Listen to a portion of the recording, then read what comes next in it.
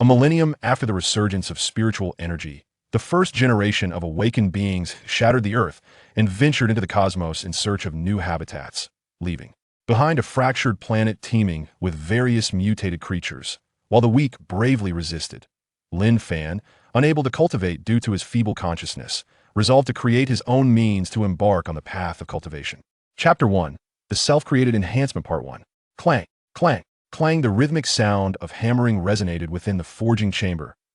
As Lin Fan struck the gold upon the anvil, visions of his sister departing for the battlefield flashed through his mind. You're already 25, why do you still frequent the academy? Since you can't cultivate, why not find a girl and settle down? Your brother-in-law's cousin is still single. Sis, can we not talk about this? That Chin Fong. She may not even look my way. Besides, I have discovered a method suitable for my cultivation this time. I will surely succeed. Oh, spare me. How many times have you said that? Sis, don't underestimate me. I'm certain this time I will succeed. I have found a way to enhance my consciousness. Once my consciousness is elevated, I can guide energy for body refinement. Enough with the boasting. If a method that experts have failed to unravel for a millennium could be solved by you in just a decade, they would be utterly ashamed.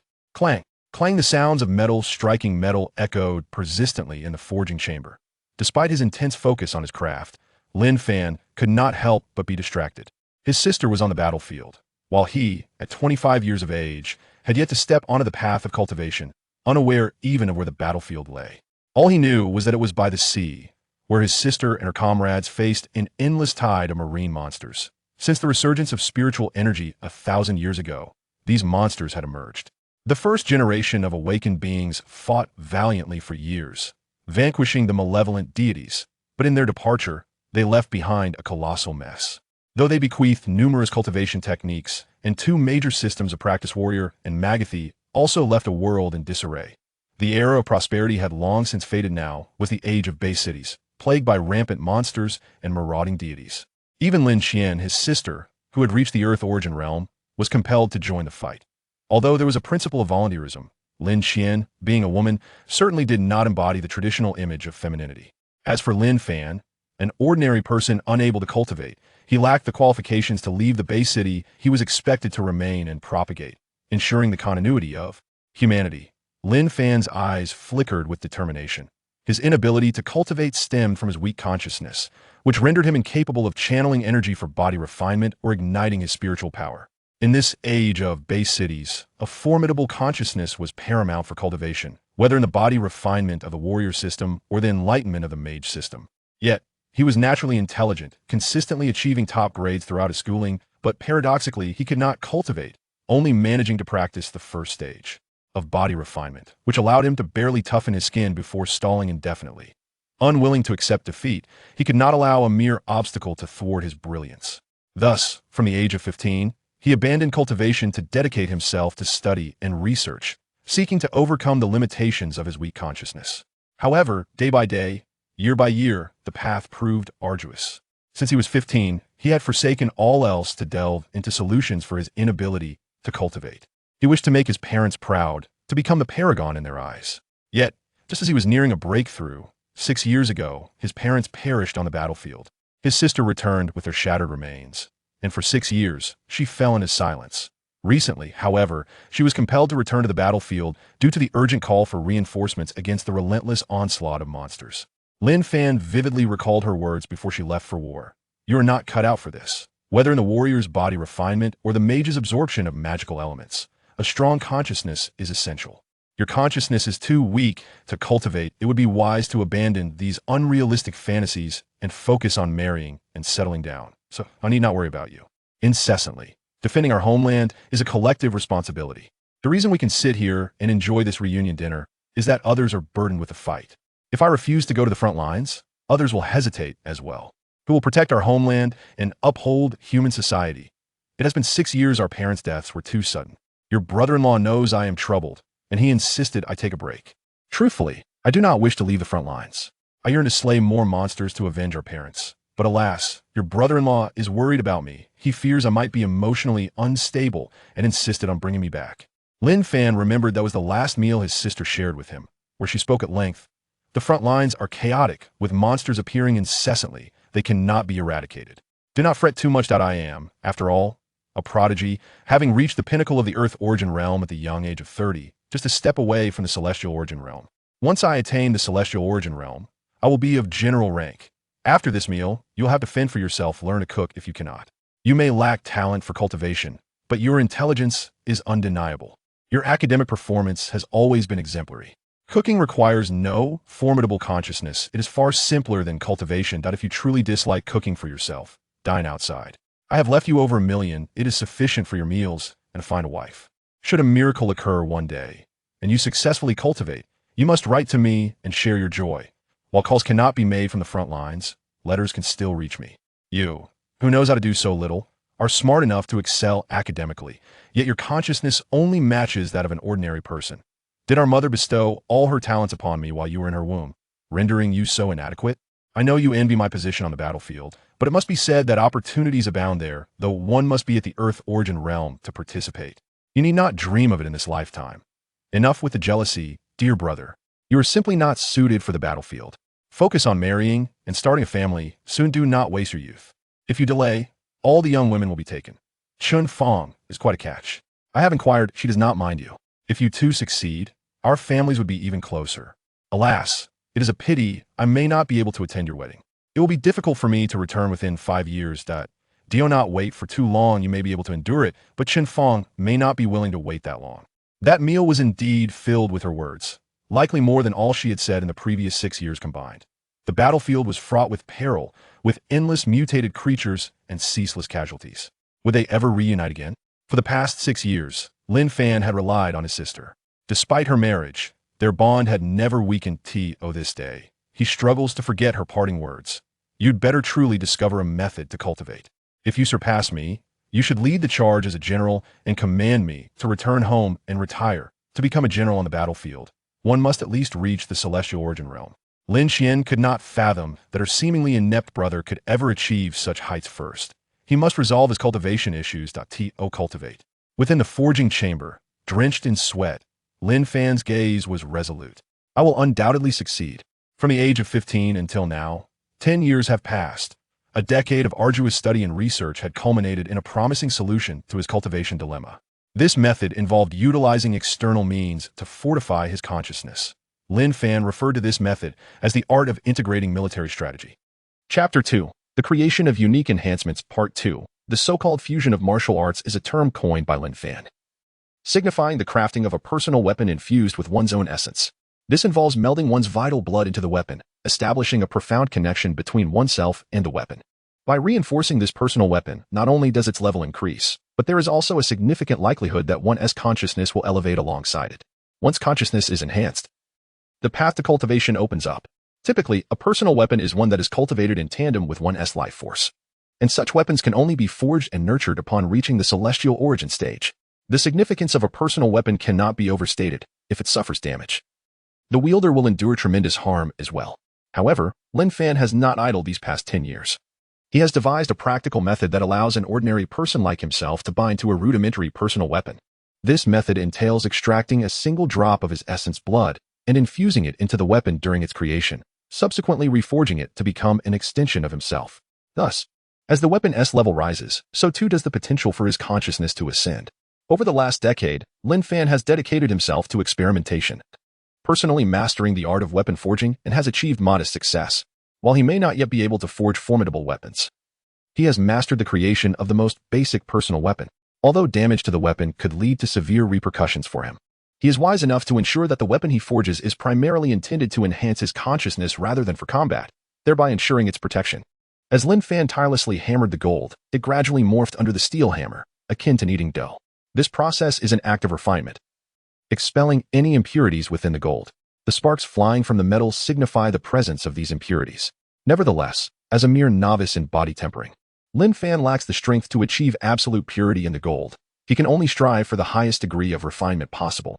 This is merely the prelude to the forging process. In today's world, various professions have emerged due to the demands of cultivation, including weapon forging, alchemy, and talisman crafting. The world is vast, and there are always individuals with remarkable talents and unconventional paths, capable of elevating these arts to new heights.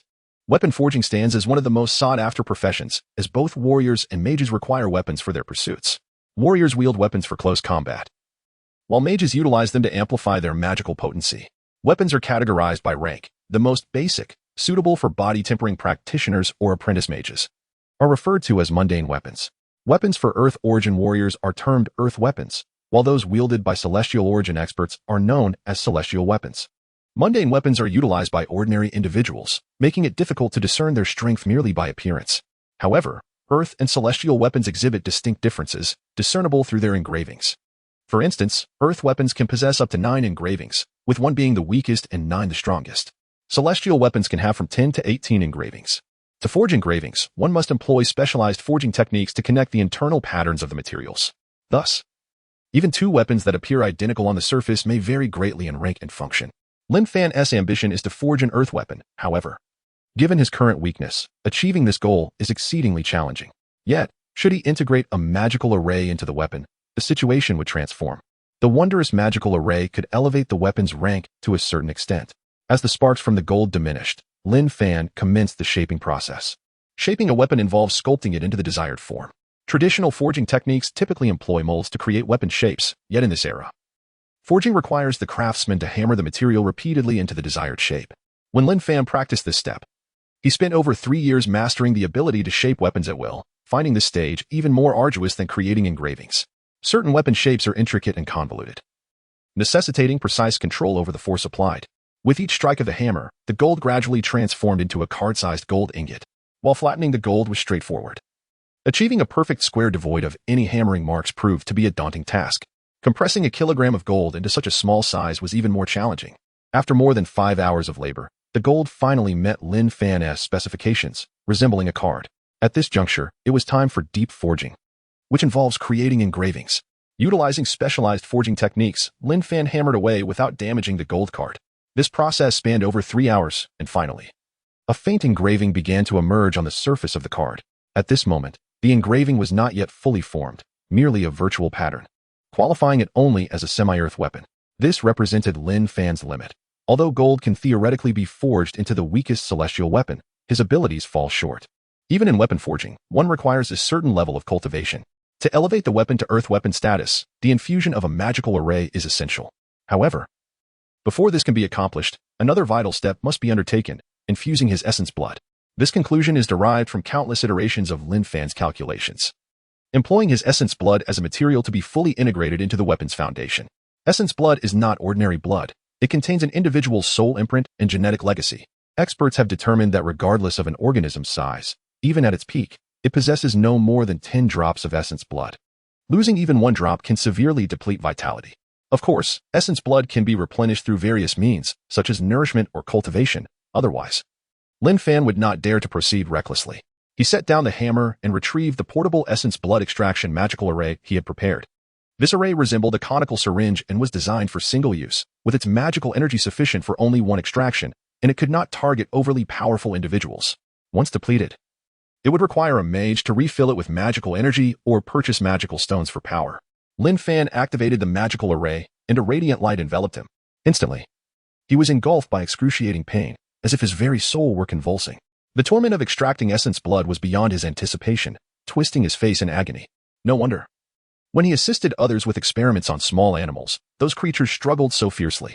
Before long, wisps of blood mist were drawn from his body, coalescing within the conical magical array. Lin Fan gritted his teeth against the pain and waited. At last, after 5 minutes, a drop of blood, glowing crimson, materialized. Simultaneously, the energy of the portable magical array was entirely expended. Lin Fan felt his seizing the moment before the forging vessel cools. Lin Fan placed his essence blood upon the golden card, embarking on a new cycle of refinement. While ordinary practitioners merely infused their essence blood into their weapons to establish a bond of ownership, Lin Fan sought to utilize his essence blood as a fundamental material, embedding it within the very core of the weapon. Fortunately, having conducted numerous experiments with the essence blood of small creatures in the past, he felt emboldened. Otherwise, he would have hesitated, for a single misstep could damage the genetic imprint within the essence blood. As the new cycle of forging progressed, the essence blood began to merge with the golden card, transforming its hue to a deep crimson. However, with each successive strike, the essence blood and the card gradually unified, restoring its golden brilliance. Suddenly, Lin Fan felt a peculiar connection forming between himself and the golden card. Had it responded? A wave of joy surged within him as he focused his spirit, continuing to strike to ensure the complete amalgamation of his essence blood with the vessel. Time flowed gently by. After 2 hours, Lin Fan was astounded to discover that he could sense the tactile feedback from the golden card, as though he were experiencing the impact of the steel hammer upon his own body. Of course, the card itself felt no pain. Rather, it conveyed an extraordinary sensation akin to that of a shared consciousness. Elation surged within Lin Fan. Indeed, his research path was correct. Through this method, he could truly forge his destined weapon. Suddenly, a translucent pattern flickered across the surface of the golden card. An Earth-grade artifact? Lin Fan was astonished. It had not yet been integrated into a magical array, yet it had already reached such a level. However, he soon realized that perhaps the infusion of his essence blood had elevated the card's status.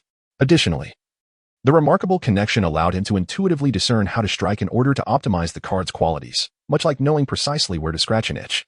Only when he could no longer enhance the sensation did Lin Fan retrieve the portable, ultra-microscopic refining magical array, an assurance for the future upgrades of the golden card. He had conducted numerous experiments with this array before, albeit without the means to forge his own, having previously assisted others in exchange for invaluable experience. With a decisive motion, he shattered the carrying material of the portable magical array and, in a moment of urgency, placed his golden card at its center. Instantly, the waning magical patterns imprinted themselves upon the card. Chapter 3. From today onward, I shall unleash my potential with urgency. Lin Fan diligently hammered the intricate threads of the magical formation into the golden card. The rhythmic clang of metal echoed as he worked, and gradually, the surface of the card became devoid of any visible traces of the magical array. After half an hour of relentless effort, the magical array and the golden card melded completely, revealing a second ethereal pattern. Although merely an illusion, it signified a significant advancement, promising a swifter upgrade in the future. A surge of delight filled Lin Fan's heart. Only one crucial step remained, a step of paramount importance that determined whether the golden card could achieve limitless upgrades. This step involved infusing the essence of his blood into the magical array. However, such an act risked conflicting with the previous array he had integrated. Yet, he reassured himself. Having extensively studied magical formations, and with the protective layer of the card providing insulation, a short circuit seemed unlikely. Taking a deep breath, Lin Fan grasped the conical blood-refining magical array, destroyed the carrying material, and hastily positioned the golden card at the critical juncture. Suddenly, a loud knocking reverberated through the smithy, startling Lin Fan and causing him to nearly misplace the card. Cursing inwardly, he managed to readjust in time, avoiding disaster. He seized the steel hammer and, as the magical array began to wane, he hammered swiftly. Lin Fan, open the door. It's Wu Ping, boomed a voice from outside, amplified by the use of elemental energy, penetrating the soundproof barriers of the smithy. Lin Fan seethed internally. Did Wu Ping not understand that disturbances were strictly prohibited during such crucial moments? Wu Ping, the overseer of the external refining chamber and a warrior of the Earth Origin realm, was a figure Lin Fan recognized. The Earth Origin realm represented the second tier in the warrior cultivation hierarchy, where practitioners first underwent body tempering. Only upon achieving a perfect tempering could they advance to this realm, harnessing the essence of the world for true cultivation. Body tempering consisted of multiple stages: skin, flesh, organs, blood, bones, and marrow. Completion of all these stages was required to break through to the Earth Origin realm. However, over 7 centuries ago, a powerful figure devised a unique method of body tempering known as the 100 Refinements Method, which has since become the most revered and comprehensive technique. Utilizing this method, certain prodigies could temper their bodies multiple times. Although a single cycle from skin to marrow sufficed to enter the Earth Origin realm, repeated tempering would deepen one's foundation, rendering them significantly more formidable post-breakthrough. Lin Fan recalled his sister, Lin Qin, a prodigy who completed 9 cycles of tempering, and her husband, Chen Xian, a genius who achieved 10 cycles before reaching the celestial origin realm at the tender age of 25. The creator of the 100 Refinements Method was said to have reached the 72nd stage of body tempering, earning universal recognition as the supreme powerhouse.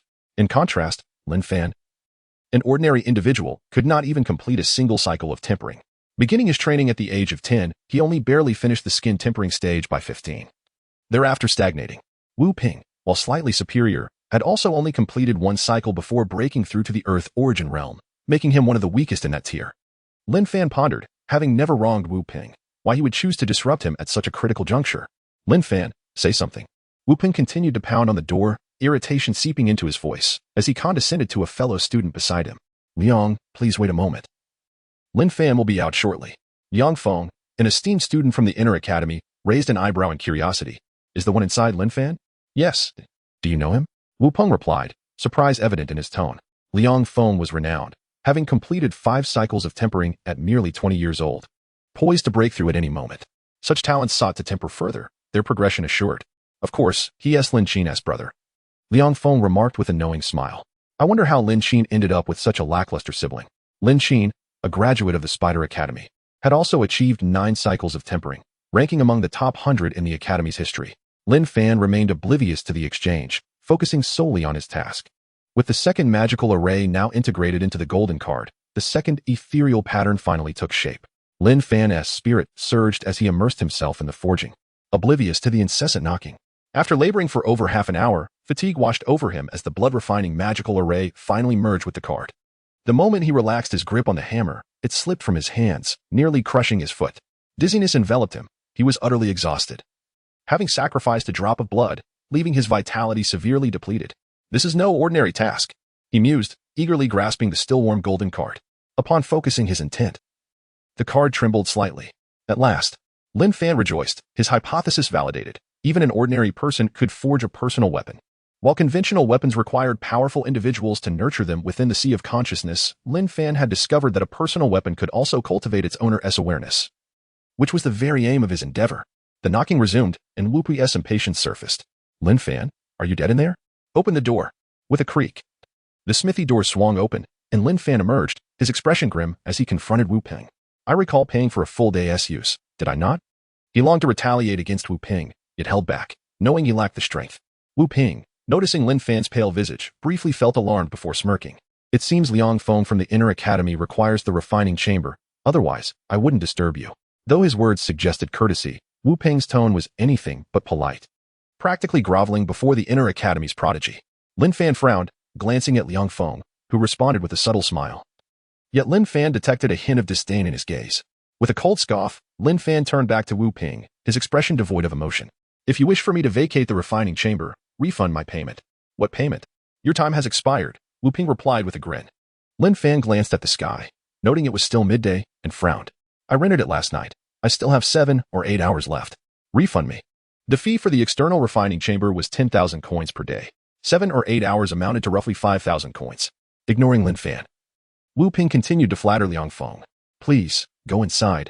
I will ensure no one interrupts your refining. Thank you, Liang Feng replied, stepping into the chamber. With a faint smile, Liang Feng entered the forging chamber, closing the door behind him. Liang Feng, a prodigy of the inner court, unexpectedly deigns to forge here.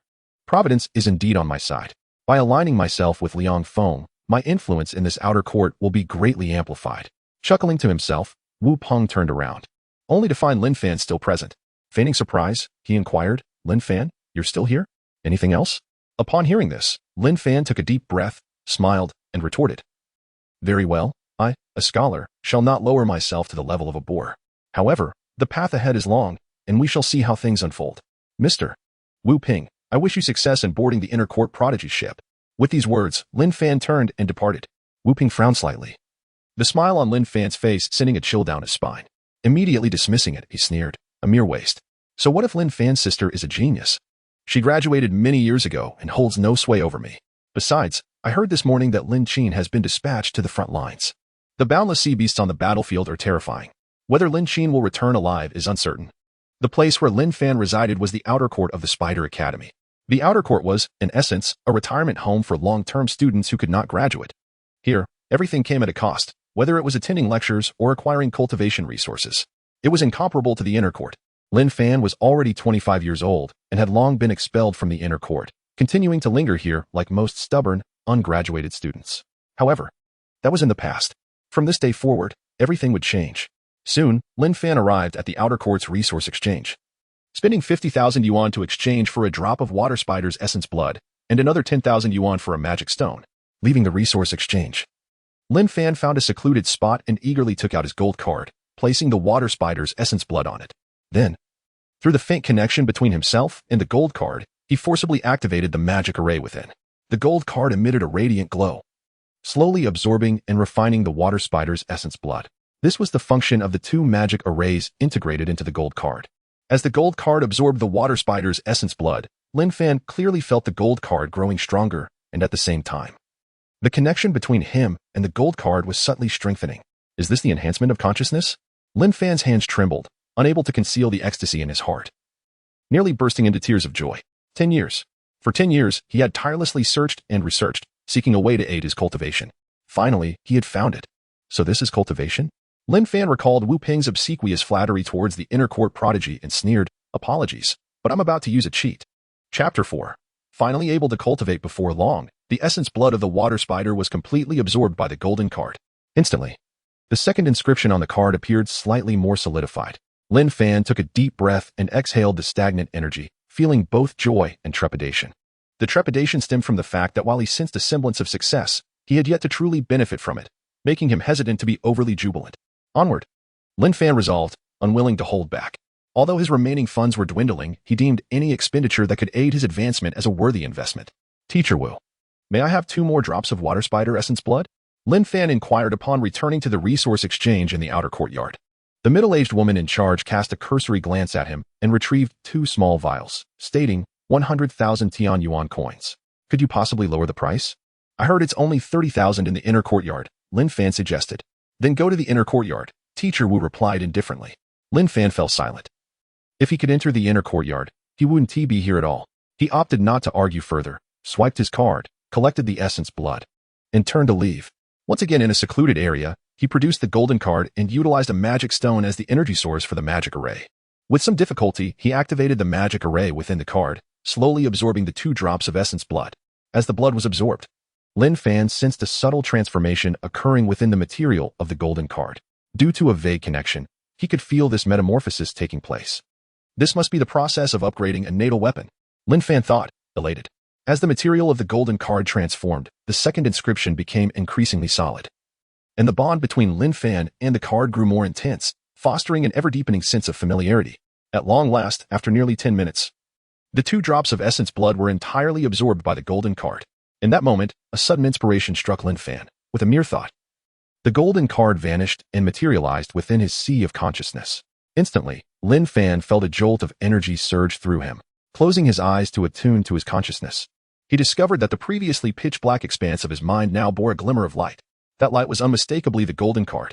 The faint glow emitted by the golden card illuminated a portion of the dark sea of consciousness, while tendrils of intangible energy diffused into the abyss, seemingly nurturing Lin Fan's consciousness and subtly strengthening it. Remarkably, I can now directly integrate it into my sea of consciousness. Lin Fan mused, overwhelmed with joy. Indeed, he had chosen the right path. Under normal circumstances, only a Tian Yuan realm expert could absorb a weapon into their consciousness, as it was only they who could nurture a natal weapon. Yet here he was, merely at the body refinement stage. Indeed, he had not even completed a single refinement, yet he had succeeded. All of this was attributable to the unique golden card he had forged. Of course, it should be noted that wizards who specialize in the sea of consciousness and mental strength can establish their consciousness during their apprenticeship, thus allowing them to absorb certain magical items into their consciousness. However, that was a different matter entirely. The mental prowess of a wizard far surpassed that of a warrior of the same level and could not be compared. Lin Xin had suggested that Lin Fan attempt to practice magic, jesting that wizards did not require body refinement. In truth, it was merely a playful jab at Lin Fan, as the demands placed on a wizard's consciousness were significantly greater. This was because, whether capturing magical elements or casting spells, a robust consciousness was essential for manipulating and controlling magical energies. Especially when inscribing magic arrays within the sea of consciousness, without formidable mental strength, it was utterly impossible. From here on out, if I continuously absorb the essence blood of monsters with the golden card, I can rapidly enhance my consciousness, Lin Fan thought, invigorated. However, his enthusiasm soon waned as he reflected on his current predicament. He had spent quite lavishly before, and his remaining funds were scant. Only 140,000 left. I must save some for meals. It seems I need to devise a plan to earn money, Lin Fan contemplated. Lin Fan? At that moment, Zhang Daju approached from the opposite direction, astonished to see Lin Fan's pallid complexion. What have you been up to? You look so pale. Could it be? Zhang Daju was Lin Fan's childhood friend, a true buddy. Both were deemed failures in cultivation, unable to graduate to the inner courtyard and instead remaining as outcasts in the outer courtyard. Nevertheless, Zhang Daju had fared better, having completed body refinement. With just a bit more effort, he could directly break through to the Earth Yuan realm. In contrast, Lin Fan, despite excelling academically, was utterly inept in cultivation, relying solely on fortuitous means. Is that why you didn't come home last night? Zhang Daju continued, his curiosity piqued. Let me guess who it was. Could it be Chen Fong? Is she really that formidable that she could drain you dry? Lin Fan's expression darkened. Zhang Dazhu, undeterred. Pressed on. I knew it. She seems so innocent, yet I suspected your relationship was unusual. You two got together so quickly, judging by your exhausted appearance. You must have engaged in a fierce battle all night long, right? My goodness, I couldn't tell at all. How many times has it been? Be quiet. Lin Fan snapped. It's not what you think. I didn't even spend the night with Qinfang. Could it be someone else? Have you betrayed Qinfang? Zhang Dazhu was taken aback. Could it be her sister, Qinfei? I always thought that little girl looked at you strangely. Well, you're even going after sisters? You scoundrel. That girl is so young. How could you? Shut up. Lin Fan replied, his face darkening. I was refining artifacts all night, and I'm exhausted. I understand, artifact refining, huh? But you should also show some mercy towards that little girl. Enough. Lin Fan retorted angrily, then abruptly changed the subject, asking, have you eaten?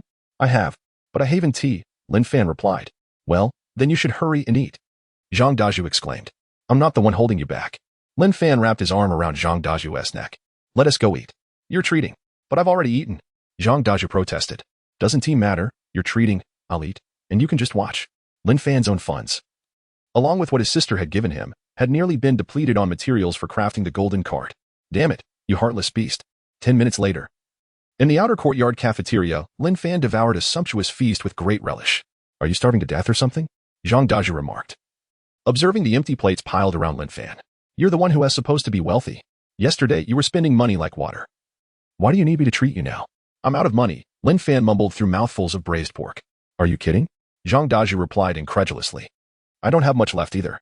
As Lin Fan polished off another plate of braised pork and went for more, Zhang Dazhu grimaced, silently resolving never to treat Lin Fan to a meal again unless Lin Fan reciprocated. Slow down, don't choke. Sister Qin will come looking for me if you do. Zhang Dazhu advised, concern etched on his face. No way, I need to eat more. I can tell from your expression that you want to be treating me again. This is a rare opportunity, Lin Fan remarked. They had grown up together, and Zhang Dazhu's every move was well known to Lin Fan. Beast, you're heartless. Zhang Dazhu grinned. Lin Fan feigned ignorance. This time, having consumed a drop of essence blood and forging the golden card, he was determined to make it worth his while. As he watched plate after plate empty out, Zhang Dazhu felt his heart bleed, realizing he might end up footing a bill of several thousand for Lin Fan, who was only selecting the most nourishing meats and barely touching the vegetables. 10 minutes later, having reached his limit, Lin Fan suddenly felt a surge of inspiration, channeling biological energy to refine his body. After meticulous scrutiny and refinement, the text has been rendered into a more sophisticated and elegant version. Having been mired in the elementary stage of physical refinement for a decade, his latent ability stirred.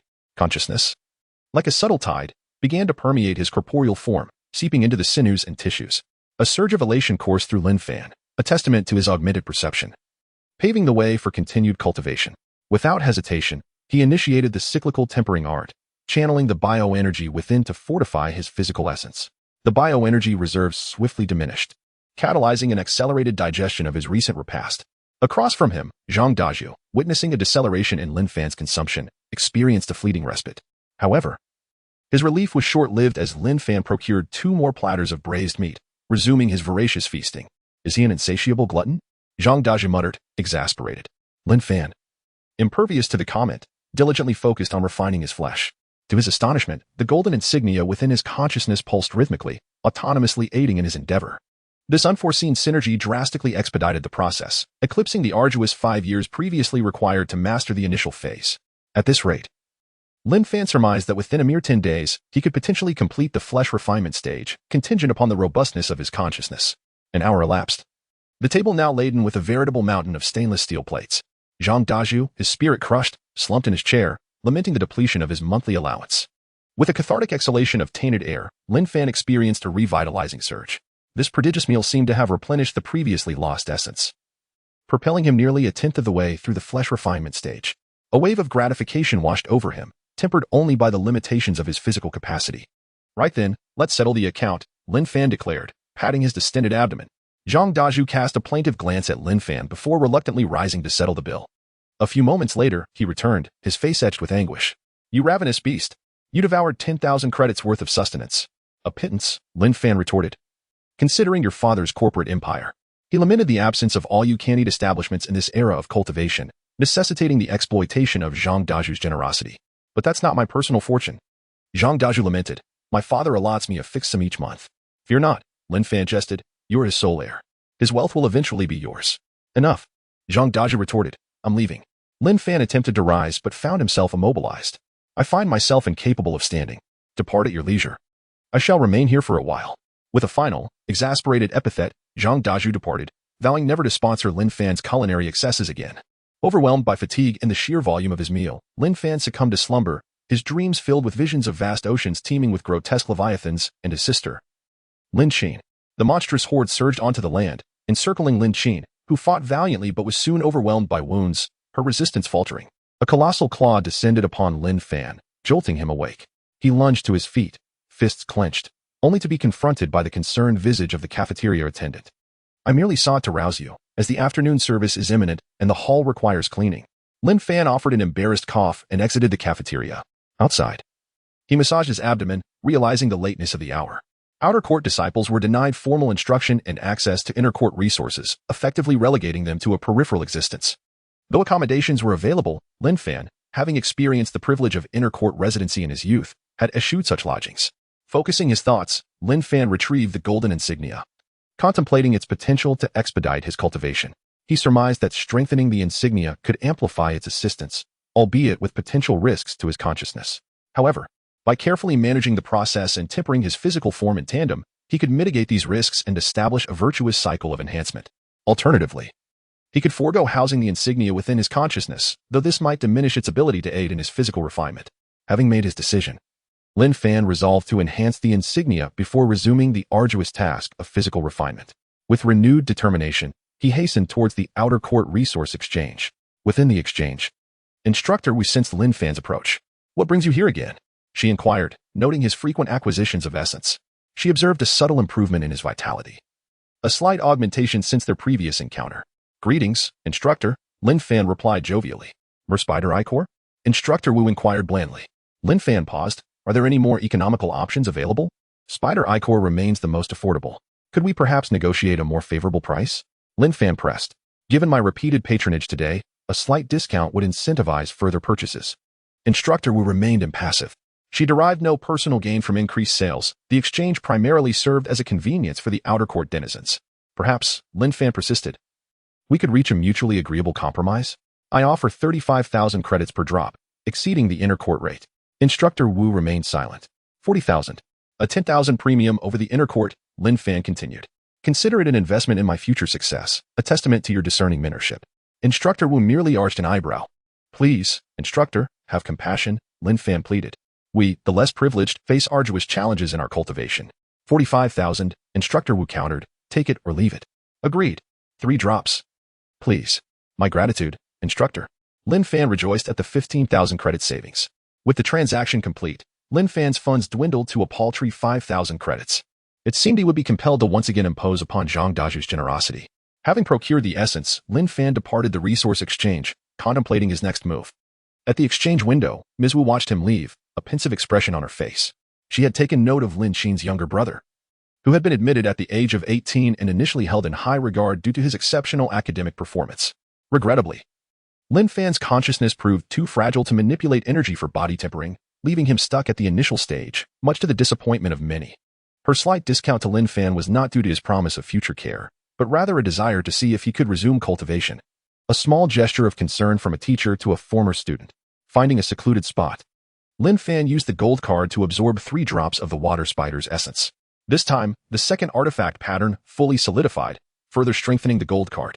Perhaps it was merely a perception, but Lin Fan noticed subtle alterations in the 2 magical arrays integrated into the card. Certain runes seemed to have been optimized. Overall, the gold card had grown more potent, consequently enhancing his consciousness. Excellent, just this feeling. Lin Fan, filled with fervor, mused over the possibility of selling his elder sister's collection of luxury brand appliances and furniture to raise funds. Chapter 5. Unexpected Discovery, Essence of Water Ultimately. Lin Fan refrained from acting recklessly. He feared that if his elder sister returned one day only to find that he had sold off everything she had purchased, he would surely face her wrath. Moreover, should misfortune befall her, those items could serve as cherished mementos. Unable to suppress his thoughts, Lin Fan recalled a previous nightmare and sighed, quickly dismissing any negative notions. At his age, he should not be burdened with such concerns. Lin Fan sighed again, racking his brain for ways to earn money swiftly. He had a premonition that with sufficient resources, he could rapidly enhance his cultivation, alleviating his worries about his insufficient mental fortitude. Have you heard? The inner courtyard is buzzing again. It seems two boys are gambling over a girl. One student from the outer courtyard remarked as he passed by. The other responded with a laugh. I know about that. It's Liang Feng and Wu Qikuan, competing for a new student named Chen Fei. The wager is that the loser must give the winner 10 merit points and withdraw from pursuing Chen Fei. Exactly. I've heard of Liang Feng and Wu Qikuan. They are renowned geniuses from the inner courtyard. Both completed 5 body refinements by the age of 20. I'm particularly curious about this new student, Chen Fei. She must be extraordinary if she has incited such rivalry. What you may not know is that Chen Fei is the cousin of Chen Xian, who graduated a decade ago and achieved 10 body refinements. Not only that, but Chen Fei has already completed 1 body refinement shortly after enrolling, and she specializes in the mage profession. This means that body refinement is merely supplementary. Her magical aptitude is likely even greater. Truly remarkable. Could she be a prodigy in both martial and magical arts? The two conversed as they gradually walked away. Lin Fan's eyes lit up upon hearing their exchange. An idea sparked in his mind. Perhaps he could impersonate a suitor of Chen Fei and challenge others to wagers, aiming to win merit points from them. However, this would only be feasible if he possessed adequate strength. Otherwise, he would merely be handing out money. Merit points function as the currency in the cultivation community on Earth, awarded for slaying monsters or contributing to humanity. 1 merit point is equivalent to 10,000 yuan.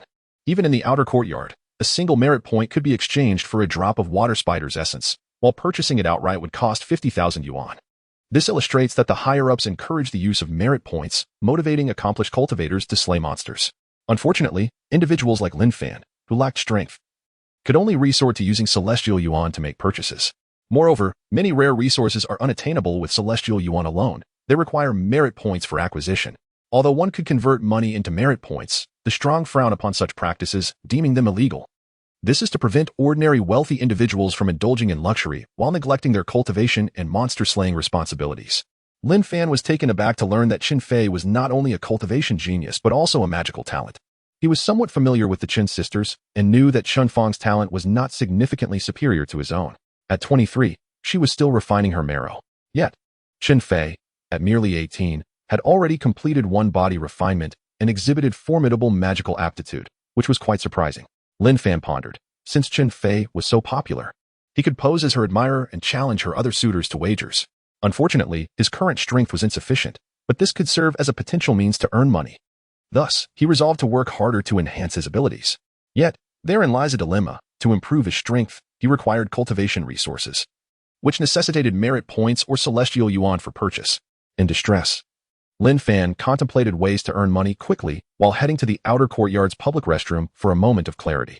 As he washed his face, he suddenly felt an inexplicable affinity for the water flowing from the faucet. Was it an illusion? Lin Fan was taken aback, scrutinizing the water and confirming that the more he looked, the more he felt a sense of warmth emanating from it. This sensation was unfamiliar to him, despite having frequented this restroom before, indicating that the water itself was not the issue. If the water was not the problem, perhaps it was something within him?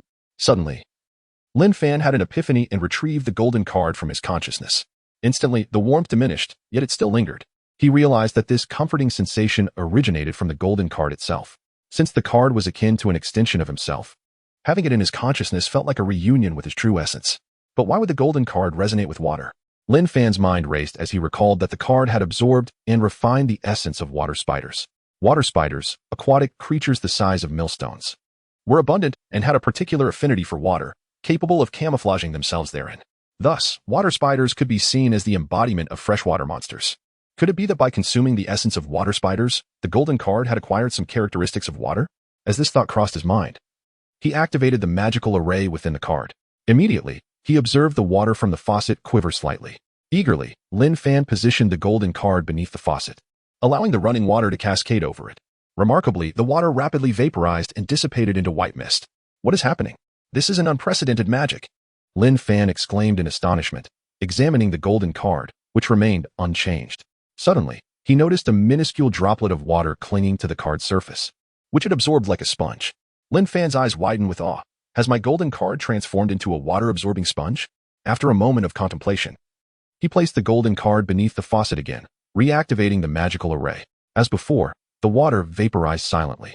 This time, Lin Fan waited patiently for 2 minutes before retrieving the card. True to form, a tiny droplet of water had reappeared on its surface. Without allowing the card to absorb the droplet, Lin Fan flicked it off, sending it tumbling into the sink. To his astonishment, The droplet bounced a few times in the ceramic basin before merging with the water, seemingly increasing the volume of water within. Could this be the essence of water? Lin Fan was awestruck. He recalled a theory from a refining manual he had read, which posited that all things in the universe could serve as materials for refinement, provided their essence could be extracted. Water, too, could be refined, yet experts had spent centuries without discovering a method to extract its essence, relying instead on countless processes of evaporation and filtration to yield minuscule quantities. However, through refining techniques, no one had succeeded in extracting the essence of water. Could it be that my golden card possesses the ability to extract the essence of water? Lin Fan felt both astonished and elated. The essence of water could fetch 10,000 yuan per drop in the market, rivaling even the value of water spider essence. If he could refine and sell the essence of water, he would undoubtedly amass a fortune. All right, here's the refined version of your text. Rendered in more sophisticated English, having ascertained that his gold card possessed the capacity to absorb aquatic essence, Lin Fan resolved to assess its enhancement before considering its potential sale.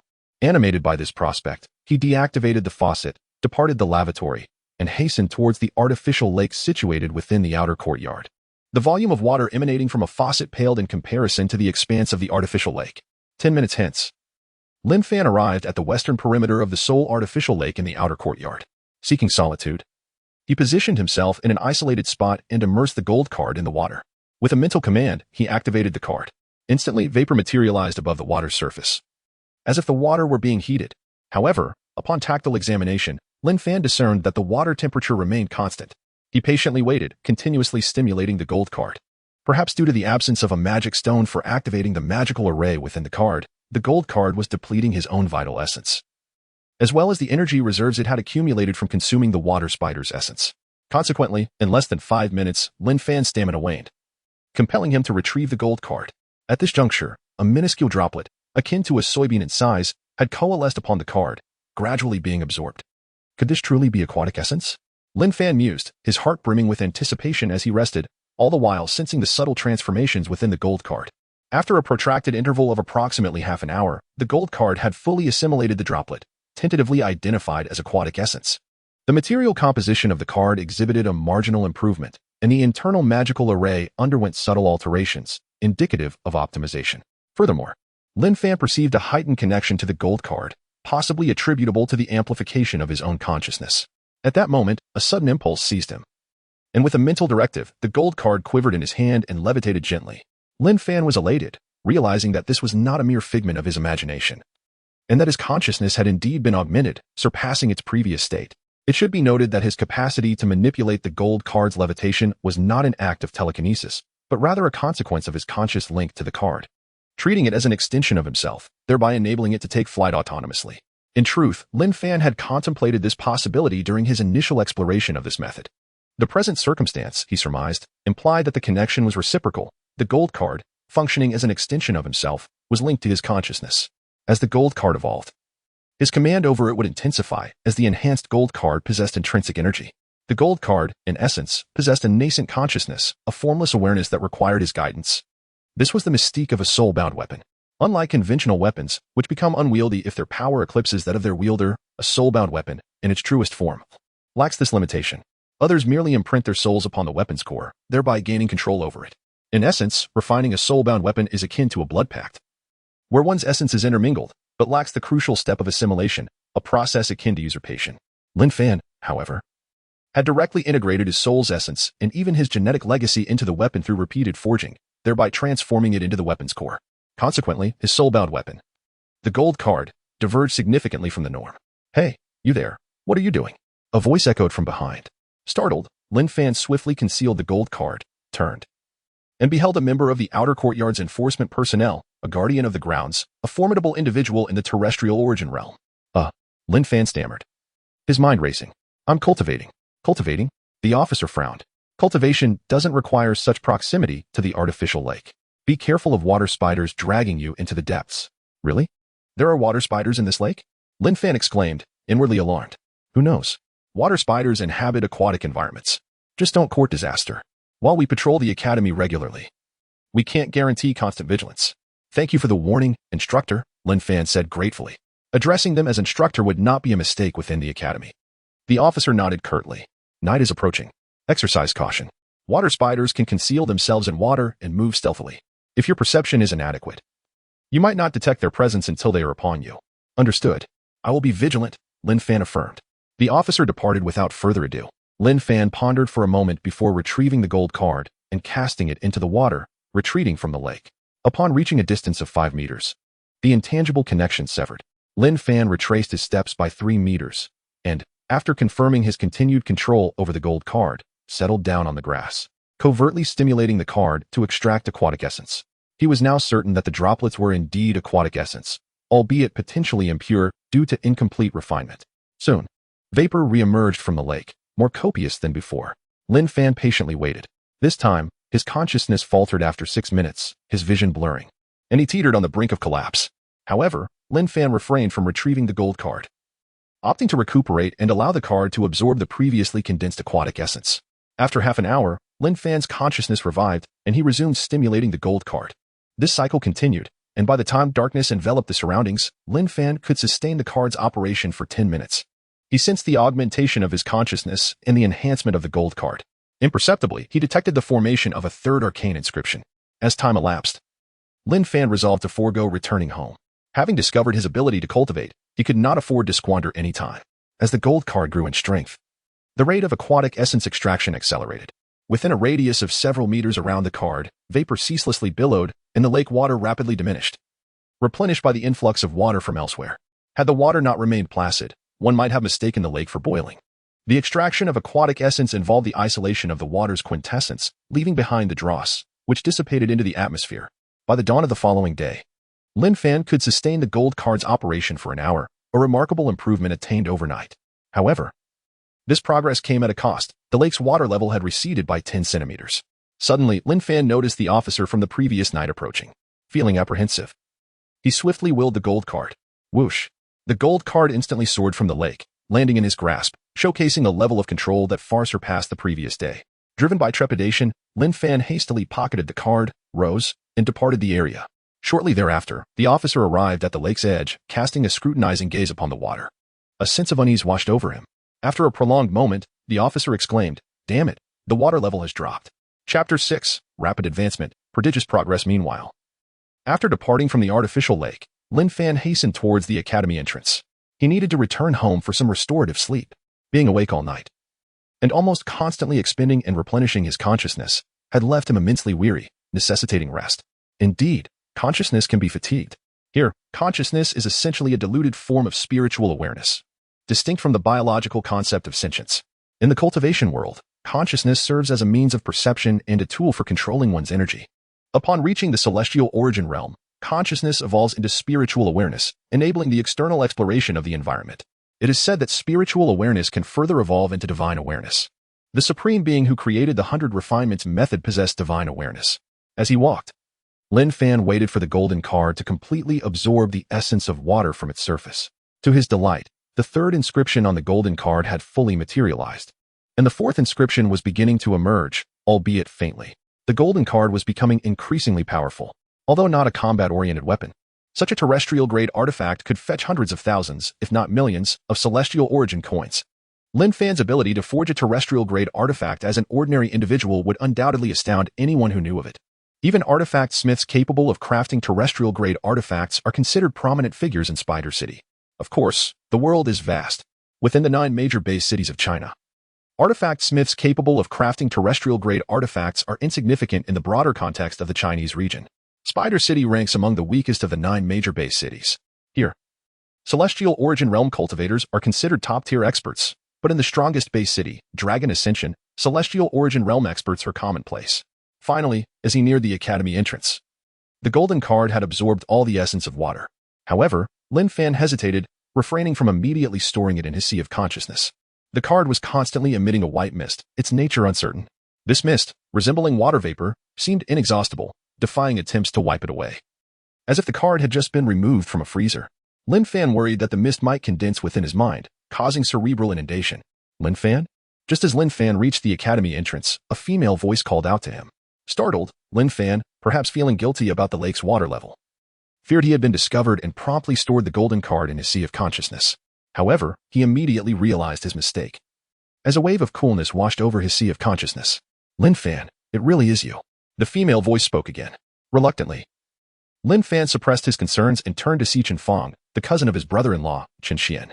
Chen Fong, in her early 20s, was youthful and radiant, with an undeniably attractive figure and a captivating appearance, attracting numerous admirers in the outer academy.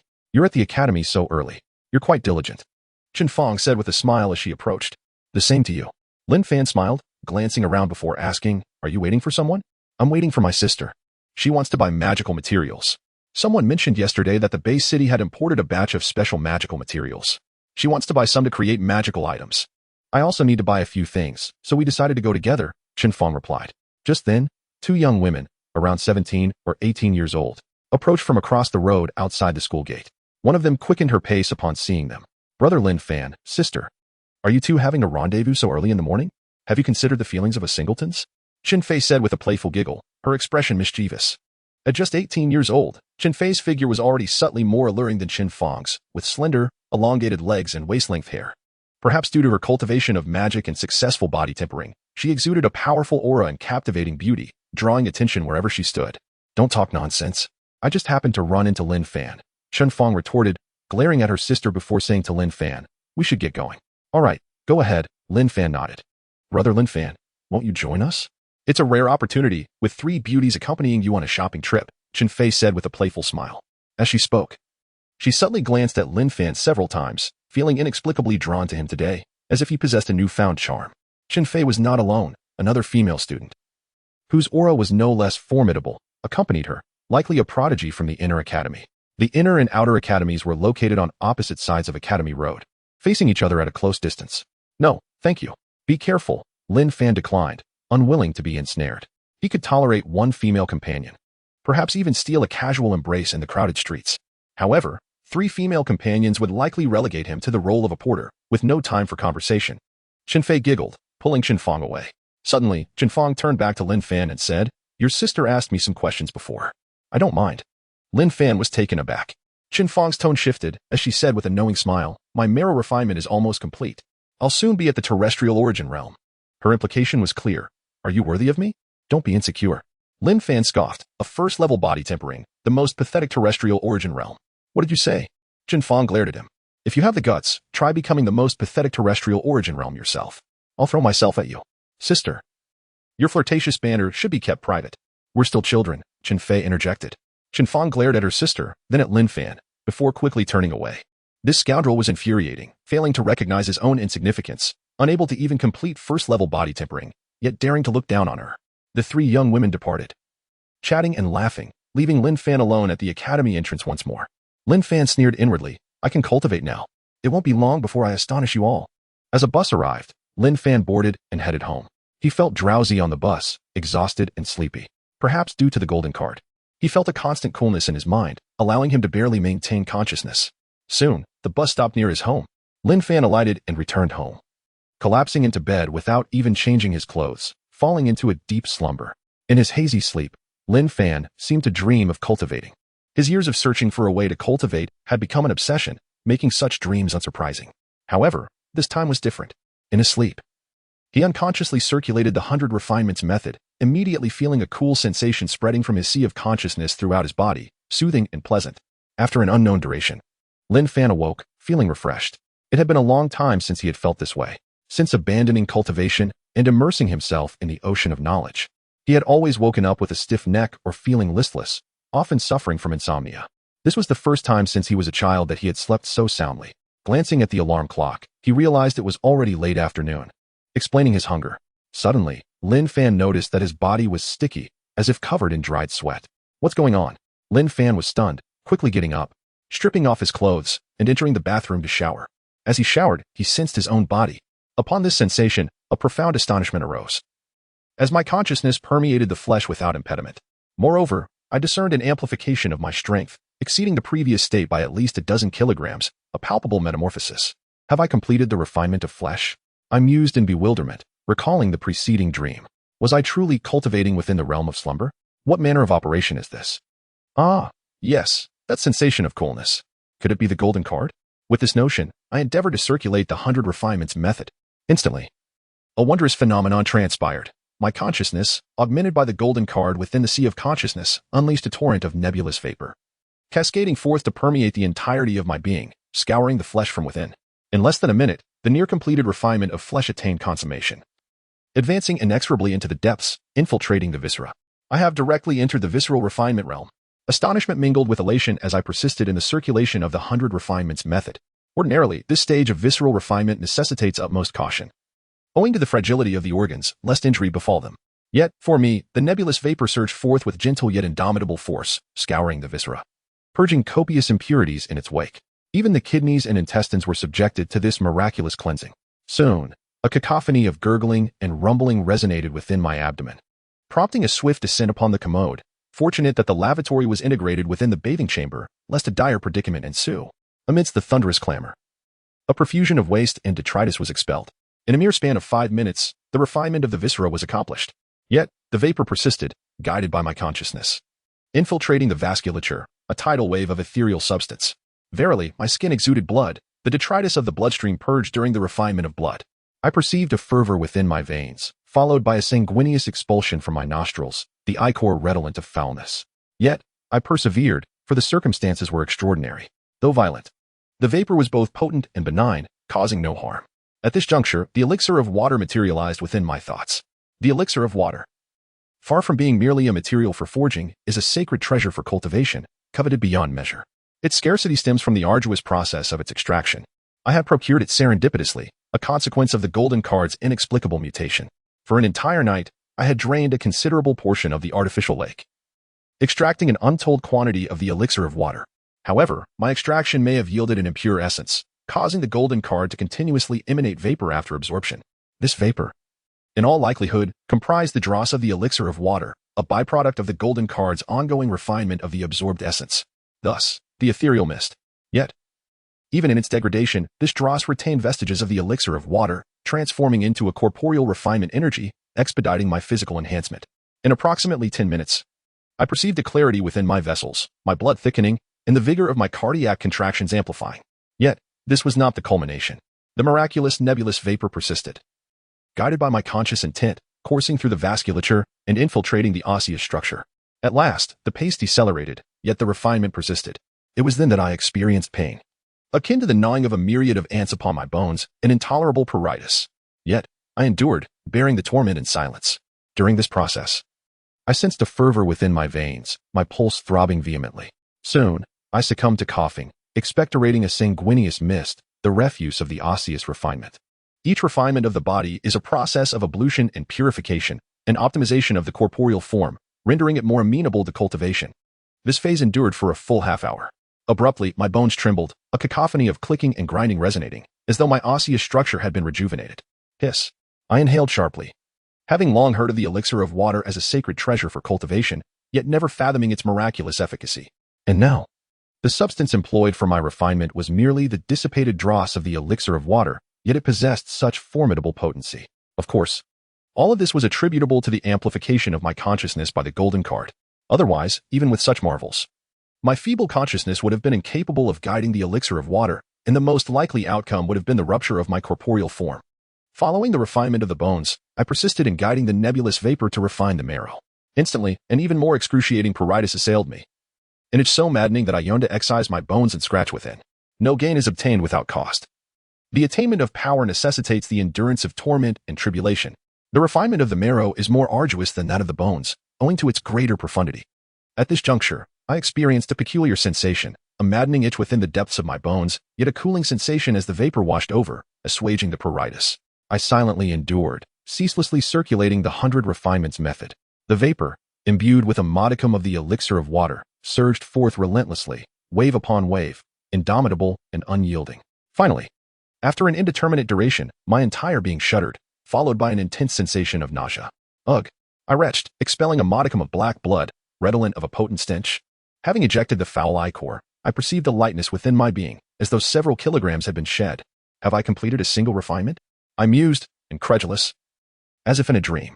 The corporeal refinement, once unattainable, had been accomplished in a mere instant. Though but a single level, it was nonetheless astonishing. Even Shinfang has only attained the marrow refinement realm, still distant from the first level of corporeal refinement. I have surpassed her, taking the lead. First level of corporeal refinement. My eyes gleamed with fervor, yearning to unleash years of pent-up frustration.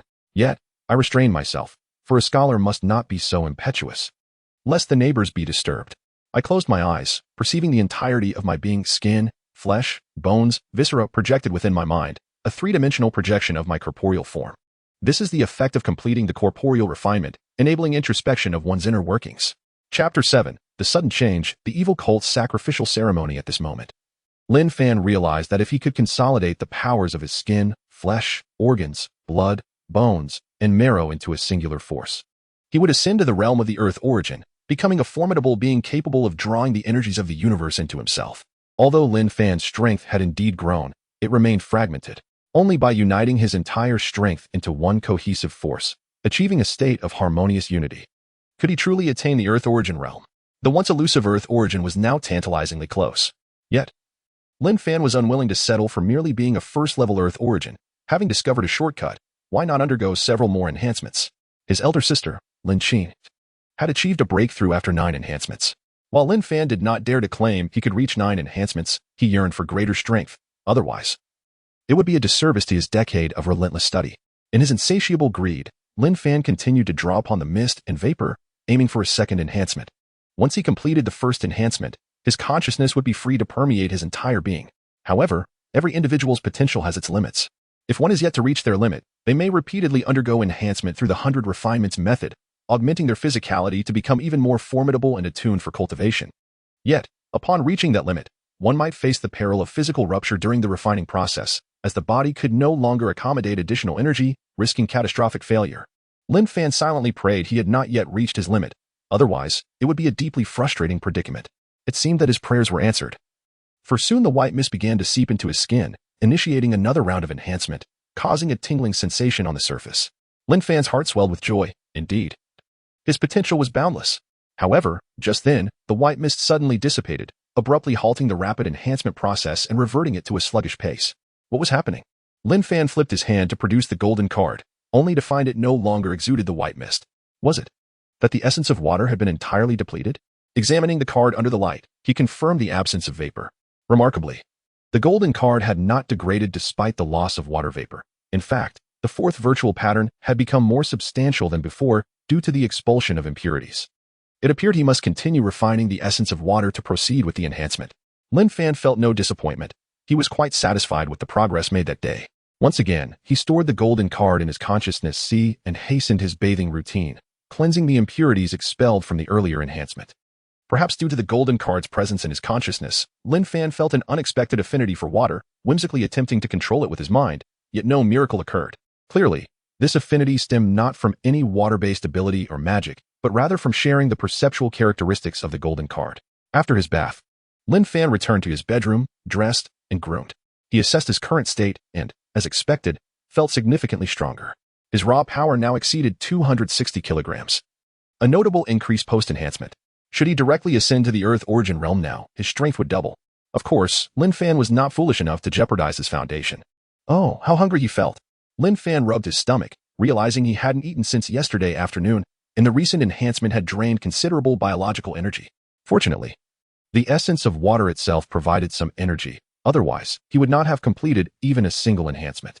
He opened the refrigerator only to find a few loaves of bread, lacking any substantial food. Not one to be picky, he devoured the bread in large bites. Yet, such paltry fare was merely a drop in the bucket, awakening his digestive system and leaving him feeling even more uncomfortable. How foolish. He should have stocked up on food.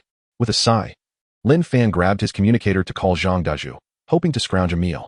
However, perhaps due to earlier enhancements exhausting his luck, his calls went unanswered.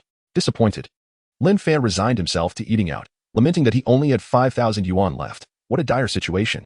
Before long, he arrived at a restaurant over 500 meters away, indulging in a lavish meal that cost more than 500 yuan, finally satiating his hunger. Although he consumed less than the previous day in the academy's cafeteria, that had been a different matter, aimed at replenishing his vitality.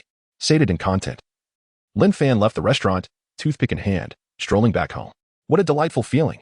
Taking a deep breath, Lin Fan sensed the air had become remarkably fresher. Years of reading had led to nearsightedness, yet he felt his vision had improved following the enhancement. He contemplated returning to the academy's artificial lake to refine more water essence. Suddenly, he noticed a crowd gathered in front of a shopping mall, with law enforcement officers cordoning off the area. What was happening?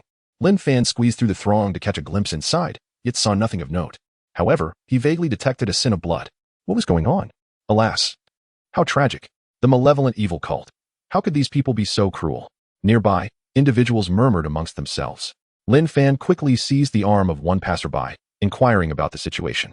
The person, visibly distressed, replied, "What else could it be? The evil cult is conducting a life sacrifice ritual here. Many have perished." Lin Fan's heart jolted. He had certainly heard of the evil cult, an insidious faction that worshipped a malevolent extraterrestrial deity. Those who followed such a dark faith were often individuals desperate to escape the harsh conditions of Earth, lacking the means to venture into the cosmos. They placed their hopes in so-called divine beings. These followers committed heinous acts to achieve their goals, and the practice of life sacrifice was merely child's play, frequently reported in the news. Over the years, countless efforts had been made to dismantle the evil cult, yet here it was resurfacing once more. "Clear out. What are you doing here? Return home and do not obstruct the enforcers." Suddenly, a shout rang out from behind. Lin Fan and the others quickly parted to create a passage. A group of imposing figures strode forward, led by a middle-aged man exuding a terrifying aura. His strides covering 4 to 5 meters at a time, gliding as though defying gravity. Upon closer inspection, one would notice he was not touching the ground but merely hovering just above it. "Everyone disperse and return home," commanded a law enforcement officer. "We are here to apprehend the followers of the evil cult. Starting today, there will be a curfew at night. Notifications will be issued shortly. Do not venture out after dark, or you will bear the consequences." A chill ran through the crowd. Was the situation truly so grave as to warrant a curfew? Lin Fan was equally shocked. While such occurrences were not unheard of, a curfew was typically reserved for extreme circumstances. Yet, curfews had become a common practice in the modern Bay City era, and no one dared to voice dissent. As the crowd dispersed, Lin Fan felt a weight in his heart as he hurried home. These evil cultists truly deserved their fate. Why could they not be eradicated once and for all? He worried that this situation might hinder his ability to refine the essence of water, given that his golden card had significantly strengthened and his consciousness had elevated considerably. If he proceeded with the refinement, it would undoubtedly create quite a stir. Thus, he resolved to act at night. He pondered whether the academy would be affected by this turmoil, praying it would not. Having returned to his residential complex and ascended to the 3rd floor, Lin Fan was about to unlock his door when a subtle shift in his countenance betrayed his awareness. Someone's present. He faintly perceived an unfamiliar presence within his abode, one that exuded a palpable aura. Previously, such a detection would have been beyond his capabilities, but upon attaining the first stage of body tempering, particularly with the enhancement of his perception through the gold card, he was now capable of discerning subtle fluctuations in his immediate surroundings. The aura doesn't seem particularly potent. Scarcely exceeding my own, he mused. Who could it be? Lin Fan hesitated momentarily before resolving to investigate. The audacity of someone infiltrating his home was simply intolerable. As he unlocked the door, he steeled himself, preparing to activate the gold card at a moment's notice, poised for any eventuality. Swiftly, he gained entry, nonchalantly traversing the entrance hall and directing his gaze toward the living room. The individual who occupied the space, however, elicited a profound sense of astonishment. "Chen Fei? What brings you to my residence?" Lin Fan inquired, his surprise evident. The intruder was indeed Chen Fei. Upon noticing Lin Fan's arrival, she appeared to exhale in relief. Yet her demeanor remained subdued, devoid of her usual spiritedness. "What's amiss?"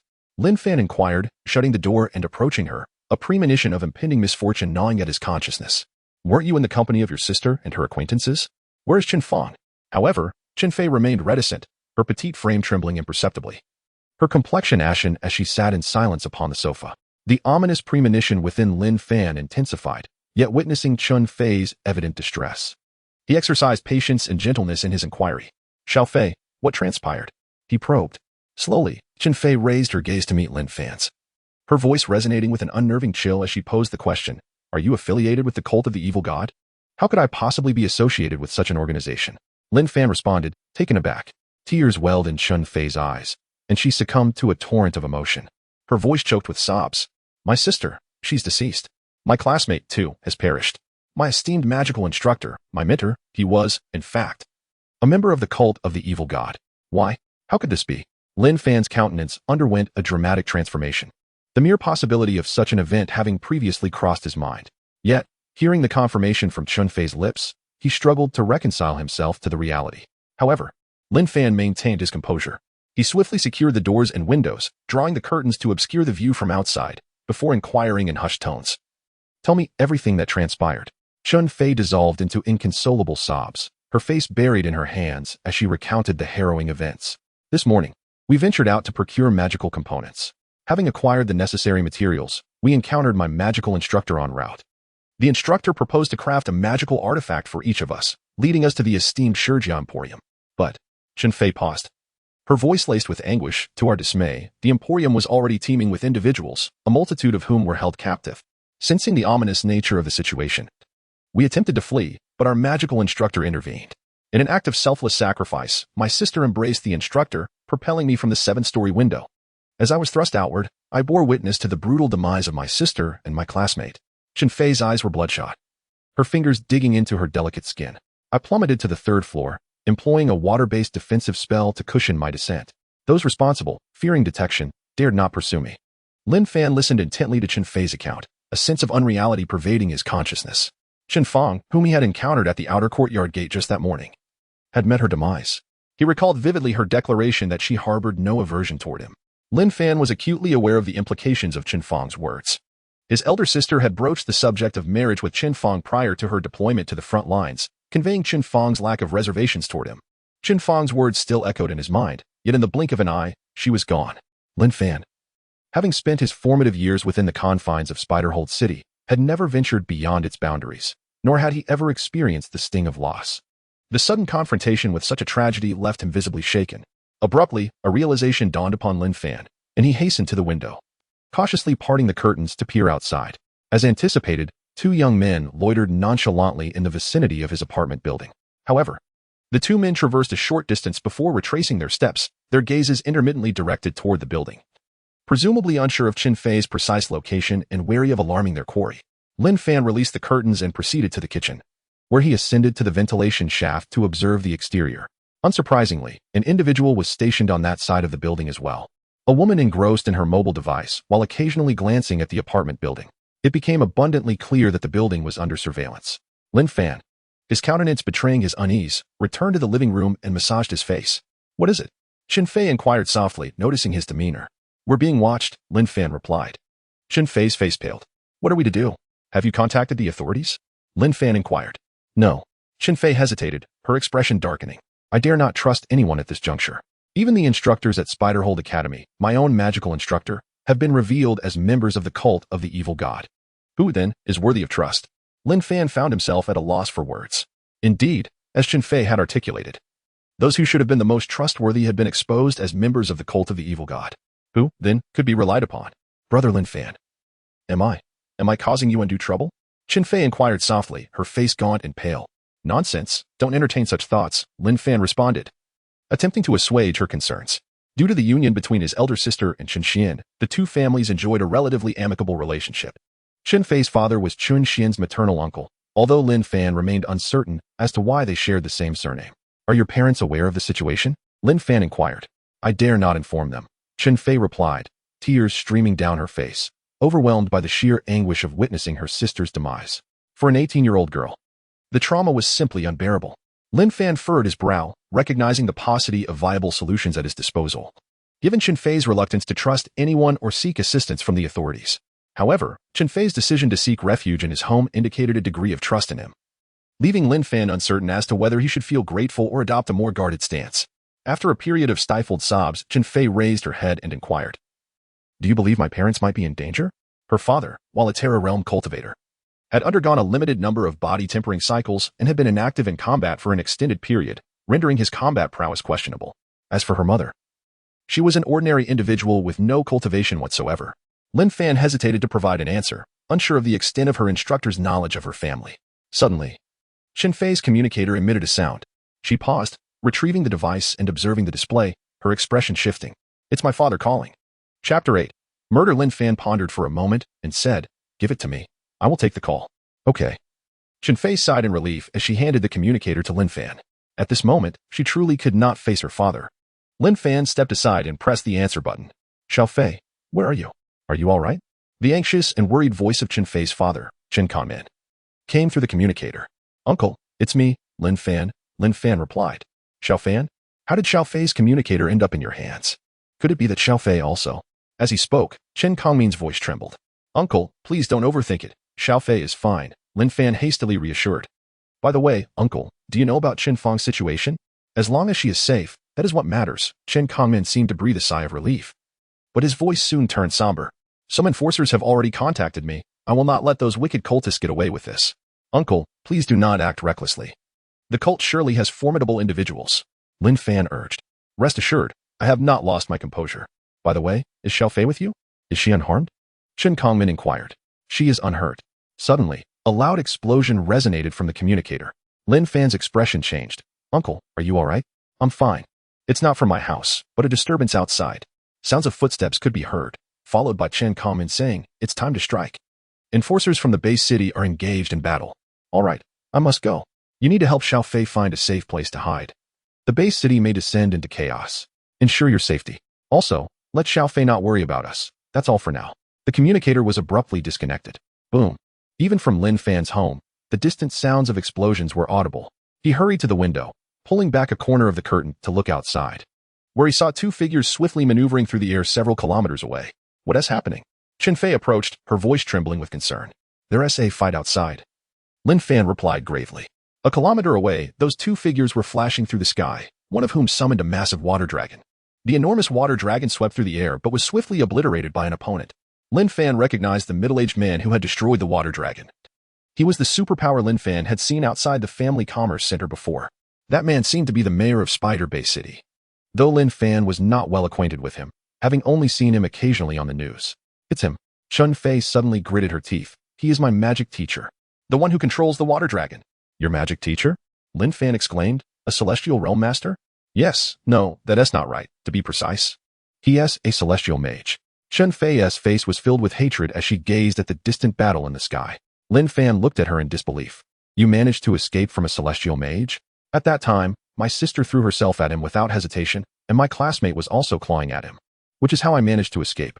Indeed, if he truly wished to stop her, he could have easily done so. However, it seemed he was wary of drawing attention. Chen Fei seemed to recall that moment, tears once again uncontrollably streaming down her face. Lin Fan sighed and gently patted her head. Clang, clang.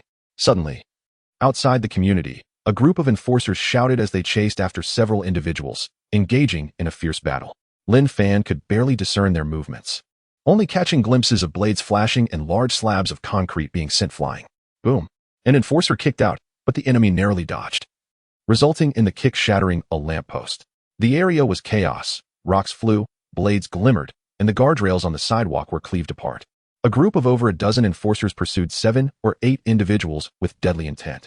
At least they are at the second refinement stage. Lin Fan watched in astonishment. Was this the power of a geomancer? They could shatter steel lampposts with a single kick. Chen Fei also watched, her face filled with rage, wishing she could personally eliminate those beasts. Unfortunately, she was merely a magic apprentice and had yet to fully form a water-based defensive magic circle. Before long, the enforcers from the base city and those suspected to be cultists vanished into another street, out of sight. Lin Fan finally let the curtain fall. What did my dad say? Chen Fei asked at that moment. He knows about Qin Fong and told us to be cautious. He asked you not to worry about them. Lin Fan replied. Chen Fei fell silent and returned to the sofa, covering her face as she wept silently. Lin Fan sighed internally, suddenly recalling something. He hurriedly pulled back the curtain once more to look outside, only to find that the 2 young men who had been watching the apartment building were now gone. Did the enforcers scare them away? He then dashed to the kitchen, climbed up to the vent to look outside, and suddenly his expression changed. The woman who had been watching was still there, albeit in a different position, but she was indeed still monitoring the building. Damn it! Lin Fan was puzzled and frustrated. Why were they still watching Chen Fei? If it were due to concerns about her revealing her magic teacher's identity before, it seemed pointless now that the celestial mage was exposed and being pursued. What purpose did monitoring Chen Fei serve now? At that moment, Chen Fei's communicator rang again. Lin Fan stepped out of the kitchen and saw Chen Fei hesitating as she held the communicator. It's my dad calling again. I'll answer it. Lin Fan knew Chen Fei was too afraid to face her father and took the communicator from her. Xiao Fei? Chen Kongmin's voice came through the communicator. I'm Lin Fan. Xiao Fei, she might not be able to face you. Lin Fan spoke softly. This child, how can she be blamed for this? Chen Kongmin's voice was low. I am driving over to pick up Xiao Fei. Xiao Fan, please bring her downstairs. I beg you. She must be on the verge of breaking down. Uncle, is it really safe for you to come over now? It seems outside is still chaotic. Lin Fan hesitated. I have my plans. Don't worry, Chen Kongmin replied. My car is almost there, and it's getting dark. There will be a curfew soon. I need to get Xiao Fei home quickly. Just wait for me at the community entrance in 5 minutes. With that, he hung up. What did my dad say? Chen Fei wiped her tears and asked softly. Your dad is coming to pick you up. I'll take you downstairs, Lin Fan contemplated. Considering that the woman still watching the building should not pose a significant issue as he escorted Qin Fei downstairs. Is he coming over now? Qin Fei asked, somewhat worried. Don't worry, your dad won't do anything foolish, Lin Fan reassured her. Qin Fei fell silent, clearly in a daze. Lin Fan waited quietly, occasionally pulling back the curtain to glance outside, but he never saw the two young men who had been monitoring the building again. Could it be that they were just passing by? Lin Fan thought, feeling uncertain. Before long, 3 minutes passed. Follow me. I'll take you to the community entrance. Lin Fan said. Okay. Qin Fei stood and followed closely behind Lin Fan. As Lin Fan approached the entrance, he was about to open the door when a sudden thought struck him. He leaned in to peek through the peephole. At that moment, his heart nearly stopped as he saw the two young men who had been watching the building standing right outside his door in the hallway. Damn it. Lin Fan's expression darkened. How did they know Xiao Fei was here? Was it because I inadvertently revealed ourselves when I pulled back the curtain to watch the fight outside? Only this possibility remains. I have indeed been too careless. My experience is woefully inadequate. Had I not just now been more vigilant, I would surely be in grave danger. Just as Qin Fei was about to speak, Lin Fan urgently gestured for her to be silent, whispering, Don't speak. You need to hide first. Qin Fei's expression shifted. As if she sensed something amiss, she glanced at the door, terror flashing in her eyes. Don't make a sound. Just hide. Leave it to me, Lin Fan urged softly. Can you manage? Qin Fei asked, skepticism evident in her voice. She was well aware of Lin Fan's lackluster cultivation talent, even inferior to her own sister. Who do you look down on? Lin Fan shot her a sidelong glance, asserting that he had completed a body tempering and possessed a half artifact of the Earth grade. Hide. And wait for me to call you before you come out. All right, just be careful, Qin Fei replied, falling silent. Although she had also completed a body tempering and was on the verge of forming a magic circle, she could only manage defensive spells, incapable of inflicting harm. Once Qin Fei concealed herself, Lin Fan took a deep breath and nonchalantly opened the door, stepping outside. In the corridor, two young men exchanged glances, their expressions shifting slightly. Yet they pretended to be unbothered as they smoked, casting only a fleeting glance at Lin Fan before returning to their conversation. Lin Fan maintained a calm demeanor as he approached the corridor, attuning himself to the two men's auras. One exuded a formidable presence, indicating he had undergone body tempering at least twice, possibly having broken through to the Earth origin realm. The other was of a comparable strength to Lin Fan, not overly challenging to contend with. Soon, as Lin Fan brushed past them, he swiftly summoned a gold card, slicing it across one man's neck with lightning speed. The other man's expression changed dramatically. What are you doing? Yet, before he could finish, Lin Fan attacked him again with the gold card. You're asking for death. The young man bellowed, launching a fist toward Lin Fan. Unfazed, Lin Fan met the attack with the gold card, but at the critical moment of impact, he adjusted his arm slightly, channeling his consciousness and seizing control of the card with all his might. Whoosh! The gold card zipped through the air, piercing the young man's brow. The man's eyes widened in disbelief, and he fell to the ground, lifeless. The first victim. Chapter 9. A major blunder. What began as a promising ascent in his cultivation, with a significant leap into the first level of body refinement, was suddenly cast into turmoil. The emergence of the evil god sect led to Chun Fong's demise, and shortly thereafter, he found himself embroiled in the act of taking another's life. If he could not substantiate that the two he had slain were affiliated with the evil god sect, he would undoubtedly face a manhunt. Lin Fan seethed in silence. Grappling with the turmoil of his thoughts, how could he possibly blame Qin Fei for his predicament? Their families shared a bond of kinship, and he could not simply stand idly by in the face of tragedy. As night deepened, perhaps signaling the onset of a curfew, the streets grew increasingly desolate. Uncle Chun, where are we headed? Lin Fan inquired, noting that their vehicle was veering into more secluded areas, approaching the northernmost reaches of the base city. The base city, vast in its expanse, housed millions, even if the spider base city was considered rather ordinary. After half an hour of driving, they had yet to reach their destination. Shin Kongmin paused before responding. We are seeking refuge with a formidable ally. Concern etched on Chun Fei's face. She pressed. Is this ally trustworthy? She felt a genuine trepidation, especially since her most trusted mentor had turned out to be a member of the evil god sect, intent on sacrificing her. She could no longer afford to trust outsiders.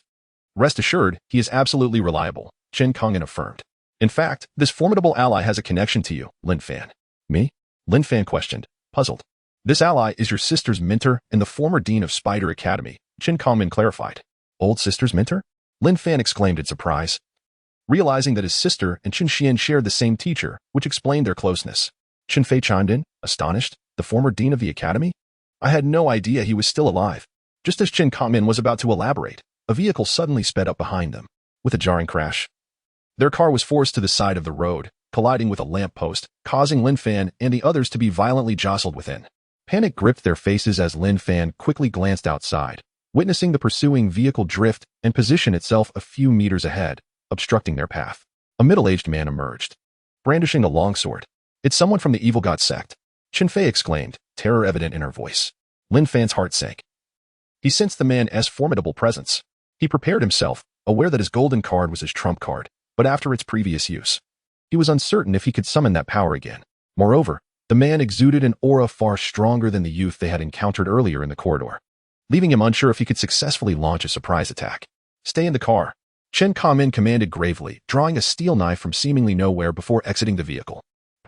A fighter of the Earth origin realm," the middle-aged man from the evil god sect sneered. "But you seem rather out of practice. You haven't fought in years." "Have you? Hand over the girl with the Xian Shui physique, and you may leave unscathed." "Xian Shui physique?" Lin Fan pondered, beginning to comprehend the situation. No wonder the identity of that celestial-level mage had been exposed. There were still those watching over in a confined space no larger than 3 meters in diameter. Lin Fan sat cross-legged, immobilized by the chains overhead. Bewildered, he thought to himself, "This is a mistake. You've got the wrong person." His expression was one of despair. After all, he was not of the Xian Shui constitution. However, he surmised the cause of this predicament. The chains had likely misidentified the golden card as belonging to the Xian Shui lineage, possibly due to the purer essence it exuded compared to Chen Fei's. The golden card had transcended its status as a mere weapon and had become akin to a part of himself, a non-human vessel. Realizing the absurdity of the situation, Lin Fan observed his surroundings. 8 chains extended from the void, piercing into his mind like incense sticks, creating an eerie atmosphere. He attempted to summon the golden card, but it was firmly ensnared within his consciousness, unable to move.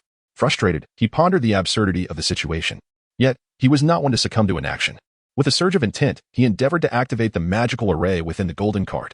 Instantly, blue light from the chains was absorbed, and in the next moment, the golden card released a copious amount of white mist, far exceeding the previous feeble emissions. Caught off guard, Lin Fan quickly attuned his senses, urging the golden card to continue its work. The golden card consumed the blue light, generating an even greater volume of white mist. This sensation prompted him to instinctively employ the Bai Lian method, drawing forth an abundant flow of white mist that rapidly refined his skin. A sharp, tingling sensation mingled with a refreshing coolness overwhelmed him, compelling Lin Fan to suppress a cry of discomfort. He realized with astonishment that the blue chains must be composed entirely of the essence of water. What a tremendous opportunity, he thought, refusing to waste any more time. He urged the golden card to absorb the blue light while simultaneously channeling the white mist to refine his skin. The purity of the essence led to rapid progress. Within a mere minute, his skin underwent a second round of refinement at a cost of intense discomfort. Lin Fan endured the pain, fully aware that all gains come at a price. After the second refinement, flakes of skin began to shed. Without pausing, he continued to draw in the white mist to further enhance his flesh. The mist surged like a tidal wave, subjecting him to excruciating pain. But it was merely a brew. The middle-aged man's countenance underwent a dramatic shift, as if poised for action. Concurrently, within the inky expanse, Lin Fan sensed an acute peril, instinctively writhing to extricate himself from the oppressive darkness. Swoosh! In a trice, a golden card materialized from the depths of the man's cranium, hurtling towards the outstretched palm of the middle-aged man's left hand, meeting it with brutal force. Arc! The middle-aged man bellowed in agony, recoiling in haste. A cursory glance revealed a gaping laceration across his palm, exposing the very bone beneath. Evading the grasp of the middle-aged man, Lin Fan retreated with alacrity, attempting to ascertain his present state. To his astonishment, his field of vision had expanded to encompass a full 360 degrees, as though his very being had become an all-seeing eye. In that instant, he beheld the expansive, illuminated chamber, and more disconcertingly, the supine form upon the table. His corporeal shell, and naturally, the one-armed middle-aged man. What in the world? Lin Fan muttered, utterly discombobulated, as he erratically steered his body through the air. How has my body transformed into a golden card? How has my consciousness been entirely transferred here?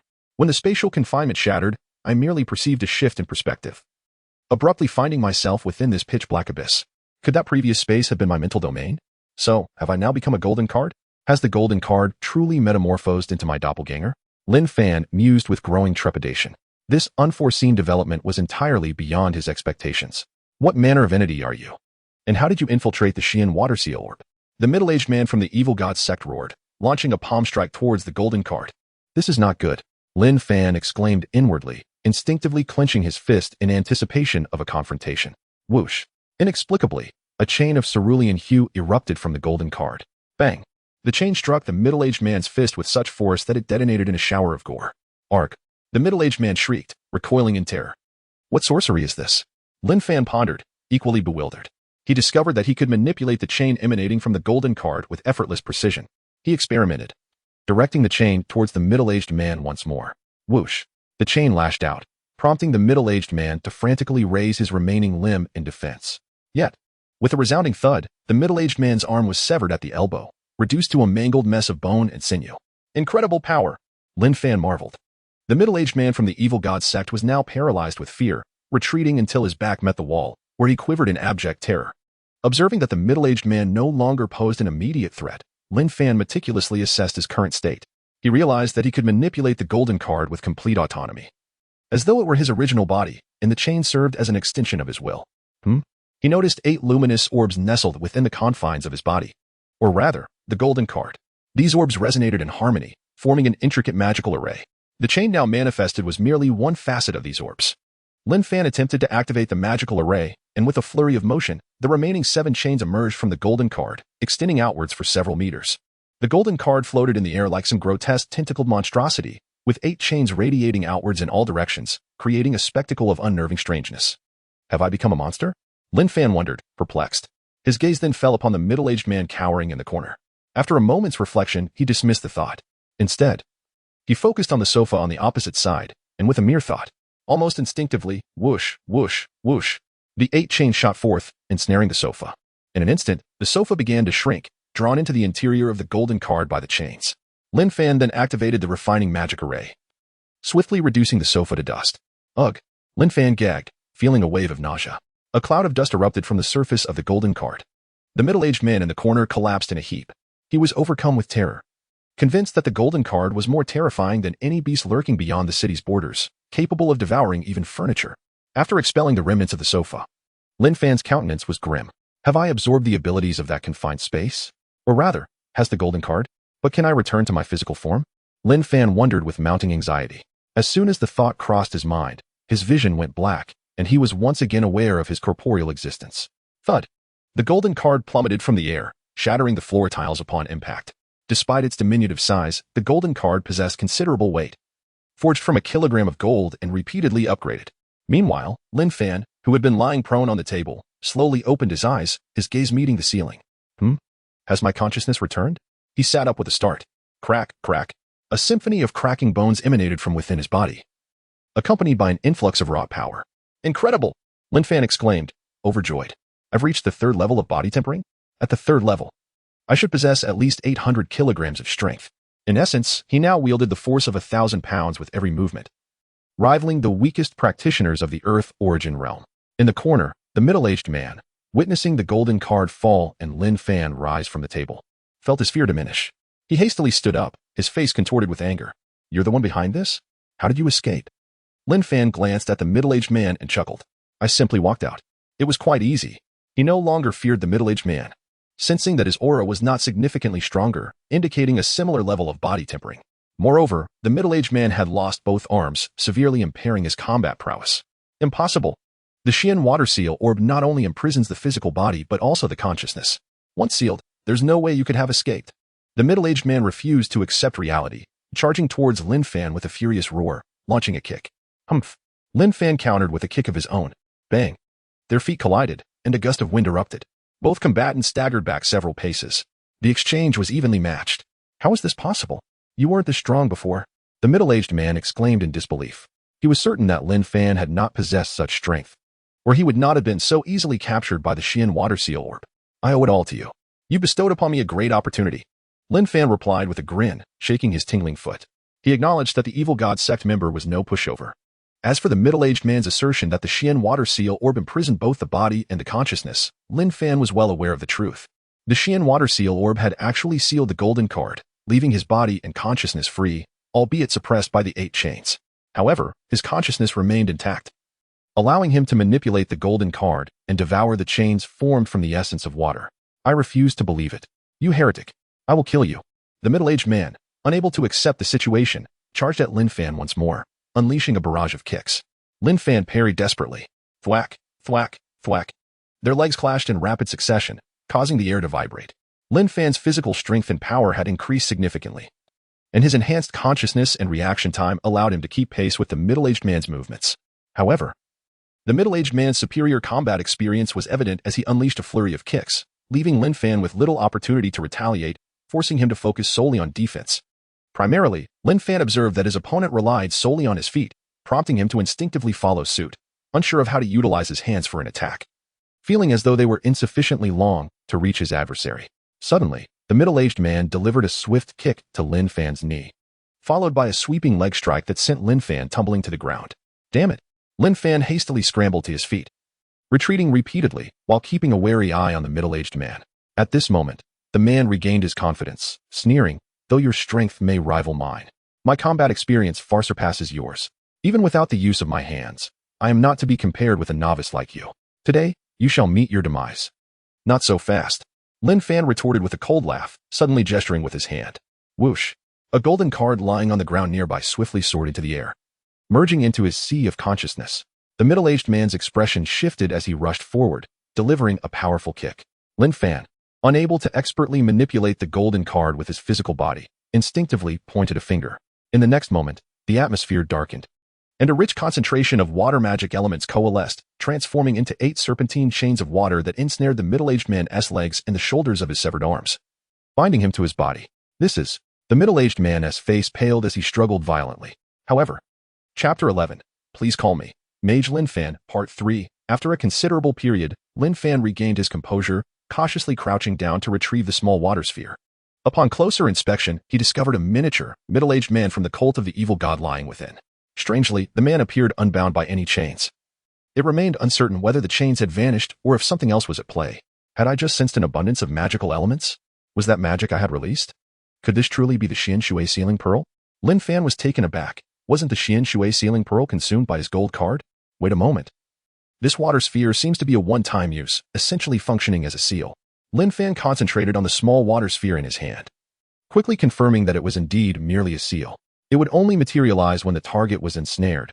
Once the target was gone, the sphere would dissipate on its own. A peculiar expression crossed Lin Fan's face. Had he merely consumed a Xian Shui sealing pearl and inadvertently learned a spell? Moreover, a sealing spell at that. Being an exceptional student, he understood well that sealing magic was exceedingly rare and precious, at least in the spider-based city. Typically, one would employ a magical array to seal a target. The Xian Shui sealing pearl, in fact, was not a sealing spell, but rather a treasure crafted by a powerful artificer using a plethora of water essence, infused with a sealing magic array. His consciousness entered the gold card, directly activating the magical array within it. The effects produced by his consciousness alone, devoid of a physical body, were indeed peculiar. Of course, the gold card itself served as a body, but it required a forceful impact from the card. Lin Fan contemplated. Using the gold card as a body to activate the magical array effectively transformed the array into a seal, imprisoning the enemy within the confines of the gold card. Conversely, engaging the magical array with his physical form would gather magical elements externally to release the spell. Suddenly, a thought struck Lin Fan. After sealing that member of the evil god cult, he had not felt fatigued at all, as though he were not expending his own consciousness but rather the chaotic consciousness birthed from the gold card. Lin Fan squinted.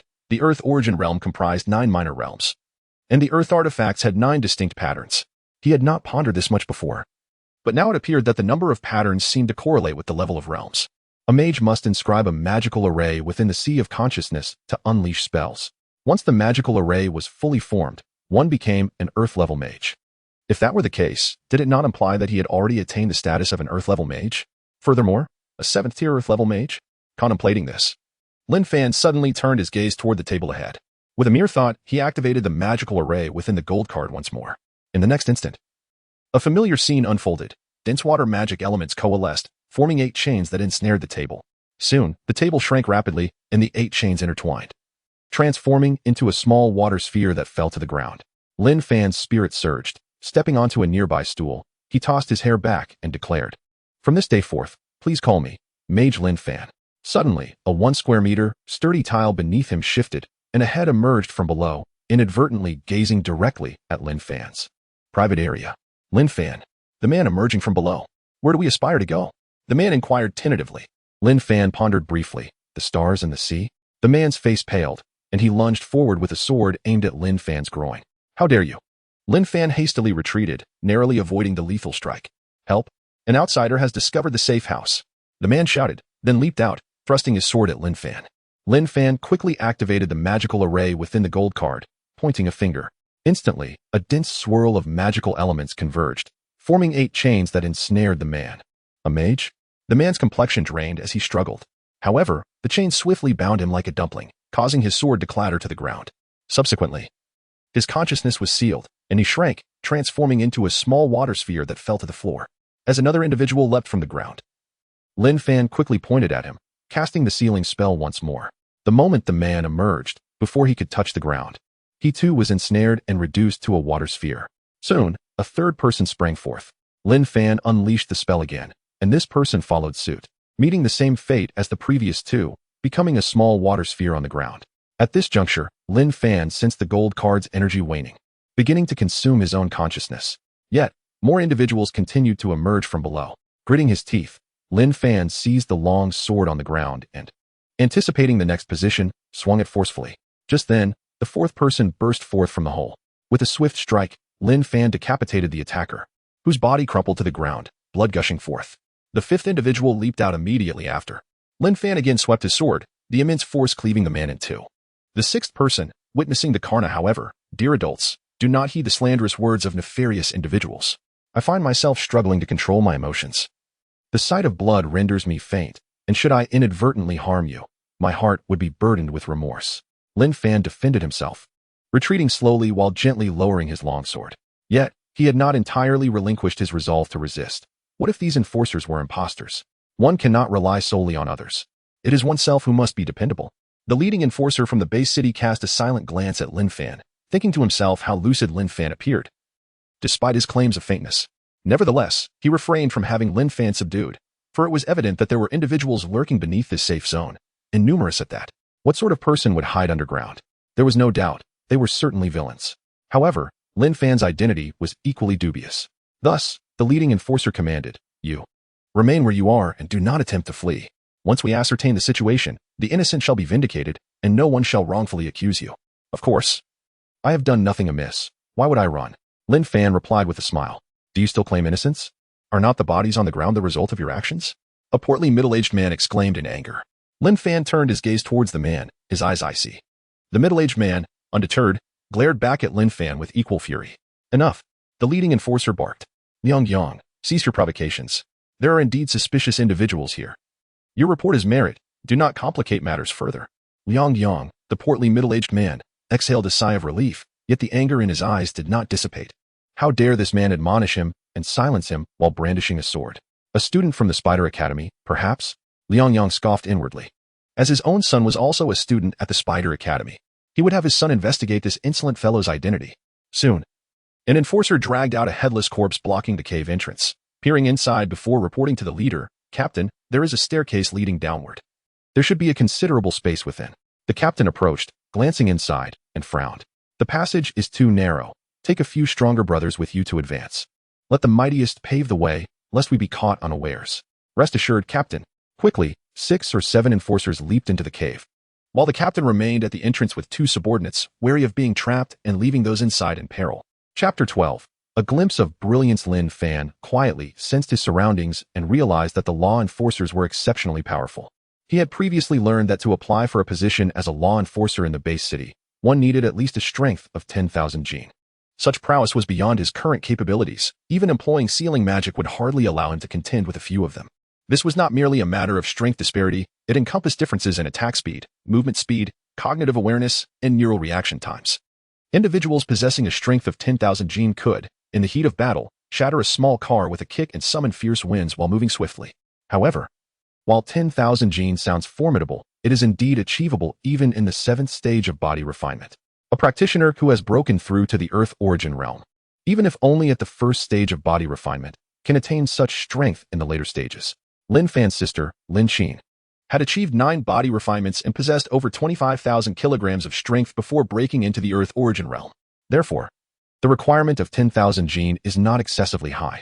Of course, achieving this is no easy feat. If it were, there would not be so many ordinary people. Reflecting on his past, Lin Fan recalled struggling for 5 years just to reach the skin refining stage before being unable to progress further. May I inquire how to address you, esteemed sir? Lin Fan directed his gaze towards the captain of the law enforcers. I am Shi Xiong, the captain replied. Glancing at Lin Fan, are you truly a student of Spider Academy? The bodies here exhibit fluctuations of Earth origin energy, clearly belonging to Earth origin practitioners, the weakest of whom possess a strength of at least 1,000 gene. You seem unscathed, which suggests your strength is not insignificant. You must have some renown at Spider Academy. This was a veiled inquiry into Lin Fan's identity, and it appeared that Shi Xiong's suspicions about him had not been allayed. Upon hearing this, Lin Fan chuckled. Captain Shi, you flatter me. I am merely Lin Fan, a student of the Outer Academy, with negligible strength. Lin Fan? The brother of Lin Qin? Shi Xiong raised an eyebrow. You are capable of cultivation? Do you know me? Lin Fan was taken aback, pondering whether his sister's fame was so great or if he had inadvertently cast her in a dazzling light. Shi Xiong smiled knowingly. Your sister once went to great lengths to assist you in entering the realm of cultivation, even making a scene at the city government. I remember it vividly. Lin Fan's heart sank. He couldn't help but wonder if this fellow bore a grudge against his sister. Nevertheless, he was completely unaware of her efforts to petition the city government on his behalf. In this era of the base city, the upper echelons were predominantly strong practitioners, and the military was a singular entity, not a trifecta of powers. Although his sister was formidable, causing a ruckus at the city government would likely yield no favorable outcome. Your sister is indeed a genius, having reached the Earth origin realm after 9 body refinements. Coincidentally, I am also an Earth origin practitioner who has undergone 9 body refinements. Shi Xiong continued. Lin Fan raised an eyebrow. Did this imply that Shi Xiong possessed considerable strength? Do not be alarmed, Shi Xiong reassured him with a smile. I mean no offense. I merely wish to convey that someone of my caliber, an Earth origin practitioner with 9 body refinements, is considered a genius in Spider Bay City. But in the grand scope of the entire Huaxiao region, I am far from remarkable. The implication was clear. Neither he nor Lin Qin was particularly special. So Lin Fan should not rely on his sister's reputation. If Lin Fan were indeed suspected of wrongdoing, Shi Xiong would show no mercy. Lin Fan mused to himself. It appeared this man truly harbored animosity towards his sister. He had underestimated the situation. Beside him, Liang Yang scoffed inwardly, thinking that this was what happened when one dared to reprimand him. Now he was facing the consequences. At that moment, sounds emerged from the underground tunnel as the law enforcers who had previously entered began to emerge. Captain, the individuals inside have escaped. We discovered 2 additional exits. One of the enforcers reported. Shi Xiong did not seem surprised.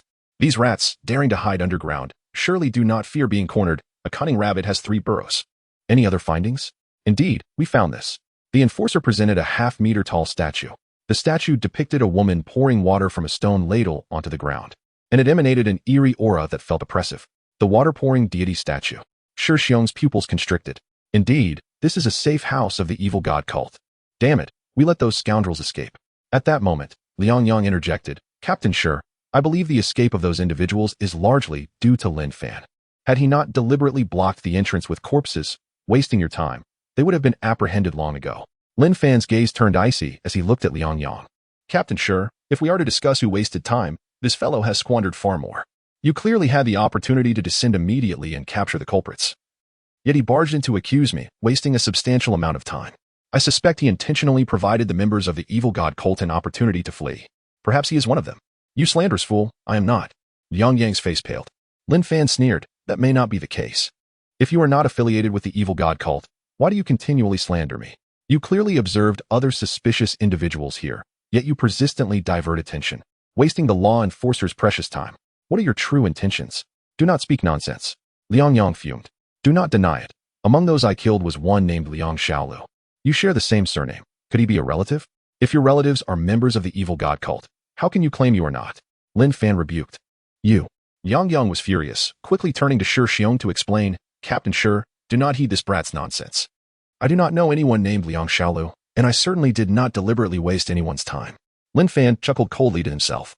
How naive to try and slander him without considering the consequences. Back in the day, he had single-handedly out-abated an entire grade. Enough, Shi Xiong said impatiently. Lin Fan, the current situation only proves that the individuals you killed were members of the evil god cult. But how can you prove you are not one of them? This is indeed a safe house for the evil god cult. Why are you here? Yes, how can you prove it? Perhaps you anticipated our arrival and killed a few individuals as a declaration of loyalty. Liang Yang seized the opportunity to chime in. Lin Fan frowned. He certainly had witnesses who could vouch for him, as Chen Fei's family could confirm his innocence. However, Chen Fei's current situation was precarious. What if there were traitors among the base city's law enforcers? If even the teachers at Spider Academy could be traitors, what was impossible? Lin Fan looked at Shi Xiong, his voice resolute. My sister is a soldier in the Iron Blood Army of Huaxia. As her brother, why would I forsake such glory to become a despised rat? Liang Yang scoffed. That is not necessarily true. Many who follow the evil god do so for power. As far as I know, you cannot cultivate. Yet you have managed to slay Earth origin practitioners. Perhaps your strength is a gift from the evil god. Lin Fan's gaze towards Liang Yang was now laced with a hint of killing intent as he spoke coldly. Do not presume to interpret the capabilities of an academic with your illiterate mindset. Just because you cannot achieve something does not mean I cannot. If the evil god could grant immense power to an ordinary person incapable of cultivation, why would the followers I killed fall before me? Were they not sufficiently blessed? Or is the evil god merely inadequate? Perhaps you. Are you suggesting that I hold a higher position within the evil god cult and thus received greater blessings? If the evil god could so easily bestow such power upon an ordinary person, the world would have long been dominated by the evil god. An illiterate must accept their ignorance. Do not repeatedly display your lack of knowledge. It only serves to highlight your own inadequacy. Lin Fan taunted. The law enforcers of the base city twitched at the corners of their mouths. Hearing him call someone illiterate made them all feel quite uncomfortable. Given the impossibility of even us enabling an individual with diminished consciousness and an inability to cultivate to slay multiple earthly realm cultivators in such a brief span. Your assertions are preposterous. Humiliated, Liang Yang found himself bereft of a cogent rebuttal, a flush of indignation painting his countenance. Enough. Stone, his patience exhausted, rebuked Liang Yang before turning his attention to Lin Fan. Lin Fan, I believe you. Not because of your erudite pronouncements, but because of your repeated invocations of the term evil god. True adherents of the evil gods would never utter the word evil god. Such individuals possess an unwavering reverence and awe for the evil deities, precluding any hint of disrespect. A smile graced Lin Fan's countenance. Captain Stone is indeed astute. Unlike certain individuals who, despite their palpable ignorance, feign comprehension. Yang Yang's face darkened. Cognizant that Lin Fan's barb was directed at him, yet unable to formulate a retort, Stone offered a faint smile. Now that your situation is resolved, I will arrange for your departure. Given the curfew, refrain from wandering about at night. There's no urgency. Lin Fan interjected with a smile. Captain Stone. If my memory serves me correctly, the reward system stipulates that for each slain cultist of the evil god, one receives 1 merit point for the earthly realm, and 2 merit points for a live capture. Furthermore, the spoils of war belong to the individual, exempt from mandatory surrender, correct? Indeed, Stone affirmed. The merit points for the 3 you vanquished will be transferred to your account post-haste, and their belongings are yours to keep. In this era of base cities, everything is unified through a single card. The identification card also functions as a bank card. However, it is uncommon for individuals to deposit all their funds onto a single card, unless, as in the case of Lin Fan's sister, funds are being left for him. This ensures that funds can be deposited indefinitely, provided the identity is not revoked. That is not all. Lin Fan countered with a smile. There's more? Stone inquired, perplexed. Where? His gaze swept over the 3 corpses. Lin Fan retrieved the 4 small water spheres from the ground, declaring, within these reside 4 living individuals, who can serve as my witnesses. Though, as adversaries, they may attempt to slander me. Thus, I do not require their testimony. Nonsense. How could living beings possibly exist within such diminutive confines? Liang Yang interjected. Lin Fan cast a dismissive glance at Liang Yang, retorting, Are you deliberately flaunting your ignorance by repeatedly seeking attention? You. Liang Yang sputtered, incensed. Stone disregarded Liang Yang, his astonishment evident. Sealing magic? Indeed. Captain Stone's extensive knowledge is apparent, recognizing it at a mere glance. Lin Fan replied with a smile, casting a water sphere onto the ground and commanding, disperse. A brilliant azure light erupted, followed by a rapidly expanding figure, none other than the middle-aged man with severed arms. The base city enforcers immediately assumed a defensive posture. The middle-aged man, upon materializing, sprang to his feet, intent on resuming combat. Swish, swish, swish. However, in an instant, 4 or 5 blades were pressed against his neck, leaving him utterly bewildered. What is happening? Has much time elapsed? Chapter 13. Instantaneous magic as he was sealed. His consciousness fell into a deep slumber, completely unaware of the passage of time, mistakenly believing he had suddenly broken free from his confinement. Shi Xiong glanced deeply at Lin Fan and asked, Do you still possess magic? Lin Fan chuckled. Of course, it is certainly not a gift from the evil god. Shi Xiong replied, Nevertheless, you should seal him away. Our vehicle cannot accommodate more individuals. That is fine. I'm merely doing this to assure you there are survivors inside. Lest someone embezzle my merit points, Lin Fan said, smiling. Shi Xiong's lips twitched, sensing the veiled sarcasm. Suddenly, Lin Fan pointed decisively at the middle-aged man with a severed arm and shouted, Heaven and Earth Prison, seal. Instantly, a blinding blue light erupted, and dense magical elements converged into 8 chains that bound the man like a rice dumpling, intertwining with one another. Meanwhile, the middle-aged man swiftly shrank, transforming into a small water sphere that fell to the ground. Goodness. An enforcer was taken aback. Yang Yang's expression also shifted. Instantaneous magic. Shi Xiong's pupils constricted, casting another profound glance at Lin Fan. Although magic users in this world do not require incantations to cast spells, they still need preparation time. To execute instantaneous magic, one must possess extreme proficiency in the spell. Generally, only top-tier prodigies or truly powerful sorcerers can achieve such feats. Lin Fan, astonishingly, not only mastered sealing magic, but could also invoke it instantaneously, leaving Shi Xiong utterly astounded. Was this the same Lin Fan, whose consciousness was too weak to draw energy for cultivation? Or was it that the academically gifted truly knew no bounds? Lin Qian's brilliance and her family background had been scrutinized by many, and thus, Lin Fan's existence was well known. His excellent academic performance from a young age was common knowledge. However, due to his poor cultivation talent, he was relegated to the role of a supporting character, accentuating Lin Qian's brilliance. The ability to execute instantaneous magic seemed trivial in comparison. Lin Fan, however, was intentionally showcasing his prowess. In the current era of base cities, possessing strength equates to having a voice. If he were merely an ordinary individual, even if he managed to eliminate a few cultists today, he would certainly not receive his due rewards. As for the consequences of revealing his abilities, the sealing magic was not his trump card. His true ace was the golden card, which was not to be easily disclosed, at least until he reached a certain level of power. Lin Fan had no intention of revealing such methods that could enable ordinary individuals to cultivate. This was not a matter of selfishness. He simply understood that in times of hardship, one must first secure their own well-being before aiding others. For now, humanity was not entirely united.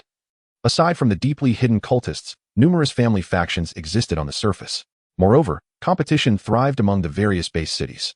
Shi Xiong's lips twitched. He did not wish to speak.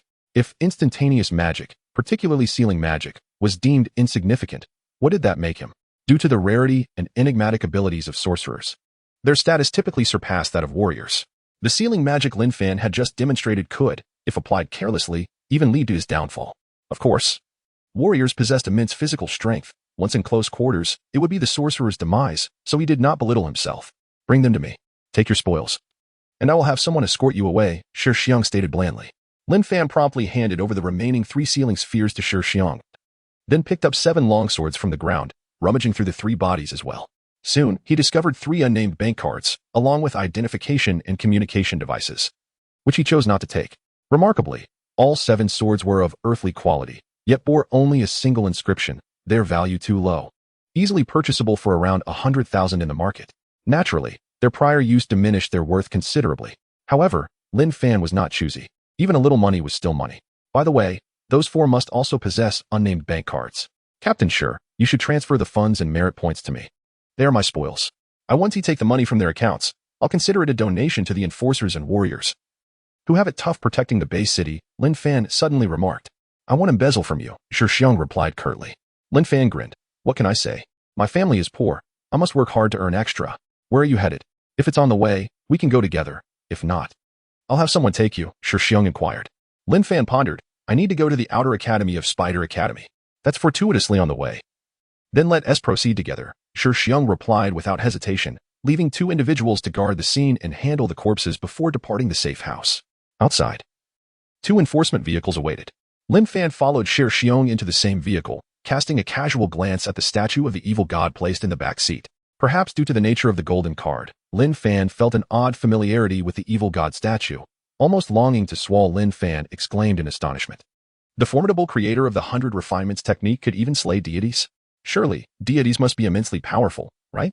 The creator of the 100 refinements technique, despite the passage of centuries, remains exceptionally renowned. For his technique is the very essence of the body-tempering art practiced by warriors today. Indeed, they are powerful. However, as far as I understand, the so-called deities are merely feeble beings from beyond the heavens who have cultivated themselves, not the omnipotent entities one might envision. Shi Xiong, too, had limited knowledge on this matter. Lin Fan nodded thoughtfully. All right, your destination is approaching. Suddenly, Shi Xiong remarked, those 7 swords you possess. Surely you cannot make use of them all by yourself?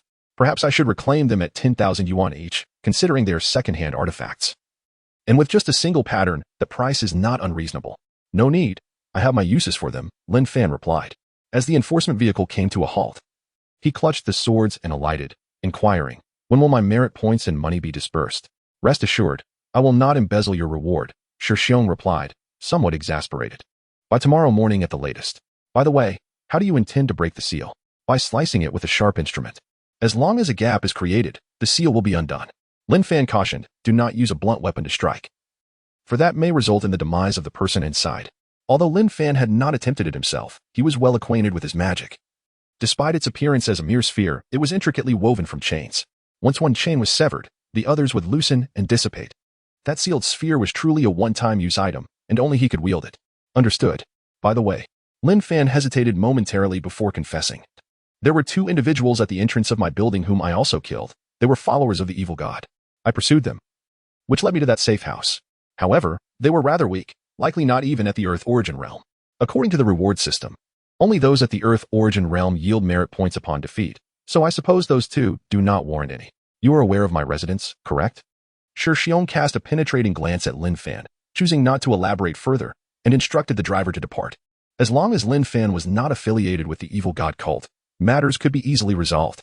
Even if Lin Fan had slain not members of the cult but merely adversaries, for the sake of Lin Qin, he would ensure a degree of discretion, provided it did not exceed reasonable bounds. As the enforcement vehicle drove away, Lin Fan smiled, embracing the 7 long swords as he stepped into the outer courtyard. His troubles seemed to have been resolved, and the day had indeed been thrilling. Although the night had deepened, the gates of the outer courtyard remained open. An elderly guard sat in the booth, engrossed in a book. He glanced at Lin Fan, noting the blood covering him, and raised an eyebrow slightly. However, upon recognizing that Lin Fan had returned in a public transport vehicle for enforcement officers, he chose to disregard it. The outside world was bustling with activity. Yet the academy appeared unaffected, perhaps subdued by the presence of powerful individuals. After all, the revelation that a celestial-level mage was affiliated with the evil god cult had significant implications. With Lin Fan's strength having surged, his perceptive abilities had also greatly improved. He sensed the presence of individuals hidden in the distant grove. One should not assume that a cultivation academy is devoid of romantic entanglements. Indeed, some individuals engage even more fervently in relationships, driven by the awareness that their profession entails confronting bloodshed and the ever-present risk of death. Thus, many seek to savor the moment, irrespective of gender. If one were to cast a spell into the grove at that moment, it would undoubtedly startle the fowl within. Chapter 14. The drained artificial lake. Lin Fan had no dormitory in the outer courtyard, so he made his way towards the tranquil artificial lake, a location seldom frequented by couples due to the lurking threat of water spiders. Upon reaching the lake, he settled under a streetlight, placing his long sword on the grass. First, he retrieved his communicator and accessed the banking system to transfer the funds from his 3 anonymous bank cards into his own account. It is worth noting that this type of communicator has existed since a millennium ago, before the resurgence of spiritual energy, and was known to people as a foot phone or mobile phone. Following the chaos unleashed by the revival of spiritual energy and the descent of the malevolent deities, technological advancements regressed. It was not until over 700 years later that technology re-emerged, albeit limited to the revival of ancient techniques. The powerful intentionally suppressed technological progress, erasing numerous entertainment functions from the communicator, retaining only the essential features, such as online banking. Upon transferring the funds, Lin Fan was dismayed to find that he had merely over 400,000. As a practitioner of the Earth origin realm, how could he be so impoverished? He lamented, recalling that his sister, also at the Earth origin level, casually possessed cards with millions. However, it was likely that a majority of the funds from the followers of the malevolent deities remained in their accounts, with most money in the anonymous cards being of dubious origin. Discarding the anonymous cards into the lake, Lin Fan then took out the golden card. At that moment, the golden card emanated a faint glow, indicating that its energy had been significantly depleted. It appeared that the effortless casting of magic, as he had done before, consumed the card's inherent energy. Henceforth, he would need to fully recharge the card before engaging in combat, adhering to the law of conservation of energy, a principle that remains relevant even in this era of spiritual resurgence. Currently, the golden card bore 8 inscriptions, classifying it as a top-tier item even among Earth-level artifacts. Lin Fan sensed a considerable complexity within the magical array, suggesting that it had evolved alongside the card. This was indeed a positive development. The card and the internal magical array had become inseparable, akin to a person's limbs growing in proportion. Even seemingly insignificant parts like nails would grow alongside the body. Lin Fan turned his attention to the 7 long swords on the grass. When he resolved to forge the golden card, he had planned for it to devour various materials for upgrades. Previously, it had only consumed the essence of water spiders and the essence of water itself. He pondered whether it could also ingest metals. That night, The card had absorbed the mysterious water-sealing pearl, adding a remarkable magical array to its repertoire. Would the consumption of other materials yield even more functionalities? Although it had previously absorbed a significant quantity of water essence and several drops of water spider blood without any apparent reaction, he wondered if perhaps the quantities consumed had been insufficient. However, Lin Fan had anticipated this outcome, having studied biological blood. Blood contains the soul imprint, genetic inheritance, and even fragments of memories of a creature. If the golden card were to devour a substantial amount of biological blood, it might nurture a unique consciousness within, akin to a spirit of the artifact. Yet, this possibility seemed slim, as Lin Fan's consciousness dominated the card. It had been crafted as an extension of himself, making the emergence of another consciousness unlikely. Even if one were to manifest, it would undoubtedly be feeble and easily annihilated. With these thoughts set aside, Lin Fan willed the golden card to rise into the air. Following his command, the card extended 8 chains that ensnared the 7 long swords, drawing them into its interior. Indeed, even without fully transferring his consciousness, he could wield this power. He focused his intent once more, witnessing the golden card tremble as it shattered and refined the 7 swords, consuming them. The card radiated brilliance once again, appearing to slowly upgrade while expelling dust, presumably waste material. After approximately 10 minutes, the golden card had completely digested the swords. When Lin Fan retracted the card, he noticed a significant restoration of its energy. Although its level had not increased, the material of the card seemed to have become sturdier. Did consuming metals enhance its material properties? Was this an elevation of potential? It was noteworthy that those 7 swords were also of earth-level quality. Yet, the card had not gained a single inscription, nor had the 9th phantom inscription appeared. Lin Fan speculated that consuming metals might enhance durability, and perhaps the increase in sturdiness was synchronized with the card's level, although it was not yet time for an upgrade. Navigating through these uncertainties, Lin Fan was treading a path devoid of prior experience, documenting and calculating feasible methods as he progressed.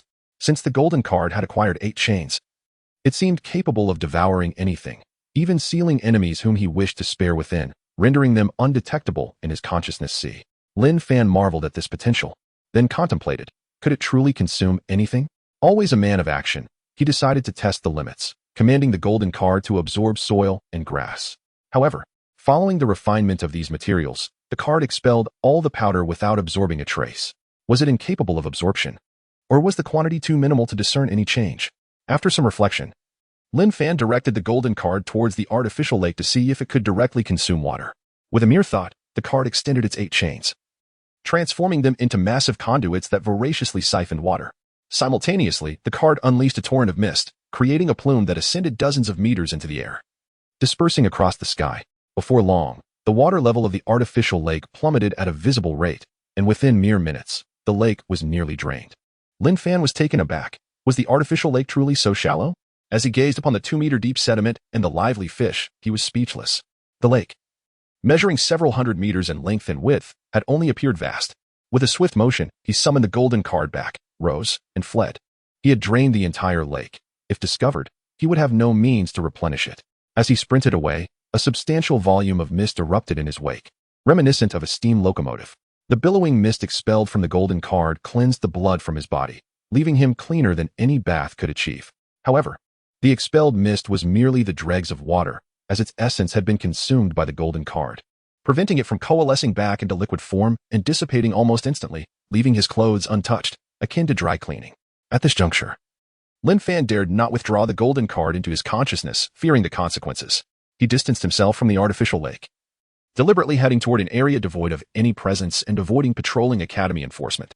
Only when the card ceased emitting vast amounts of mist, transitioning to a gentle release of vapor, did he finally breathe a sigh of relief. He then sensed a difference in the mist now dispersing. Unlike before, which had felt ethereal, the current vapor contained a rich energy, a concentrated essence of water extracted from the entire artificial lake. Although the majority would be consumed by the golden card, the mist now emanating still held traces of water essence. Lin Fan did not hasten to absorb it into his consciousness. His curiosity piqued. He attempted to draw the vapor into his being using his mind, testing whether he could cultivate without the card's aid. The outcome was disheartening. He helplessly discovered that without relying on the golden card, he was utterly incapable of harnessing energy, even though it had enveloped his body. If he were a completely ordinary person at this moment, perhaps he could barely manage to complete the first level of body tempering with his current consciousness, but the speed would be excruciatingly slow, rendering the attainment of the second level nearly impossible. As for starting with the 4th level, it was entirely out of the question. In other words, even now, Without the golden card, was he still a failure in cultivation? Lin Fan sighed, realizing that he would be forever bound to the golden card in this lifetime. However, he refused to feel inferior or belittle himself. After all, what was wrong with relying on the golden card when it was a creation of his own? Even with the golden card, he could still grow stronger and do so rapidly. That was sufficient. He was not living off others' generosity. Without further contemplation, Lin Fan stored the golden card in his consciousness sea, and under its enhancement, he could effortlessly draw forth the wisps of white mist and vapor. The disparity was overwhelming, leaving Lin Fan feeling emotionally tumultuous. He pushed those thoughts aside, acknowledging that he could never lose the golden card in this lifetime. He quickly began to draw the dissipating white mist and vapor for the fourth round of skin tempering. This time, the speed of tempering was significantly slower than before in the sealed space. One reason was that the essence of water contained in the mist was too scarce, and the other was that the energy consumption increased with each subsequent round. Although every small realm refinement only provided a 10% increase, it was crucial to understand that this was an increase based on the current foundation, which was an entirely different concept. Since creating the golden card, Lin Fan experienced for the first time just how arduous cultivation could be. The pace was unbearably slow. He persevered until dawn, finally completing the fourth round of skin tempering, at which point the white mist and vapor were entirely depleted. Damn it! Lin Fan took out the golden card and gazed at its radiant surface, now devoid of any wisps of white mist. Taking a deep breath, he resolved, I must continue to gather the essence of water. I recall there is an artificial lake in the inner courtyard. It was not only himself who needed to cultivate. The golden card required upgrading as well. Although he had consumed an artificial lake, he had yet to condense the ninth pattern of the artifact. It seemed that previously consuming 7 swords had indeed amplified his potential, which was a positive development. Even among Earth-grade artifacts, there existed a hierarchy of strength. This was akin to how, despite all being Earth realm experts, there could be a vast disparity in power. However, a challenge arose. Individuals from the outer courtyard were not permitted to freely enter the inner courtyard, not even their guardians, who could only access the guest area. Yet, this was merely a challenge, and where there are challenges, solutions abound. As a top student, could he truly be stumped by such an issue? Time to think on his feet. Lin Fan stood up and assessed his current strength. I've likely gained over 80 kilograms of strength. I should now possess over 900 kilograms. He felt a sense of satisfaction, indeed. Even minimal realm refinements later on yielded significant enhancements. However, merely completing one round of skin tempering had elevated his strength by over 80 kilograms. This was only the fourth round of tempering. Lin Fan found it hard to fathom the level of strength attained by the Supreme Being who had created the 100 refinements technique after completing 72 rounds of body tempering. According to what Shi Xiong had said the previous night, that formidable being could even slay celestial deities, truly a power that defied the heavens. Previously, Lin Fan had not dared to ponder such matters, as he could not even reach the most fundamental first level of body tempering, let alone 72 levels. Yet now, he sensed the boundless potential of the golden card, and perhaps he could entertain a slight fantasy and use it as motivation. Lin Fan silently set a modest goal for himself, to complete 72 rounds of body tempering. However, before that, he must work diligently to enhance his magical abilities. If he could further elevate his magic, he could outwardly present himself as a formidable mage. After all, even that Supreme Being took 30 years to achieve 72 rounds of body tempering. As for his own path, he would take it one step at a time. Focusing too far ahead could lead to overlooking the obstacles at his feet. Having adapted to his surging strength and ensuring he would not accidentally harm anyone, Lin Fan headed towards the outer courtyard exit. The outer courtyard was expansive, even larger than the inner courtyard. However, it was also far more populated, with facilities that paled in comparison to those in the inner courtyard. After a good 10 minutes of walking, he finally reached the small grove near the outer courtyard S-gate, still a few minutes away from the entrance. Brother Wu, how much time can you give her after this? Suddenly, a sultry female voice emerged from within the grove. Initially, Lin Fan paid it no mind. But then he heard a familiar voice. A week, and only when the refining room is unoccupied can you use it. Not a moment more. It was Wu Ping's voice. The person who owed him money? Lin Fan had a sharp memory and stealthily crept closer, recalling that Wu Ping owed him 5,000 yuan. Previously, while forging the golden card, he had rented the refining room for a day. But Wu Peng had unceremoniously ousted him to curry favor with a genius from the inner courtyard, refusing to refund his payment. With 7 or 8 hours remaining, that was equivalent to 5,000 yuan. Rounded up, wasn't he that 5,000? Soon, Lin Fan reached the grove and spotted a couple about 10 meters away. The man was indeed Wu Ping, who was pinning a stunning woman against a tree, her lower half trembling. Their clothing was disheveled, and it was unclear what game they were playing. How dare you use the time I paid for the refining room to fool around with women? Lin Fan seethed with anger. Get back to work. Suddenly, Lin Fan focused his intent on the woman from a distance, curious if he could exert influence from 10 meters away. In the next moment, he witnessed a surge of magical elements coalescing into 8 chains. But as Wu Peng blocked his view, Lin Fan could only see the woman vanish in an instant, while Wu Peng collided with the tree. Wu Peng screamed, likely having had his eyes closed in the previous moment, thus missing the unfolding scene.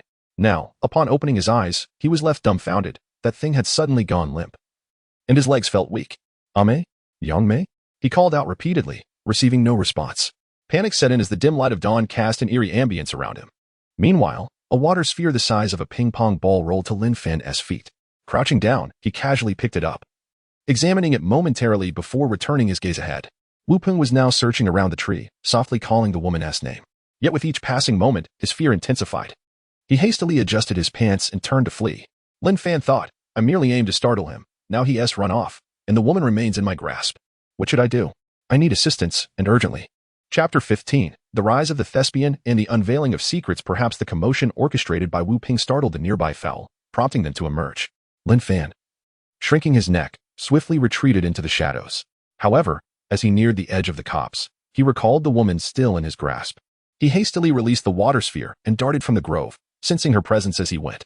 Even after traversing over 100 meters, the subtle connection persisted, suggesting that dissolution was far simpler than containment. With a mere thought, Lin Fan dissolved the water sphere and hastened his departure from the academy. At the edge of the copse, the aqueous orb dissipated, and the woman's form rapidly expanded. Regaining consciousness, she was perplexed to find herself alone in the grove.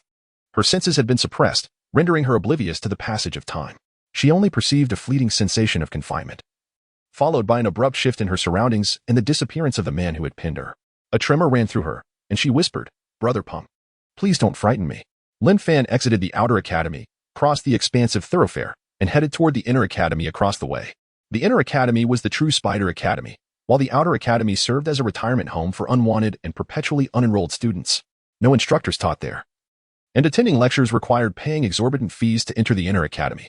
Lin Fan had no intention of paying. A single lecture cost 50,000, equivalent to a drop of water spider essence blood, a sum he could not afford.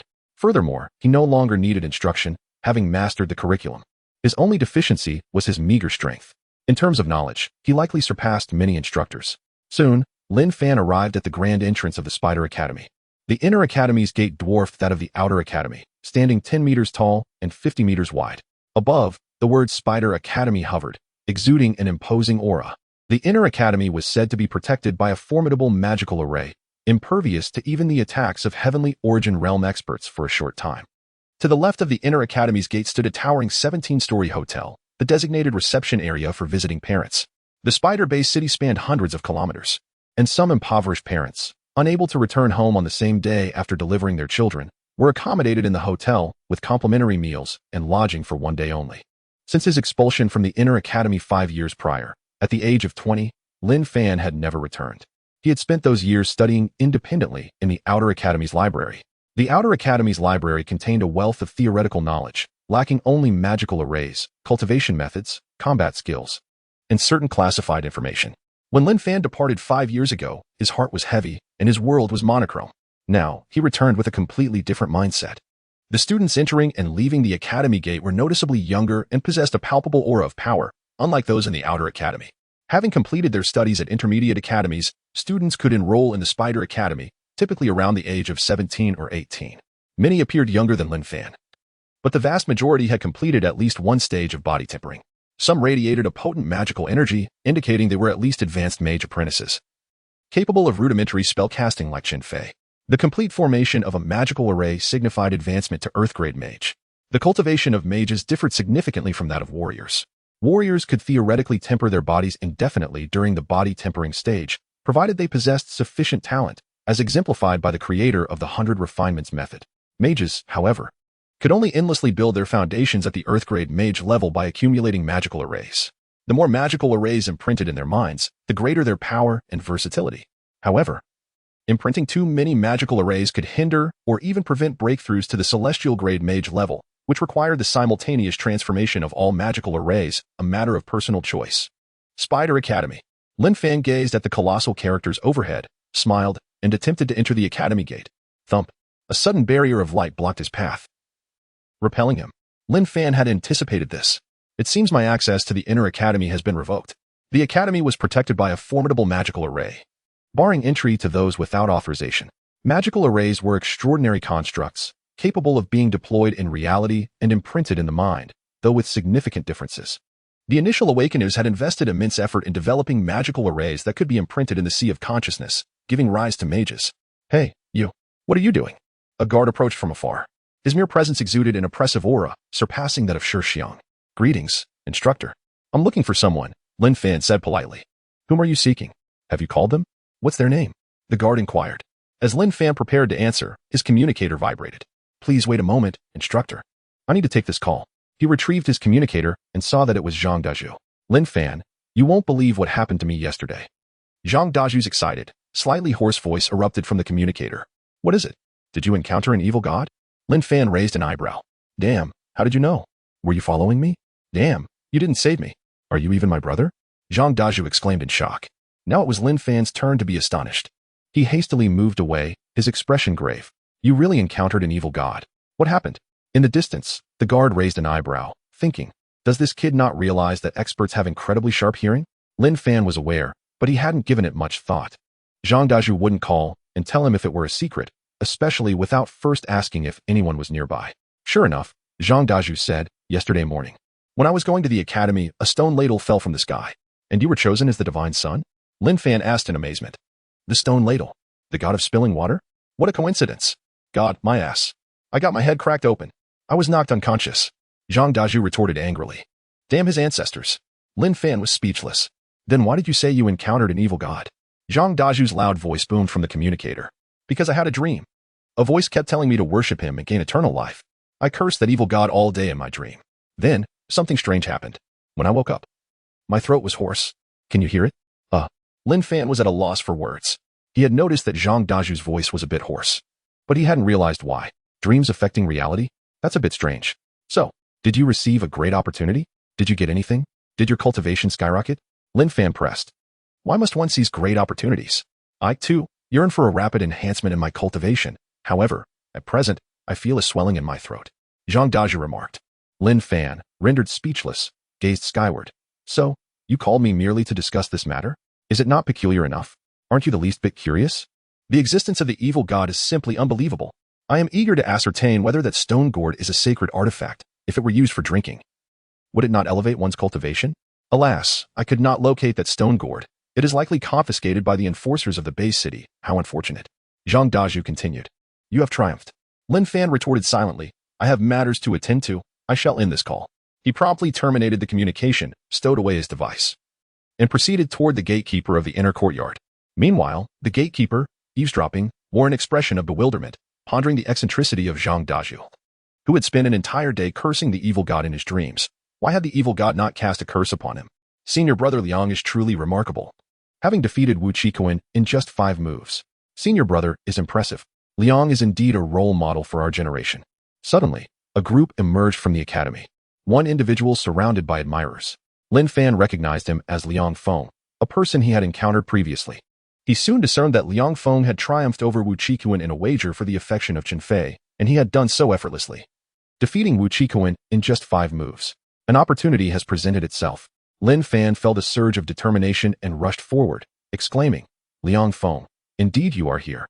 You scoundrel, I challenge you to a duel. His voice resonated with fury, as if he held a deep-seated grudge against Liang Feng. The gatekeeper, about to converse with Lin Fan, and the nearby students turned to him in astonishment. What is happening? Even Liang Feng himself appeared perplexed, wondering why he had offended this individual. Oh, it's him. Liang Feng recognized Lin Fan, the cultivational underachiever he had met once before. At that moment, Lin Fan shouted again, Liang Feng, do you dare accept my challenge? How dare you insult my goddess? Do you not look in the mirror to see what you resemble? The surrounding crowd was bewildered. What is going on? Who did Liang Feng insult? Liang Feng, equally astonished, replied, Lin Fan, do not speak nonsense. I did not insult your goddess. I have no idea who she is. You dare claim you did not insult anyone? You publicly declared your challenge against Wu Qikuan for the sake of my goddess, Chen Fei, and this information has even spread beyond the academy. Are you coercing goddess Chen Fei? Do you wish for everyone to know of your feelings for her, to reveal your willingness to risk everything for her? And should she not reciprocate, would you not be subject to scorn from all? Lin Fan seethed with anger. In a matter of moments, He elucidated the circumstances surrounding his challenge to Liang Feng, and his fiery demeanor convinced the onlookers of his sincerity. Near the academy gates, the crowd gazed in shock at Liang Feng, many wearing expressions of sudden understanding. So, Liang Feng harbored such ulterior motives? Goodness, I had not considered this until now. But it does seem plausible. Could Liang Feng be so calculating? To plot so deeply, manipulating even Chen Fei? If she truly did not favor him, and he resorted to a self-pitying act, would that not put her in a most unfortunate position? Indeed, if we were unaware of the situation. Witnessing Chen Fei's cold rejection of him would likely lead us to perceive her as heartless. Everyone stared at Liang Feng in astonishment. Previously, many regarded Liang Feng as a hopeless romantic, especially the female students, who held a favorable impression of him due to this incident. However, upon hearing Lin Fan's words, the truth dawned upon them, revealing Liang Feng as a hypocritical charlatan. Lin Fan was unaware that, despite her brief tenure at the academy, Chen Fei's reputation had already spread far and wide. During the entrance examination, her remarkable affinity for water magic had led a heavenly-level mage to take her as a personal disciple. In just 6 months, she had completed a body refinement and was nearing the formation of a magical array. Such extraordinary talent rendered her even more radiant. Lin Fan, engrossed in his studies, remained oblivious to these developments as he resided in the outer academy. It was precisely Chen Fei's immense fame that had caused the rumors of Liang Feng and Wu Qikuan's wager to spread like wildfire. Liang Feng, on the other hand, was bewildered as well. Am I truly so cunning? Am I coercing Chen Fei? How is it that I am unaware of such machinations? Do not slander me, Liang Feng shouted in outrage. Several hundred meters away, Chen Fei had just alighted from her father's vehicle. Initially reluctant to come due to the dangers she felt the academy posed, compounded by Lin Fan's demise, which had left her heartbroken. She was persuaded by her cousin Shin's manner, who assured her that the situation had been resolved and promised that such occurrences would not happen again as long as she remained in the base city. The elder implored her to cultivate diligently and eradicate all followers of the evil god to avenge Lin Fan. Thus, she had come today. As she stepped out of the car, she heard the explosive roar at the academy's entrance and caught sight of Lin Fan, engulfed in fury. Instantly, Chen Fei was taken aback. Lin Fan? Meanwhile, Qin Kongmin, in the driver's seat, also heard the commotion and spotted Lin Fan, astonished. What the hell? Is this kid trying to woo my daughter? Wait, how's he still alive? Lin Fan. Chen Fei exclaimed excitedly as she rushed toward him. At the entrance of the academy, Lin Fan, upon hearing the familiar voice, turned to glance back, realizing it was Chen Fei, which explained the familiarity. He then shifted his focus back to Liang Feng, ready to confront him, perceiving this as his chance to enter the inner courtyard. Yet, an unsettling feeling lingered. Chen Fei? My goddess? Oh no, trouble is brewing. Chapter 16. Entering the inner courtyard, Lin Fan abruptly awoke, turning his head to see Chen Fei sprinting towards him with excitement. In the distance, he noticed Qin Kongmin just alighting from a vehicle, and an unsettling realization struck him. Had they overheard his performance? Lin Fan, Chen Fei exclaimed as she rushed over. Lin Fan's mind raced, and he quickly shouted, Stop. Chen Fei, this has nothing to do with you. Rest assured, I am not a hypocrite like Liang Feng. My challenge to him was solely due to my disdain for his despicable actions. Startled by Lin Fan's outburst, Chen Fei instinctively halted, bewildered. What was happening?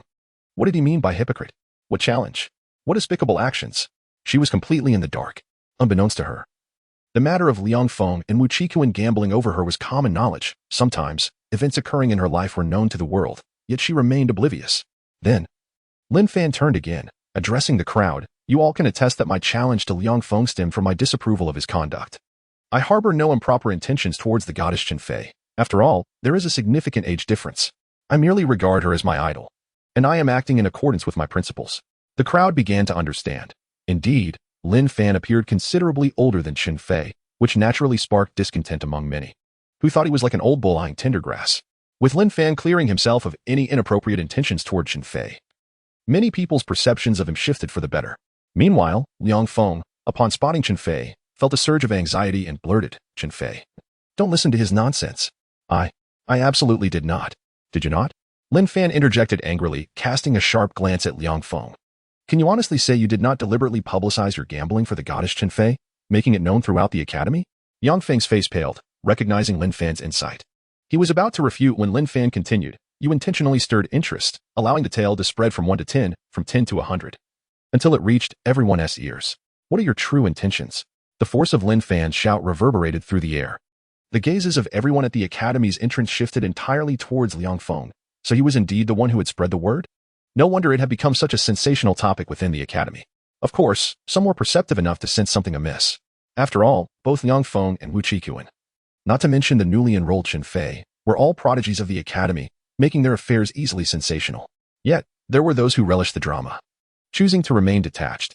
As for Chen Fei, she absorbed none of this. The only words that registered were goddess Chen Fei, leaving her mind blank. Could it be that Lin Fan regarded her as a goddess? Did he secretly harbor feelings for her? No wonder he had recklessly killed for her last night, even risking his own life. Last night, when Lin Fan descended the stairs, his legs must have been trembling. It was likely his first experience with taking a life. He must have been terrified, yet he held firm for her sake, shielding her from worry. Chen Fei felt a profound clarity wash over her. So that was it. Chen Fei's heart fluttered, her gaze towards Lin Fan turning infatuated. Yang Feng, witnessing this moment, felt a surge of jealousy, particularly at the sight of Chen Fei looking at Lin Fan with such longing. When Chen Fei first enrolled, he had been the one to greet her, and from the moment he laid eyes on her, he believed she was destined to be his. Her pure beauty, innocent smile, and slender figure were etched into his memory. He had long since envisioned her as his girlfriend, and his plan to challenge Wu Qikuan was all part of a scheme to make their relationship public. Confessing to her after securing a victory. However, having just won the challenge, his plans had yet to unfold. Now, he saw his junior looking at another man with such affection. It was intolerable. Yang Feng, feeling a rush of anger, directed his ire at Lin Fan. You want to challenge me? I'll fight you. I'll crush you into the ground, so Chen Fei will know that no matter how sweetly you speak, you are merely a worthless fool. Excellent. I admire your courage. I had thought you, as a prodigy of the inner courtyard, would shy away from a challenge against someone like me, an outsider unable to graduate. Lin Fan retorted with a smirk. Turning to the gatekeeper, he requested, Sir, may I have a temporary pass for entry? No need for such trouble. Yang Feng sneered. With your meager strength, I could defeat you with a single slap. No need to waste time on a challenge. To him, Lin Fan seemed like a cultivation failure, unable to even complete the first stage of body tempering. While Lin Fan's aura appeared stronger now, he doubted it could improve significantly in such a short span. Nonetheless, Lin Fan ignored him, addressing the gatekeeper. I recall that students are not permitted to engage in conflict at will, correct? Any sparring must occur on the challenge stage? Indeed. The gatekeeper affirmed the academy's regulations, tossing Lin Fan a wooden token inscribed with a recording magic array. You have 24 hours to exit. Failing to do so will result in an attack from the academy's magical array. The gatekeeper did not underestimate Lin Fan, for he sensed a strong aura of bloodlust emanating from him, suggesting he had taken lives, perhaps many. Last night, Lin Fan had not even washed the blood from his hands, merely relying on the mist from the artificial lake to cleanse him. Though the blood was washed away, the faint scent remained, detectable only by the keenest of senses. The gatekeeper had no further thoughts. He merely fulfilled his duty. In certain circumstances, students from the outer courtyard could indeed enter the inner courtyard temporarily, whether for lectures or, as in this case, to engage in a challenge with an inner courtyard student. Thank you, sir. Lin Fan received the temporary access permit and turned to Liang Feng, declaring, See you at the gambling arena. With that, he strode confidently through the gates of the inner courtyard, finally unimpeded by the magical formations. Senior Liang Feng? A fellow classmate of Liang Feng inquired. Don't be timid, Liang Feng. Defeat that outer courtyard student. If you can't even overcome an outer courtyard student, it would be utterly humiliating, shouted another student, reveling in the unfolding drama. Humph. Liang Feng scoffed, hastening to follow Lin Fan. This time, he was determined to cripple Lin Fan. That guy was simply insufferable. He could no longer be bothered to explain himself to Chen Fei. Once she witnessed his might and valor, it would speak volumes beyond any words. At the entrance of the academy, most students hurriedly followed, eager for the spectacle. The clash between an outer courtyard student unable to graduate and a prodigy from the inner courtyard promised to be intriguing. But then again, what if that outer courtyard student was defeated in a single blow by Liang Feng? That would render the event rather dull. What do you mean dull? The very nature of this event is captivating. I find that outer courtyard student rather formidable. Perhaps he possesses a hidden ace. That is indeed a possibility. I shall also attend, but if Lin Fan dares to challenge Liang Feng, he must possess some skill. In a moment, a throng of students surged towards the academy entrance. Along the way, a few curious onlookers joined, eager to witness the unfolding drama. Chen Fei, filled with concern, hurried to keep pace. Outside the academy, Chen Kamen, noticing that everyone had departed, quickly entered his vehicle and drove off. He needed to inform his senior not to relay Lin Fan's death to Lin Chen. For Lin Fan was not only alive but thriving, even courting his young daughter before his very eyes. Lin Fan's expression was icy as he made his way to the gambling arena, though his heart danced with exhilaration. The artificial lake. Ah, no, the gambling arena. Here I come. Chapter 17. Am I really a mage? Lin Fan strode confidently toward the gambling battle platform, trailed by a substantial crowd. Many were unaware of the circumstances. Drawn only by the throngs of people, eager to witness the spectacle. However, a few had discerned the reason behind the commotion, an outer court student challenging a prodigy from the inner court. The mere audacity to confront an inner court elite was worth the attention, considering the common perception that outer court students lack talent and strength, rendering the outer court a veritable haven for ineptitude. Many questioned the necessity of the outer court's existence, suggesting it be abolished to conserve resources for nurturing true talents. Yet, such opinions were merely a fraction of the overall sentiment. The outer court's existence undoubtedly held significance.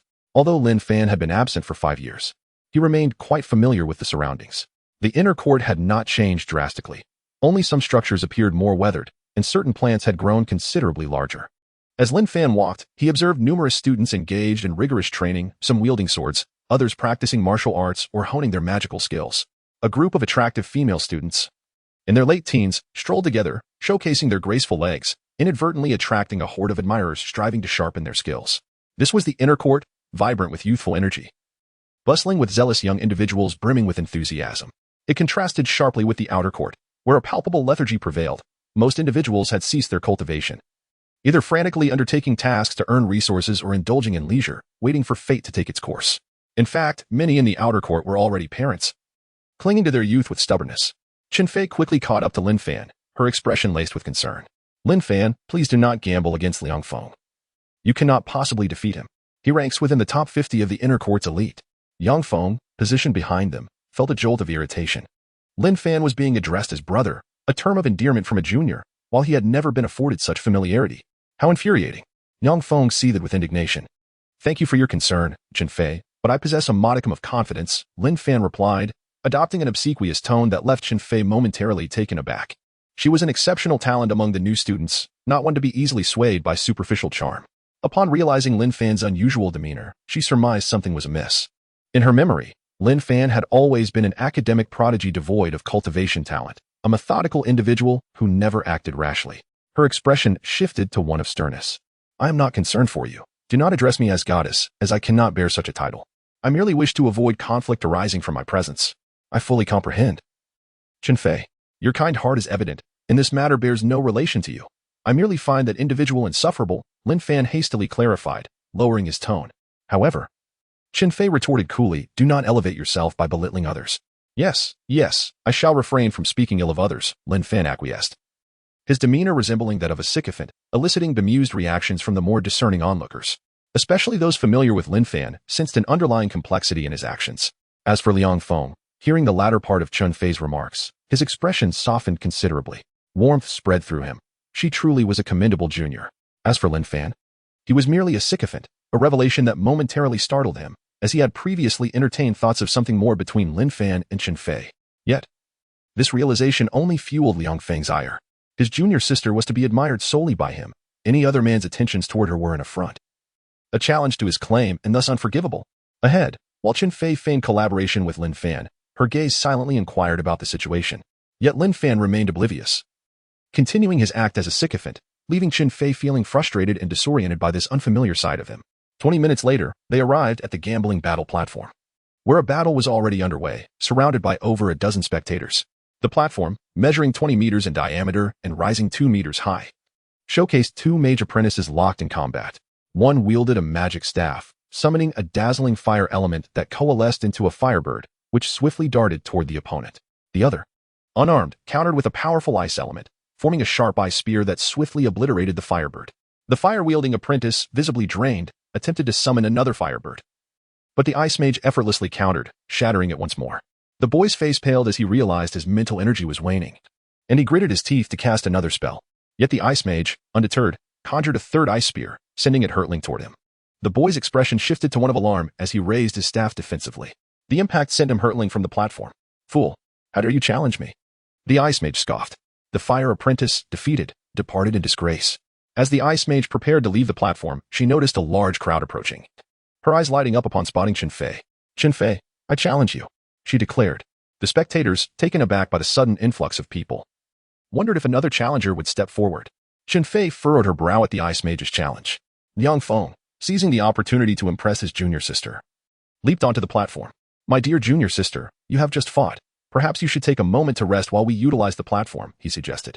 The ice mage frowned, reluctant to yield. as she harbored resentment toward Chun Fei for being chosen as a direct disciple by a celestial-level mage, while her own mentor was merely of the terrestrial level.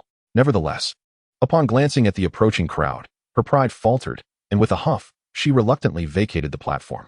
Liang Feng, pleased, turned to Chun Fei with a gentle smile. But she remained focused on Lin Fan, igniting his anger once more. Lin Fan, come up here if you wish to meet your demise. At last, Lin Fan abandoned his pretense, straightening his posture with a slight smile. He sprang forward, effortlessly leaping 7 or 8 meters to land deftly opposite Liang Feng. Some of the onlookers who recognized Lin Fan were momentarily taken aback. He had leaped so high. It seemed his earlier impressions were not mere illusions. He had indeed succeeded in his cultivation. It appeared a fierce battle was on the horizon. However, Liang Feng's aura was undeniably stronger. It was likely Lin Fan would emerge the loser. The originally disinterested students now watched with rapt attention. Liang Feng, noticing Lin Fan's ease in ascending the platform, squinted slightly, realizing that Lin Fan had successfully undergone body refinement. Yet upon sensing Lin Fan's vitality, he perceived it to be significantly weaker than his own, likely only at the 3rd level of body refinement. Yang Feng sneered, "You've actually succeeded in body tempering. A bit unexpected. But with this paltry strength, you dare challenge me? I'll make you understand that outer court trash will always be outer court trash. I'll ensure you remember deeply that some things are forbidden, or you'll pay the price." Lin Fan chuckled, unperturbed. He turned directly to the middle-aged instructor watching from a nearby building and said, "Instructor, this is a formal wager duel. Please officiate." Oh, the instructor, who served as the dueling platform's referee, casually pressed a spot on the wall. Instantly, a magic array arose on the dueling platform, and a platform resembling a card reader emerged. The referee sipped his tea and said blandly, "Deposit your wagered merit points into the merit machine." This was to prevent anyone from making empty promises and welching after losing. Lin Fan, having been in the inner court before, was well versed in the rules. He promptly retrieved his communicator, entered his account password, swiped it on the merit machine, stepped back, and addressed Liang Feng, 11 merit points. "You should have that, right?" "Humph." Liang Feng scoffed. Previously, he wouldn't have, possessing only 10 points. But recently, he triumphed over Wu Qikuan, and now he boasted a full 20 merit points. Liang Feng also deposited his wagered merit points into the machine, then positioned himself 10 meters from Lin Fan. This was the established rule on the dueling platform, accommodating mages who required space to cast spells. The referee manipulated the controls again, concealing the merit machine, and then stated casually, "Begin. Defeat your opponent, force a surrender, or incapacitate them to the point of immobility. That signifies the end. Fight with confidence. I will intervene if necessary." The referee's role was to prevent fatalities resulting from uncontrolled combat. The Academy encouraged wagered duels to foster competition. As soon as the referee finished speaking, Liang Feng lunged towards Lin Fan, a moment he had anticipated for a long time. "Wait!" Lin Fan suddenly exclaimed. Liang Feng stopped instinctively, frowning. "What now?" "I wanted to inform you that I am, in fact, a mage," Lin Fan stated. "Lin Fan is a mage?" Chun Fei murmured, puzzled. Others were equally perplexed. Lin Fan had effortlessly leaped over 10 meters, clearly demonstrating the prowess of a warrior, and no magical fluctuations had been detected emanating from him. "I care not whether you are a mage. Begone." Liang Feng sneered, resuming his charge. "Wait a moment, what else could you possibly want?" Liang Feng demanded, incensed. "My casting speed is quite rapid," Lin Fan explained patiently. "Enough with the charade. Perish." Liang Feng, at the end of his tether, charged towards Lin Fan. He resolved to ignore anything Lin Fan said and obliterate him. "I forewarned you," Lin Fan said with a sigh. He then pointed a finger sharply and declared, "Cage of heaven and earth, seal." In that instant, Liang Feng, who was rushing towards Lin Fan, sensed a dense convergence of magical elements rapidly transforming into 8 chains that coiled around him. What Liang Feng's expression shifted dramatically as he attempted to break free. However, if so many Earthrealm experts had fallen victim the previous night, what chance did he stand? In a fleeting moment, the 8 chains bound him into a tight bundle, constricting him rapidly into a small sphere that plummeted to the ground. "Shatter." The referee crushed his teacup. "Sealing magic? This is sealing magic? Sealing magic? And instantaneous casting?" Some instructors watching covertly were stunned. Where did this boy acquire sealing magic? I don't recall our academy possessing such magic. This boy must have encountered a unique opportunity. The instructors observing from the shadows knitted their brows, lost in thought. The small sphere rolled to Lin Fan's feet. Lin Fan picked it up and bounced it on the dueling platform like a bouncy ball, lamenting that he had wanted to pummel Liang Feng for causing him to lose 5,000 coins. Alas, his magic was not offensive, and his physical strength was no match for Liang Feng's. However, Lin Fan considered himself magnanimous. He patted the sphere casually and squeezed it twice with 99.9 of his strength before turning to the referee and asking politely, "Surely this counts as my victory, instructor?" The referee, Chun Fei, The ice-type magical girl. All the spectators beneath the dueling platform. Everyone was dumbfounded. How could the victory be so effortless? What happened to the notion that outer court students were irredeemable failures? What about the inner court prodigy? How could he suddenly be defeated? Many new students were too slow to comprehend what had transpired. They only saw a flash of light, and Liang Feng was gone. Most were astonished by Lin Fan's methods. That magic is so bizarre. It transformed a person into such a small sphere, and it seems so elastic. Watching Lin Fan knead the sphere, many girls wondered if it would feel good in their hands. Chen Fei's eyes flickered. She felt a familiarity with the magic Lin Fan had unleashed. Soon, she remembered the ability of the bead that had captured Lin Fan the previous night. Though not identical, it was remarkably similar. In the referee's tower. The referee slowly stood up and inquired, "Sealing magic?" "Yes, student acquired it by chance," Lin Fan replied honestly. At that moment, the referee seemed to receive instructions. He asked, "Would you be willing to sell the Academy the magic array inscription method for this sealing magic? The Academy will compensate you fairly." Lin Fan was prepared for this, as sealing magic was invaluable, and the Academy would naturally want to acquire it. He replied calmly, "I will certainly sell it in the future." Of course, that would only happen when he was strong enough and could decipher the magic array. Currently, he could only cast it, not understand its principles, making a sale impossible. "Very well," the referee said, refraining from pressuring a student to sell their possessions, a matter of ethics.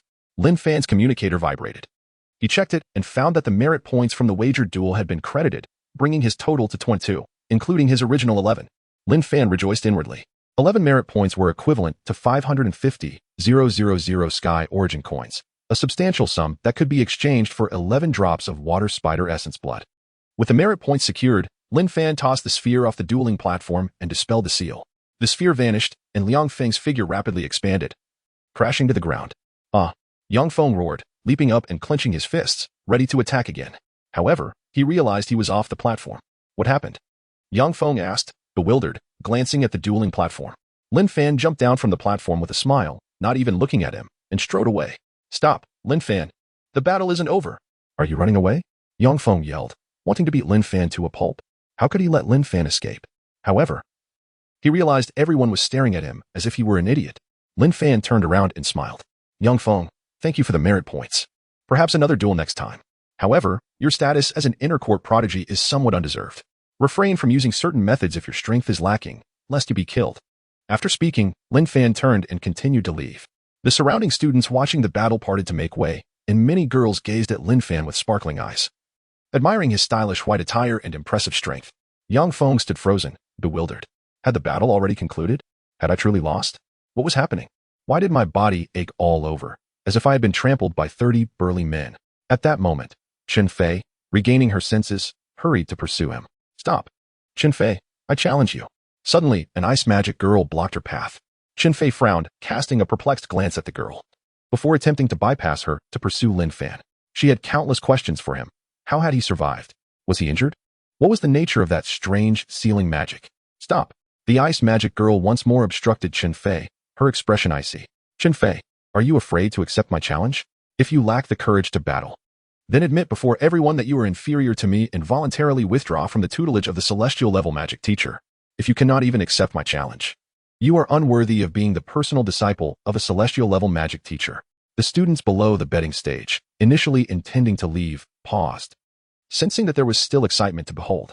Chen Fei had no intention of addressing the ice magic girl, but the mention of her personal teacher reminded her of the betrayal she had suffered and the death of her sister. Instantly, her delicate face turned cold. To the betting stage, the ice magic girl's eyes brightened. The two girls swiftly ascended the betting stage, maintaining a distance of 10 meters. The ice magic girl sneered. "Chen Fei, today I shall prove to everyone that despite sharing the same first-class magical talent, I am indisputably superior to you. Shall we begin?" Chen Fei's expression was frigid, her beautiful eyes radiating murderous intent. From afar, the referee raised an eyebrow and remarked, "Will you not wager your merits? Then let us commence." With a hum, Chen Fei immediately summoned her mental energy, activating the magic array forming within her consciousness. Dense water magic elements coalesced, enveloping her in a rapidly rotating water barrier. Without hesitation, she charged at the ice magic girl. "Go!" The ice magic girl responded, unleashing an ice spear that shot toward Chen Fei. Yet, Chen Fei did not evade. The ice spear struck her water barrier. The audience gasped, fearing Chen Fei would be harmed. However, the water barrier began to spin faster, flinging the ice spear away. In that instant, Chen Fei was upon the ice magic girl, delivering a fierce punch that sent her crashing to the ground. The ice magic girl cried out, attempting to cast another spell, but Chen Fei mounted her, raining down a flurry of punches. Bam, bam, bam. Chen Fei was consumed by rage. The girl had provoked her recklessly, seeking her own demise. Chen Fei unleashed her fury upon the ice magic girl, who was no match for her due to her superior physical training. Ugh, I concede, the ice magic girl cried out, utterly unable to resist. Yet, Chen Fei remained deaf to her pleas, her fists continuing to descend. Stop. Suddenly, the referee waved his hand, summoning a gentle whirlwind that lifted Chen Fei and placed her several meters away. You have won. Chen Fei dissipated the water barrier surrounding her, tossing her long hair behind her shoulders.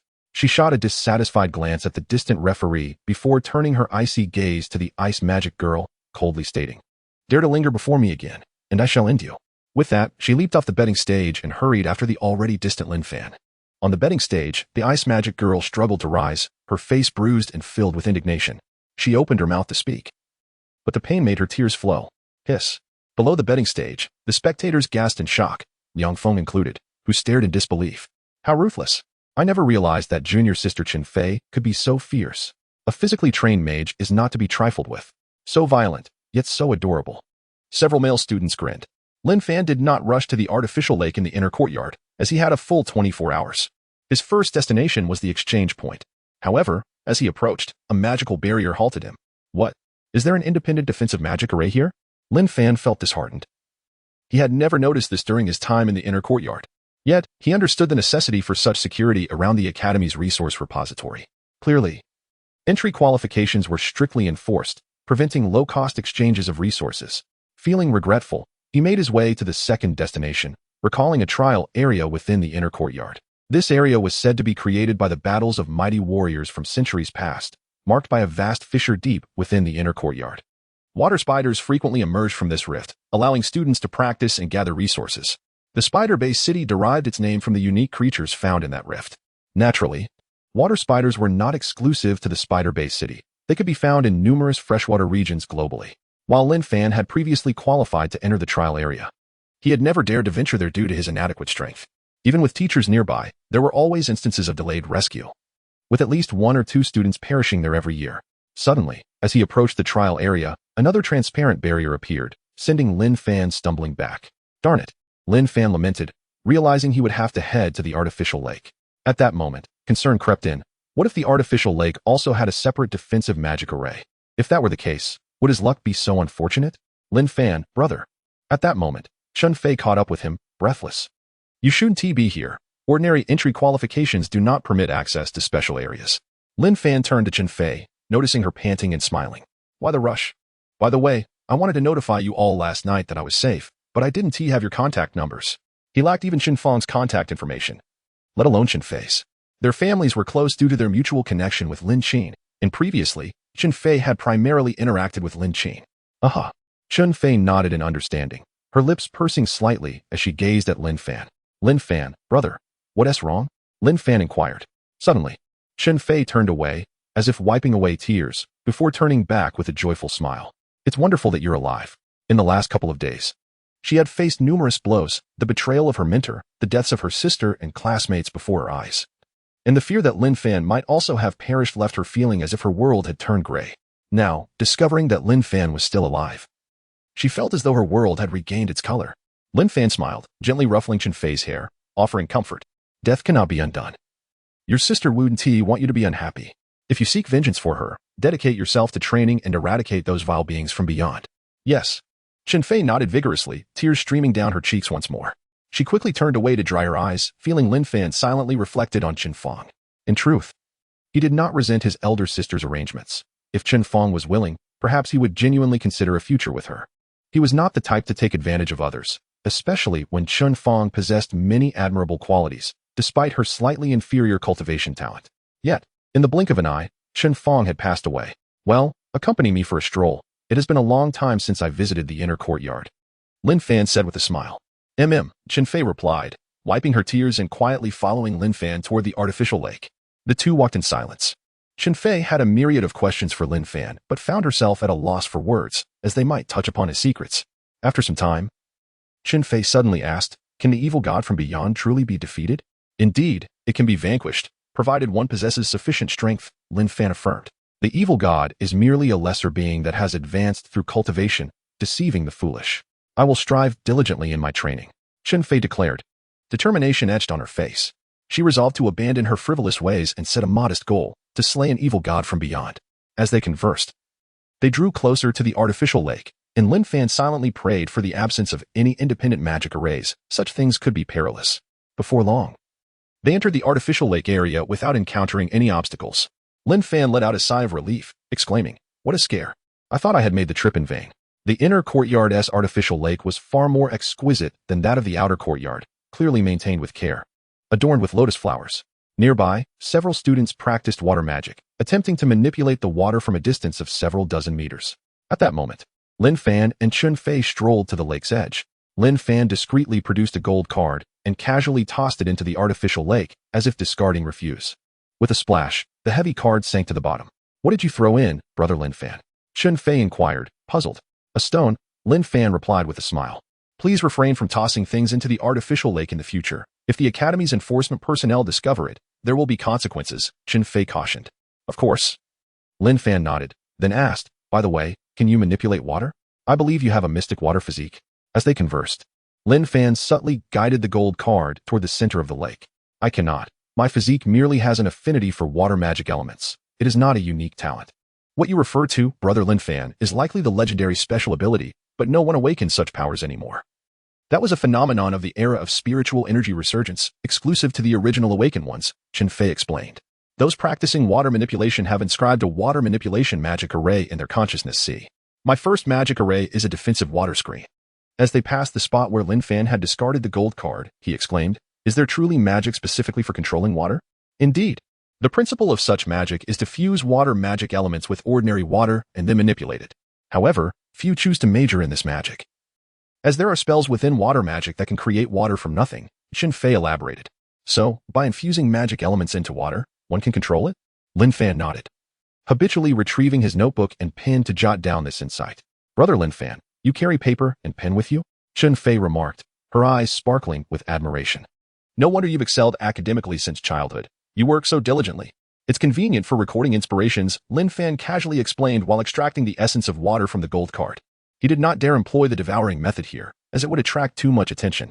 However, the gold card, now an 8th-tier Earth artifact, created a notable disturbance even with mere extraction. Before long, white vapor began to rise from the surface of the entire artificial lake, capturing the attention of many nearby. "What is happening? Why is steam rising from the water?" The onlookers wondered. Chen Fei grew wary. Could there be a monster? "Brother Lin Fan, we should leave here quickly." "Indeed," Lin Fan replied gravely, preparing to act. However, he suddenly noticed something amiss in the center of the lake. What appeared to be water felt like a singular entity. Hastily, Lin Fan closed his eyes, transferring a portion of his consciousness to the gold card to sense its surroundings. The next moment, he opened his eyes wide and shouted, "There seems to be something dangerous in the artificial lake. Everyone, evacuate immediately." With that, he seized Chen Fei and retreated swiftly. Suddenly, nearly transparent threads shot out from the center of the lake. Chapter 19. To grow stronger, I even eat spiders. Ah. Water spiders. Run. The students surrounding the artificial lake were taken aback by this sight, their faces paling as they hurriedly fled. Yet, some were a step too late. Whoosh. 2 students were ensnared by the translucent silk and dragged into the water. "Help me. Save me." The 2 students cried out in terror. Chen Fei, who was being pulled back by Lin Fan, suddenly paused, seemingly wanting to assist. Other students nearby also wished to help, but with a sudden splash, a spider the size of a millstone leaped from the lake. With a sickening squelch, one student who attempted to intervene was instantly torn in half. This horrifying scene sent shockwaves of fear through the onlookers, compelling them to flee without a second thought. Meanwhile, the first 2 students ensnared by the silk had already been pulled into the artificial lake, and soon after, the water erupted in a froth of blood. "Get out of here," Lin Fan shouted, forcibly dragging the dazed Chen Fei back. Her delicate face turned pale, and she numbly followed Lin Fan's lead. Rumbling. At that moment, the ground trembled as a stone bridge spanning the artificial lake suddenly collapsed, followed by the entire lake's surface caving in, revealing a massive fissure. A piercing roar echoed from the enormous crack. Even Lin Fan felt a wave of oppressive fear wash over him. "Damn it!" A furious voice resounded from the distance, followed by a powerful presence rapidly approaching. It was a middle-aged man, flying through the air in a gray robe, exuding formidable energy. Upon his arrival, he bellowed, "The seal is weakening. Law enforcement personnel, come quickly." All students and teachers with a cultivation level above 7 times body refinement immediately assist in suppressing the water spiders. All magicians, return to your positions and maintain the Academy's magic array. His commanding voice reverberated throughout the Spider Academy's inner court. Splashing sounds echoed as more water spiders emerged from the collapsed lake. Each spider was the size of a millstone, their bodies semi-transparent, resembling liquid mercury. Whoosh, whoosh, whoosh. As the water spiders reached the shore, they began to frantically spit translucent silk in all directions, targeting the fleeing students. Meanwhile, reinforcements from the academy arrived in droves, with many warrior instructors darting through the chaos, blocking the sticky silk and escorting weaker students to safety. Teams of law enforcement personnel donned in academy uniforms swiftly joined the fray against the water spiders. Lin Fan pulled Chun Fei away from the artificial lake and turned to see the area transformed into a battlefield. Hundreds of water spiders surged from the gaping fissure, attacking anyone in sight, their silken threads shooting toward the distant academy buildings in a desperate attempt to break free from the encirclement. Why are there water spiders here? Chun Fei's face turned ashen, disbelief etched on her features. Lin Fan, however, was filled with trepidation. What was happening? The moment he discarded the golden card, chaos ensued. Had he inadvertently triggered something? If so, the consequences would be dire. Perhaps not. When he maneuvered the golden card to the center of the lake, it seemed to have collided with something, indicating that water spiders were already lurking beneath the surface. Moreover, the emergence of that vast fissure suggested premeditation. Lin Fan recalled the middle-aged instructor's words about the seal weakening. Was there a magical sealing array here? No. The instructor had mentioned that magicians should oversee the Academy's magic array. Could it be that the entire Spider Academy's array was, in fact, a sealing array? If that were true, it would be terrifying. Was the Academy established here to suppress the water spiders lurking below? Such thoughts might elude others, but Lin Fan, well-versed in the Academy's history, understood that even the entire spider-based city bore the name of the water spiders, suggesting that a significant truth lay concealed within. Quick! Chun Fei, take me to your residence. Lin Fan suddenly exclaimed. Huh, what am I place? Chun Fei snapped back to reality, bewildered. Don't ask too many questions. We are too weak to assist here and might hinder the Academy's teachers, Lin Fan replied. The middle-aged instructor had stated that only students and teachers with a cultivation level above 7 times body refinement could help. This meant that the water spiders were at least as powerful as those with a 7-fold body refinement, equating to a force of at least 10,000 pounds. Lin Fan, with barely 900 kilograms of strength, could not contribute significantly and had to rely on the golden card, though he wished to keep that a secret. Moreover, the multitude of water spiders represented a rich resource for enhancing the golden card. Then follow me, Chun Fei responded, not one to hesitate. As she hurriedly led Lin Fan to her residence. The dormitory of this cultivation academy differed greatly from ordinary ones, especially for the gifted students, as they typically enjoyed independent accommodations. This was due to the fact that the training of prodigies might compete for elemental energies and magical elements. Too many individuals in one place could hinder their cultivation. Before long, Chun Fei led Lin Fan to a villa district. Upon arrival, Lin Fan immediately sensed the air was significantly fresher, likely due to the denser elemental energies present. However, since he had yet to reach the Earth origin realm, he could not perceive these energies and thus remained oblivious to their existence. Your dormitory is actually in the special zone. You certainly know how to enjoy life. Lin Fan remarked, aware that powerful magicians had set up arrays here to adjust the concentration of specific magical elements based on the student's cultivation attributes. However, residing in such a place required payment, and it was exceedingly expensive. Initially, Lin Fan had refrained from spending such exorbitant amounts, opting instead for a communal dormitory shared by 8 individuals. This was arranged for me by my teacher. I didn't have to pay, Chun Fei explained in a subdued tone. Originally, she had not intended to return here, but with Lin Fan's arrival, she had no choice but to bring him along. Lin Fan ceased to inquire further. The two entered Chun Fei's stand-alone villa. Where is the safest place here? I need somewhere secure and undisturbed, Lin Fan inquired. My room is the safest, Chun Fei replied without hesitation, only to regret it immediately after realizing Lin Fan was male. Then I'll go to your room. What I need to do next is crucial, so please do not disturb me, Lin Fan stated. Which room is yours? There are quite a few here. Chun Fei instinctively pointed to one room and then added, all the villas here have independent magical protection arrays, so any place is actually safe. The master bedroom should be the safest, right? So I'll go to your room, just remember not to disturb me. Lin Fan didn't think twice. Knowing he needed to transfer his consciousness into the golden card, placing his physical body in a perilous situation. As Lin Fan pushed open the door to his room, Chun Fei anxiously called out, You, don't touch my things.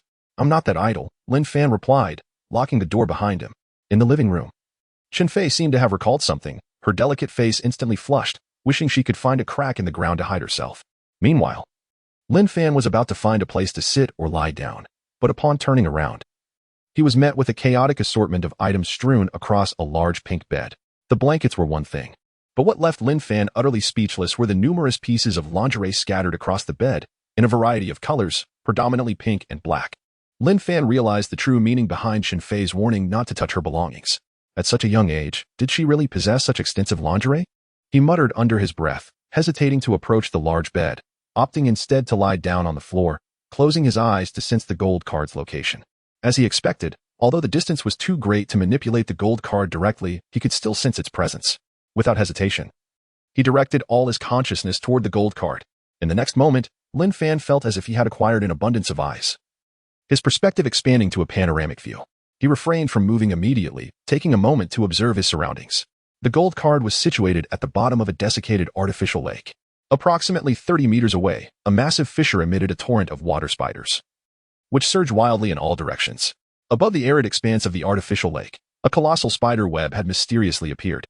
This web enveloped the entire area of the lake, with nearly invisible strands connecting to towering trees and buildings outside its perimeter, supporting the vast net. On this enormous web, a terrifying, semi-transparent spider stood over 3 meters tall, rapidly spinning silk to attack a middle-aged teacher of the Tianyuan realm. Though the Tianyuan teacher was formidable, capable of restraining the gargantuan spider, he could only defend himself, unable to launch a counterattack, as each strand of silk possessed incredible power capable of piercing through with the slightest misstep. In other directions, instructors and students proficient in fire magic from the academy were employing their spells to assault the enormous web. The water spiders of the Tianyuan realm. Lin Fan inhaled sharply, realizing that the fissure beneath the artificial lake had been created by this formidable water spider. Not daring to provoke the giant spider above, Lin Fan guided the gold card slowly towards the fissure, soon reaching a point just 20 meters away.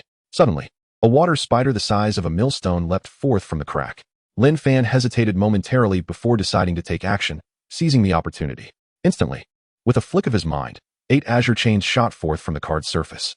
The chains quickly ensnared the water spider, which had just emerged from the fissure and was still suspended in midair. The spider screeched, thrashing violently, managing to slow the chain's grip. Was this the true strength of the water spider? Previously, when employing this tactic against other Earthrealm opponents, he hadn't sensed any difficulty. Yet now it felt challenging. Lin Fan was inwardly astonished but did not relent. Before long, the spider was cocooned and drawn towards the gold card, diminishing in size as it was pulled in. At that moment, Lin Fan hesitated again, as pulling the water spider into the gold card would be akin to consuming it. The thought of devouring a spider made Lin Fan feel nauseous. Even though he currently possessed no stomach as the gold card, the psychological revulsion was undeniable. However, he quickly recalled that a single water spider represented 10 drops of its precious blood. 10 drops equated to 10 merit points, or 500,000 currency. Resolute, Lin Fan steeled himself, drawing the shrunken water spider into the gold card. For the sake of strength, he was willing to consume even a spider. He dared to ask if anyone else could match his resolve. Suppressing his nausea, Lin Fan fully activated the gold card, disassembling, refining, absorbing, and merging the captured water spider. In the next instant, Lin Fan felt as though his very soul was being elevated, his heart vibrating with revelation. Wow, this is incredibly delicious. What was happening? Why did he suddenly possess a sense of taste? How could he perceive the water spider as delectable? Lin Fan was taken aback. Chapter 20, The Terrifying Aftermath. The Price of Power, third update. As the water spider was entirely digested, Lin Fan felt an overwhelming transformation coursing through him. The golden card seemed to undergo a sublime metamorphosis. With his consciousness fully merged with the card, it became an extension of his very being, allowing him to rapidly absorb the vitality and essence of the water spider, significantly enhancing his strength at an astonishing rate, faster than consuming the essence of water itself. The aroma was intoxicating, penetrating his very soul, to the extent of becoming addictive. During this process, the golden card continuously emitted a thick mist, evidently expelling waste. Not all of the water spider could be assimilated. Some remnants were inevitable. Fortuitously, the colossal spider in the sky was engaged in a fierce battle with a master of the Tianyuan realm, leaving it preoccupied and unaware of Lin Fan below, thus sparing him from detection. With his consciousness wholly integrated with the golden card, Lin Fan could sense the magical runes upon it rapidly evolving and optimizing. The magical formations on the card had diverged immensely from the original 2 portable arrays, to the point that even the creator of those formations would scarcely recognize them. Lin Fan could feel the card strengthening at an accelerated pace, and the 9th ethereal pattern was finally beginning to materialize. His heart surged with excitement, Was it truly possible to gain strength so swiftly by consuming the water spiders? With so many still lurking nearby. If he were to devour them all, could the golden card ascend to the realm of divine artifacts? In terms of cultivation levels, a divine artifact equated to a master of the Tianyuan realm. At that point, he could join the fray above, perhaps even consume that Tianyuan water spider, and his power would undoubtedly skyrocket. He would become a formidable figure within the entire spider-based city. Lost in exhilaration, the golden card trembled with anticipation. However, a sudden unease crept into Lin Fan's mind, an inexplicable feeling of instability akin to fearing that the ground beneath him might give way, plunging him into an abyss. He hastily scanned his surroundings and concealed himself, yet the disquieting sensation persisted. Was it a reflection of his own inner turmoil? Or perhaps a complication within the card itself? Upon careful examination, he discerned that the runes on the golden card were somewhat unstable, lacking a solid foundation. This was an instability? Lin Fan pondered, puzzled that such a sensation could manifest even in a weapon. Surely, only a living being would experience such fluctuations. Could it be that the sudden surge of power had caused an anomaly? He knew he could not afford to be careless. Even if the golden card were to fail, he could forge another, but the resources consumed would be a tremendous waste. However, he soon realized that the source of his unease was not due to the rune instability, but rather emanated from another origin. The card had completely digested the water spider he had previously consumed, yet Lin Fan hesitated to pursue further hunting. The allure of the water spiders, especially their tantalizing scent, was almost irresistible. Yet, the present feeling of unease took precedence. One misstep could lead to dire consequences. Lin Fan's mind raced, seeking the root cause of this disquiet. He had a premonition that failing to uncover the source would lead to profound regret, potentially catastrophic outcomes. Although his strength had augmented significantly, it seemed his connection to his physical body had diminished. Suddenly, a wave of realization struck him. Why was his awareness of his corporeal form waning? At last, he identified the source of his unease. Logically, having consumed a water spider of considerable strength, akin to a being endowed with immense power, his awareness of his physical body should have intensified. Yet, the opposite was true. His sense of his own flesh had diminished. Lin Fan swiftly analyzed various possibilities. Could it be that his consciousness, having taken dominion over the golden card, was becoming increasingly entwined with its evolution, leading to a mutation that threatened to imprison his awareness within the card itself? The chilling thought gripped him. If he were truly unable to return his consciousness to his body, it would spell disaster.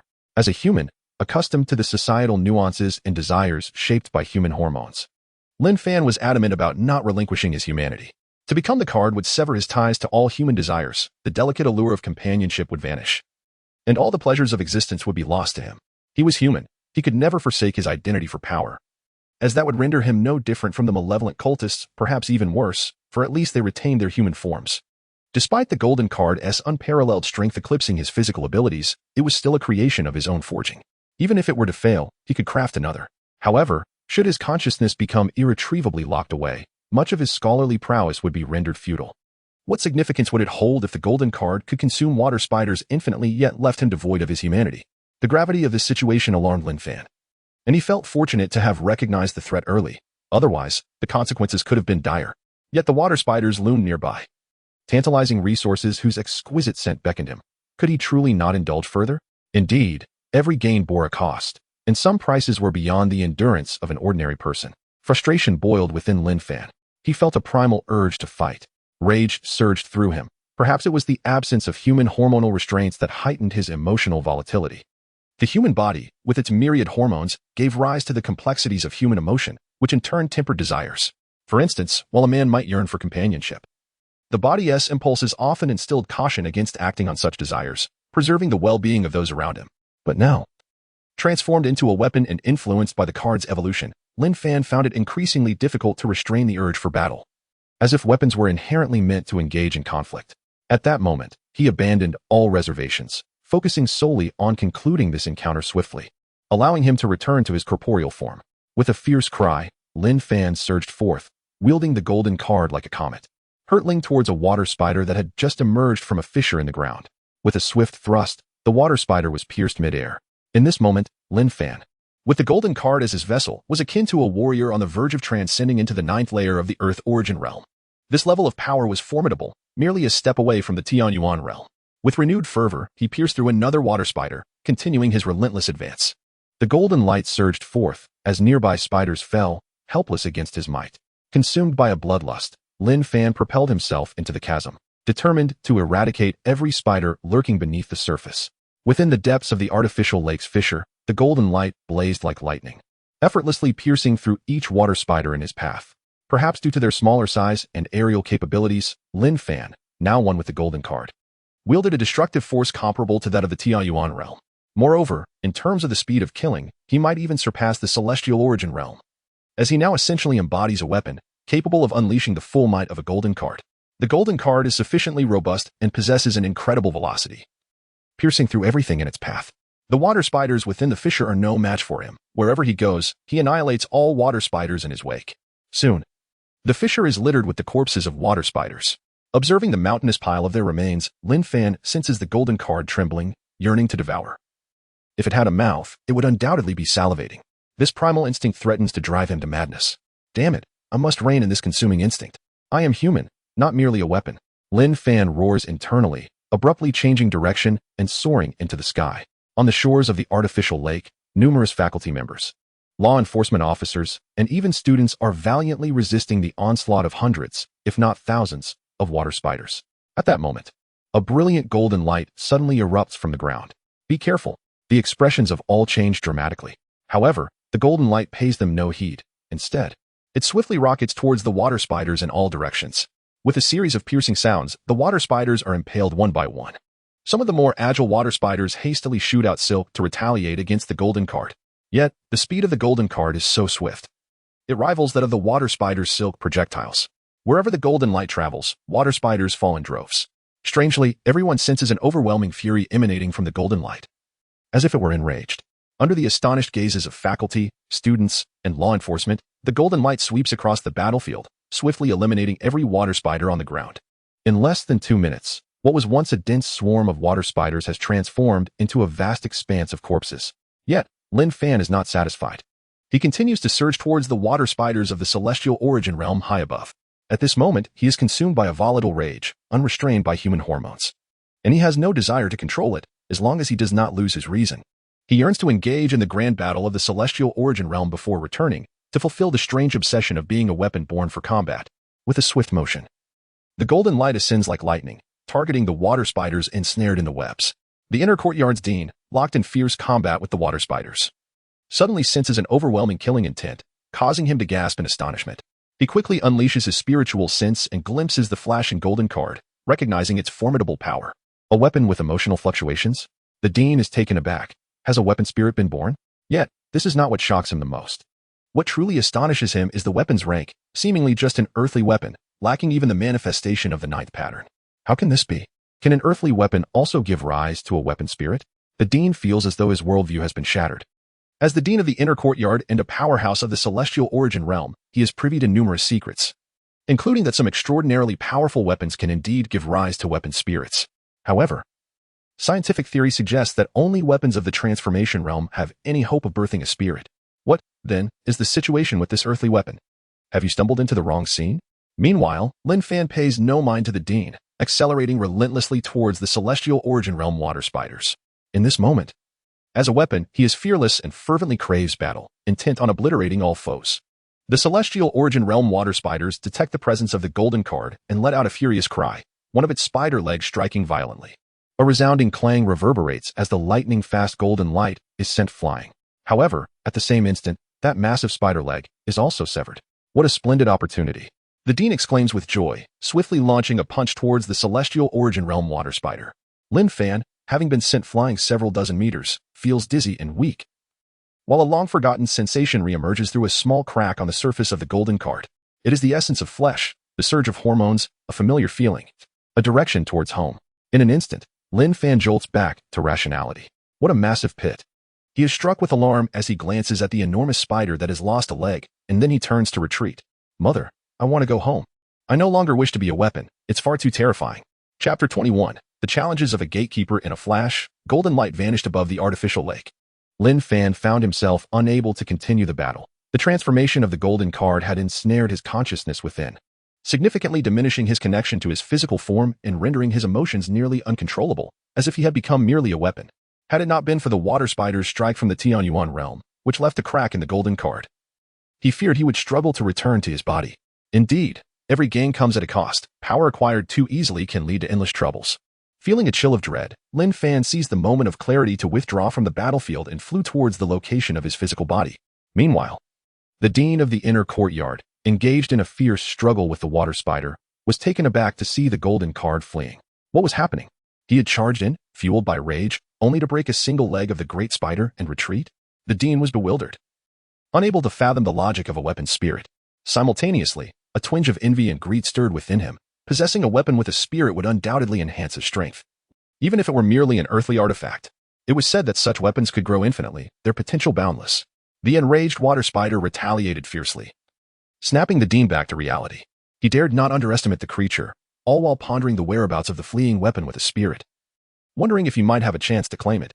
A flash of gold darted towards Shen Fei's villa. However, as it drew near, a protective barrier repelled it, sending it flying back. Frustration surged within Lin Fan. Why were there so many independent defensive magical arrays in the inner courtyard? He yearned to break through all obstacles.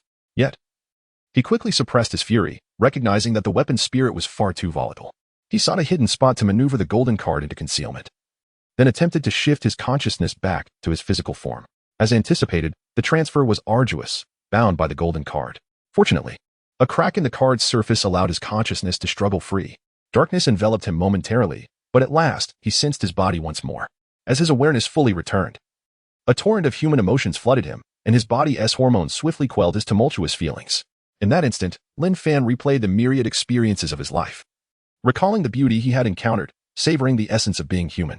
After a while, he opened his eyes, gazing at the ceiling of the room before slowly sitting up. That had been perilously close. His expression darkened as he stood and strode towards the door.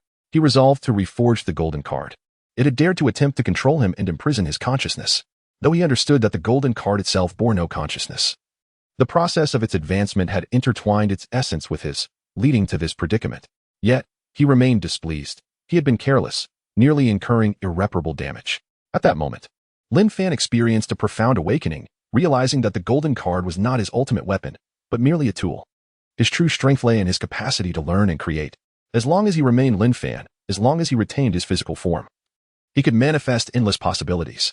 Previously, he had indirectly manipulated the golden card or directly controlled it with his consciousness without encountering such issues. Clearly, the complications arose during the period when his consciousness had dominated the card during its evolution. As he opened the door, he took out a pen and paper, meticulously noting down these insights. Each was a vital lesson, as he lacked any prior experiences to draw from. He was navigating uncharted waters and needed to proceed with utmost caution. In the era of spiritual revival a millennium ago, the early awakened sacrificed countless lives to craft cultivation methods suitable for the masses. Despite considering himself a genius with formidable learning abilities, he could not afford to be careless. A single misstep could lead to disastrous consequences. However, Lin Fan noted in his journal that this swift acquisition of power could serve as a last resort. Should he ever find himself in a dire situation, he could utilize such methods to rapidly strengthen himself. Yet, he would not make such a sacrifice himself. It would be a waste. Zhang Daju, on the other hand, possessed a lackluster talent. If he were transformed into a weapon capable of infinite enhancement, he likely would not refuse. Lin Fan thought with a sly grin. Why not leverage his brother for such purposes? Outside, Shen Fei appeared startled by the earlier disturbance of the magical array, her gaze vigilantly fixed on the window. Upon seeing Lin Fan emerge from the room, she hurried to him. Lin Fan, have you completed your task?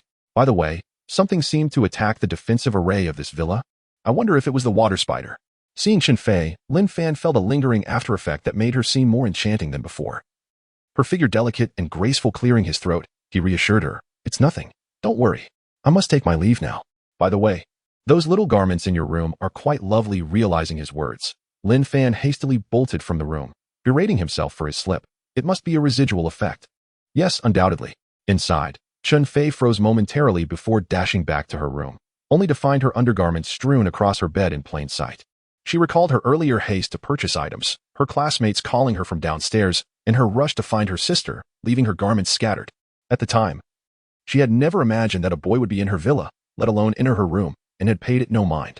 Oh no, why didn't I put them away? She lamented, her cheeks flushed with embarrassment as she buried her face in her quilt, her pert backside jutting high. Outside, Lin Fan heard the commotion and glanced back, then graciously closed the door behind her before turning to leave. He mused that a gentleman like himself was a rare find. But then again, he was a scholar. Inside, upon hearing the door close, Shen Fei's heart raced. She cautiously peeked out of her room, scanning the living area. When she spotted Lin Fan lingering nearby, Realization dawned on her. He had been the one to close the door for her. Her cheeks burned even brighter. He had been here? How could he do that? Did he see me like that? Qinfei felt utterly mortified. Why am I even thinking about this? Lin Fan muttered, shaking his head as he passed the spot where he hid the golden card, stepping down hard on the ground before reclaiming the card into his consciousness. It must be the influence of the golden card. Yes, undoubtedly. He felt a mix of indignation and embarrassment. He was a serious scholar. How could he entertain such thoughts? The reason he had to approach closely to retrieve the golden card into his consciousness was due to the weakness of his own awareness. In theory, if his consciousness were strong enough, he could summon the card from a great distance. The golden card serves as a conduit for traversing the sea of consciousness. Not merely as a means to create an opening in one's mind, but rather as a bridge of awareness that allows for movement between realms. Lin Fan perceives that many things, which may seem enigmatic on the surface, possess underlying reasons and theoretical foundations that cannot simply materialize out of thin air. At this moment, the inner courtyard is remarkably tranquil. Apart from a few individuals stationed at essential posts, the formidable teachers and students have flocked to the artificial lake, leaving the less powerful to conceal themselves. As Lin Fan approaches the entrance of the inner courtyard, he encounters scarcely anyone. He returns the temporary access token to the gatekeeper and tentatively inquires, "Sir, what is the situation at the artificial lake? I heard reports of numerous water spiders emerging, and it seems I overheard a teacher mention something about a weakening seal. Could it be that the magic array of the Spider Academy is, in fact, a colossal sealing spell?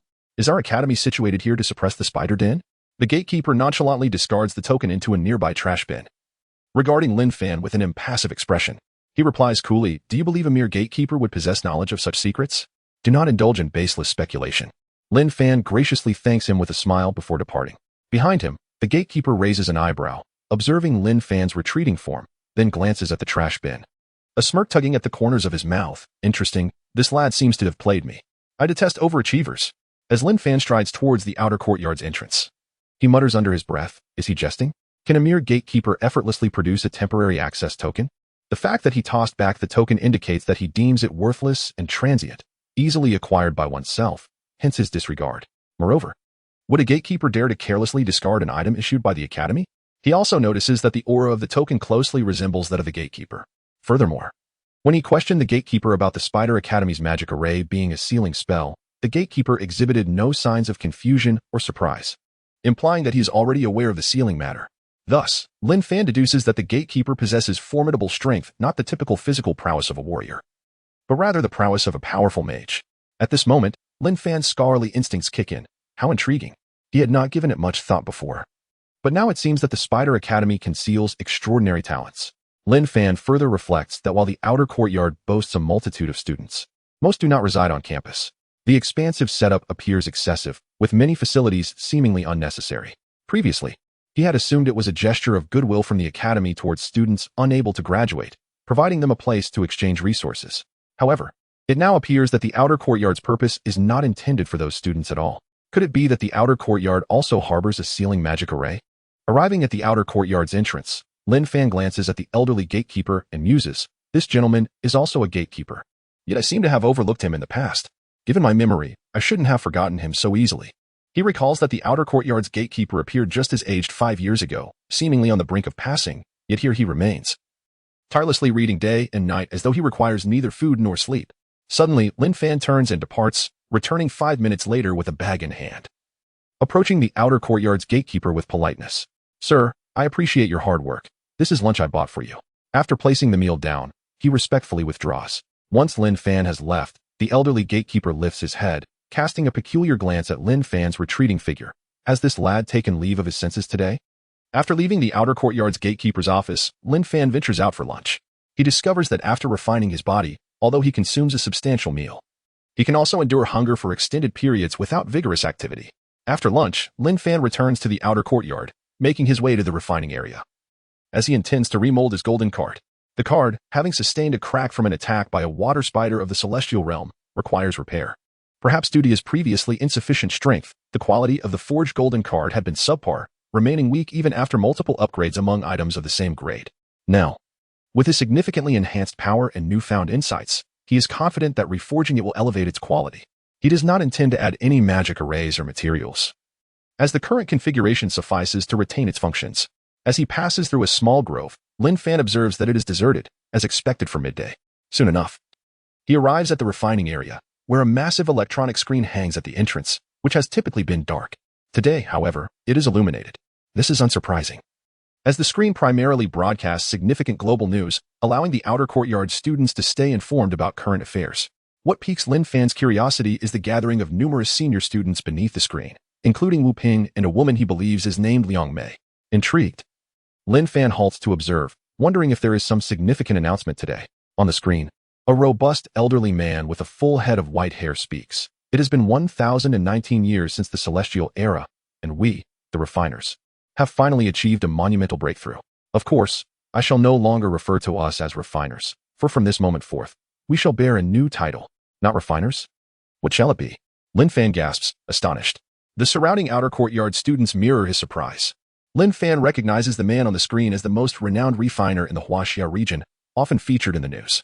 He is known as the Divine Smith. Although Lin Fan is uncertain of the extent of his power, only that it is immense, the Divine Smith continues. After a century of research by myself and a group of esteemed colleagues, we have successfully forged a creation artifact this year. Indeed, an artificially crafted creation artifact. Our Huaxia region has finally produced one. A creation artifact? That sounds incredibly powerful.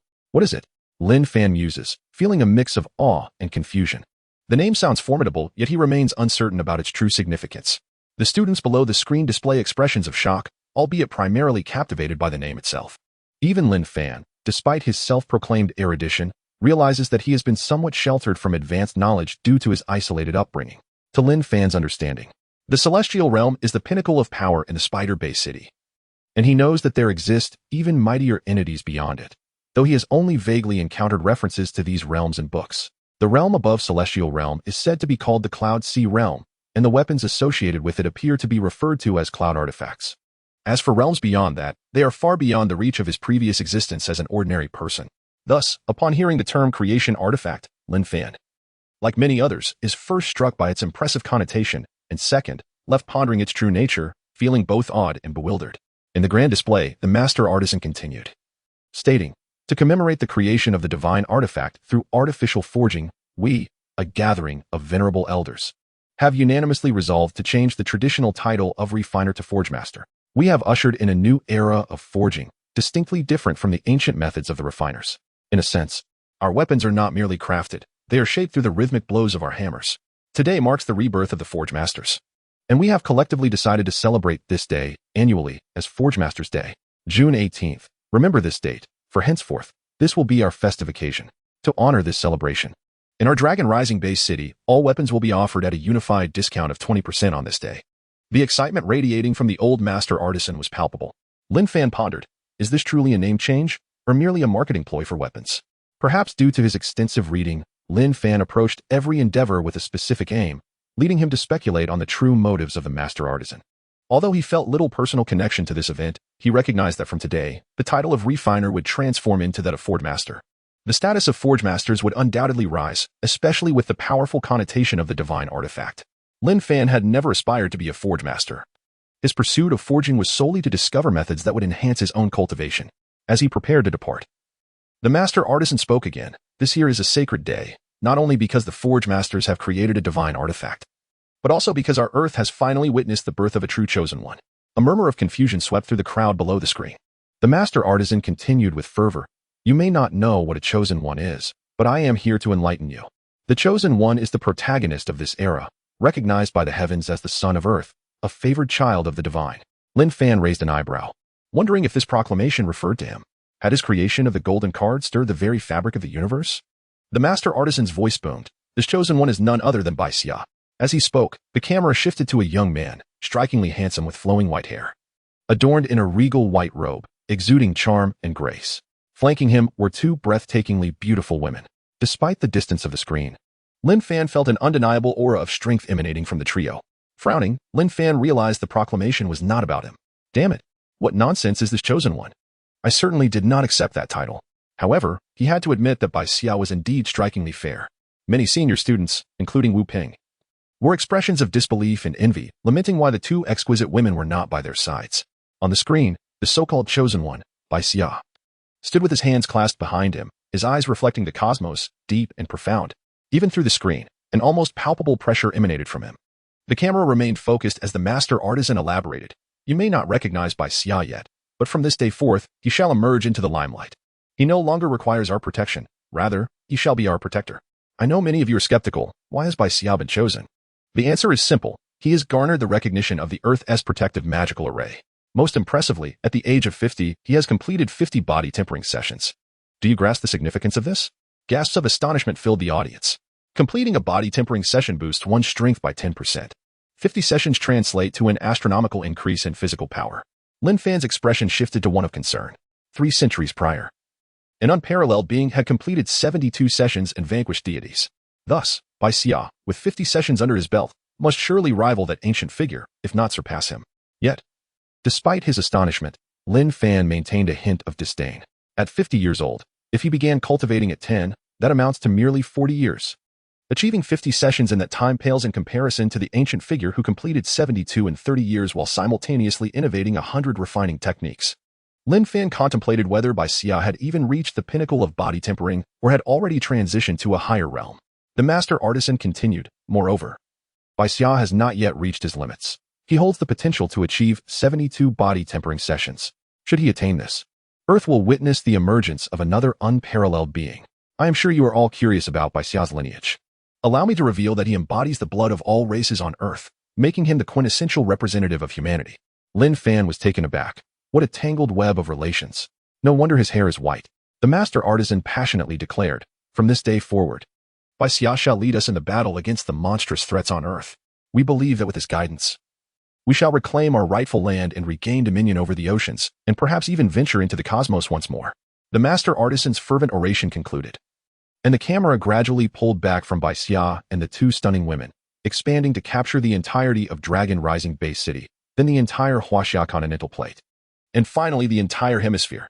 The image of Earth appeared, marred by scars and fractures, a testament to its tumultuous state. As the screen faded to black, the audience of external students was left in a state of excitement and contemplation.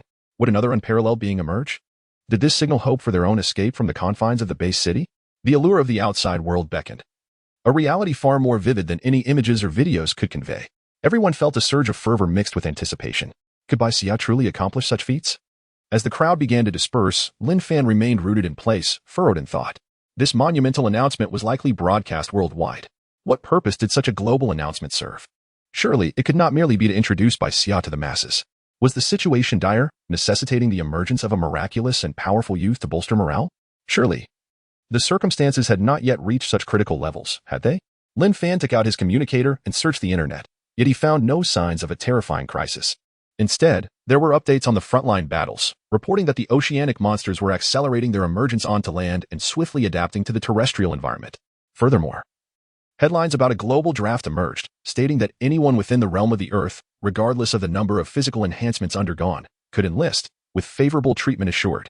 Lin Fan's pupils constricted. The oceanic monsters were indeed hastening their ascent onto land and rapidly acclimatizing to the new environment? A worldwide conscription? A sense of urgency welled up within him. He pondered the fate of his elder sister, wondering if she had fallen in battle. It seemed she had not even purchased insurance. Oceanic monsters. Lin Fan furrowed his brow, sensing the golden card hidden within his consciousness. A card that could extract and devour the essence of water. He questioned whether there was a limit to its capabilities. Chapter 23. The Dawn of the Sorcerer. It is imperative to hasten my ascent in strength and make my way to the frontline battlefield. Otherwise, should Chun Xian meet his demise, there would be no one to recover my sister's remains. Lin Fan strode purposefully towards the forging zone. It ought to be referred to as the forging area now. At that moment, Wu Ping was exchanging glances with Liang Mei, when he suddenly caught sight of Lin Fan and frowned. Soon, Wu Ping sensed Lin Fan's aura and exclaimed in surprise, "Oh, Lin Fan. Have you achieved proficiency in body tempering? Are you here to learn forging?" Previously, Lin Fan frequented this place, mostly assisting other forge masters rather than renting a forging room for himself, which, of course, should also be referred to as a forging chamber now. Wu Ping felt a twinge of annoyance as Lin Fan's aura appeared to rival his own. Although Wu Peng had only recently broken through to the first stage of body tempering, he was still in the Earth origin realm.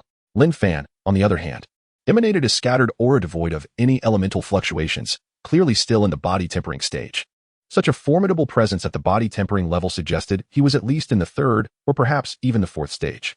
If he were under 20, such a level would mark him as a prodigy.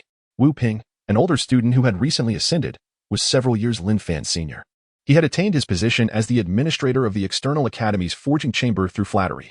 Beside him, Liang Mei, also a student of the External Academy and slightly older than Wu Ping, had only reached the first stage of body tempering and seemed determined to specialize in forging. Hence her association with Wu Peng. Lin Fan cast a peculiar glance at the pair and smiled. Indeed, I still have 8 hours left, right? What 8 hours? I was unaware of this, Wu Ping replied, astonished. Is he denying it? Lin Fan chuckled coldly in his heart, but maintained a nonchalant demeanor, stating, very well. Grant me a day. Payment, please. Wu Ping did not refuse, as this was one of his sources of income. He earned a commission for overseeing the forging chamber. Charging 10,000 coins for a day, he could pocket at least 1,000. Although most External Academy students had given up on their forging studies, there would still be at least a handful of days each month when someone would rent the chamber. That ensured his commission would exceed the salary of many ordinary individuals. Most importantly, when no one was renting the forging chamber, he could use it freely, which was the greatest advantage. After Lin Fan paid, he entered the forging chamber. Outside. Once Lin Fan was inside, Liang Mei expressed her dissatisfaction. Weren't you supposed to give me today's time? Wu Ping reassured her, do not fret. The time promised to you will not be diminished by a second. That is good. Liang Mei's expression lightened considerably, and she then inquired, that bookworm is named Lin Fan, correct? Lin Fan had gained a modicum of fame in the External Academy, though he seldom interacted with others, spending most of his time in the library, leading his peers to regard him as a sullen bookworm. Yes, what's the matter? Wu Ping asked. Nothing, Liang Mei smiled. Though her thoughts wandered to her cousin's earlier request for her to investigate this Lin Fan, she pondered how Lin Fan might have offended her cousin, who, despite being a businessman, wielded considerable influence and possessed immense wealth. Were it not for the need to support his son's cultivation, her cousin's fortune could ensure a comfortable life for an ordinary person. Once inside the forging chamber, Lin Fan casually picked up a common steel hammer he had previously used, only to find it too light. The Academy's forging chambers were equipped with hammers of varying weights according to the student's abilities. The hammer he had used before was suited for ordinary individuals unable to temper their bodies, weighing merely 5 kilograms. Lin Fan then experimented with other hammers, ultimately selecting one that weighed over 80 kilograms. With his current strength, he could wield this hammer with remarkable precision. While he was capable of swinging even heavier objects with ease, the effectiveness of a forging hammer was not solely dependent on its weight, but rather its suitability. Generally, professional forge masters possessed their own hammers, as familiarity with one's tools was paramount to avoid failure during the forging process. I have gained considerable strength. I must first acclimate myself to avoid damaging the materials, Lin Fan mused, surveying the chamber before his gaze settled on the trash bin. The bin contained mainly metallic scraps, discarded by many forging apprentices who failed to utilize their materials effectively. Such wastage was lamentable, in Lin Fan's view, as a skilled forge master could infinitely repurpose materials, even reforge those that had been damaged due to the high malleability of most metals. He did not shy away, crouching down to rummage through the refuse. What is this? Silver scraps? Who was so extravagant as to discard silver? Lin Fan exclaimed in astonishment as he continued to search. Before long, he uncovered approximately 2 taels of silver. Though not substantial, it was nonetheless valuable. In this era, gold and silver maintained their status as currency, primarily utilized for weapon forging due to their malleability. After 5 minutes, Lin Fan amassed around 5 kilograms of various scraps, all fragments, the largest piece no bigger than a fingertip. Typically, forge masters utilized whole blocks of material for weapon forging. Employing scraps necessitated the skillful melding of numerous fragments, a true test of technique and control over one's strength. It was fortuitous that Lin Fan required practice in power control. He placed all the scraps into the smelting furnace to heat. Once they glowed red, he used a small steel rod to extract them and began hammering with the hefty steel hammer, treating it as mere warm-up practice. Meanwhile, within the inner academy, having dealt with the water spider incident, the dean eagerly sought information on Jean Ka's departure. He soon learned that Jean Ka had headed towards the exclusive villa where the Academy's prodigies resided and hastened to find him. Through various clues and Academy surveillance, the dean located Chun Fei's residence. Coincidentally, as he approached, a potent surge of magical elements surrounded him, followed by a rapid increase in energy. Buzz, a grand magical array, consisting of 5 array bases, materialized before Chun Fei's dwelling, transforming into a colossal water screen. Has Chun Fei broken through to the Earth-level sorcerer? The dean wondered, astonished. Before frowning slightly, such coincidence? A sense of foreboding crept into his mind, for he had heard that weapons imbued with spirit would automatically choose their masters. Such sentient weapons, once chosen, would not easily accept a new owner unless the original master perished. Even if a change of ownership were possible, if the spirit possessed intelligence, it would not select someone who had harmed its former master. If his previous encounter with the spirit-infused weapon was accurate, it was likely of the water attribute. And Chen Fei happened to possess a first-rate talent in the water element. The dean's lips twitched. Is my luck truly this poor? Finally encountering a spirit-infused weapon, only to have it snatched away by someone else. However, he felt reluctant to voice his grievances. As the academy's dean, it would be unbecoming to compete with a student for possessions. Moreover, his predecessor had instructed him to look after Chen Fei, which made him even more hesitant to act. Alas, such weapons generally choose their own masters. The fact it did not select me during our previous encounter indicates our incompatibility, the dean consoled himself. Departing the vicinity of Chen Fei's villa in a state of dejection.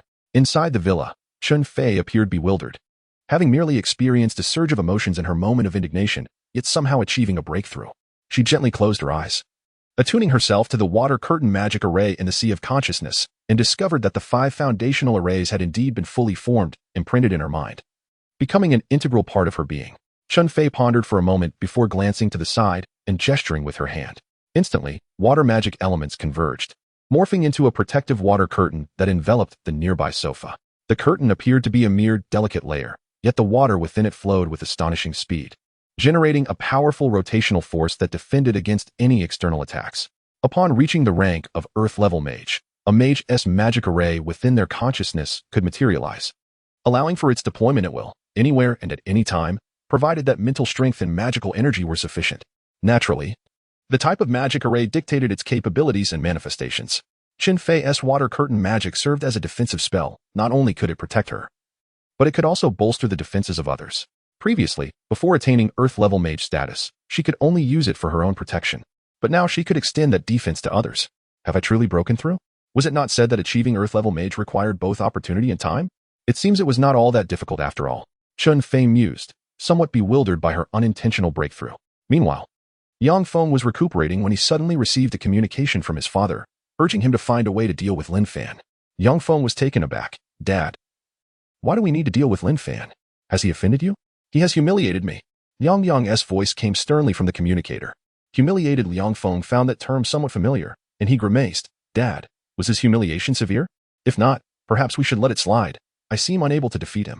Yang Feng still did not comprehend how he had lost previously. What? You cannot defeat him? How is that possible? I have already investigated. That brat is merely an old student from the outer academy who cannot graduate, while you are a prodigy from the inner academy. Are you telling me you cannot defeat him? Have I spent all that money on your training for nothing? Yang's fury echoed through the communicator. Yang Feng felt a twinge of anxiety. He certainly wished to thrash Lin Fan, but he genuinely felt outmatched, as Lin Fan seemed rather formidable. I don't care what method you use. You must give Lin Fan a good lesson. Otherwise, do not expect me to continue funding your lavish training.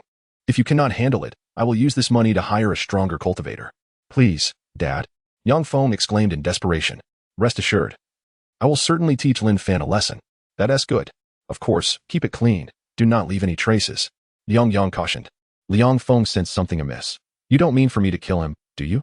He inhaled sharply, while he dared to fight. The thought of killing made him uneasy. Is it really that serious?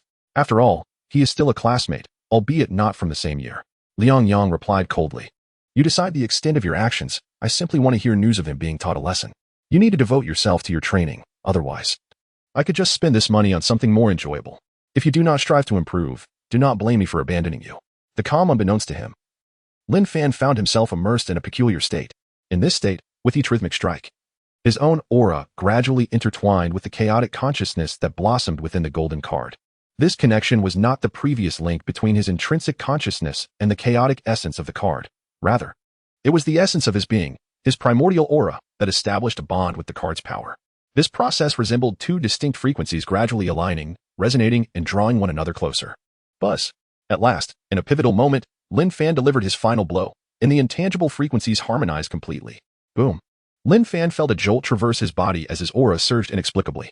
Strangely, his warrior rank remained at the body refinement stage, and his strength had not fused. Yet at that moment, his cultivation aura soared to the Earth origin level. No. To be precise, it was the aura of an Earth-level mage. As the power fluctuations of the golden card manifested upon him. Third update. This chapter almost reached 5,000 words, and I couldn't be bothered to split it. By this point, everyone should grasp the situation of the divine mage, right? However, I bet you'll never guess what comes next, heh. We are now entering the main storyline, so please support with votes. Lin Fan awakened, furrowing his brows as he sensed his state. What was happening? He glanced at the golden card resting on the anvil. his expression gradually turning peculiar. If the card had previously felt like an extension of his being, now it felt like an integral part of himself, devoid of any sense of detachment. This was a sensation entirely different from before. The most significant change was this. Previously, he had to draw the golden card into his sea of consciousness to utilize its chaotic essence to amplify his intrinsic awareness, thereby harnessing this enhanced consciousness to channel energy for body refinement. However, now, even without drawing the card into his consciousness, he could still mobilize its power. As for the other aspects, experimentation would reveal the truth.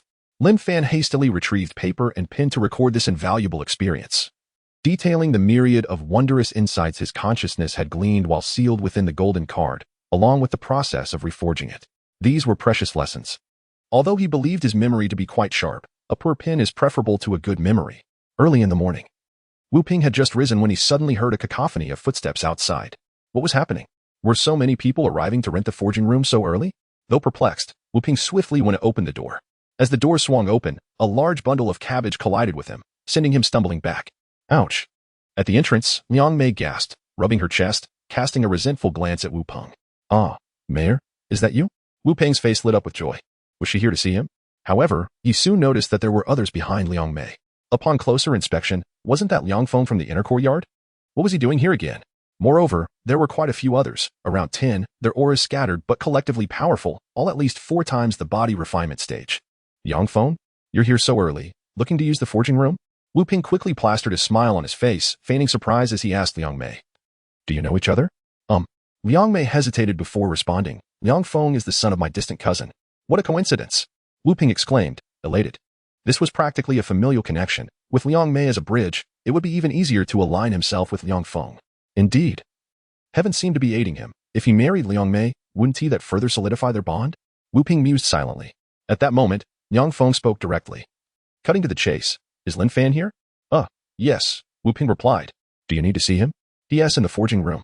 Noticing Liang Feng's imposing demeanor and the eager expressions of the group behind him, Wu Ping began to piece things together. Cautiously, he asked, Liang Feng, would you like me to turn off the surveillance cameras? Liang Feng immediately broke into a smile. You're quite astute. Haha, it's my honor to assist you. Liang Feng, Wu Ping flattered.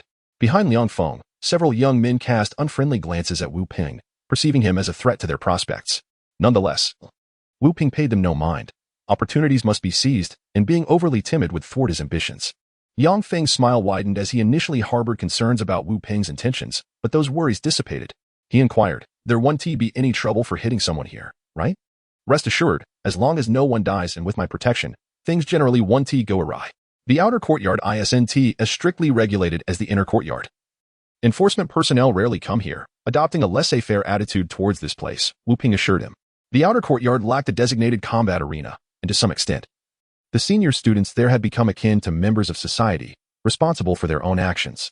Furthermore, with no teaching staff in the outer courtyard, it was relatively free, albeit a bit chaotic. It must be said, ordinary individuals possess their own advantages.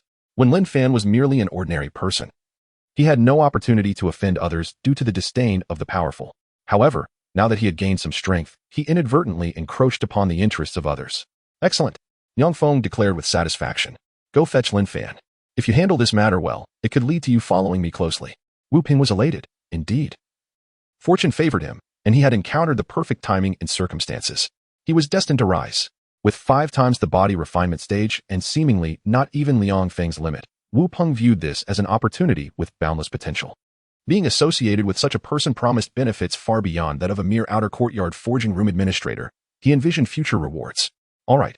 Wu Ping hurriedly entered the room to disable the forging room surveillance cameras before emerging, declaring, Young Master Liang, follow me.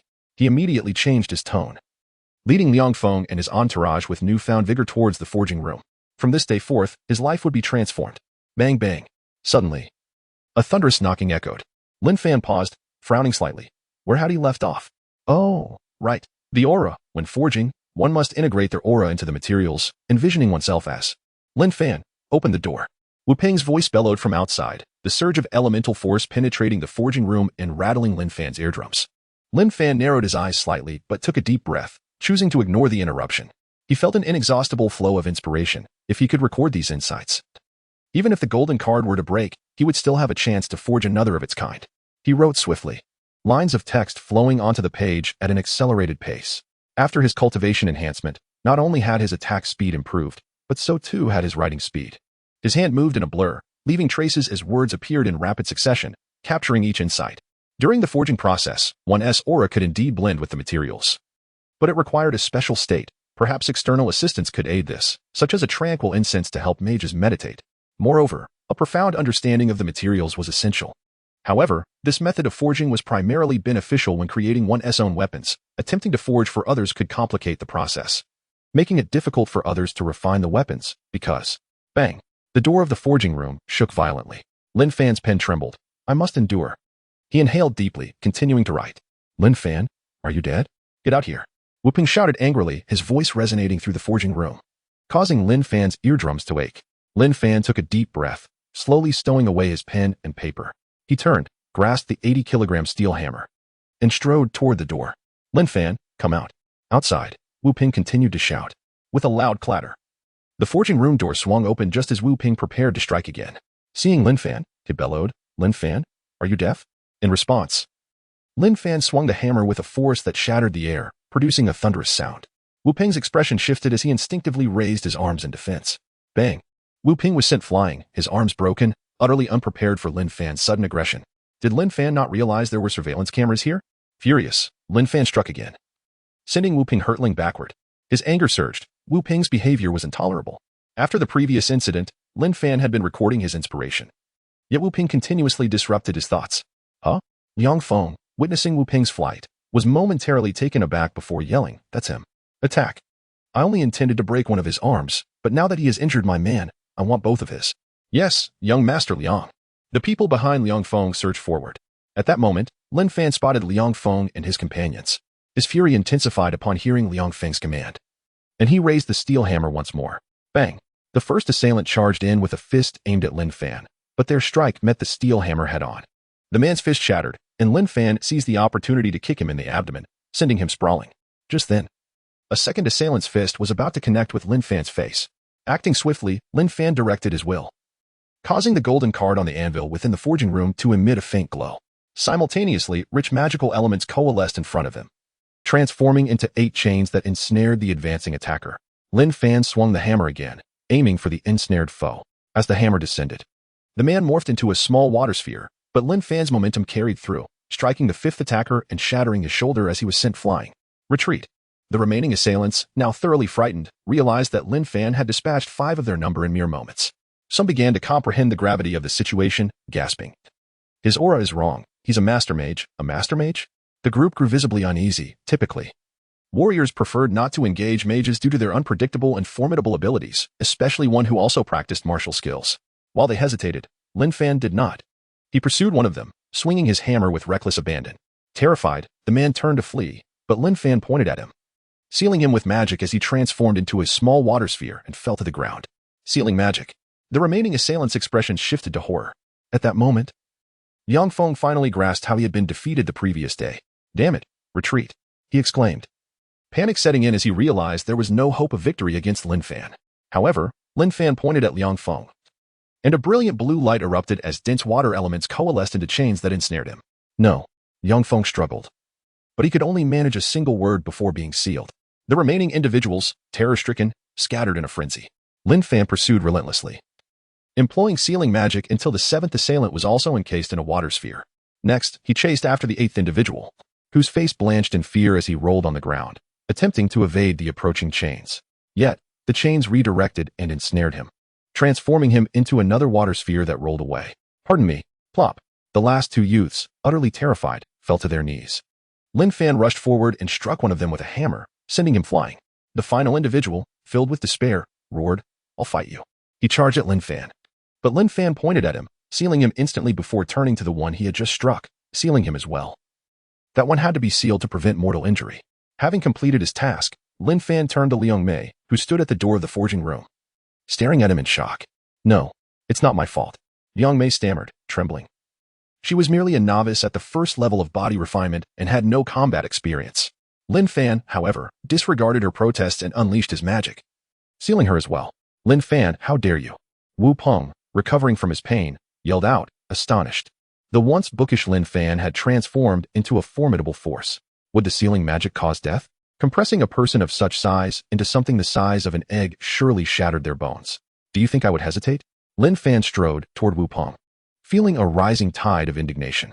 Wu Peng's incessant interruptions had severed the thread of his inspiration, jeopardizing his future as a scholar. Don't come any closer. Wu Peng trembled. There are cameras here. You seal. Lin Fan interrupted, casting the sealing magic on Wu Peng as well. He turned his gaze to the previously struck individuals. Pale and resigned, knowing escape was futile, one of them despondently asked, "Will we die if sealed?" "No," Lin Fan replied earnestly. "Then seal us," the man urged. And the others nodded in agreement. Faced with Lin Fan's overwhelming power, they realized resistance was futile. Angering him further could lead to their demise. "Don't you want to resist?" Lin Fan raised an eyebrow. The man, numb with fear, replied, "No, my legs are weak." Chapter 25, The Kind-Hearted Lin Fan. A group of sheltered blossoms. Lin Fan's lips twitched, and he promptly sealed these individuals as well.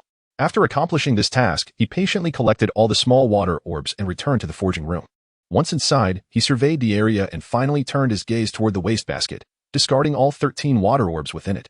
He then closed the door to the forging room, set down his steel hammer, and resumed recording his inspirations. Where had he left off? Ah, yes, the infusion of breath during forging can influence others' weapons. However, this method could serve as a means of subterfuge. If managed well, it might even allow him to usurp control over another's weapon. Lin Fan diligently documented various insights and speculations. After a considerable time, he completed his notes. However, at the end, he added a cautionary remark, unless absolutely necessary. One must refrain from recklessly attempting to transform into a weapon, lest one loses oneself. If you have not lost yourself, it is merely because your transformation was not thorough enough.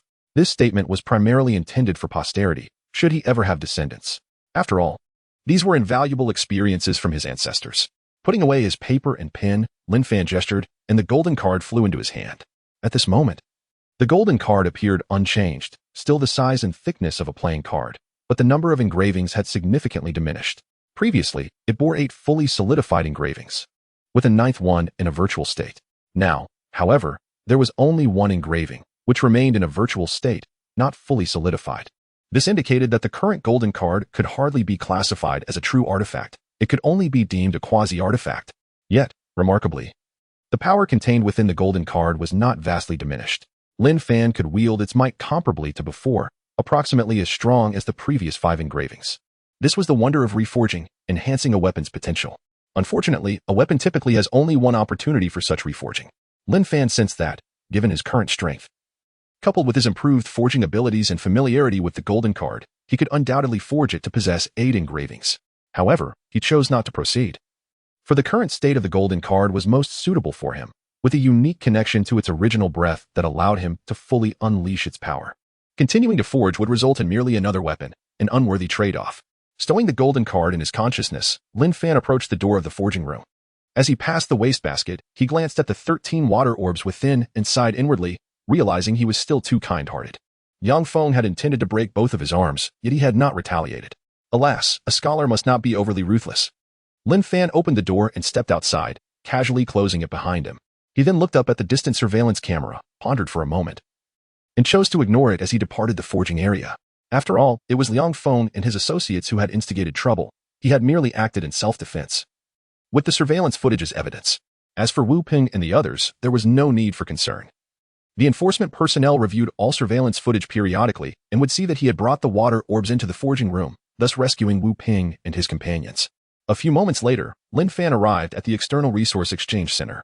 He had intended to exchange resources in the inner courtyard, but alas, he lacked the qualification, which stung his heart. By the way, how much money do I have at present? Lin Fan pulled out his communicator and checked his funds. Yesterday, he had only noted his merits, not paying attention to the amount transferred by the base city enforcers. 1,900,000. So, the unregistered bank cards belonging to those 4 cultists combined amounted to only a few 100,000? How impoverished. Lin Fan scoffed at the situation.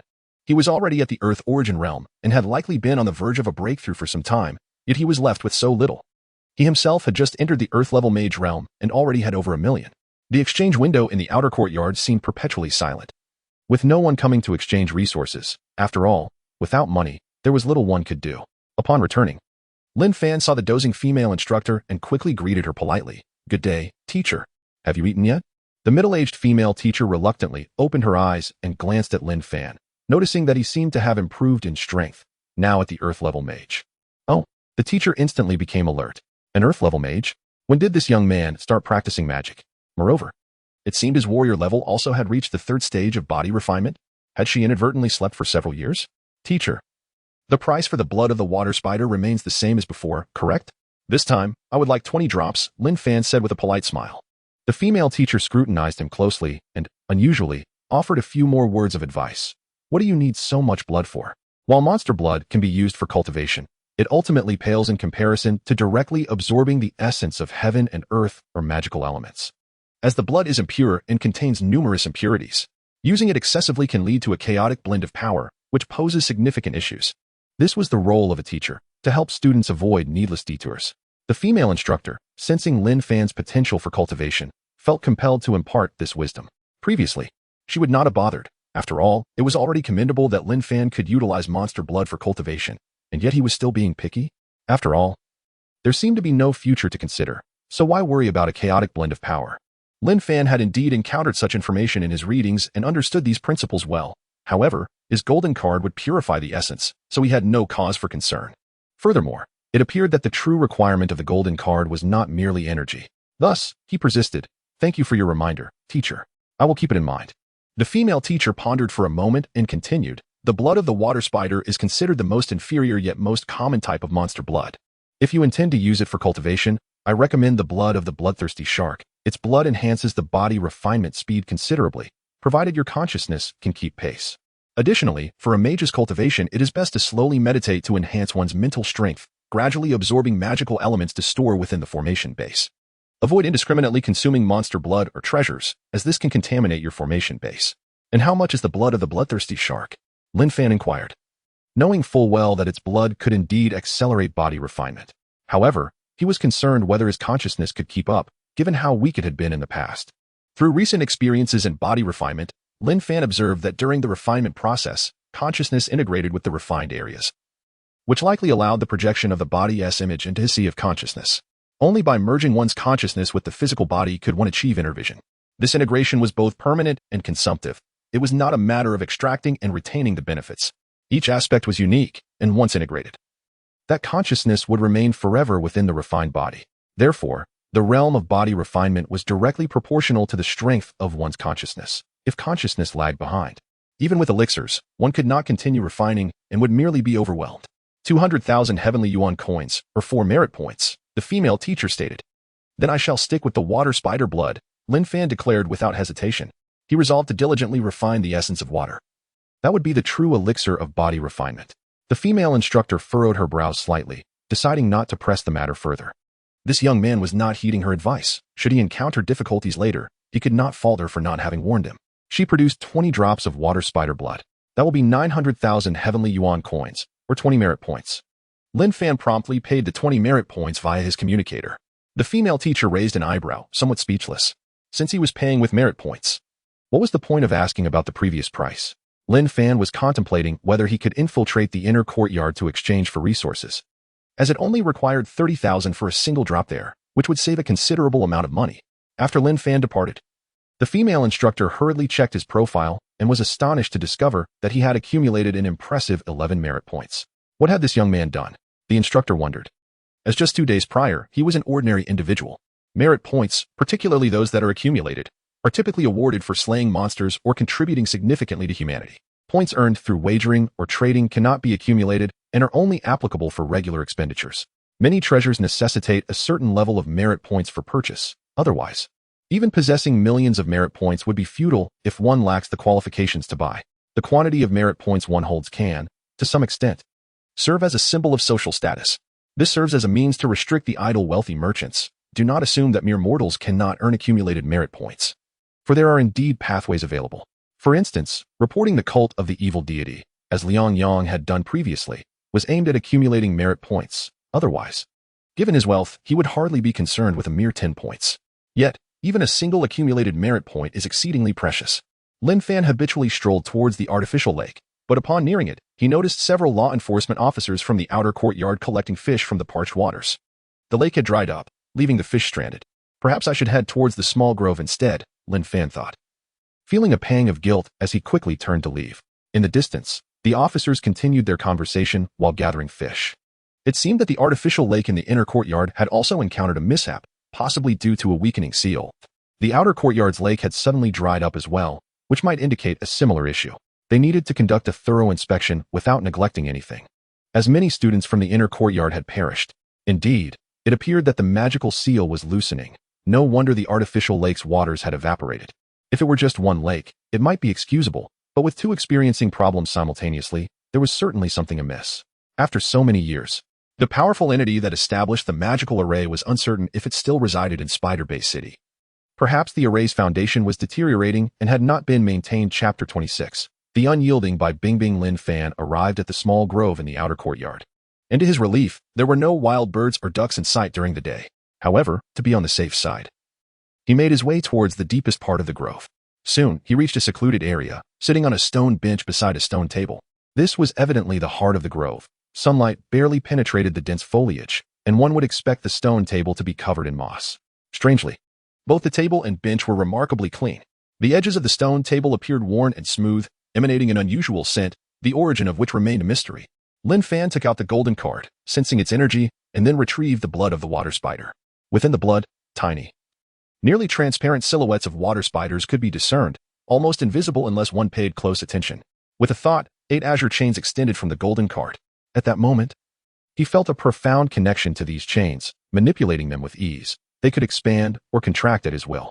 Under his command, the slender chains coiled around 20 drops of essence, drawing them into the golden card. Next came the process of refining and absorption. Oddly, while purifying the essence of water, the golden card did not refine the water spider's blood at all. It consumed it whole. This led Lin Fan to ponder. Could the golden card's ability to refine water essence stem from the absorption of water spider blood, resulting in some form of mutation? The more he contemplated, the more plausible it seemed. Although he lacked extensive knowledge about water spiders, he understood they could almost completely conceal themselves in water, appearing indistinguishable from it.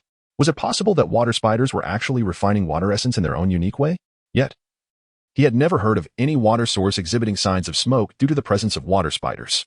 As Lin Fan observed the changes in the golden card, a sudden realization struck him, when his consciousness had previously entered the card to devour a living water spider. It felt akin to consuming water essence. A glint of enlightenment sparkled in his eyes. Could it be that the flesh and blood of the water spider were, in fact, a form of water essence? Yet, he had never heard of water spider flesh possessing the ability to accelerate body refinement. It seemed that water spider remains were not available for sale on the market. He retrieved his communicator, searching for information on how water spider remains were typically handled. Soon, he discovered an explanation online that illuminated his understanding. The name water spider was indeed not arbitrary. The characters and nomenclature in our great Huaxia culture are profoundly significant. It turned out, however, Chen Fei remarked, no, it cannot be done. It will be investigated, including the source of funds and the direction of materials. If it were only a small amount, it might be manageable, but if it exceeds what I can handle, it will certainly attract scrutiny. The Academy has encountered similar incidents in the past where individuals profited from reselling materials and were caught. As a result, everything was confiscated, and they received a severe reprimand. Lin Fan rubbed his forehead, realizing that he was not the only astute individual in the world. Since the Academy had established this regulation, it was evident that they had implemented measures to prevent any loopholes. Lin Fan, do you require a significant amount of water spider essence? Chen Fei inquired through the communicator. It should be a bit excessive, he replied. In truth, 34 drops were not an overwhelming quantity. It merely equated to 3 or 4 water spiders. However, the concern lay in the future. Once he began earning money, he would undoubtedly need to procure more, as the golden card necessitated the consumption of water spider essence for upgrades. Although it was possible to refine the essence of water, it appeared that there were no other water sources within the base city. Even if there were, they might be reserved for drinking purposes, which he dared not tamper with. Then I am at an impasse, Chen Fei expressed, somewhat disheartened that she could not assist Lin Fan. After a moment of silence, she suddenly suggested, Lin Fan, why not seek help from Senior Yin, my cousin and your sister's master? She was the last dean of the academy and may be able to grant you a qualification for the inner courtyard. Your sister's mentor? Lin Fan pondered. Do you know where she is? Previously, Chun Kongman mentioned that my sister and Chun Xian shared the same master, who seems quite formidable. He wondered if that powerful figure would consider his sister's reputation and grant him access to procure materials from the inner courtyard. Although Lin Fan was also a student of the Spider Academy, having been relegated to the outer courtyard, he had not heard of anyone returning. While there were instances of individuals achieving greatness later in life, those individuals never managed to return to the inner courtyard. Of course, If one reached a certain level of strength, they could apply for various positions, which would afford them discounts when purchasing items. I know, let me guide you there. Lin Fan, I am even more eager than you, Chen Fei replied, seemingly impatient. I appreciate your assistance, Lin Fan smiled. It is no trouble, I shall set out immediately. As Chen Fei ended the communication, she felt a flutter of excitement at the prospect of seeing Lin Fan once more. However, suddenly recalling something, her cheeks flushed, and she hurriedly inspected her room to ensure that no unusual items were left exposed, letting out a sigh of relief. Although she had no intention of inviting Lin Fan to her residence again, one could never be too certain. Chen Fei, come out. A loud voice suddenly called from outside. Chen Fei's brows furrowed as her expression turned cold. It's that Bai Bingbing again. Outside her villa, the ice magic girl Bai Bingbing, who had previously challenged Chen Fei and ended up with a bruised face, strutted towards her with newfound confidence. Her boldness stemmed from having broken through her previous limitations. In her fury, she had inadvertently surpassed her bottleneck and ascended to the rank of an Earth-level mage. Now that she had attained this level, her magical attack power had significantly increased, and she was no longer restricted to casting just one ice spike at a time. Thus, she returned to challenge Chen Fei once more, eager to prove herself as the top freshman and the most talented magical girl. Soon, Chen Fei emerged with a frosty demeanor. Upon seeing her, Bai Bingbing raised her chin defiantly and exclaimed, Chen Fei, her voice faltered, her eyes widened in disbelief. What is happening? Chen Fei has also broken through? How can this be? Not long ago, she was still a mage apprentice. Why did she advance just as I did? Chen Fei, her expression icy, inquired, do you still wish to challenge me? Bai Bingbing, upon hearing this, retorted angrily, how is that possible? Why would I challenge you? Do I harbor any enmity towards you? Chapter 27. Forgotten again, what brings you here?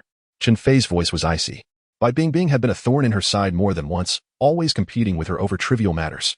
Chen Fei found it perplexing that someone would choose to argue instead of focusing on improving oneself. Bai Bingbing retorted angrily. What does my presence here have to do with you? This is the academy, not your home. Is it wrong for me to invite you to dinner? Chen Fei was so exasperated she almost laughed. She strode directly towards Bai Bingbing, who immediately turned and fled, shouting, Chen Fei, I will surpass you. I am the #1 magical genius beauty. I deserve to be accepted as a direct disciple by a sky-level magic teacher. Chen Fei chased after her, determined to put an end to this. Bai Bingbing's face paled as she ran faster, yelling, if you dare to hit me, I will tell the teacher. Fighting among students is strictly prohibited. If you keep chasing me, I'll fight you. Meanwhile, Lin Fan exited the small grove, pondering how to greet the elderly gatekeeper. The old man had been overlooked for 5 years, which was undoubtedly remarkable. In those 5 years, Lin Fan had passed by this spot nearly every day without paying the gatekeeper any mind, an astonishing oversight.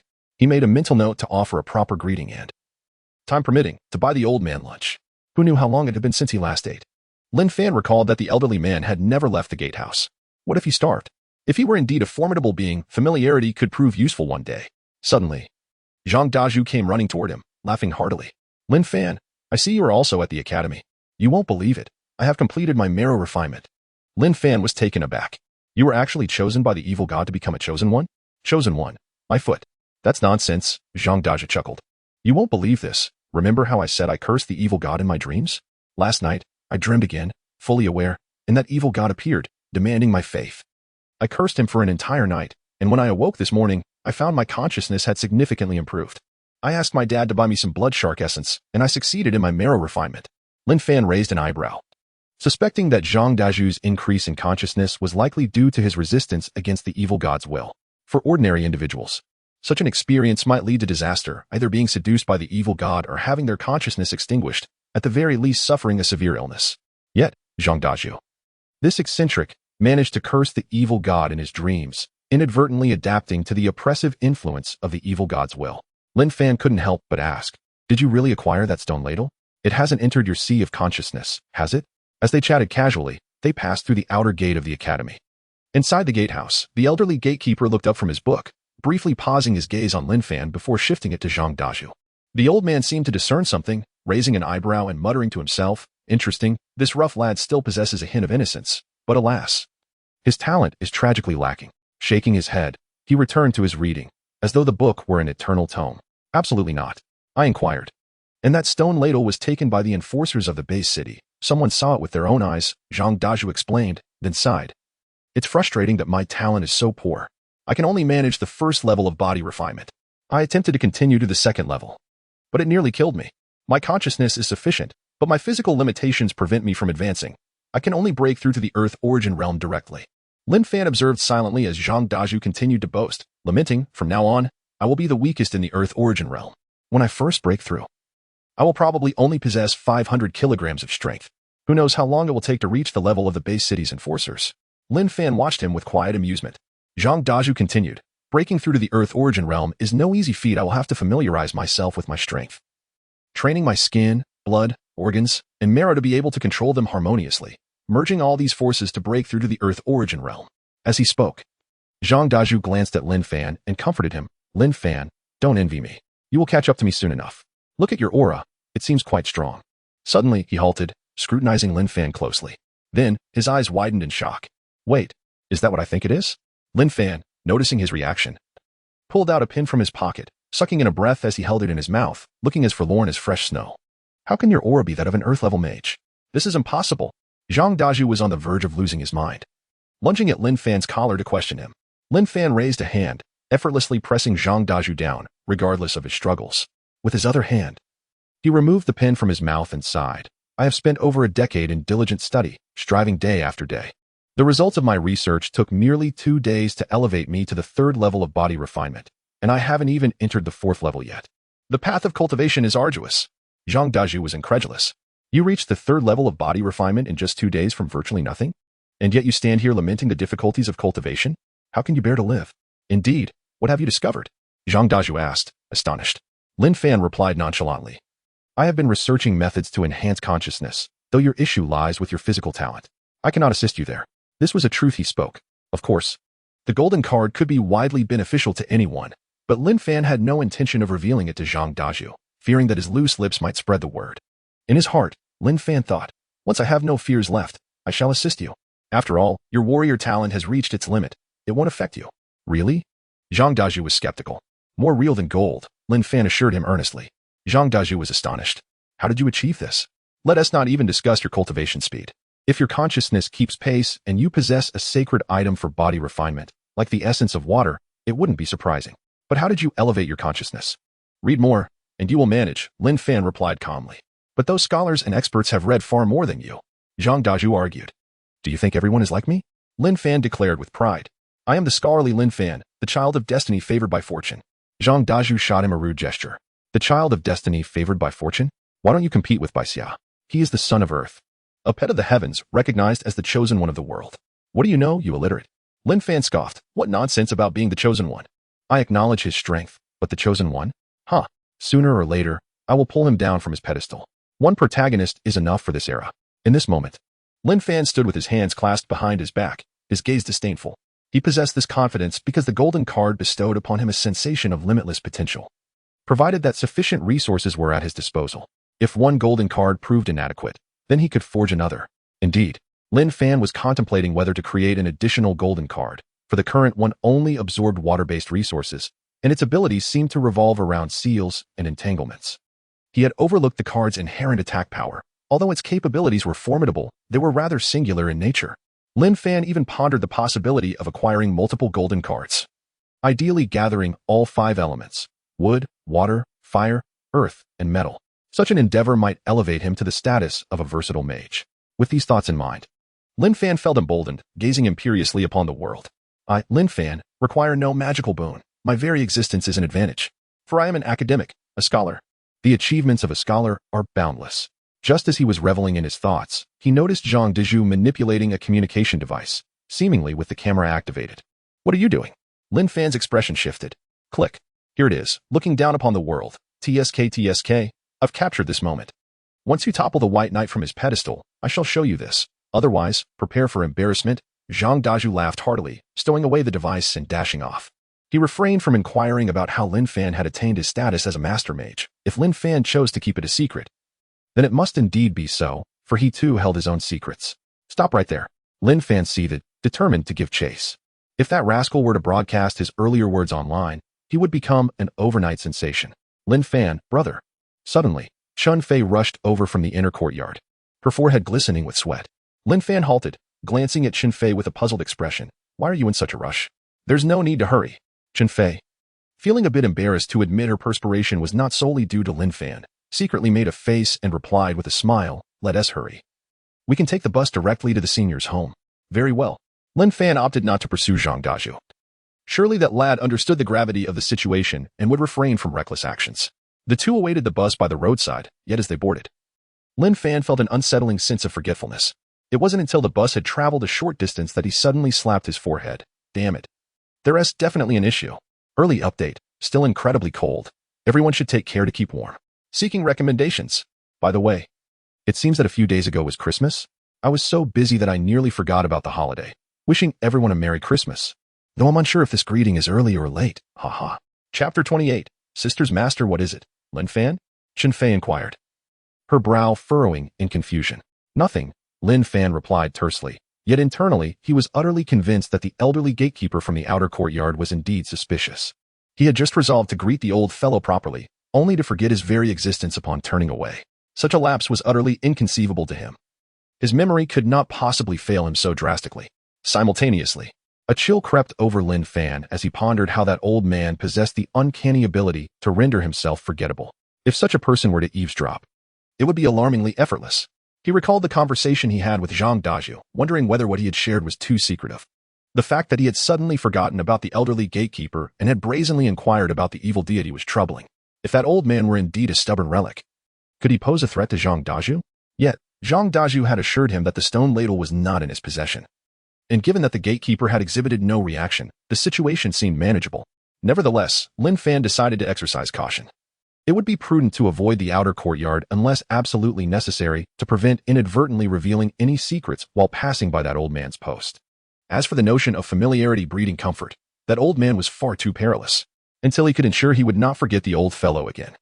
Lin Fan dared not force an acquaintance. Shifting the topic, Lin Fan asked, Chen Fei, are you familiar with my sister's master? Is she male or female? What is her temperament like? By the way, should we purchase a gift? Chen Fei tapped her chin thoughtfully. To be honest, I'm not very acquainted with that elder. Oh, she is female. I have only met her twice. The first time was when my father mentioned her during my childhood, which I cannot recall. And the second time was just the other evening. Pausing for a moment, she continued, there is a market near her residence. We can buy gifts there. I suspect she would not be particularly impressed by extravagant items, so perhaps some health supplements and fruits would suffice, given her advanced age. All right, Lin Fan nodded in agreement. The bus was rather crowded, yet the passengers around them seemed to be keeping their distance. Chen Fei found it peculiar. In her previous experiences, people would often unconsciously gravitate towards her. Could it be that they sensed my aura as a low-tier mage and were intimidated? She mused, casting a glance at the other passengers, only to discover that most of their attention was fixated on Lin Fan. Are they not looking at me? What is so appealing about a man like Lin Fan?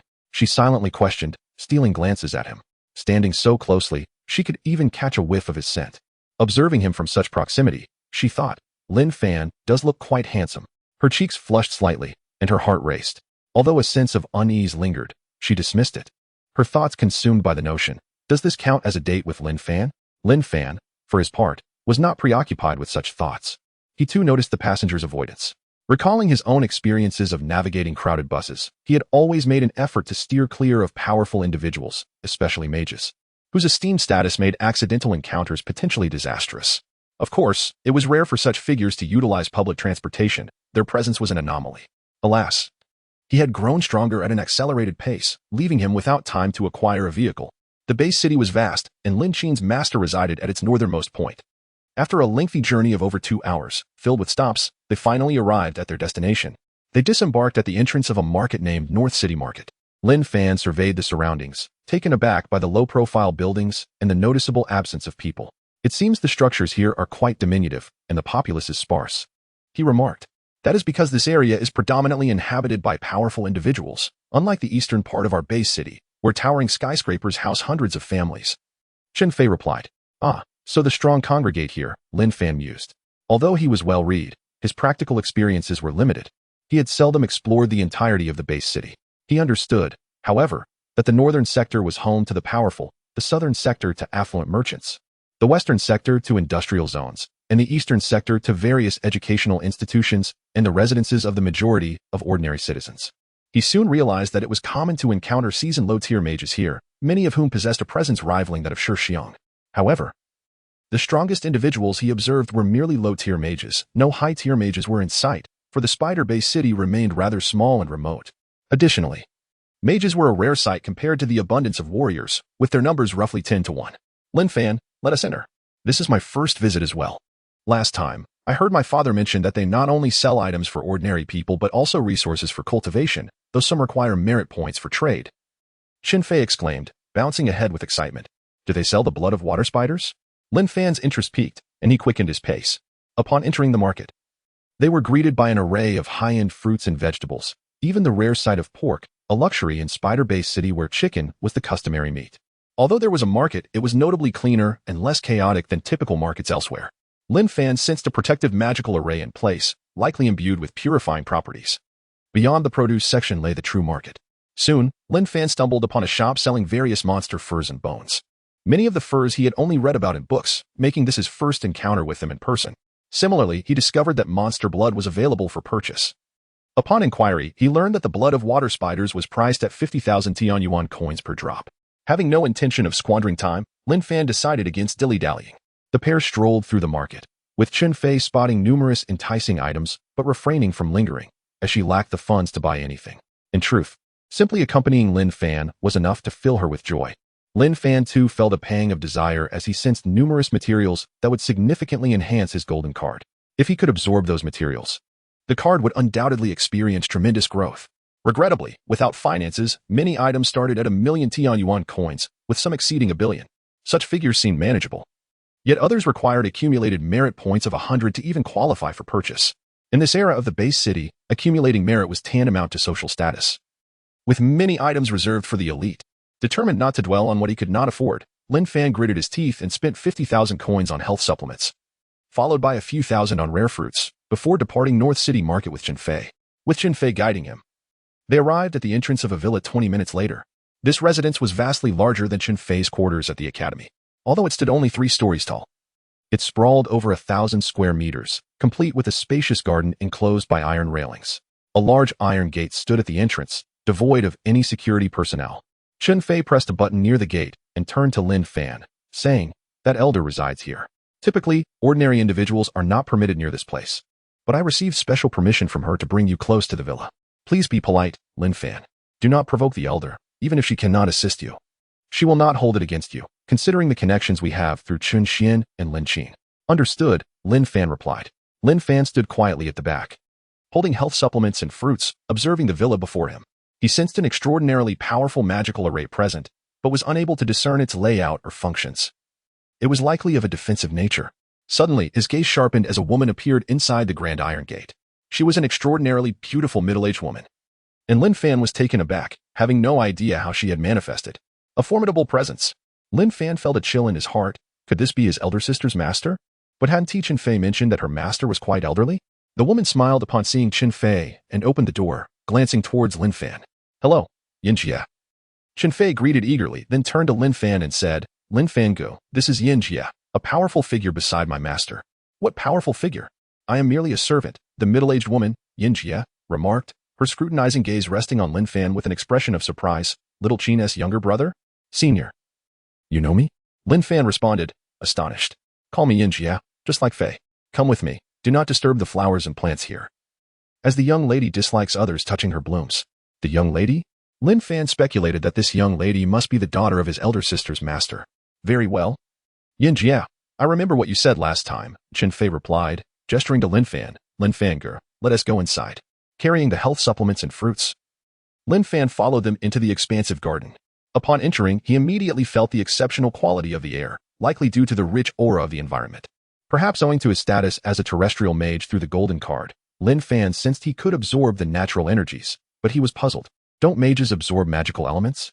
The garden was adorned with a myriad of flowers and plants, some familiar to Lin Fan, yet most were unknown to him, appearing to serve merely ornamental purposes rather than being treasures.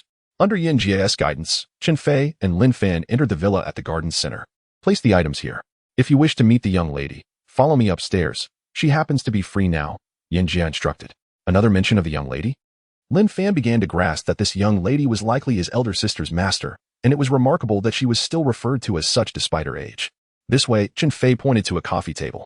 Lin Fan placed the health supplements and fruits on the table and then followed Yin Jie upstairs. The villa was lavishly decorated, starkly different from Lin Fan's preconceived notions of a hermit abode.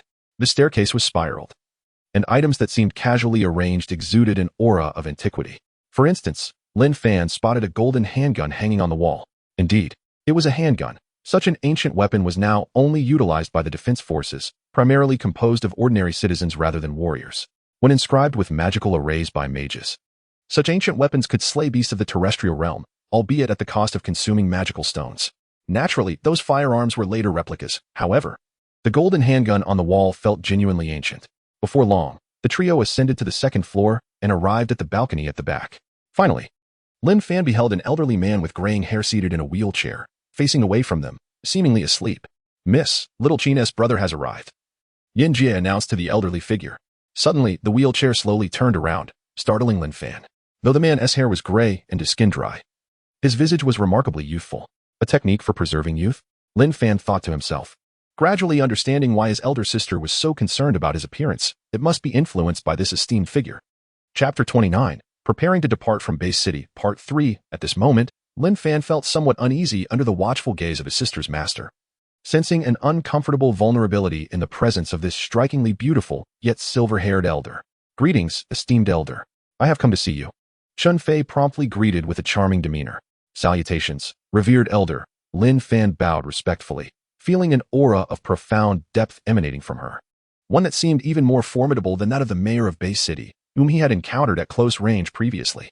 Truly, she was the former head of the Spider Academy. The elder nodded slightly, then turned her attention to Lin Fan. Her eyes, marked by a certain weariness yet strikingly beautiful, intently scrutinizing him for an extended moment. Suddenly, she scoffed, "A genius?" Lin Fan was taken aback, perplexed by the elder's apparent disapproval of him. Chun Fei also paused, her expression tinged with concern. However, Yin Jie seemed to have anticipated this. Standing beside the elder without uttering a word, the elder spoke indifferently. "Your sister once implored me to assist you in embarking on the path of cultivation. I observed you then, and concluded that it would be nearly impossible for you to tread this path. Your consciousness is not weak, yet your cerebral domain is overly developed, preventing your awareness from extending into the sea of consciousness. This phenomenon is quite common. You are not unique. Many individuals are exceptionally intelligent and possess strong comprehension. Yet their awareness cannot reach the sea of consciousness, thus hindering their ability to harness energy for physical refinement or absorb magical elements. Over the span of a millennium, no one has resolved the cultivation dilemmas faced by such individuals." Lin Fan's heart stirred. Did his sister truly seek assistance from her master? He had been entirely oblivious to this, as she had never mentioned it before him, seemingly indifferent to his plight. Yet, upon hearing the elder's words, Lin Fan felt a surge of pride. "Oh, you have confirmed that I cannot embark on the path of cultivation? I have transformed the impossible into the possible through my own research." However, trepidation soon washed over him. Could this elder have discerned his secret? Was she able to perceive the golden card within his sea of consciousness? Indeed, the elder squinted and continued. "A natal weapon, is it? A prodigy. A natal weapon can only be cultivated by those above the celestial origin realm. This is common knowledge, practically an axiom. I have never heard of a natal weapon that is inferior to a heavenly artifact, even if infused with essence blood." Lin Fan's heart raced anew. What level of cultivation did this elder possess? The celestial origin realm? That seemed implausible, as the celestial origin realm was merely a tier above the earth origin realm. It should not be able to perceive his current status as an earth-level mage. The elder continued, "So, it appears that the structure of your natal weapon is the issue. You must have either created a unique natal weapon or acquired it through some fortunate encounter." Lin Fan bowed his head slightly, remaining silent, beginning to regret his visit. Uncertain if his sister's master had a penchant for seizing opportunities from others or coercing them. "Can your method of cultivation through a natal weapon be widely disseminated?" the elder suddenly inquired. "Not at all," Lin Fan replied without hesitation. "Such a decisive answer?" The elder chuckled derisively. "I am not so devoid of ethics. If it is your own research, you should possess the capability to handle it. However, if it is an opportunity acquired elsewhere, should it be disseminated? I hope that once your strength is sufficient, you can share it and receive the due rewards. This innovative cultivation method could produce more formidable humans. For the current condition of humanity is not as favorable as it appears." Lin Fan remained silent, pondering the old adage, "In poverty, one cultivates oneself. In wealth, one aids the world." The elder continued, "I am not one who lacks understanding. However, having safeguarded humanity for 3 centuries, I do not wish to witness its demise." 3 centuries. Lin Fan's heart quaked at the realization of the elder's immense age. Indeed, Chun Fei gasped, instinctively asking, "Elder, have you encountered the supreme being who established the 100 refinements technique? That supreme being departed 3 centuries ago." "Of course, I know him. How could I not?" The elder's expression seemed to shift between amusement and disdain. The injury to the eldest miss was indeed inflicted by that individual. Suddenly, Yinjia interjected, and the elder shot her a sharp glance, causing her to fall silent. Though she appeared surprised, it seemed the eldest miss had never spoken of such matters before. Lin Fan and Qin Fei were astonished. Could it be that this elder had once contended with that supreme being? Perceiving the thoughts swirling in Lin Fan and Qin Fei's minds, the elder remarked coolly, "Do not compare me to that sort of supreme being. I am not worthy." Lin Fan felt even more puzzled. This elder seemed to harbor disdain for that past supreme being, a group of self-serving individuals who, in their quest for rare treasures, had ravaged the earth, stripping it of its opportunities, and carried away countless powerful beings. The elder's resentment was palpable. Supreme beings, indeed. They were excessively powerful. We, who were not qualified to partake in the Great War, were merely swept away by the aftermath, nearly losing our lives. Her gaze grew distant. Reflecting on the battles of yore, as she coldly stated, the common folk must surely extol their great deeds. But how many are aware that the era of Bay City was crafted by their hands? You, who have grown up in Bay City, have no idea that outside its borders, the land lies in ruins, riddled with gaping chasms, where cities cannot even be erected. Bay City was built by us, the discarded and injured, clinging to life. Were it not for our efforts to stabilize the land with magic circles, even Bay City could not have been constructed. Lin Fan remained silent, his heart shaken. Had the Earth's environment deteriorated to such an extent? At that moment, the elder's gaze returned to Lin Fan, and she remarked, "I admire geniuses, for they can create miracles. Yet, I also detest them, as many geniuses are selfish, believing themselves to be the center of the universe, disregarding others, and willing to do anything to achieve their goals, showing indifference to life." Lin Fan is certainly not that kind of person. Qin Fei interjected boldly. Lin Fan quickly grasped Qin Fei's arm, silently admonishing her for her imprudent words. This elder was no benevolent soul, especially with the palpable resentment radiating from her. It was best not to provoke her further. "Are you insulting me?" the elder suddenly inquired. Lin Fan was startled, raising his head in confusion. "Who would dare to insult you? Who is that audacious?" At that moment, Yan Jia interjected, "Lin Fan, strong beings can sense the thoughts of the weak. Do not entertain foolish notions in their presence, or you will be perceived." Lin Fan broke into a cold sweat, realizing the weight of the situation. Did strong beings truly possess such an unreasonable perception? The elder scrutinized Lin Fan intently, saying, "What brings you to seek me?" Nothing much. I merely heard that my sister has a master and wanted to pay a visit," Lin Fan replied hastily. Feeling apprehensive about seeking assistance from someone with such formidable resentment and apparent jealousy towards geniuses. "Speak." The elder seemed to grow impatient. Qin Fei quickly added, "Elder, please do not be upset. It is that Lin Fan wished to exchange resources in the Inner Academy, but he hoped to obtain permission to access the Inner Academy for that purpose." The elder understood. "Very well," Qin Fei nodded cautiously. She felt a twinge of fear towards the elder, sensing her difficult demeanor, yet she recalled the elder's previous kindness towards her. The elder continued, "Lin Fan is currently a student of the Outer Academy? The rules cannot be altered." "Ah?" Qin Fei's expression fell in disappointment. "However, I can offer you an opportunity," the elder added suddenly. Both Lin Fan and Qin Fei's eyes brightened. "Are you not a genius? I have a profound admiration for geniuses. They possess the capacity to conjure miracles. My expectations of you are modest. Within a span of 10 days, venture beyond the confines of the base city, slay monsters, and accumulate 100 merit points. Only then may you enter the inner courtyard to exchange resources and enjoy the same benefits as the inner courtyard students," the elderly man stated. Beyond the base city, Qin Fei's countenance shifted. "Strength is forged through battle," the elder remarked indifferently. "Lin Fan has already attained the status of a tiered mage and is qualified to leave the base city. If he lacks the courage for this, why squander resources? The Academy's resources are meant to cultivate those capable of vanquishing monsters, not to indulge the privileged." "I concur," Lin Fan responded without hesitation. He too longed to witness what lay beyond. A faint smile finally graced the elder's face. However, Qin Fei expressed her concern. "Brother Lin Fan has just broken through." "Wait a moment, a tiered mage?" Suddenly, Qin Fei turned, her eyes wide in disbelief as she gazed at Lin Fan. "Brother Lin Fan, you are a tiered mage?" "Lin Fan, Yinjia, the elder." The three exchanged silent glances, perplexed by Qin Fei's obliviousness. "Did you not accompany Lin Fan here?" Qin Fei blushed slightly. While she was with Lin Fan, she had been too captivated by his charm to notice his aura of cultivation. Now, she recalled why the other passengers on the bus seemed to regard Lin Fan with a hint of reverence. Since childhood, Lin Fan had harbored an innate pride. Even without the ability to cultivate, his unparalleled learning capacity had spared him from feelings of inferiority. Furthermore, the casual declaration he made at the outer courtyard had seemingly transformed his demeanor, causing those around him to feel an unexplainable pressure. Chen Fei's cheeks flushed. Yet she mustered her resolve and said, "Although I do not understand the situation, Brother Lin Fan must have just broken through and lacks any combat experience. Would it not be perilous to leave the base city now? Not only must he go, but you must accompany him as well," the elder asserted. Chen Fei was taken aback. "Are you not also a tiered mage?"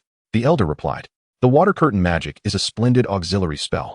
While it does not defend against internal threats, it provides excellent support.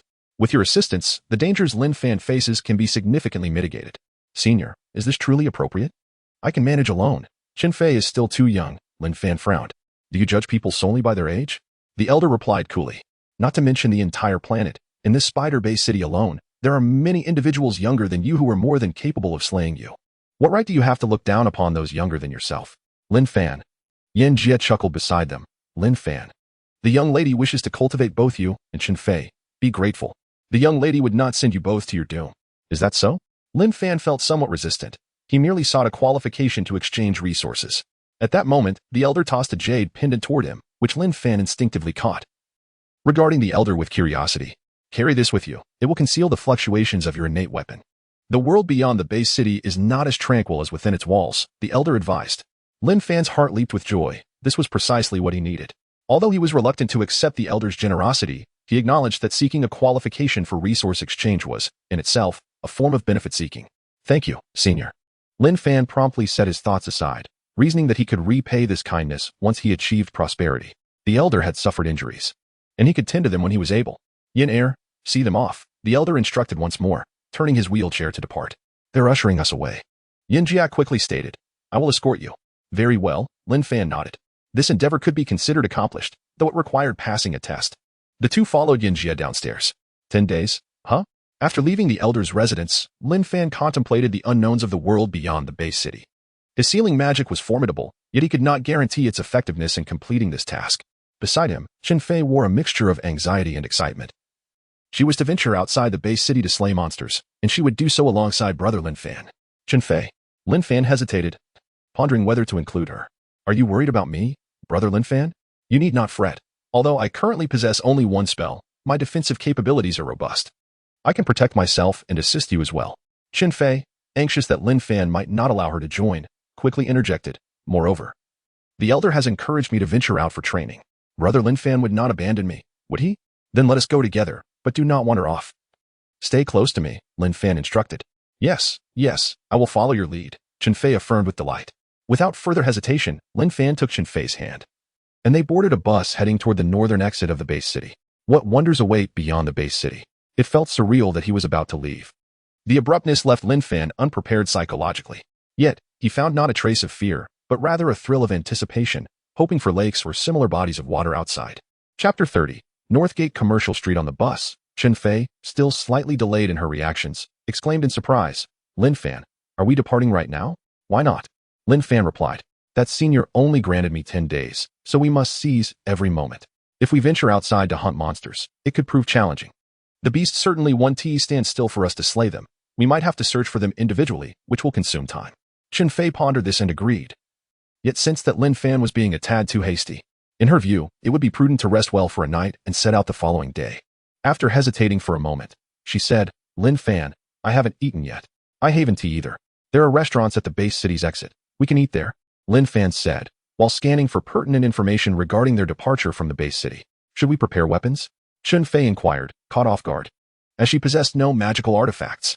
The magical materials she had painstakingly saved for had been lost in the family marketplace, and she lacked the courage to retrieve them. "Weapons? We can buy them at the North Gate. Do you have any money?" Lin Fan asked. "No," Chen Fei shook her head. After a moment's consideration, Lin Fan realized that his warrior skills were still lacking, rendering him incapable of engaging monsters in close combat. In a dire situation, he could still utilize the gold card. Thus, he concluded that he did not require any weapons. "I'll buy it for you first. You can reimburse me later," he offered. Chen Fei hesitated. "Is that all right?" "What is wrong with that? I'm also a mage. I don't need weapons," Lin Fan reassured her. He had learned that the base city's exit was equipped with restaurants, weapon vendors, monster material purchase points, and various upscale inns, facilities designed to accommodate those who slay monsters, preventing unnecessary delays. Lin Fan not only gathered this information but also noted the precautions necessary for adventuring outside the base city. While most matters could be adapted to, The most critical warnings were not to linger outside overnight and to avoid staying too long near the canyon's edge. The reasoning behind avoiding overnight stays was clear. The wilderness was perilous. As for avoiding prolonged stays near the canyon, it seemed due to the unstable terrain, prone to landslides and collapses. Lin Fan was taken aback by the severity of the external environment, having frequently encountered warnings of landslides and ground collapses. Was the outside world truly that hostile? Meanwhile, in a luxurious villa within the affluent district of the southern city, Liang Yang received a call from his subordinate, frowning as he asked, "What do you mean missing? Is he dead or just lost?" "We cannot confirm. We haven't located young Master Liang Feng," the subordinate replied. "Sir, you might want to brace yourself," the subordinate continued, seemingly anxious. "Additionally, we unexpectedly discovered that Lin Fan is now a level 2 mage. Today, during old 3's shift, he noticed 2 level 2 mages taking the bus. And upon investigation, realized one of them was Lin Fan." Instantly, Liang Yang's eyes narrowed slightly. Lin Fan, a level 2 mage? Previously dismissive of Lin Fan, Liang Yang now felt a twinge of panic. In this era, being a level 2 mage signified status, as mages were scarce and powerful individuals were symbols of authority. Despite his vast wealth, he was merely an ordinary man. Challenging an official mage would be unwise. At this moment, Liang Yang felt a sense of unease. Though he mourned the potential loss of Liang Feng, he had no desire to offend a legitimate mage. After all, he had more than one son. Just then, the subordinate added, "We also found that Lin Fan and another level 2 mage boarded a bus again, and the driver was one of our own. It appears Lin Fan is heading towards the base city's main gate." Liang Yang's spirits lifted, and a glint sparkled in his eyes. An hour later, the bus halted at the station near the base city's north gate. Lin Fan and Chen Fei disembarked and gazed at the bustling North Gate commercial street. A stretch of 1,000 meters dedicated to trading various monster materials, as well as housing weapon vendors and restaurants. "What a lively place," Chen Fei exclaimed. "Indeed. It's quite vibrant," Lin Fan noted, taking in the multitude of powerful individuals surrounding them. At a glance, the streets were filled with formidable warriors, with the occasional mage spotted among them. Most who frequented this area possessed strength exceeding 10,000 pounds, as only such prowess afforded one the right to hunt monsters. Of course, ordinary people were present too, as many shopkeepers were engaged in regular commerce. With a significant presence of defense forces and frequent patrols from the base city's enforcers, instances of strong individuals seizing goods were virtually non-existent. "Let us go in quickly." Lin Fan, Chen Fei urged, her excitement palpable. This was her first encounter with such a bustling commercial street. She had assumed it would be desolate, given its status as an entry and exit point for the base city, which often saw conflict. Lin Fan, equally exhilarated, led the eager Chen Fei into the North Gate commercial street, marveling at the various monster material shops and an abundance of weapon vendors. To his surprise, there were even shops selling firearms, although warriors seldom employed them, reserving such tools for mages' self-defense. Without wasting time, Lin Fan, feeling somewhat embarrassed to admit his lack of funds, directly guided Chen Fei to a shop specializing in magical artifacts.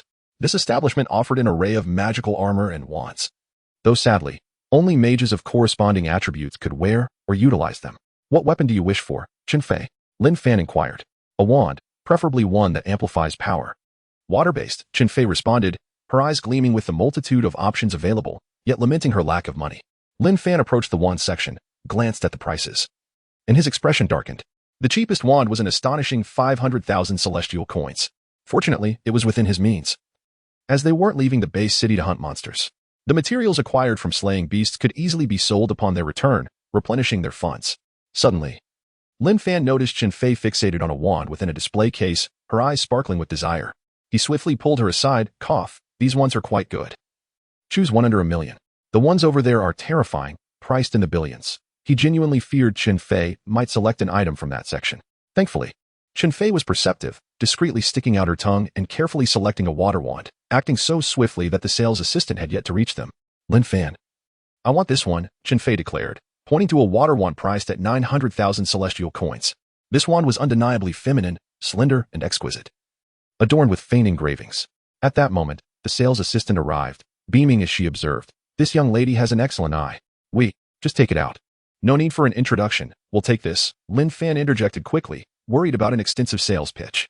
"Oh, all right." The sales assistant, unfazed, promptly disabled the protective magic array, opened the tempered glass case, and retrieved the wand. Chen Fei took the item, sensed its energy, and exclaimed joyfully, "It can amplify its power by approximately 20%. An enhancement of 20% is quite remarkable, particularly since it is only effective for Earth-level mages.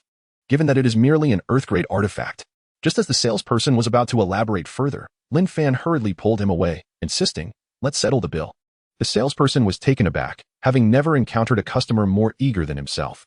However, he felt pleased as this customer did not engage in haggling, which was his preferred type of patron. Soon, Lin Fan paid 900,000 Tian Yuan coins and took Qin Fei out for a meal. In this world, there are no buffets, as warriors tend to eat excessively, overwhelming even the most lavish establishments. Nevertheless, Lin Fan still had over 100,000 coins, so he was unperturbed, leading Qin Fei to a restaurant for a grand feast. To his surprise, the food was exceedingly expensive, primarily consisting of various consumable monster meats.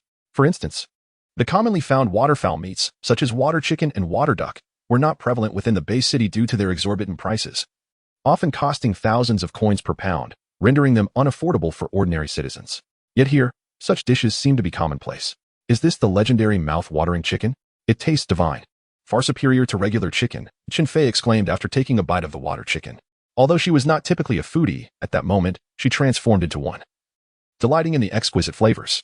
Lin Fan, who was also experiencing this culinary delight for the first time, found the energy from the food invigorating, and he remarked, "If it's delicious, then let us indulge a bit more." Qin Fei nodded eagerly, excitedly competing with Lin Fan for more food, feeling blissful dining alongside him. Within the restaurant, many patrons cast curious glances at the pair. Ah, two newcomers? What stunningly beautiful novices. They appear to be Earth-level mages, not mere apprentices. Some individuals exchanged furtive glances, contemplating something, while others felt compelled to invite Lin Fan and Qin Fei to join their group. Despite savoring the meal, Lin Fan attentively listened to the conversations around him, knowing from his readings that restaurants are prime spots for gathering information. However, he was met with disappointment, as he overheard only a group of men discussing Qin Fei's beauty.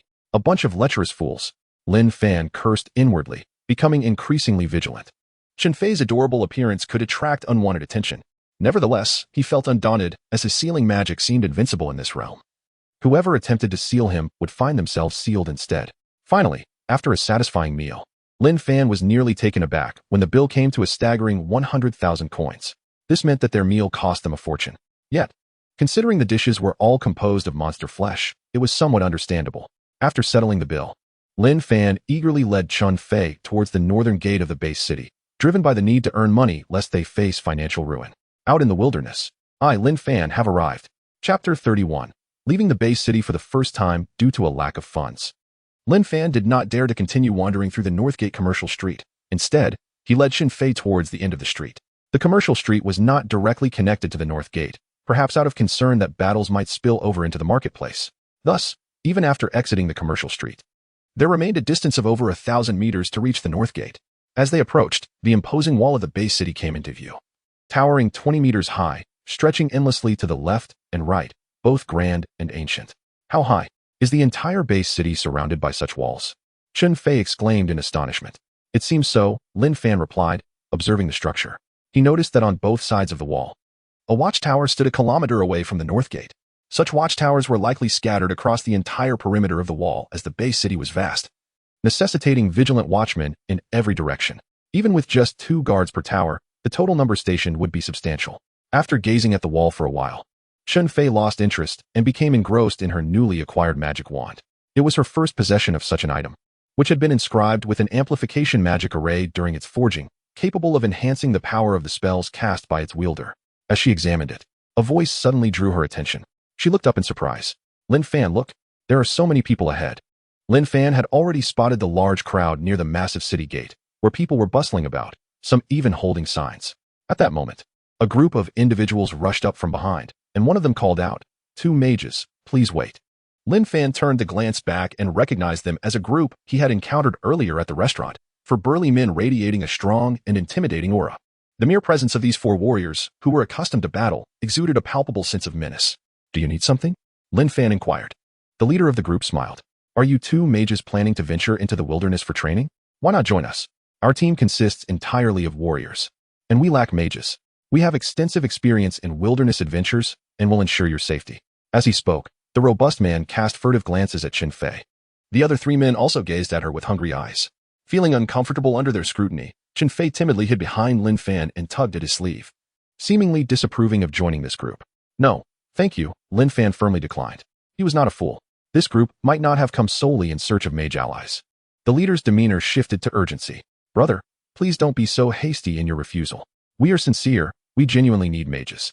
If you join our team, we will provide you with the best treatment. Indeed, mages are vital members of any team. If danger arises, we will prioritize your protection, he continued, his tone persuasive. Join us, and when it comes to dividing spoils, we'll take 50%, while you both receive the remaining 50. 2 mages are worth that much. The other 3 men began to disperse, eyeing Lin Fan and Qin Fei. 50%? Qin Fei was taken aback, her interest piqued. However, Lin Fan remained unmoved. Lost in his own thoughts. Are the members of the Wolf Adventure team trying to deceive newcomers again? He pondered. Suddenly, a feminine voice echoed from behind. The 4 members of the Wolf Adventure team exchanged glances, their expressions shifting as they turned to see a towering woman approaching, her back adorned with a massive sword.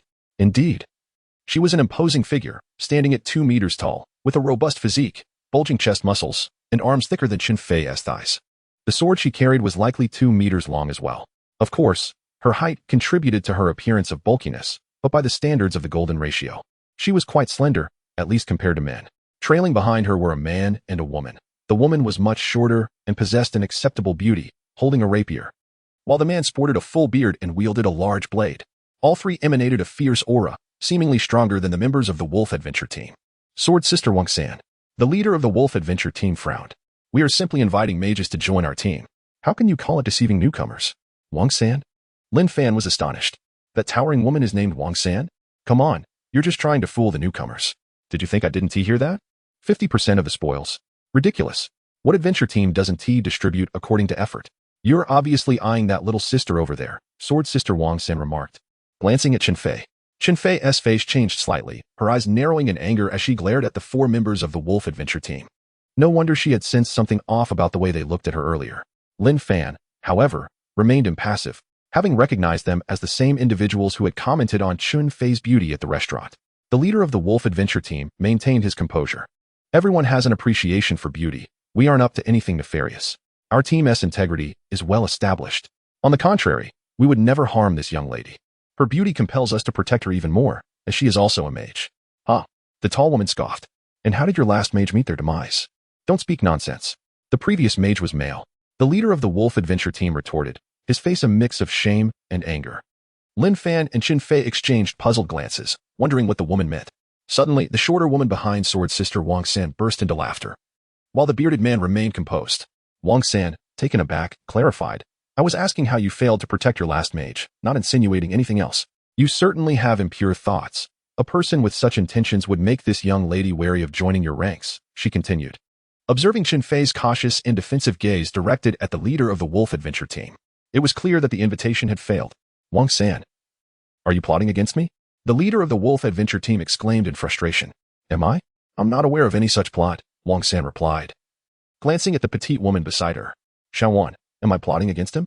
Not at all, the shorter woman responded in agreement. The leader's expression darkened. The Great Sword Adventure team, we shall see about this. With that, he led his 3 teammates away with determined strides. Lin Fan chuckled softly, continuing onward with Qin Fei. May I inquire, dear mages, what spells do you possess? Sword Sister Wang San called out as she caught up with them. We are the Great Sword Adventure team. And I am the leader, Wang San Mei. People commonly refer to me as Sword Sister Wang San. You appear to be newcomers. If this is your first time leaving the base city, I recommend joining an adventure team. Why? Lin Fan asked. Meanwhile, Qin Fei, who had shifted to Lin Fan's other side, curiously observed the tall woman, her eyes reflecting a hint of apprehension as she wondered if this woman was a man in disguise. Noticing Qin Fei's gaze, Wang San sighed. Little sister, please don't look at me like that. I am genuinely a woman. I simply suffer from gigantism, which has resulted in my current stature. It was clear that she had grown accustomed to her appearance, yet Qin Fei's doubts about her femininity left her feeling exasperated. Qin Fei, do not be rude. Lin Fan interjected. I'm sorry, Qin Fei quickly apologized, genuinely contrite. She hadn't meant to offend, but she was astonished that this imposing sister could discern her thoughts so easily. Regarding gigantism, Lin Fan had some understanding. It is a condition where the body experiences excessive growth, with some individuals reaching heights of 2, 3, or even 5 meters. In contrast, Sword Sister Wang San, who stands at a mere 2 meters, is considered relatively moderate. With a faint smile, Sword Sister Wang San addressed Lin Fan's inquiry. It is quite simple. Your ignorance of the outside world contrasts sharply with our long-standing experience in these wilderness adventures. We are well acquainted with the perils that lie beyond and are knowledgeable about the areas rich in resources. After a brief pause, she continued, however, Our recruitment does not come with the promise of immediate benefits. As I mentioned before, in many adventure teams, the distribution of rewards is based on labor. The leader receives a tenth, and the remainder is allocated according to individual contributions. Furthermore, while we are in need of mages, not just any mage will suffice. We require those capable of assisting us in battle, so I would like to inquire about your magical abilities. Lin Fan nodded slightly, having already contemplated this matter. After all, they were indeed progressing forward. The gathering of individuals at the northern gate seemed to be a recruitment effort. Observing Lin Fan's gaze towards the scene, Sword Sister Wang San explained, in the wilderness, death is a frequent occurrence. Thus, there are always individuals seeking companions. In fact, we were also planning to recruit there. But upon encountering you two, we thought to inquire if you would be interested in joining our adventure team, which would save us time. Pausing for a moment, she added. You need not worry about the distribution of benefits. We are not short-sighted enough to seize what rightfully belongs to you based solely on strength. It is perhaps because two mages hold considerable value that I am so earnest in this matter. Our strength is formidable. I possess a force of 50,000 pounds. And my companions each exceed 30,000 pounds. In truth, had you both been novice warriors rather than mages, we would not have extended an invitation. This last statement was quite reassuring. After a moment's reflection, Lin Fan decided to join the team, responding with a smile, I am Lin Fan. And I specialize in sealing magic. I wonder if that would be of use to you. Chen Fei, eager to contribute, quickly raised her hand and declared. And I am Chen Fei. I wield water curtain magic, which can provide defensive support for all of you. With this water curtain, you can attack while remaining impervious to external strikes. Sealing magic? Did you say sealing magic? The trio, including Sword Sister Wang San, was taken aback. Having barely comprehended Chen Fei's words, their astonishment palpable. This was not due to the overwhelming power of sealing magic. After all, it is often difficult to employ effectively in combat, as one must first weaken or ensnare the target before sealing them. The rarity of a sealing spell capable of forcibly subduing an enemy in battle is exceedingly uncommon, and they had not considered this aspect. Their astonishment stemmed from the sheer rarity of sealing magic. In the spider-based city, it was regarded as legendary. Lin Fan felt a surge of pride, believing he had impressed them, unaware that they regarded sealing magic as somewhat lacking in combat utility. However, Sword Sister Wang San soon regained her composure, realizing that Chen Fei also possessed water curtain magic, a well-known defensive support spell, which was indeed advantageous. She smiled warmly. Then, we welcome both of you to join our great sword adventure team. You may call me Sword Sister, or Team Leader, or simply Wang San.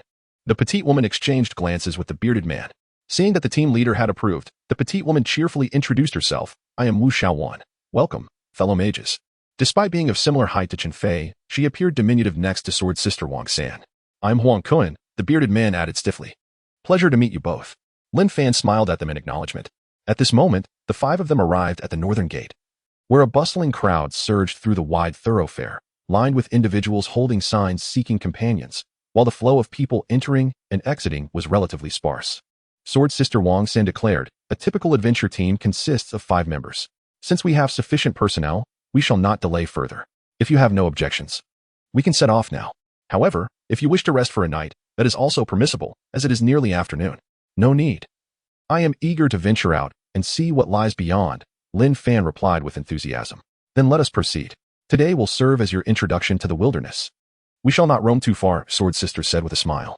Thank you, Lin Fan responded, mirroring her smile. With that, the 5 of them strode purposefully towards the city gate. The gate itself was substantial, measuring about 10 meters in depth, indicating that the city wall was equally thick and robust. Lin Fan sensed the faint traces of a magical array, suggesting that the city's fortifications were enchanted to withstand the onslaught of formidable beasts. Before long, the group emerged from the city gate, stepping into the world beyond. At last, Lin Fan beheld the breathtaking yet harsh landscape, a scene that left an indelible impression on his soul. Chapter 32, Blood-Soaked Wilderness. The initial encounter before them lay a shattered landscape, the earth fissured in numerous places, extending to the horizon. Marshes sprawled everywhere, and bones littered the wetlands, all tinged in a dark crimson hue, the remains of various creatures. Even the air seemed to carry a faint metallic scent of blood. How magnificent! Chen Fei gasped, instinctively covering her mouth. Is this what the wilderness looks like? Why does it seem like there are no trees? Lin Fan was equally astonished. This was far from his expectations. He had imagined that despite the devastation, there would still be patches of trees. Otherwise, how could the beasts survive? Wu Xiaowan chuckled. There are trees, but we are too close to the base city. A horrific monster invasion once ravaged this area, leaving it in ruins, with blood and corpses suffocating any plant life. Shawan isn't entirely accurate. There are indeed plants, but many species here have evolved and are as dangerous as the monsters, exhibiting extreme aggression. Therefore, you must exercise utmost caution when encountering any vegetation, Jia interjected. Plants can attack people? Shenfei exclaimed in shock. This wilderness is absolutely insane. Suddenly, a loud thud echoed as Chun Fei cried out, clutching her forehead as if she had collided with something. Simultaneously, Lin Fan too bumped into a transparent barrier. Oh, right. You haven't registered yet. You need an entry permit. Please register over there, Jia said with a slap to her forehead. In the past, very few humans survived. So to prevent ordinary people from recklessly venturing out, access to the wilderness was restricted. This was also to guard against monster invasions. Without a token, one cannot enter or exit the base city. Lin Fan realized this, but the placement of the defensive magical barrier surprised him. It was 10 meters away from the wall. Sensing his thoughts, Jia continued, the range of this magical barrier can be adjusted. It was previously at the wall, but now that the outside is relatively safe. And with certain facilities here, the barrier has been moved. Turning to look, Lin Fan noticed several buildings to the right of the exit, appearing to house the defense forces. Likely the service center. Let us proceed. I'll guide you to register and acquire wilderness communicators, Jia said, leading the way. Curious, Lin Fan asked, wilderness communicators? Are they like wristwatches? He had seen a similar device on his sister, which looked like a slim watch. Indeed, they are wristwatch-shaped, Jia explained.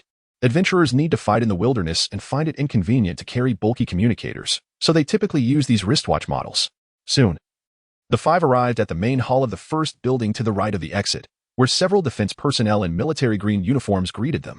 They were ordinary people, but each wielded a rifle inscribed with magical runes. Good day, how may we assist you? One of the defense personnel approached with a smile. Please help them register for their entry permits, Jia instructed, pointing to Lin Fan and Chen Fei. Certainly. May I have your names? The defense personnel inquired cheerfully. Lin Fan, Chen Fei. Please wait a moment. The defense personnel, though an ordinary human, sensed the unusual aura of Lin Fan and Chen Fei, but first checked the equipment at the counter. After confirming that both met the requirements for entry, he proceeded to register their identities. Shortly, the defense personnel produced two thin, wristwatch-like wilderness communicators, smiling. It is my pleasure to serve you. The fee is 200,000 Tianyuan coins. There's a cost? Chen Fei exclaimed in surprise. Lin Fan was momentarily taken aback. He was shocked by his lack of funds. The defense personnel chuckled. You may not know, but the materials for these wilderness communicators are exceedingly rare and difficult to manufacture. They are only sold to those qualified to enter and exit the base city. We do not typically charge for other services. Just as Lin Fan was about to speak, Jia interjected. Let's cover the cost with team funds for now. As she spoke, she proceeded to pay. Jia's keen perception allowed her to notice that both Chen Fei and Lin Fan were short on funds. This is quite embarrassing. Lin Fan stammered. Don't worry. This isn't a gift to you. I won't put you in my debt. I may not have been clear earlier, during the distribution of spoils. 10% goes to the team leader, and the remainder is divided based on contributions. That 10% isn't truly the leader's, but is considered communal funds for the team, meant for urgent needs or compensations for the families of fallen members. Only the team leader can allocate these funds, and while they have the right to use them, they typically refrain from doing so to avoid discontent among the members. This detail need not be elaborated upon. Lin Fan understood. This distribution method was quite reasonable. That's fine. We'll deduct the 200,000 from our spoils later, he said. Of course, Jia replied, having completed the transaction. She handed the two wilderness communicators to Lin Fan and Chen Fei, instructing, put it on your wrist, input your identification numbers to bind it. And you can transfer all data from your previous communicators in one step. All the functions of your brick communicators are available in these. By the way, these wilderness communicators are high-tech products, primarily designed to bind to human genes. They only activate when worn. Once removed, they shut down automatically, making them impossible for others to steal or utilize without your information, Jia added. Lin Fan nodded, intrigued by the concept of genetic binding. He did not ponder further, swiftly donning the communicator and activating it. The device, though only 2 millimeters thick, was remarkably durable. Its edges featured 8 small buttons for various controls, such as lighting and communication. After a brief exploration, Lin Fan utilized the one-click transfer function to move all data from his old communicator to the wilderness communicator, discarding the bulky device without hesitation. For him, a few thousand coins were trivial, even though he was, in fact, quite broke. Chen Fei completed her operation as well, discarding her old communicator. It was best to eliminate anything that could hinder their combat efficiency. At that moment, Jia purchased 2 backpacks from the defense personnel, stating, "These are adventure backpacks designed to carry valuable resources. Given the monster's sizes, we cannot bring everything back. We will generally cut and transport precious materials. This isn't expensive and can be considered a gift for you. Thank you, Lin Fan said as he accepted the backpack, strapping it on. The design was ingenious, featuring shoulder straps along with chest and waistbands to secure the bag without impeding movement during combat. Of course, female adventurers typically did not use the chest strap. All right, let's set off. Today, I'll familiarize you with the area, Jin Jie declared. The group of 5 exited the service hall and ventured outside, finally free from the barriers, clearly indicating that the wilderness communicators served as their entry permits. As Lin Fan tread upon the dark red earth, a surge of excitement coursed through him as he observed the marshes, though the scant water present was predominantly a sanguine sludge. Along the path, remnants of shattered beast bones lay strewn about, and beneath his feet, white powder, bone dust, frequently emerged from the crimson soil. It was difficult to fathom the multitude of creatures that had perished here, perhaps even humans. In the wilderness, one must remain ever vigilant, Sword Sister patiently remarked. Though beasts are typically encountered beyond 5 kilometers, caution is still warranted here, for many monsters lurk beneath the ground, often ambushing unwary human adventurers, particularly in the marshy regions. It is prudent to avoid venturing in, as a moment's carelessness could lead to entrapment. At this moment, Wu Shaoan and Huang Kuan exchanged wary glances, their demeanor now serious. Like a well-rehearsed duet, they fell into step behind Lin Fan and Chen Fei, effectively shielding them in the center. Suddenly, Chen Fei raised her magic staff. A hum resonated as a magical water barrier enveloped her, and she intended to extend this protection to Lin Fan and the others. Wait. Sword Sister chuckled in exasperation. Remain alert, but do not squander your magical energy. In the wild, power is a precious commodity. It is best to unleash your magic only upon sensing danger or when danger is imminent. Moreover, you need not worry. We will shield you from ordinary threats, as mages are a rare and valuable asset. Upon glancing back, Chen Fei noticed Huang Kuan and Wu Shaoan had already positioned themselves to protect her. Even Sword Sister took the initiative to stand at the forefront, ready to confront any potential dangers. Embarrassed, she smiled and dispelled the water barrier. Sword Sister returned a knowing smile, and Huang Kuan and Wu Shaoan offered warm expressions, refraining from mockery. In truth, when they first arrived in the wilderness, they had not fared much better than Chen Fei.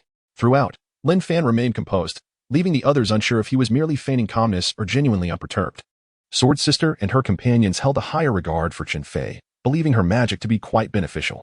They had included Lin Fan in their group, recognizing him as the leader, and acknowledging that while sealing spells might not be particularly useful in battle, such mages are crucial should the need to capture living creatures arise. Furthermore, even with only one spell now, she could continue to cultivate additional magic in the future, as a mage typically studies multiple spells. As the 5 continued onward, they gradually distanced themselves from the fortified city. Despite the abundance of marshes outside, arid regions were also present, for it was not entirely a swamp.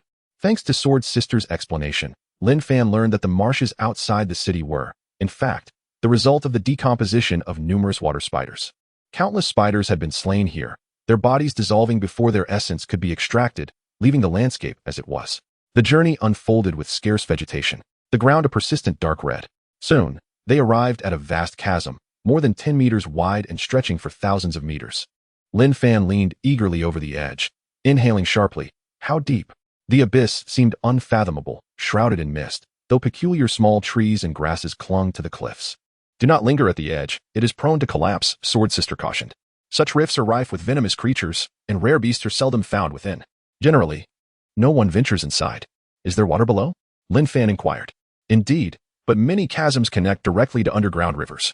So even the heaviest rains do not cause the water to rise, Sword Sister replied. We will detour. These fissures are not all interconnected, and there is always a path. However, we usually leap across them. For those with strength in the earth realm, especially those possessing immense power, leaping several meters is trivial. But with 2 mages in our company, we must take their safety into account. Underground rivers? Lin Fan's eyes sparkled with intrigue, though he lamented the inability to descend into the chasm. Under Sword Sister's guidance, they navigated around the fissure and pressed onward. After more than an hour, they finally reached a zone 5 kilometers from the fortified city. Here, the sanguine hue of the earth had notably diminished, and vegetation began to reappear. Just as Sword Sister was about to speak further, the ground ahead trembled violently. Roar. The once smooth terrain erupted as a 3-meter-tall black beast, clad in fearsome carapace, lunged at them. The sudden upheaval left the 5 in shock. Be cautious. It is a ground-armored beast. Protect the mages, Sword Sister shouted, dashing forward with her massive sword drawn, her speed so swift that Lin Fan could only perceive a blur. Chen Fei, Lin Fan called out sharply, pointing his finger. Understanding his command, Chun Fei swiftly cast a spell, summoning a water barrier around Sword Sister. Boom. In less than half a second, Sword Sister collided with the ground-armored beast, her great sword cleaving through the beast's hide, yet she was also forced back several steps. How formidable! Ensure the mages are kept safe from harm, Sword Sister cried, prepared to charge again. Yet, at that moment, Lin Fan's sealing magic finally manifested. A brilliant blue light erupted, forming 8 thick chains that ensnared the fearsome beast from all sides. With a swift surge, Sword Sister leaped dozens of meters forward, her sword poised to strike. However, her blow missed entirely as the massive creature suddenly shrank, transforming into a small water sphere that plummeted to the ground. Thud. The sword cleaved through the earth effortlessly, unleashing a wave of energy that rippled for meters, a display of unparalleled might. Yet, Sword Sister remained oblivious to this spectacle, her eyes wide with disbelief as she stared at the diminutive water sphere below. What is happening? Such a powerful beast. And it consumed a portion of my strength to seal it, Lin Fan exclaimed, astonished. Instantly, Sword Sister turned her gaze towards him. Huang Kuan behind her. Wu Xiaowan. Didn't we agree that sealing magic would be of little use in combat? Chapter 33. The 8 formation binding magic. Wow, Brother Lin Fan is incredible, Chun Fei exclaimed excitedly, having been startled moments before by the monstrous creature outside. Its sheer size was indeed terrifying. Yet, that fearsome beast was instantaneously sealed by Lin Fan. Fortunately, that creature was quite formidable. If it weren't for Sword Sister blocking it at the front, I wouldn't have reacted in time at all, Lin Fan humbly remarked. His words held truth. The speed of the earth-armored beast was astonishing. It had surged forward to attack in a blink, merely 20 meters away. Without Sword Sister's initial strike that sent the beast flying, Lin Fan would have had no chance of evading it. Especially since his warrior training was only at the 3rd level of body tempering. Although his status as a mage allowed his awareness to react, his actions lagged behind. This was the inherent flaw of mages. Once a warrior closed in, it became a nightmare. At that moment, Sword Sister finally regained her composure. Gazing at Lin Fan with a haunting expression. Is this the sealing magic you spoke of? She asked, a hint of melancholy in her tone. Indeed, Lin Fan replied matter-of-factly. Brother Lin Fan is truly remarkable, Chun Fei added, her admiration evident. Sword Sister, seemingly realizing for the first time that a water curtain magical shield enveloped her, looked at Chun Fei in astonishment. You weren't frightened at all by that terrifying earth-armored beast? She queried. Isn't the first encounter with a monster supposed to make one tremble in fear? She had envisioned how Lin Fan and Chun Fei would react upon their first sighting of a monster. Initially, she had planned to guide the 2 mages through the wilderness to help them acclimate, never expecting such a turn of events. Wu Xiaowan couldn't help but ask, is this truly your first time in the wilderness? Generally, newcomers are filled with fear. Why do you seem more seasoned than us? Are you naturally cold-blooded or simply reckless? Impressive, Huang Kuan exclaimed, giving a thumbs up. Feeling proud, Chun Fei declared. Brother Lin Fan has fought against the followers of the evil god cult. It was as if she were praising herself by praising Lin Fan. Yet, as the memory of her sister, who had perished while saving her, resurfaced, her mood suddenly darkened. Lin Fan affectionately ruffled Chun Fei's hair. Knowing that she needed to overcome this on her own, given that it had only been a few days since her sister's passing. Followers of the evil god cult? Sword Sister pondered aloud, suddenly understanding why the 2 mages displayed such courage. They had evidently endured bloody encounters before. After a brief moment of contemplation, she broke into a bright smile. I initially thought I would have to drag 2 burdens through training for days before earning any rewards. But now I feel we have struck gold. These 2 mages are far from burdensome. Wu Xiaowan chimed in. Indeed. It seems that both mages have an excellent grasp of timing. At that moment, Huang Kuan inquired. The base city doesn't accept live creatures, right? It seems so. Sword Sister replied, looking at Lin Fan with concern. Will your sealing magic kill the beast? No, but it's quite simple to do so, Lin Fan chuckled. How strong was that earth-armored beast? Very strong, at least comparable to me. Its strength may be slightly less, but its defense is formidable. In a one-on-one battle, I could only rely on attrition, and I might not outlast it, Sword Sister admitted honestly. Does Sword Sister have any powerful techniques at her disposal? Lin Fan inquired further. Yes, but it's challenging to gather energy during battle, unless Xiaowan and Huang Kuan can buy me some time. Suddenly, Sword Sister seemed to have an epiphany, her eyes sparkling. Indeed, Lin Fan smiled and said, my sealing magic also binds the target's consciousness. You can start gathering energy now, and once you finish, I'll release the earth-armored beast. Can it really work like that? Huang Kuan exclaimed in astonishment. Is this considered cheating? Wu Xiaowan asked, her eyes shining with excitement. Whether it's cheating or not, I know we are bound to profit, Sword Sister replied, equally exhilarated. She immediately began gathering energy. Stepping back 2 paces and halting 2 meters from the small water orb, she raised her great sword above her head. and under the watchful eyes of Lin Fan and the others, she swiftly infused her own energy into the blade, which began to emanate a faint glow, radiating sword intent. After a full 10 seconds, Sword Sister shouted, "Now, release." With a mere thought from Lin Fan, the small water orb on the ground dissipated, revealing a rapidly expanding black dot that transformed into the colossal earth-armored beast. Before the beast could comprehend the situation, the great sword descended with a powerful strike. Boom! With a thunderous sound, the beast's incredibly hard head was cleaved open. Amidst the resounding crash, the massive corpse was flung several meters away, rolling for some distance before coming to a halt, utterly lifeless. "Yay, we killed it!" Qin Fei exclaimed with excitement. Sword Sister is amazing. Remembering Sword Sister's earlier admonition, she promptly retracted the water curtain magic surrounding her. Wu Xiaowan, too, was filled with delight. The charged strike was truly peculiar. It feels like outright cheating. "Hey, earning money is a good thing," Huang Kuan grinned broadly. At this juncture, Sword Sister sheathed her great sword, breathing slightly heavier, but smiling. "The earth-armored beast's defense is indeed formidable. If it weren't for my charged strike, I wouldn't have been able to breach its tough hide." As she spoke, she strode towards the corpse of the earth-armored beast. Lin Fan and the others followed, realizing that it was their first encounter with a genuine monster. Soon, they arrived beside the beast's carcass, which, even in death, lay nearly 2 meters high, resembling a small mountain. Sword Sister was only slightly taller. "So gruesome," Qin Fei remarked, wrinkling her nose at the side of the body, particularly struck by the bloodiness. "You'll adapt in no time. You're doing remarkably well. When we first killed a monster, we were retching uncontrollably," Wu Xiaowan laughed. At that moment, Sword Sister began cutting into the earth-armored beast, laughing. "The beast's body is enormous. While we have considerable strength, the flesh isn't worth much. We only need to take the hide back. It can sell for over 1 million. And then there's the essence blood. The blood of the earth-armored beast is worth 10,000 per drop, potentially earning us millions." "No need to go through all that trouble," Lin Fan interjected, then pointed his hand. Rich water elements coalesced into 8 chains, binding the beast corpse. In the astonished gazes of Sword Sister and the others, the massive body shrank rapidly, transforming back into a small water orb that dropped to the ground. Wu Xiaowan was the first to react, astonished. "Your sealing magic can also seal inanimate objects? Is that so strange?" Lin Fan queried. "Isn't it peculiar? It seems sealing magic is typically only for living beings," Wu Xiaowan countered. "That does seem to be the case. Although our spider-based city lacks sealing magic, it is said that sealing magic cast by mages can only target living beings due to the need to lock onto their essence," Sword Sister added. "Generally, to seal inanimate objects, like buildings or mountains, one would require an external magic array. Need I say more? It's undoubtedly because Brother Lin Fan is extraordinary," Qin Fei remarked with a smile. Lin Fan, however, was not well versed in these matters. He had primarily focused on studying how to enhance his own cultivation and had not delved deeply into these topics. Just then, Sword Sister inquired, "Furthermore, your sealing magic can actually bind enemies during combat? That's quite remarkable, unless it's an exceptionally advanced spell. How many formations does your magic consist of? Do magic spells truly have ranks?" It is not surprising that Lin Fan is unaware. While he is indeed a scholar, his primary focus has been on enhancing his own cultivation, and in this regard, he is an expert.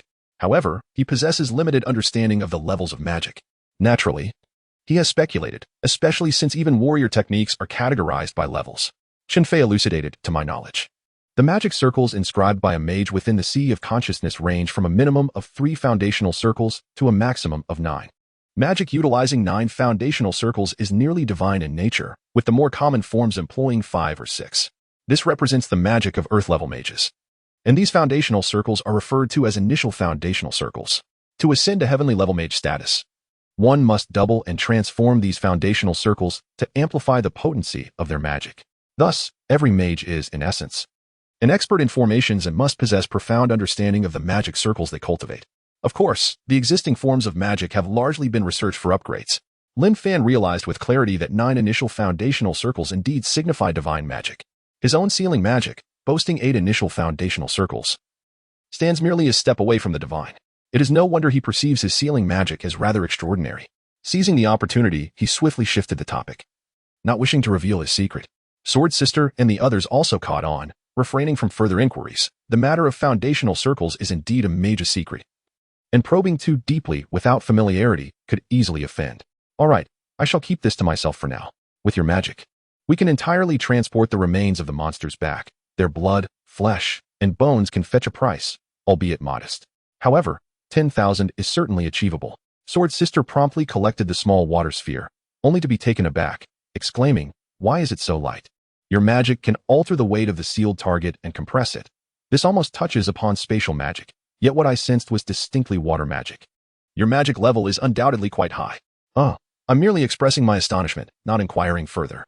She chuckled, securing the small water sphere and decisively declared, "Let us proceed to the next. Which direction are we heading?" Chun Fei eagerly inquired. "Forward, there aren't many monsters around here. Encountering an earth-armored beast was purely fortuitous, as it is a subterranean creature. Previously, we ventured from 10 kilometers away, but given the lateness today, we shall search in this vicinity." Sword Sister led the way, stating, "Ahead lies a large water pool. We must circumvent it as it is teeming with water spiders, which yield no valuable materials. Their essence is far too inexpensive, merely 20 to 30,000 per drop, hardly worth it." "Wait, what did you say? Water spider essence is only 20 to 30,000 per drop?" Lin Fan was momentarily stunned. "It felt cheaper than in the inner academy." "Indeed," Sword Sister replied. "What I mentioned is our selling price to others, akin to the cost price. Of course, if purchased in the base city, it would be pricier due to shipping costs and labor expenses. After all, they need to profit." Upon hearing this, Lin Fan was struck with enlightenment, suddenly realizing his social experience is still lacking. He has grown up as a sheltered flower in the academy, overlooking such a simple truth. Since the water spider essence outside is so affordable, why should he return to the inner academy? Lin Fan promptly resolved, I shall indulge fiercely. I will not return." Chapter 34. The Great Water Pool, Second Update. Only a fool would turn back. Is it not more advantageous to procure from others outside the base city? Of course, one could also venture to harvest water spiders, provided one possesses sufficient strength. After a moment of contemplation, Lin Fan suddenly declared, "Let us not take a detour. We shall proceed directly to the Great Water Pool. Surely, there must be more than just water spiders within it. Ah, and there are giant crabs, also known as monster crabs. Their shells are incredibly valuable. Excellent materials for forging weapons. However, the abundance of water spiders complicates matters. To slay a single monster crab, one often has to eliminate dozens, if not hundreds, of water spiders first. Yet, in truth, water spiders are far more perilous, for they swarm in groups, making them difficult to handle. Thus, very few dare to approach water-laden areas," explained Sword Sister, attempting to dissuade Lin Fan from his intent. If Lin Fan were merely a novice mage, she would not have to consider his thoughts and could simply lead him around. However, Lin Fan's significance was considerable, prompting her to take his opinions into account to avoid discord among them. "What is the value of a single monster crab?" Lin Fan inquired. "Certainly over 1 million. In fact, it could reach several millions. The catch, however, is that to kill one, you must first defeat many water spiders," Sword Sister replied. "Isn't that a tremendous profit?" Lin Fan exclaimed. "If we obtain both the essence of the water spider and the monster crab, would that not be a dual victory? Such an opportunity, why does no one pursue it?" "The issue lies in the danger," Sword Sister retorted, exasperated. "Do you not grasp the peril I speak of? It is quite hazardous." "Not dangerous at all," Lin Fan chuckled.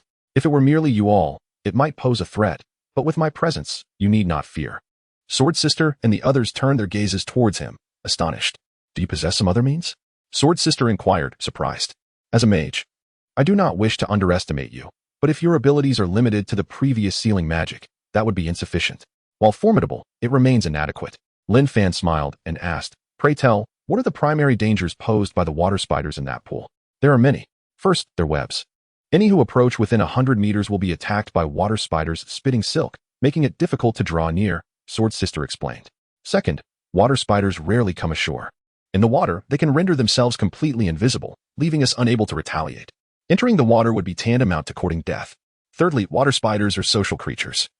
Once provoked, they swarm, overwhelming their adversaries."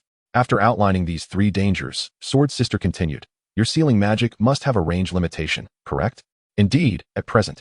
The maximum distance is 100 meters. Beyond that, sealing becomes impossible, and the further away, the greater the consumption." Lin Fan nodded. "Your magic must consume a considerable amount of mana, yes? You have already cast it twice. How many more times can you perform it now?" Sword Sister probed further. "About 8 times, Lin Fan replied, smiling. "If these are the only concerns, there is no need for trepidation. I have methods to mitigate the dangers, provided you offer me protection." Sword Sister and the others furrowed their brows slightly, sensing Lin Fan's overconfidence. No one had been able to navigate these dangers thus far. Could Lin Fan truly succeed? Unless he wielded exceptionally potent fire magic capable of incinerating webs, they could not overlook the close combat capabilities of the water spiders, which were equally perilous. "Trust me just this once. We need not approach the great water pool too closely. Merely 100 meters away will suffice. Observe how I operate. Once I have set everything in place, Should you still feel it is dangerous, you need not engage. I would never gamble with my own life. Lin Fan earnestly addressed the trio. He felt it necessary to reveal some of his capabilities. One must take risks to grow stronger. Yet, he could not embark on this journey alone and required assistance, particularly from those with experience. Lin Fan is truly remarkable. Chen Fei suddenly chimed in. Sword Sister exchanged glances with the others, pondering briefly before stating, very well, Lin Fan the mage. We are still unfamiliar with each other's abilities. Consider today an opportunity for us to familiarize ourselves with the wilderness. The previous encounter with the Earth Armor Beast was an unexpected gain. We shall accompany you. But if danger persists, I hope you will not act recklessly. We possess more experience than you. Rest assured, I shall not court death, Lin Fan replied with a grin. Then let us depart, Sword Sister declared, taking the lead. Though a woman, she acted decisively. Once a decision was made, she would not linger. The terrain ahead began to slope downward, resembling a vast depression from a distance, as though carved by a meteorite. Did this emerge from the battles of former champions? Lin Fan wondered aloud. Presumably, yes. It is said that a once mighty warrior wrought havoc upon the celestial beings, causing the very heavens to shatter. Today's earth lies in ruins. Bearing the scars of conflict, Sword Sister responded. Was it truly for the purpose of slaying divine beings? Lin Fan had never given it much thought before, merely perceiving that formidable figure as both great and powerful. Yet, he had heard whispers of secrets from his sister's master, sensing that the events of yore were not as simple as they appeared. Just how powerful were those beings from the past? Quite terrifying indeed. Whatever the case, it is beyond our comprehension, Sword Sister chuckled. The group proceeded cautiously towards the expansive basin below. Suddenly, Lin Fan noticed movement in the grass ahead. Be careful, Sword Sister called sharply. In an instant, a black streak shot forth from the underbrush. Sword Sister swiftly drew her sword, cleaving through the air, with a resounding slice. A serpent, as thick as an arm, was severed in two, crashing to the ground. A black thunder serpent, quite impressive. Its venomous fangs could fetch 20,000. And its essence is comparable to that of the water spiders, capable of selling for 200 to 300,000, Sword Sister remarked, casually stowing the two halves of the serpent in her adventurer's backpack, which was now partially filled by the creature. Do we not need to seal it? Lin Fan asked. There's no need. Today will likely yield few rewards. Do not squander your mana, Sword Sister replied, firmly convinced that Lin Fan would be unable to handle the great water pool. Very well, Lin Fan acquiesced, thinking they would soon understand. The group continued downward, frequently encountering fissures in the earth. However, these cracks were minor. The widest measured only 3 to 4 meters, easily traversable even for Chen Fei. As they journeyed, Lin Fan observed the outside world was indeed a patchwork of destruction. They had yet to encounter a section of intact land larger than a kilometer in diameter. Fissures were omnipresent, deep and unfathomable. It was evident that these fractures were not merely surface-level damage. The very crust of the earth seemed to have split apart. This was utterly staggering and terrifying. Just how had those ancient beings fought to cause such devastation? Perhaps time had eroded the visible signs of battle, allowing flora to flourish even in the crevices. After walking for some time, Lin Fan suddenly inquired, given this terrain, it must be impossible to drive. How do the soldiers on the front lines reach their destinations? Do they simply march slowly? Certainly not. They utilize flying artifacts, Sword Sister explained. Humanity's upper echelons possess enormous flying vessels capable of transporting thousands at once, provided there are sufficient magic stones. Celestial-grade mages can operate them. Lin Fan realized the misconception he had harbored, believing they would be trudging step by step to the battlefield, especially since Spider Bay City was far from coastal regions. At long last, after half an hour, the great water pool came into view. From a distance, it resembled a mirror, nearly circular, with a diameter of at least several thousand meters. Lin Fan glanced back at the path they had traveled, then surveyed the surroundings, ultimately fixating on the vast water pool ahead. He inhaled deeply and remarked, this must have been formed by a comet, right? It's too symmetrical. Who knows? Jian Jie replied indifferently, it's of no concern to me.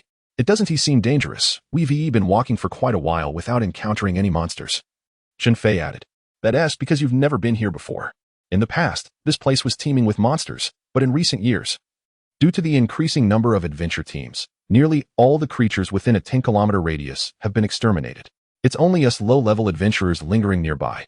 The true powerhouses hunt monsters beyond 30 kilometers, Wu Xiaowan explained with a smile.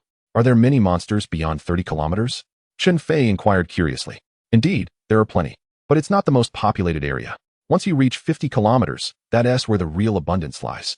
Currently, our Spider Bay City has only ventured a little over 50 kilometers, Wu Xiaowan elaborated.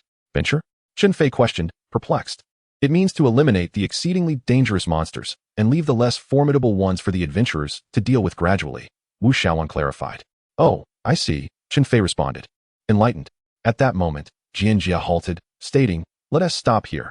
If we go any further, we may provoke the water spiders." The five were now less than 200 meters away from the immense water pool. Since they were at the basin's bottom, which should be relatively flat, the water hadn't reached this point, but the ground was already quite damp.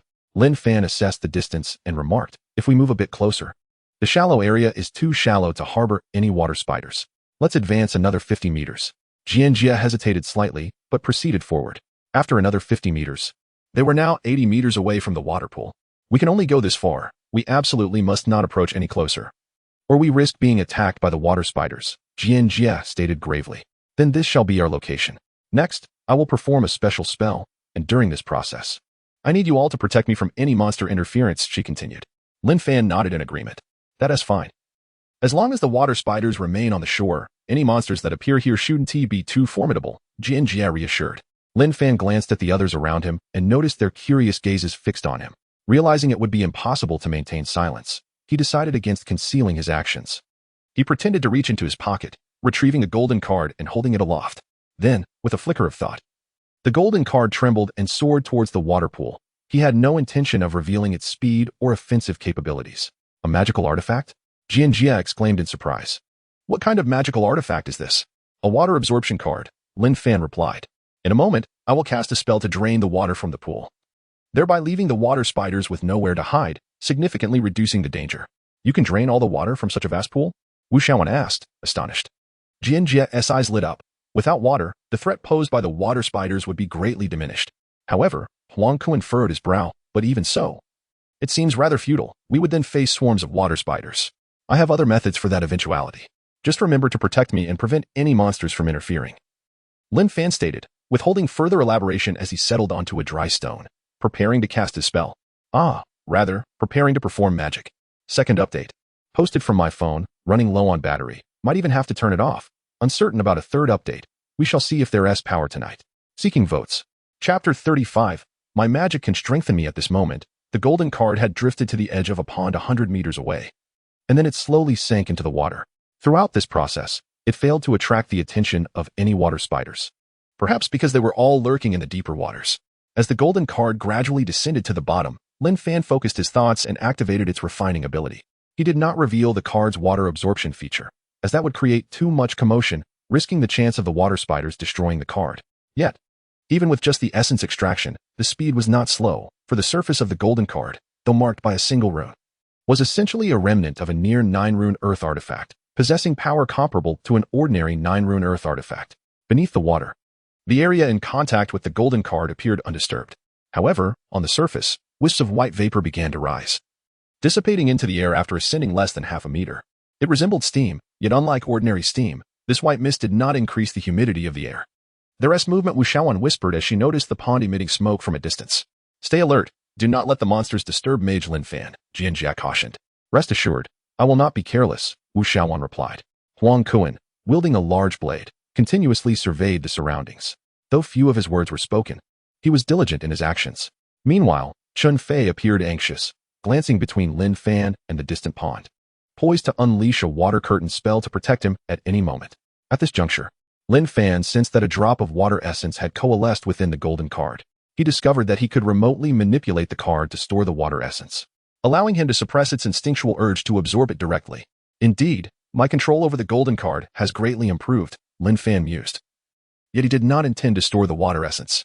Although this practice would cause some fluctuations in his aura, the golden card was also gradually enhancing, manifested externally as fluctuations in his magical energy. After all, he was casting spells, which was not unusual. With a thought, he directed the water essence into his body, commencing the 4th stage of body refinement, having previously completed the 4th stage of skin refinement. Regrettably, the golden card was occupied with refining the water essence and could not assist him in body tempering, which would have expedited the process. Nevertheless, it was not slow, as the water essence was indeed a supreme material for body refinement. The vapor on the water's surface multiplied, expanding rapidly.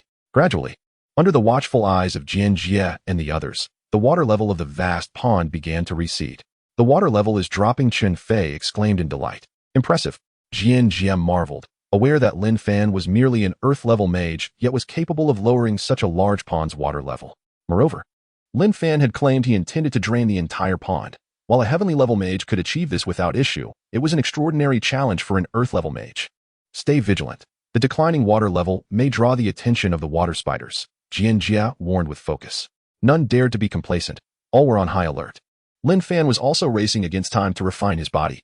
Fortunately, although he lacked the golden card's support this time, the water essence was abundant, particularly as he was absorbing genuine water essence, not just a remnant from the water's impurities. Thus, his speed remained swift. Within merely 10 minutes, Lin Fan completed the body refinement and proceeded to refine his organs. In the distance, the water level had decreased by approximately 10 centimeters. And due to the relatively flat bottom of the basin, it appeared the water had receded several meters. The water line continued to retreat at an accelerating pace. On Lin Fan's side, due to the golden card's rapid refining speed and his slower digestion rate, he could only allow the card to begin absorbing the essence to enhance itself. Consequently, his aura began to fluctuate, manifesting as a stir in his magical energy. However, what puzzled Jianjia and the others was that although Lin Fan was evidently expending magical energy to cast spells, his magical power not only did not diminish but instead gradually intensified. This is somewhat peculiar, yet the group said little more, attributing it to Lin Fan's explosive energy during this intense moment, not delving further into speculation. As time passed, the water level continued to decline at an increasing rate. Finally, after the water level had dropped about a meter, Lin Fan's aura suddenly surged. Buzz! Lin Fan's energy skyrocketed as he completed a cycle of body refinement, advancing to the 4th stage, his strength soaring to over 1,400 kilograms. At this point, he possessed the capability to wield a ton of force with each movement. What is happening? Jianjia and the others looked at Lin Fan in astonishment. Suddenly, a splash echoed from the distant water surface as something emerged. Whoosh, whoosh, whoosh simultaneously. Nearly transparent threads shot from the water's surface towards the 5 individuals, evidently provoked by Lin Fan's powerful aura. Prepare for battle, Jianjia commanded, drawing her great sword and swiftly cleaving through several of the incoming threads. Qinfei, stand behind us and cast the water curtain spell. Understood. Qinfei hastily waved her staff, casting a protective water curtain around Jianjia, Wu Shaowan, and Huang Kuan. She then created a protective barrier for Lin Fan and herself as well. Wu Shaowan and Huang Kuan positioned themselves alongside Jianjia, shielding the 2 mages. Whoosh, whoosh. Whoosh, the threads from the water's surface multiplied, dozens shooting forth with lightning speed.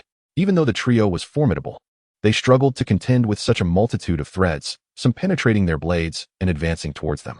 Fortunately, the protective water curtain activated just in time. Upon striking the curtain, the threads were deflected by the rapidly flowing barrier as if slipping on ice. Excellent! Jianjia exclaimed, delighted by the efficacy of the water curtain, which indeed provided external protection while allowing them to counterattack the threads.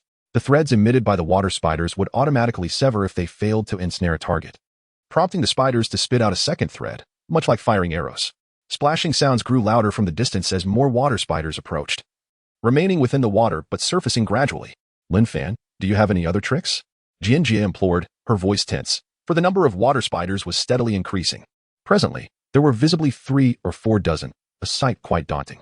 Lin Fan slightly opened his eyes to survey Jianjia and the others, who were struggling against the incoming threads, recognizing the dense barrage that rained down upon them.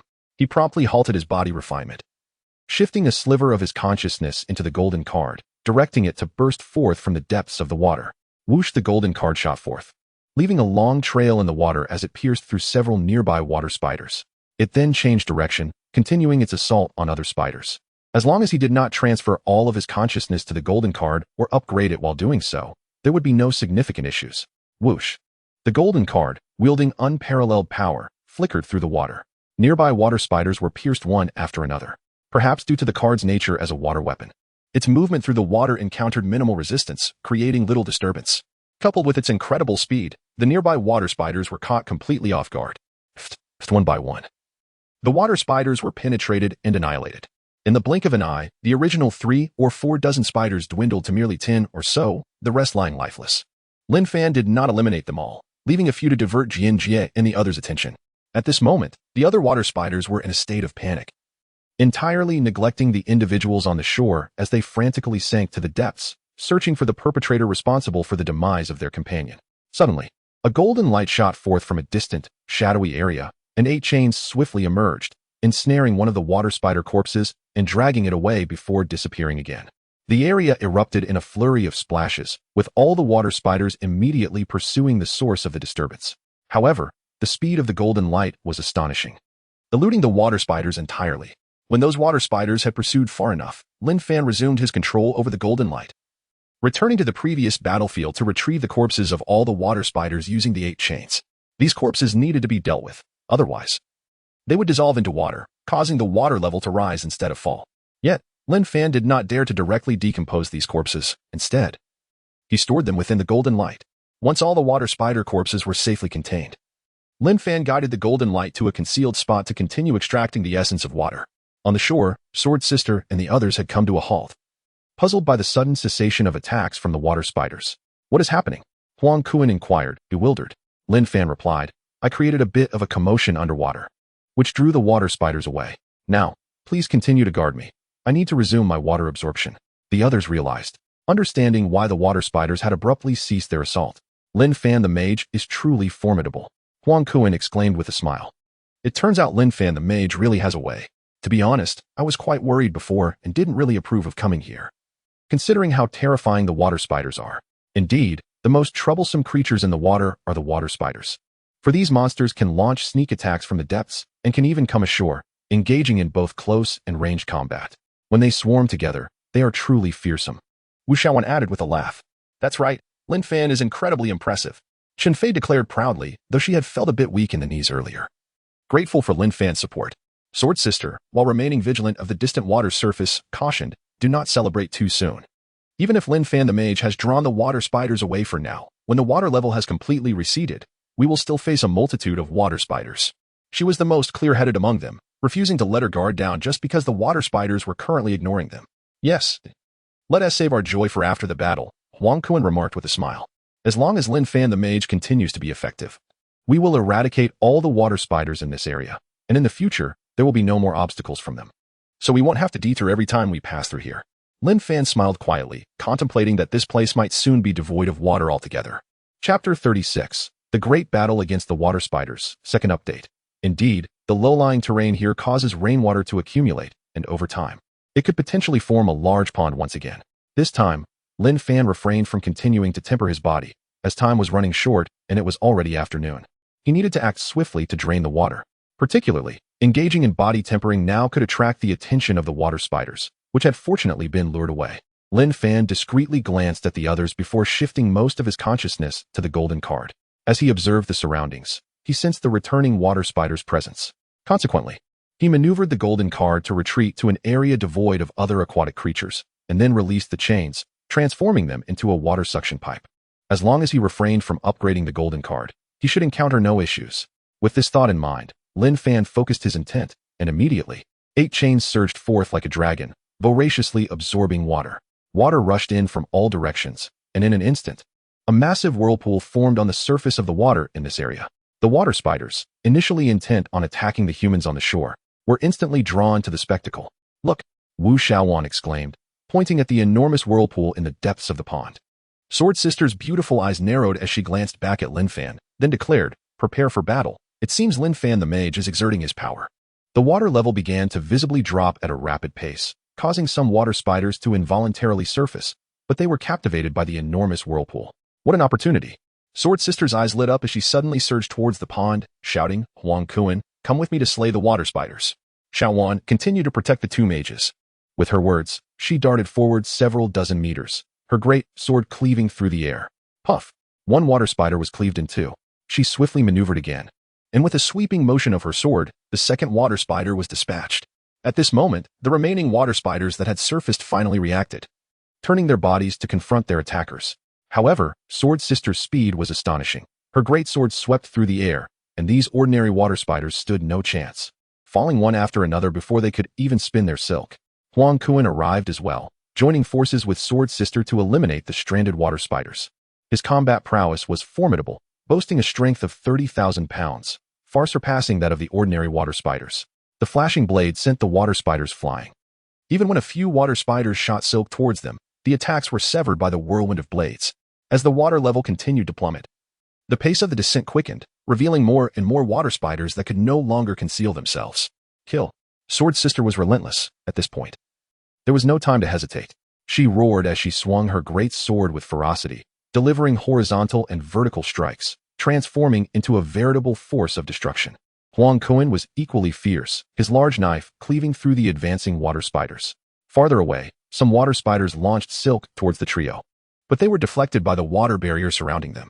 However, with the water level dropping, more exposed water spiders drew the attention of the entire swarm within the pond. Soon, an increasing number of water spiders rapidly approached, many leaping from the water's surface in a frenzy.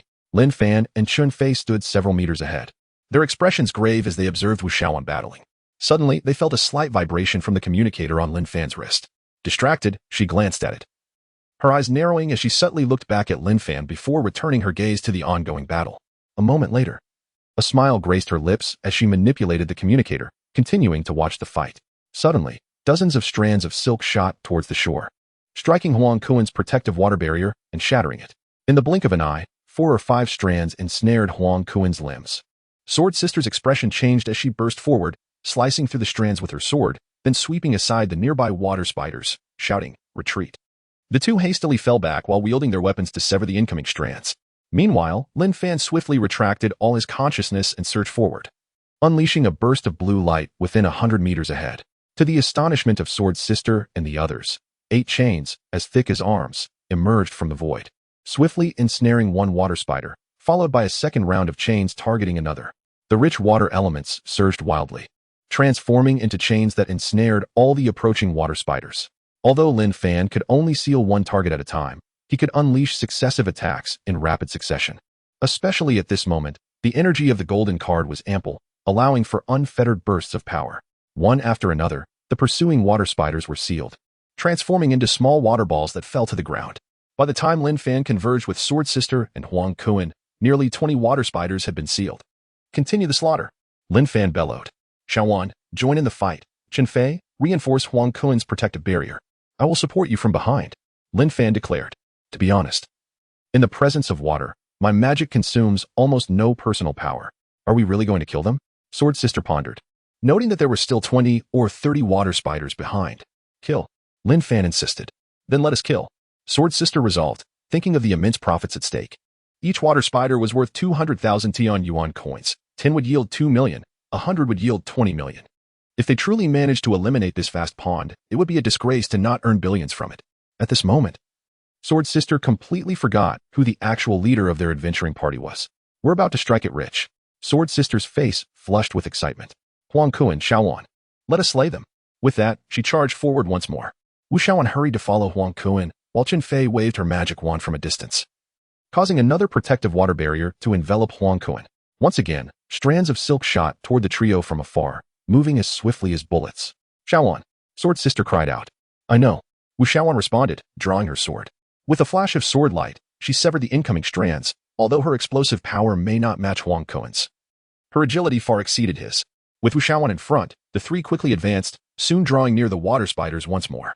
The water spiders shrieked as they charged forward, realizing that if they could not engage from a distance, they would exhaust these humans in close combat. "Kill." Sword Sister swung her great sword, her explosive power astounding, particularly as she outmatched ordinary water spiders. Unless surrounded, she could fell one with each strike. On the other side, Wu Xiaoan's sword flashed as she severed the legs of a water spider before Huang Kun's knife descended, cleaving the creature in two. The two had fought together for so long that their coordination was impeccable, making their combined offensive even more formidable. In the rear, Lin Fan also joined the fray, assisting anyone within 100-meter range. Just as a water spider leapt high from afar to attack Sword Sister, Lin Fan pointed decisively, unleashing blue light as 8 chains ensnared the water spider, reducing it to a small water ball that fell to the ground. When another water spider attempted a side attack on Wu Xiaoan, Lin Fan acted swiftly, dispatching chains from the void to ensnare it tightly.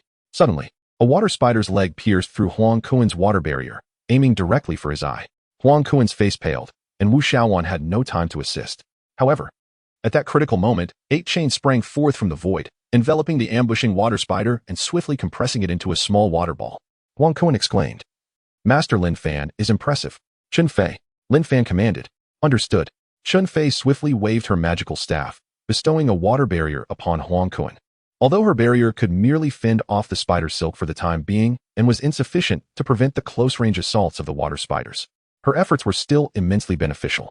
With the threat of the silk eliminated, the formidable nature of the water spiders was significantly diminished.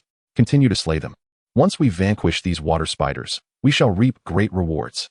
Sister Jian bellowed. Kill. Wu Xiaowan and Huang Kuan joined in fervently, unleashing their full might against the advancing water spiders, while a fierce battle unfolded upon the shore, beneath the water. At the deepest part of the vast pool, a patch of murky sediment began to tremble. Suddenly, a section of the muddy bottom quivered and slowly began to rise, revealing two colossal eyes that emerged like pillars, with bubbles surfacing from the muck. Simultaneously, 1,000 meters away, within a massive spider web anchored to the riverbed, a towering 3-meter water spider gradually opened its eyes, gazing towards the depths ahead. It seemed perplexed, pondering whether those creatures, resembling them yet possessing hard shells, had not been entirely exterminated. Without hesitation, this enormous water spider began to move its legs towards that direction. As it stirred, Lin Fan suddenly felt an unsettling sensation in his heart. Lin Fan was taken aback, swiftly directing a fragment of his consciousness to the hidden gold card, observing the depths from within. In no time, he spotted a gigantic figure swiftly advancing in the distance. A celestial realm water spider. Lin Fan felt a chill, surprised yet understanding.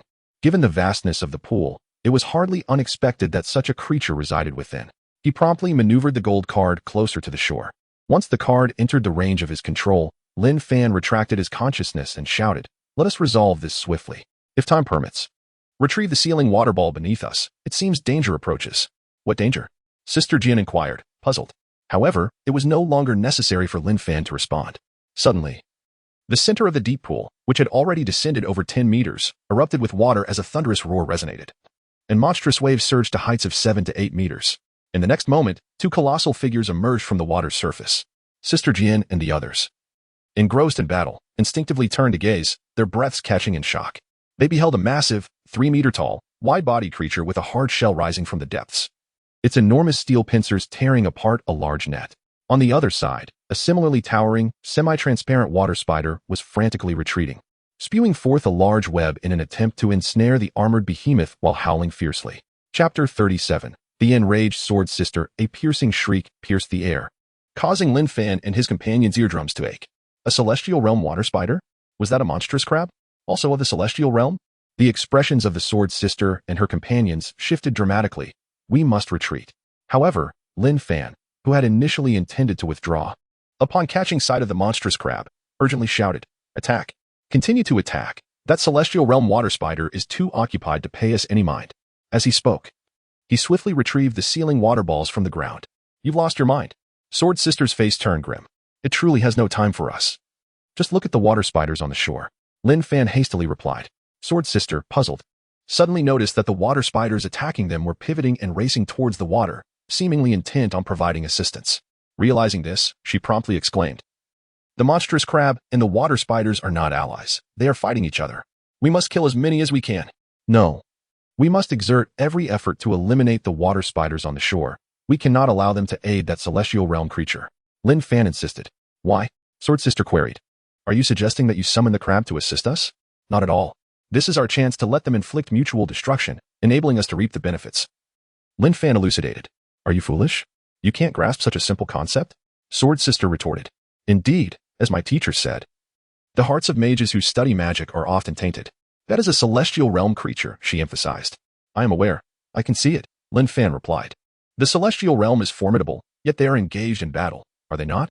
What if they both suffer catastrophic losses? We should create opportunities for their mutual demise." As he spoke, Lin Fan quickly acted, sealing the water spiders that sought to retreat into the water. His instantaneous magic was no jest. Although he could only seal one target at a time, there was almost no interval required, with no cooldown.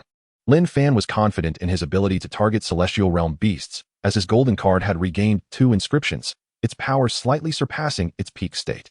He had previously managed to sever a leg of a celestial realm water spider, and if that creature were injured by the crab, he might have the opportunity to slay it. Of course, such actions would expose the golden card, and he would then assess the situation to determine whether to intervene. "This is madness," Sword Sister exclaimed, yet her hands did not slow, her attacks intensifying. Wu Xiaowan and Huang Kuan had been observing Sword Sister closely, following her lead. They too continued their assault, as the water spiders rushed towards the water, seemingly bereft of reason, exposing their vulnerable backs to Sword Sister and her companions. Seeing this, the trio wasted no time, relentlessly pursuing and hacking at the water spiders. In that instant, the casualties among the water spiders escalated. However, they remained oblivious, frantically charging into the water to assist the celestial realm creature in its battle against the crab. A thunderous roar erupted from 1,000 meters away, where the celestial realm water spiders and the monstrous crab clashed fiercely, sending waves soaring into the sky. The water spider no longer spewed silk but unleashed webs, launching cotton-like projectiles that rapidly unfurled into vast nets aimed at the gigantic crab. The crab, wielding its steel pincers, swiftly tore through the webs and advanced toward the water spider, perhaps realizing that this was a fleeting opportunity, with no smaller spiders to assist. It was the ideal moment to strike down the celestial realm creature. The crab's pincers were razor-sharp, effortlessly severing the enormous webs, while its 8 legs moved with ferocity, quickly closing in. Seal. Lin Fan grasped a water ball, simultaneously sealing a water spider that had nearly plunged into the water. Only 10 remain. We must finish them off quickly, he bellowed, his actions unyielding as he pointed once more. 8 chains erupted from thin air, ensnaring a water spider that was about to leap into the depths. Behind him, Sword Sister and her companions relentlessly pursued the fleeing water spiders. Initially, the nearly 10 water spiders were not weak, yet they lacked the will to fight, solely focused on returning to the water to assist their celestial realm counterpart. Consequently, the battle devolved into a one-sided massacre. Sword Sister and her companions chased after the retreating water spiders, hacking away, with Lin Fan aiding in their sealing efforts. Soon, all the water spiders on the shore were annihilated, leaving behind a multitude of corpses. Goodness, I'm utterly exhausted. Huang Kuan plopped down into the mud, utterly drained. Wu Shaoan also desired to rest, but as a woman, she favored cleanliness and could not bring herself to sit down. Stop resting. Quickly gather the water balls and prepare for a swift retreat, Lin Fan urged, commencing to seal the corpses of the water spiders. For allowing them to dissolve here would be a tremendous waste. All right, hurry, Sword Sister commanded, but suddenly she froze, realizing, wait. I believe I am the team leader after all. Wu Shaoan. Huang Kuan. Of course, I am not contesting your position as team leader. Let us not dwell on that. We must hurry. This is all money, and what if they finish over there? Lin Fan insisted, his expression unchanged. Very well, Sword Sister conceded. Shaoan, Huang Kuan, be swift. Although she internally grumbled, she had no time to dwell on such matters. Wu Shaoan and Huang Kuan wasted no time, hastily collecting the scattered water balls. In the distance, Chen Fei, who had been providing support, rushed over to assist in gathering the sealing water balls. Having observed that the danger had passed, there were still 30 to 40 live water spiders directly sealed by Lin Fan, with a similar number accounted for by the trio's combined efforts. Lin Fan tirelessly harnessed the energy of the golden card to cast seals, preserving the water spider corpses, as there was no time to extract their essence, nor could he ascertain whether sealing them would slow their dissolution. Due to the substantial energy expenditure, Lin Fan was compelled to remotely control the golden card, extracting the vast amounts of water it had previously consumed and allowing the card to absorb it directly for energy replenishment. As a result, a significant area in the distance once again erupted with dense water vapor, reminiscent of a steam locomotive described in historical texts. Sword Sister and the others recognized that Lin Fan was casting spells, yet they could not help but wonder how he could continue casting while sealing the corpses. Soon, all the corpses were sealed, and Lin Fan stored the small water balls in his adventure backpack, commanding, "Let us retreat." The group swiftly distanced themselves from the water pool. Only after running 400 or 500 meters did Huang Kuan finally collapse onto the ground once more. This time, Wu Shaoan no longer held back, casting aside her sword and placing her hands on her hips, gasping for breath. That was utterly insane, Sword Sister exclaimed, propping her great sword against the ground as she struggled to catch her breath. It was perilous. There were so many water spiders. Though they did not all emerge simultaneously, there was a time when over 50 were attacking us at once. Had Lin Fan not intervened, and without Chen Fei's protective water barrier, the 3 of us would have surely perished. A thunderous rumble echoed in the distance, where the vast water pool remained embroiled in combat. The monstrous crab seemed to have lost its composure, seizing the opportunity to unleash a frenzied assault on the celestial realm water spider. Other ordinary water spiders still lingered in the water, shooting strands of silk to ensnare the crab's legs. However, the crab's immense strength effortlessly snapped the threads. The ordinary water spiders were insufficient in number to fully restrain the monstrous crab, merely managing to slow its advance. The area erupted with splashes, waves surging nearly 10 meters high. Lin Fan discovered that the monstrous crab seemed to have the ability to control water. Whenever the Tianyuan realm water spider attempted to submerge and conceal itself, surging waves would immediately roll back, forcing the water spider out into the open. The 5 of them had been watching for over 10 minutes, and the battle continued unabated. This was primarily because the Tianyuan realm water spider did not engage in a direct confrontation. Instead, it fought while retreating, spinning webs to obstruct the monstrous crab. Additionally, with nearly 100 ordinary water spiders assisting, the crab's speed was significantly diminished.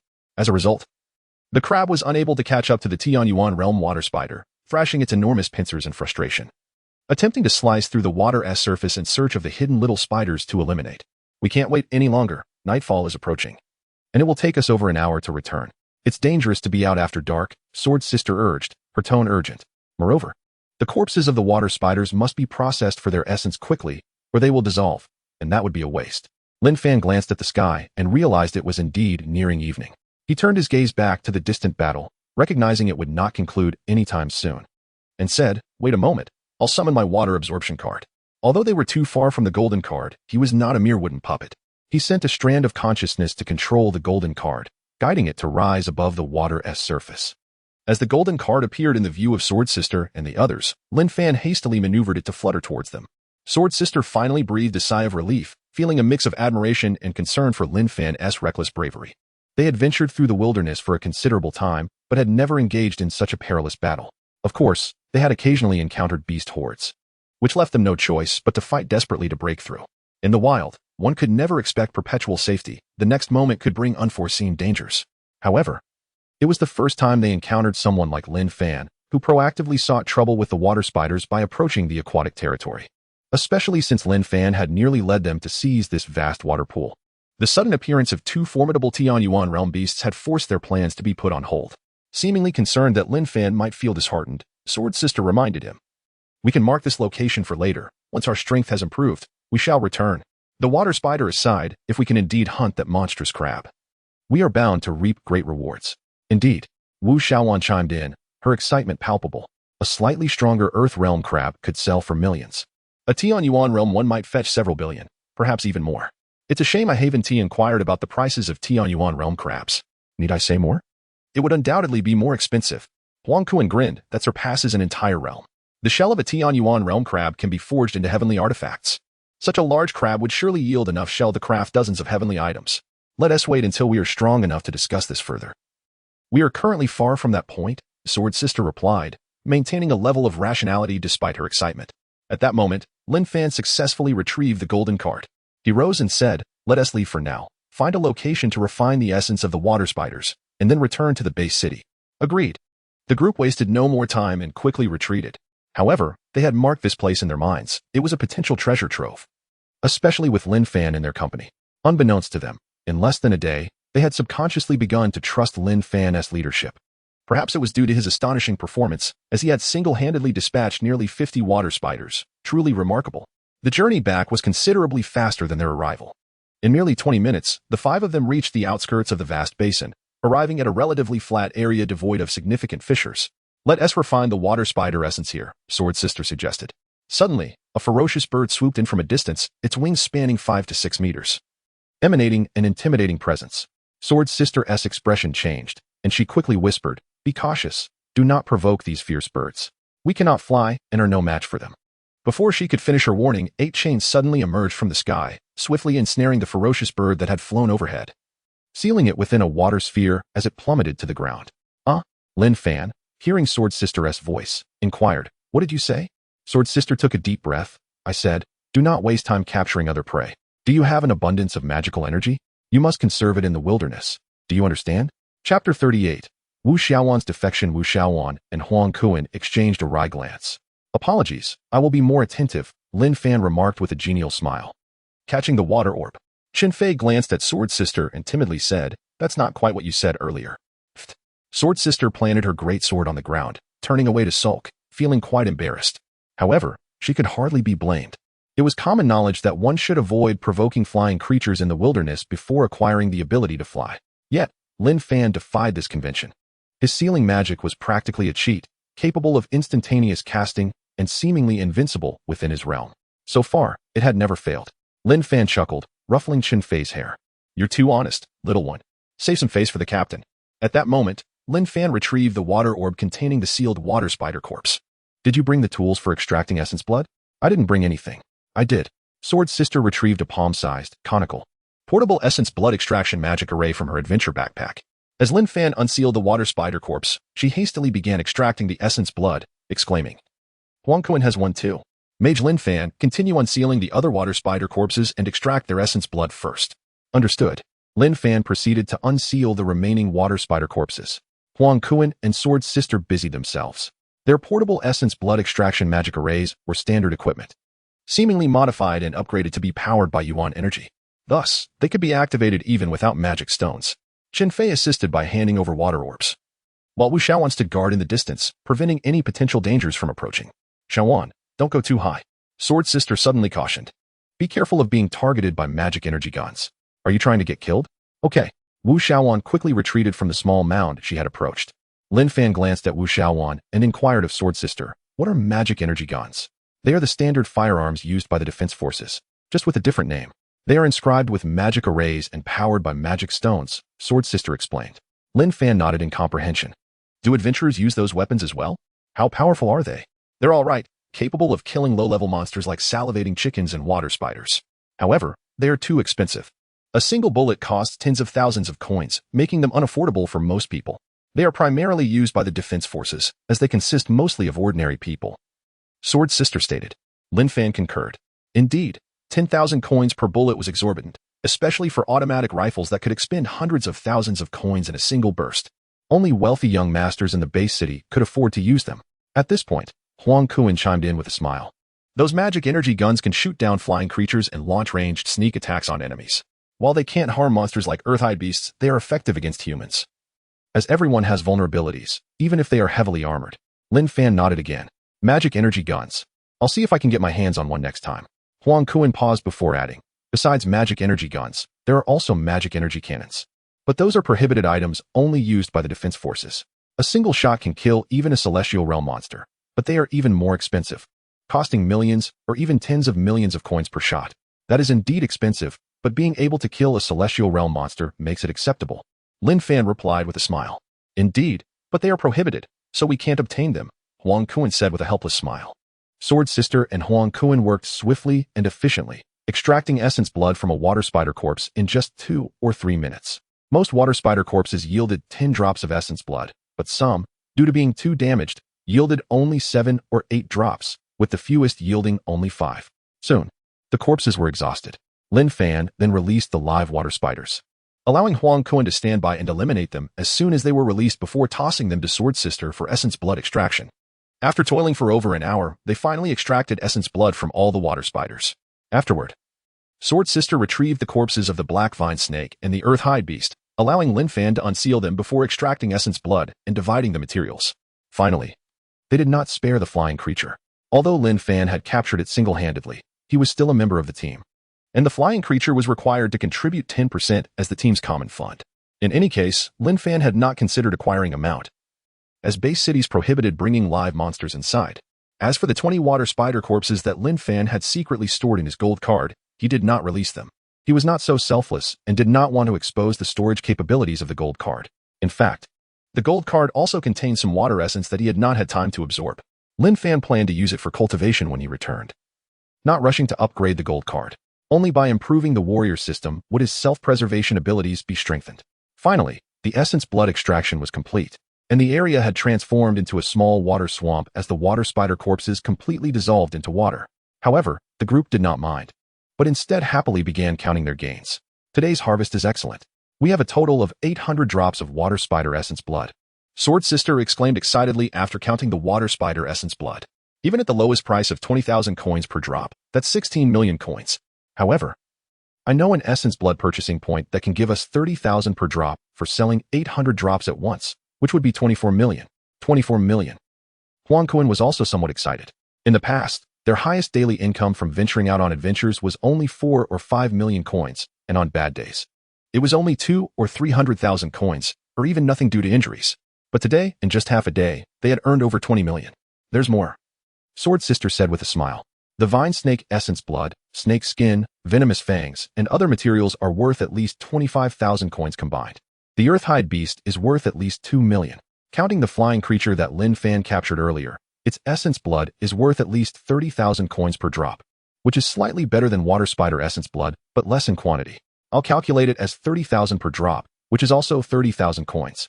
Finally, because the essence blood has been extracted, the value of the flesh is greatly reduced, but selling it to restaurants should bring in another 20,000 coins. The flying creature's feathers can also be sold for money. We might not have been able to bring them back before, but with Lin Fan here, bringing back 10,000 coins worth of feathers should be no problem. So, Sword Sister calculated in her head and said with a smile, "We earned a total of 26,850,000 coins today." 26,850,000 coins. Huang Kun exclaimed excitedly, knowing that he would definitely receive a substantial share this time. Xin Fei was also delighted, secretly calculating with her fingers. She had also contributed today, so she should receive a good share, right? Her allowance had never exceeded 100,000 coins, and the money her parents gave her was almost entirely used for cultivation. And not much of that. Brother Lin Fan is amazing. If Brother Lin Fan hadn't taken us to that pool, we definitely wouldn't have earned so much money. Xin Fei said happily. There was no refuting that, so Sword Sister and Huang Kun agreed, although it was a bit risky. Earning so much money in one go made taking the risk worthwhile. Every time adventure teams hunted monsters in the wilderness, it was always a risk. Lin Fan smiled, about to say that he only wanted the water spider essence blood and didn't want a share of the money, when Wu Xiaoan, who was on lookout duty, approached and asked, Sword Sister, Huang Kun, which do you think is more important, family or money? Everyone was taken aback. Why was she suddenly asking that? Of course family is more important, Xin Fei replied without hesitation. Jian Jia looked at Wu Xiaoan with a hint of confusion. Xiaoan, why does it seem as though your emotions are amiss? Is that so? Wu Xiaoan replied with a smile. Perhaps it's just that I'm reminiscing about my family. Jian Jia, do you remember when I joined the Great Sword Adventure team? Of course, I recall vividly. You became a member 5 years ago, when you were merely at the first level of the Earth Origin realm, possessing a strength of just over 2,000 kilograms. It took considerable audacity to venture out of the base city at that time, Jian Jia chuckled. Lin Fan expressed his astonishment. Over 2,000 kilograms of strength. And you were allowed to leave the base city? Such power seems insufficient to slay monsters. Lin Fan, have you forgotten? Huang Kun interjected with a smile. We just spoke of the magic energy guns, didn't we? Indeed, Jian Jia affirmed with a smile. The regulations of the base city state that as long as one reaches the Earth Origin realm or attains the level of a magic master, they are permitted to embark on adventures, irrespective of their strength. Lin Fan nodded, realization dawning upon him. At that moment, Wu Xiaoan inquired, Jian Jia, could you answer my earlier question? Which is more important, money or family? Is that even a question? Jian Jia responded decisively. Family is paramount. Money can be earned anew. But family is irreplaceable. Concerned, she asked, what is wrong? Is there an issue with your family? Do you need assistance? You seldom speak of them. Nothing else wrong. I was merely curious, Wu Xiaoan replied with a smile. Thank you, Jian Jia, for your insight. Suddenly, Lin Fan felt an instinctive urge and turned to his right. In that fleeting moment, a chill ran down his spine, and he reflexively summoned his golden card. Clang! Sparks flew as Wu Xiaoan's longsword struck the golden card, sending it flying. Chapter 39, the killing strike with a resounding clang. A flash of golden light erupted, sparks flying as the golden card was once again sent hurtling away. Yet the magical energy bullet was deflected, narrowly grazing Lin Fan's head. The force of the bullet's accompanying whirlwind sent a painful sting across Lin Fan's scalp. You seek death. Lin Fan roared in fury, promptly directing the golden card towards Wu Xiaoan. Stop. The expression on Sword Sister's face shifted dramatically as she swiftly drew her greatsword, cleaving the air towards the golden card. Clang. The golden card was struck away, but Sword Sister's great sword was also sent flying. Without Lin Fan's consciousness to take control, the card's power was inevitably diminished. Wu Xiaoan hastily retreated a few steps, her complexion pale and ghastly, utterly unprepared for Lin Fan's hidden strength. She had thought the golden card was merely an ordinary magical tool, yet it possessed such formidable power. Not only could it withstand her lethal strike, but it could also deflect bullets from the magical energy gun and even counter Sword Sister's greatsword. Its might was comparable to that of a practitioner at the 7th or 8th level of the Earth Origin realm. Huang Kun leaped up in bewilderment, brandishing his large blade, utterly confused about whom to assist. Lin Fan, brother. Xin Fei's terrified voice echoed, as in that fleeting moment, she barely sensed the bullet flying from afar. However, her mind went blank, leaving her utterly helpless. Only now did she regain her senses and rush towards Lin Fan. Lin Fan, are you all right? Be careful. Lin Fan quickly pulled Xin Fei behind him, remaining vigilant of the hidden enemy in the distance while casting a cold, indifferent gaze towards Sword Sister and the others. His eyes ablaze with murderous intent. With the sealing magic in place, and Wu Xiaoan missing her opportunity for a surprise lethal strike, her demise seemed inevitable. Yet, he remained unaware of the hidden enemy's whereabouts. What was the attitude of Sword Sister and the others? Why had they suddenly turned to murder? Huang Kun stared at Wu Xiaoan in disbelief. Lin Fan the mage is our teammate, our comrade. Sword Sister also regarded Wu Xiaoan with a frosty glare. Xiaoan, I wish to know why. You must understand, Lin Fan the Mage is not only a member of our great sword adventuring party, but also our fortune bringer. He helped us earn so much on the very first day. Surely there is more wealth to come. Why would you wish to kill him?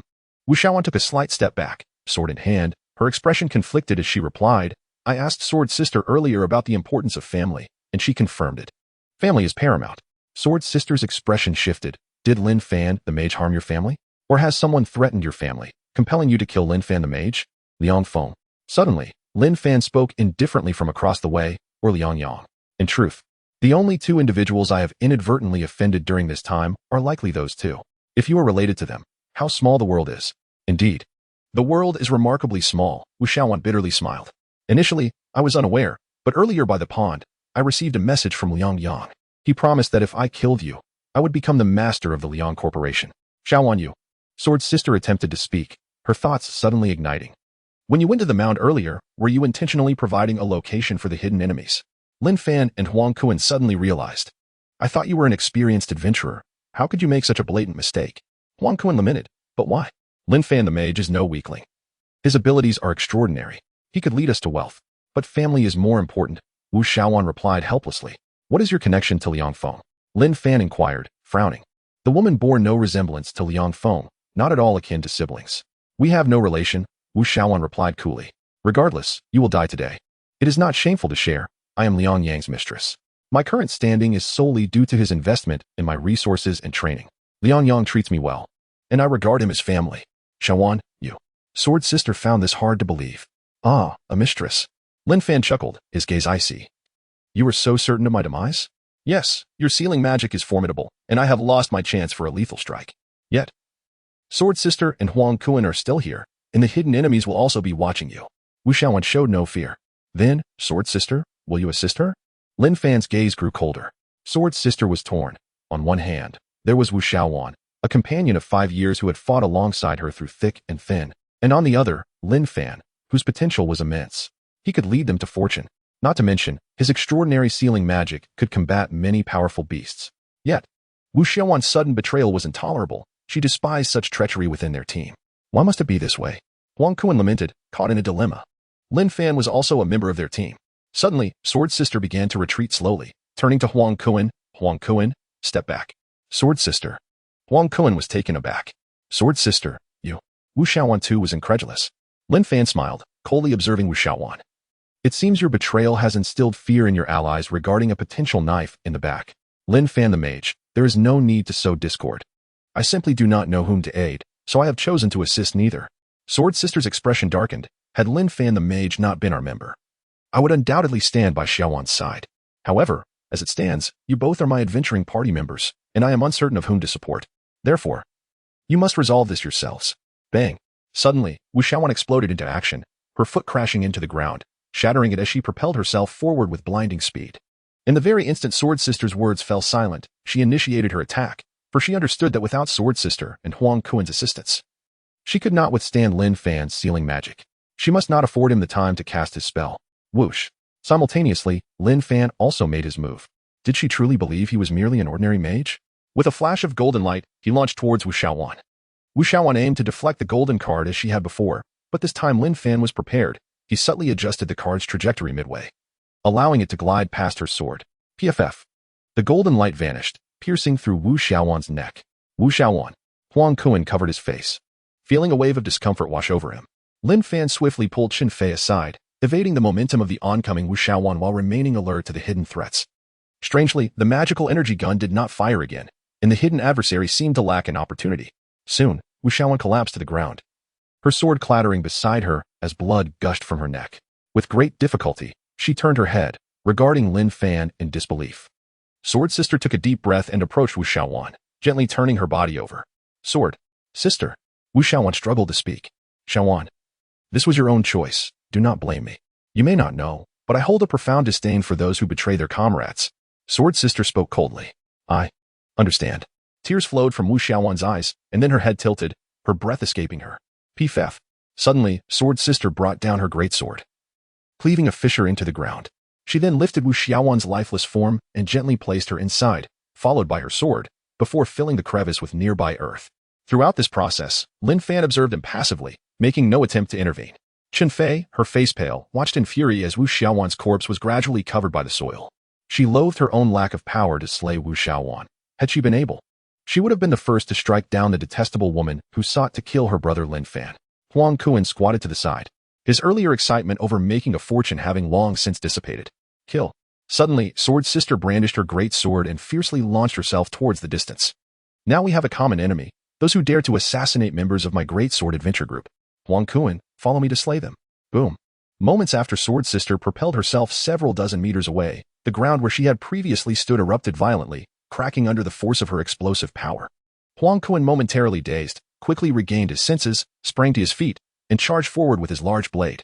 Lin Fan, also taken aback for a brief instant, soon let out a cold chuckle and swiftly pursued alongside Chen Fei. However, he did not rush too recklessly, deftly maneuvering the golden card floating beside him to guard against potential ambushes from energy guns. Before long, the four of them dashed 500 meters to a somewhat concealed location. There, they discovered a corpse alongside a sniper-type energy gun. Sword Sister frowned and remarked, "This must be the person. He has only recently perished. What is going on? How did he die so suddenly?" Huang Kuan wondered aloud. Could it be that Mage Lin Fan has an accomplice? "I have no accomplice," Lin Fan replied, furrowing his brow as he examined the body.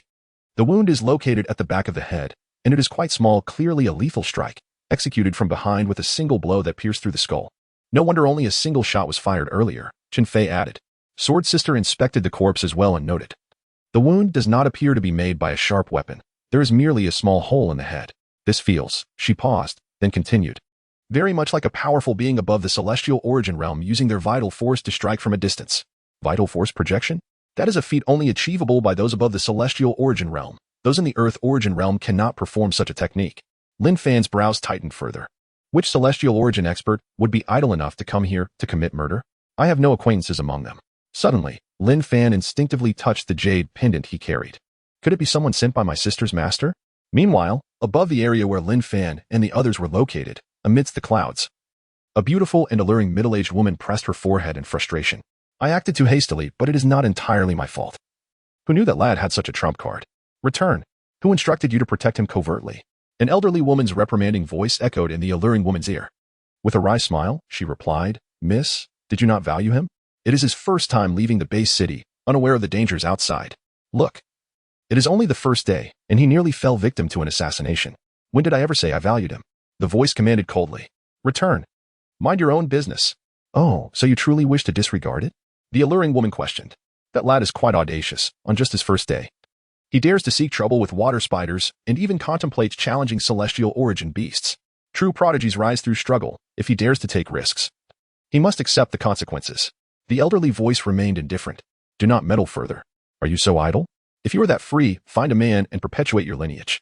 Miss, how many years has it been, and you still concern yourself with my lineage? Then I shall return now. The alluring woman smiled helplessly, vanishing into the clouds above. Chapter 40. Revenue sharing. There were no others left. It seemed only one person remained, who had succumbed to death. In the wilderness, Huang Kuan searched the vicinity and examined the traces on the ground. Jian Jia had already dismantled the sniper mana gun and stowed it in her adventure backpack. Such mana guns were rare on the market, typically requiring connections or a significant accumulation of achievements to obtain. They were worth at least 1 million, making it an unexpected gain, now considered a shared asset of the adventure team. Lin Fan shrugged nonchalantly. He was not particularly fond of using such a heavy mana gun, as it made too much noise. Previously, even from 500 meters away, the loud sound could be heard. While the sniper mana gun was indeed powerful, it could only be used for a single ambush. Moreover, Jian Jie and Huang Kuan had not rashly taken sides, and Lin Fan did not feel that their relationship had deteriorated. They remained a team. As for the future, that could be addressed later. By this time, darkness had enveloped the surroundings. Jian Jie clearly lacked the spirit to continue hunting, stating, Let us return. There are few monsters in this area, and they are mostly hidden underground. Lin Fan nodded in agreement. In truth, there were still prey in the vicinity. The marshland held waterfowl and ducks, creatures that posed little danger but were quite difficult to capture. Huang Kuan interjected, but Lin Fan's sealing magic could easily capture them. Jian Jie shot him a glare, prompting Huang Kuan to hastily silence himself. Given the day's events, Jian Jie had no inclination to continue hunting. The four began their journey back, encountering no more monsters on the return path, as the beasts in the area had all but been exterminated. Throughout the journey, Jian Jie remained silent, her mood somber. Her thoughts were conflicted, one concerning Wu Xiaowan's betrayal, attacking their own, which incensed her, and the other regarding Lin Fan's unhesitating execution of Wu Shaowan. Jianjie felt unqualified to comment on the matter, leaving her emotions tangled. Huang Kuan, too, was disinclined to speak, quietly trailing beside Jianjie. Qinfei stayed close to Lin Fan, her gaze wary of Jianjie and Huang Kuan, seemingly apprehensive that they might turn on Lin Fan as well. As night fully descended, the quartet returned to the northern gate of the base city. Suddenly, Jianjie spoke up. I forgot to mention earlier that defeating monsters accumulates merit. Our wilderness communicators have an automatic sensing function, though I do not know the principle behind it, recording the monsters we slay. When we return to the base city, these merit points are distributed. Naturally, since we are a team, for example, Qinfei, although you did not directly slay any monsters, you provided significant assistance. After each merit point distribution, there is an opportunity to allocate accumulated merit to contributing team members. Subsequent transfers of merit points do not count toward the accumulated total. Lin Fan nodded slightly, pondering whether the 20 water spiders he had killed with his gold card would count. Soon, they stepped within the range of the base city's defensive magic array. Concurrently, the wilderness communicators on their wrists vibrated slightly. Lin Fan glanced at his, discovering a short message. Welcome back to Spider Base City. That was all. No merit points had been awarded, indicating that the kills made with the gold card had not been detected by the communicator.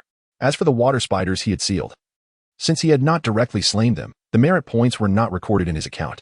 I have no merit points, merely this message welcoming me back, Qinfei remarked. Jianjie had anticipated this, saying, I have 30 points here. The remaining kills were attributed to Huang Kuan, so any excess should be with him. Indeed. Huang Kuan cast a complex glance at Lin Fan and smiled. I have 58 points. I personally killed 9 water spiders and then took down those sealed spiders and savage birds. Unfortunately, Wu Xiaowan's kills cannot be credited to us. She likely earned around 10 points. Jianjie shot Huang Kuan another glance, prompting him to quickly fall silent. Jianjie turned to Lin Fan and Qinfei, stating, in total, we have 88 merit points. We should distribute these based on contribution. Lin Fan, as the one who exerted the most effort, should receive 40 points. I will take 25, Huang Kuan 9, and the remaining 14 will go to Qinfei. Am I truly entitled to that much? Qinfei expressed surprise, feeling she had not contributed significantly. Huang Kuan had no objections. His 9 points corresponded precisely to the 9 water spiders he had slain, which felt fair. I have no objections either, but this means you are sharing some of your merits with Qinfei, Lin Fan remarked with a smile. No, this is quite fair.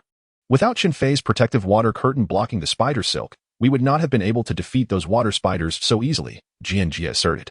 Very well, Lin Fan replied, not wishing to contest it further. I will transfer 5 points to Qinfei. Huang Kuan will transfer 9 points to Qinfei, and thereafter, I will transfer 40 points to Lin Fan. Jianjie declared cheerfully. The transactions were swiftly completed. Lin Fan checked his account. Indeed, he had received an additional 40 merit points, bringing his total to 51. Qinfei also received merit points and, upon reviewing her account, realized that accumulating merit might not be so challenging after all. In just half a day's time, she had already accrued 14 points. At that moment, Jianjie added, as for the essence blood and other materials, we will wait to sell them. Just allocate my portion directly as water spider essence blood. I have use for it. Lin Fan stated directly. Jianjie paused, surprised, but did not inquire why Lin Fan wanted such seemingly useless essence blood. Perhaps the training of a mage differed from that of a warrior. Does Qinfei prefer materials, or would you rather receive money after the sale? She inquired, looking at Qinfei. How about we convert my share into water spider essence blood for Lin Fan? Qinfei suggested, recalling Lin Fan's need for it. There's no need. Lin Fan replied with a smile. You should keep your share. I have enough. Silly girl, that is worth at least several 100,000. If you just give it to me, I would feel embarrassed to accept it. Qinfei pondered. Is that enough? After a moment, she decided. Then I will take the money. I have no use for those materials. Very well, Jianjie agreed. This is not an appropriate place. It is bustling with people. Let us first settle at an inn and then distribute the rewards. Lin Fan, what do you think? That sounds fine. Lin Fan nodded. Immediately, the four entered the base city. Jianjie and Huang Kuan appeared to have their own accommodations, heading straight for a place called the Hero Inn. Do you have a place to stay? If not, you can lodge here. It's 1,000 a day. Although it is pricier than elsewhere, it is convenient, fully equipped, and clean. Jianjie informed Lin Fan. If needed, I can book 2 rooms for you. Team accommodations can be covered by our shared funds. Lin Fan raised an eyebrow slightly, indicating this meant they would continue as a team. All right, I have no objections. I can stay anywhere. Lin Fan did not refuse. Although the dynamics among the group were somewhat delicate, Jianjie and Huang Kuan had not sided with Wu Shaowan, which meant they had not severed ties. Moreover, Lin Fan had no intention of seeking a new team, For now, he would make do until he truly could not tolerate it. He still required assistance from the team, given that his own strength was currently insufficient. Very well, Jianjia thought to herself, relieved that Lin Fan did not refuse, ensuring the team remained intact. From a pragmatic standpoint, she preferred to keep Lin Fan, and the outcome was indeed favorable. Huang Kuan finally displayed a smile. It was a relief that the team had not disbanded. The current team dynamics were favorable, and if they had split, finding a new team with compatible cooperation and mutual trust would be uncertain. Although the relationship among the four has become somewhat delicate, they can still continue to collaborate. Soon, Jianjie completed the check-in process at the front desk and handed 2 room cards to Lin Fan and Chen Fei respectively. Both rooms are on the 5th floor. And conveniently, you will be opposite each other, Jianjie remarked. Thank you, Lin Fan replied with a smile as he accepted the room card. Let us settle the accounts in my room, Jianjie suggested, leading the way upstairs. The 4 soon arrived on the 5th floor, where Jianjie swiped her card to open her room. Once everyone had entered, she closed the door behind them. Without any preamble, Jianjie stated, in this venture, Lin Fan has contributed the most, but as the strongest, I have provided the necessary support for Huang Kuan and the others to charge ahead. Therefore, my proposed distribution is as follows: 10% for the team funds, 30% for Lin Fan and me, and 15% each for Chen Fei and Huang Kuan. What do you think? I have no objections, Huang Kuan replied directly. Neither do I, Lin Fan added with a smile. Chen Fei glanced at Lin Fan before saying, Then I have no objections as well. They all refrained from mentioning Wu Xiaowan, as her demise was a result of betrayal, and thus she was not entitled to any compensation. All right then, we previously calculated that our total earnings amount to 26,850,000. After deducting 10% for the team fund, which is 2,685,000, Lin Fan and I will each receive 30%. Jianjie reached for the calculator on the nearby cabinet. However, before she could begin her calculations, Lin Fan promptly announced the answer, 8,055,000. Jianjie shot him a glance and input the numbers herself, confirming Lin Fan's figure. She looked up at him again and said, So, Lin Fan and I will each receive 8,055,000. Then she began to calculate Chen Fei and Huang Kuan's 15%, for 1,027,500. Lin Fan, without needing to compute, stated the answer directly. Jianjie verified it and nodded, yes, for 1,027,500. Lin Fan, your mental arithmetic is quite impressive. Huang Kuan remarked in astonishment. It's quite simple. Just multiply 26,850,000 by 0.3 or 0.15, Lin Fan explained. Simple, you say? Huang Kuan pondered, quickly finding himself befuddled by the numbers swirling in his mind. Lin Fan has always been a top student. Such calculations are trivial for him. Chen Fei chimed in with a smile. Huang Kuan gave a thumbs up, acknowledging his defeat in this regard. Jianjie laughed. Indeed, the minds of mages are quite remarkable. Let us proceed with this distribution. Since Lin Fan desires the blood of the water spider, priced at 30,000 per drop, let us see. She reached for the calculator again. 268 drops will suffice, Lin Fan interjected. Jianjie hesitated for a moment but ultimately trusted the calculator, confirming it to be accurate. She then gave Lin Fan a thumbs up. No wonder you're a top student. All right then, you can handle the calculations from now on, Lin Fan said with an indifferent smile. Jianjie counted out 268 drops of water spider blood and handed them to Lin Fan. Turning to Chen Fei, she asked, if you wish for your payment, I can transfer it to you now. The proceeds from selling the materials will be divided between Huang Kuan and me. Of course, you can also join us in selling the materials and then receive your share. No need for that. I trust you, Jianjie, Chen Fei replied cheerfully. Very well. Please provide me with your contact number. By the way, let us all exchange contact details for easier communication, Jianjie suggested. The group promptly exchanged numbers, recognizing the necessity of staying connected as a team. Before long, Jianjie transferred Chen Fei's share of the earnings.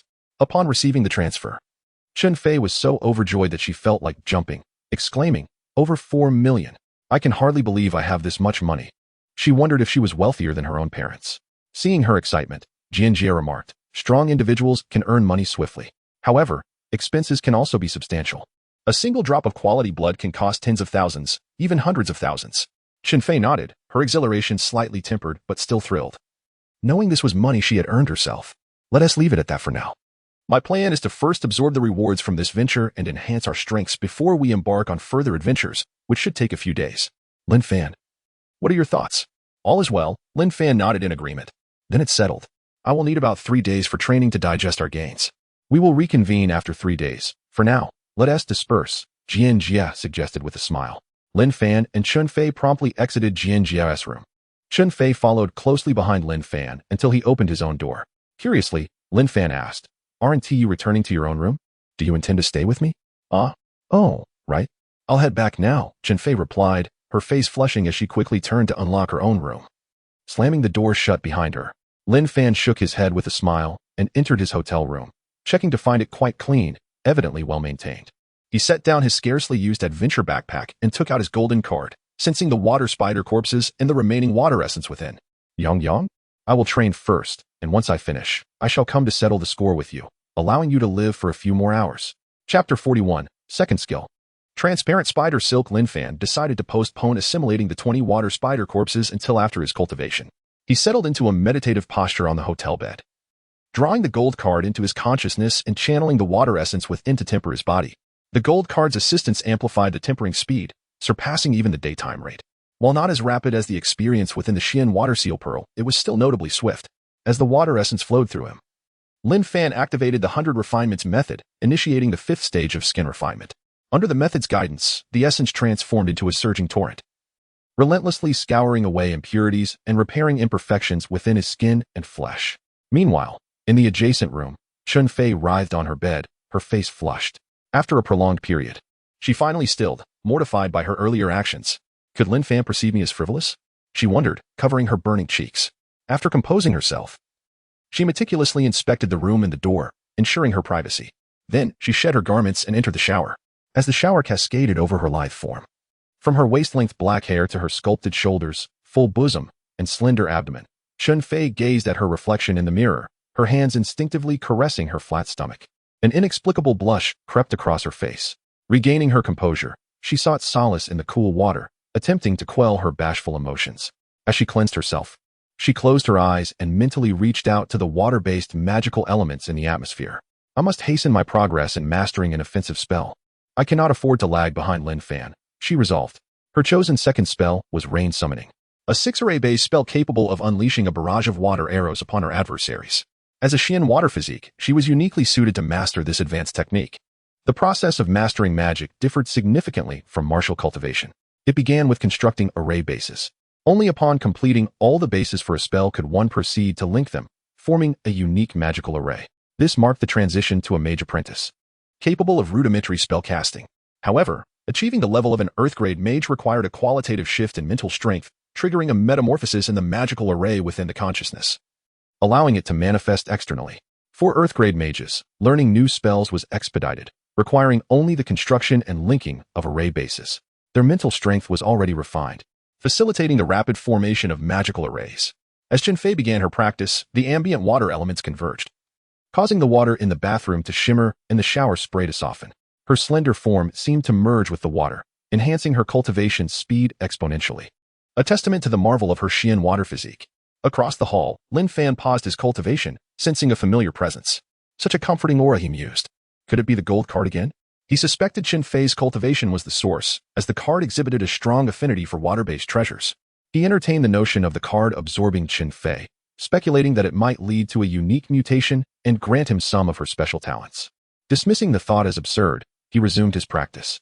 With the gold card's assistance and the potent water essence, Lin Fan swiftly completed the 5th refinement of his skin in just 10 minutes, followed by his flesh in 12. Organ and blood refinement took approximately 15 minutes each. Bone and marrow refinement proved more time-consuming, requiring half an hour each, even with the card's aid. Around midnight, Lin Fan felt a surge of energy as his aura intensified. His bones adjusted, accompanied by a series of cracking sounds. 5th level of body tempering, he exclaimed, his eyes gleaming. So effortless. He dismissed Liang Feng's 5th level as insignificant, confident in his imminent ascent to the 6th level and beyond. Lin Fan momentarily disregarded his initial 5-year struggle to refine his skin. There's still some water essence remaining, but likely not enough for a 6th skin refinement. He acknowledged the increasing demands of each subsequent stage, a consequence of the law of energy conservation. Rising from the bed, Lin Fan tested his newfound strength. An almost 2-fold increase, around 600 kilograms, he estimated. This power was matched by an enhanced physique. He could withstand attacks from ordinary weapons without sustaining injury. He now possessed superhuman abilities, capable of lifting a small car with one hand and running at speeds exceeding 40 meters per second, completing a 100-meter dash in under 3 seconds. Chen Kamin is likely a newly ascended 1st-level body tempering realm cultivator, whose cultivation is not high in the Earth origin realm. I could defeat him with a single hand, Lin Fan thought confidently. If I could extract all the water essence from that large pool, I could potentially reach the 6th level of body tempering. After acclimating to his enhanced strength, Lin Fan retrieved the gold card, preparing to upgrade it. He initiated the card's activation, commencing the decomposition, absorption, digestion, and fusion of the water spider corpses. With a series of hissing sounds, a large amount of white gas was expelled, dissipating rapidly into the room. As time passed, the gold card's surface array patterns writhed, indicating its evolution. Within, the water spider's genetic imprints were absorbed by the 3 nascent array bases, solidifying and enhancing them, until the 18th water spider's corpse was completely digested. The 3 foundational arrays finally took shape. Meanwhile, Lin Fan sensed the emergence of a new ability within himself. Remarkably, it manifested directly and was inherently connected, requiring no effort on his part. Lin Fan felt a surge of delight in his heart, convinced that this golden card was indeed a remarkable creation of his own design. He refrained from rushing to experiment, choosing instead to remain patient. At last, after all the water spider corpses had been absorbed and assimilated, along with the scant remnants of their essence, the intricate patterns of the golden card swelled to 4. These 4 patterns were exceptionally solid, far more so than the previous 8. As the patterns increased to a 5th, Lin Fan's aura surged once more. What tier of Earth-level mage do I now represent? The distinctions within the ranks of mages appear rather nebulous, yet if I were to categorize myself according to the warrior system, I would likely be considered a 4th-tier Earth-level mage. Lin Fan pondered this as he attuned himself to the golden card's power. He sensed that the current synergy between himself and the golden card was still not entirely optimal. Although the enhancement of the golden card allowed him to harness its strength and elevate his own aura, he remained dependent on it. Should the golden card be destroyed, he would be left unable to cast spells, relying solely on his warrior abilities. There was still room for further refinement, but this would demand time and greater familiarity with the golden card. After contemplating for a while, Lin Fan took out his notebook to record his thoughts. Once he had stowed the notebook away, he tuned into the 2nd magical array within the golden card, which was an amalgamation of the gene imprint of the water spider, forming a triadic magical array. In the next moment, he extended his left hand, silently conjuring a slender line of water that gradually coalesced. The instant this line took shape, it rapidly became resilient and elastic, with its end exhibiting a remarkable stickiness. Spider silk? Lin Fan smirked, and with a mere thought, the water elemental spider silk dissipated. After a moment's reflection, he suddenly flicked his hand. Whoosh! A nearly transparent strand of spider silk shot forth, adhering to the wall. Lin Fan tugged at it and discovered it was indeed quite sturdy, not easily torn. He continued to experiment, repeatedly launching strands of spider silk. Soon, he realized that while this spider silk could serve as an offensive tool, the efficacy of its launch was directly related to his own strength. Only with sufficient power could he catapult the silk with enough force to rival a bullet. Moreover, as long as his strength was adequate, the spider silk could be projected vast distances without abruptly breaking. However, this was merely theoretical. Is it truly only possible to launch it by flicking? After numerous attempts, Lin Fan found that he could at most create a small dent in the wall, still far from the power of a bullet. Although the ordinary water spider possessed strength that far surpassed his current abilities, their casually expelled spider silk was comparable to bullets, and they did not appear to swing their bodies while ejecting it. Chapter 42. The slight tremor of the Master S-Hand. Lin Fan, undeterred, persistently experimented and explored. At last, he discerned that at the moment of launching the spider silk, a sudden surge of energy input into the golden card's magical formation could trigger an explosive release. This phenomenon was not contingent upon physical strength but rather the intensity of one's consciousness. This realm was not fundamentally a warrior's domain. It did not rely solely on muscular power. Mastery required relentless practice. Only through repetition could one achieve proficiency, enabling the silk to be cast far without any flick of the wrist. Insufficient force would merely cause the silk to drift aimlessly. Nonetheless, he found solace in acquiring yet another skill. When wielded adeptly, the spider silk could be employed not only to ensnare but also to strike, provided that sufficient strength complemented the rapidity of the magical eruption, offering a greater range than conventional sealing spells. However, the refinement of this skill could wait. Tonight held more pressing matters. Ceasing his practice, Lin Fan utilized the wilderness communicator to search for Liang Yang, hoping to unearth information from the internet. Considering Liang Yang was also a wealthy mortal, despite the diminutive screen and minuscule text, the users of the wilderness communicator were typically adept practitioners, possessing keen eyesight. Hence, even the tiny characters were legible. To his surprise, he soon found information regarding Liang Yang. Although Liang Yang ranked low among the mortal merchants of Spider Base City, his reputation was not negligible, as he presided over the Liang Consortium, a conglomerate with assets exceeding 100 million. Lin Fan, disinterested in the specifics of Liang's business ventures, directly sought out his residence. The dwellings of such notable figures were usually scrutinized by the media, making them difficult to conceal unless one quietly relocated. Before long, Lin Fan located Liang Yang's publicly known residence, a luxurious villa in the southern part of the city. Southern district? A bit distant, but no matter. I can fly. He silently noted the address, took a shower, then meticulously secured his room door with a bedside cabinet before lying down under the covers to allow his body to rest. Taking a deep breath, Lin Fan gradually shifted his consciousness into the golden card. As long as he refrained from upgrading the card in this state, he anticipated no issues. However, he felt a pang of anxiety, wary of being ensnared by the card. He had no desire to become a mere weapon. Gradually, all his consciousness transitioned into the card, and an unprecedented feeling of power surged from within. In that moment, he felt emboldened, ready to confront the heavens and the earth. Indeed, there was a slight impact, but fortunately, it did not incite recklessness. Lin Fan mused. It seems imperative to continue refining this card. I did not forge it for combat. It was never meant to be a weapon. Dismissing any further distractions, he deftly maneuvered the golden card to glide toward the window. The window was closed, yet it posed no challenge. He extended a slender chain from the card to pry it open just enough. Then, with skillful control, he directed the card to slip through the narrow opening. Outside, tranquility reigned. Few pedestrians roamed, and none noticed the card's presence.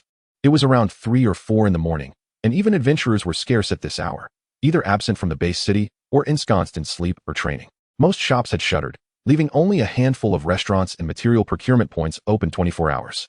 At this moment, Lin Fan's sensory acuity was heightened. He was the golden card, and the card was his body.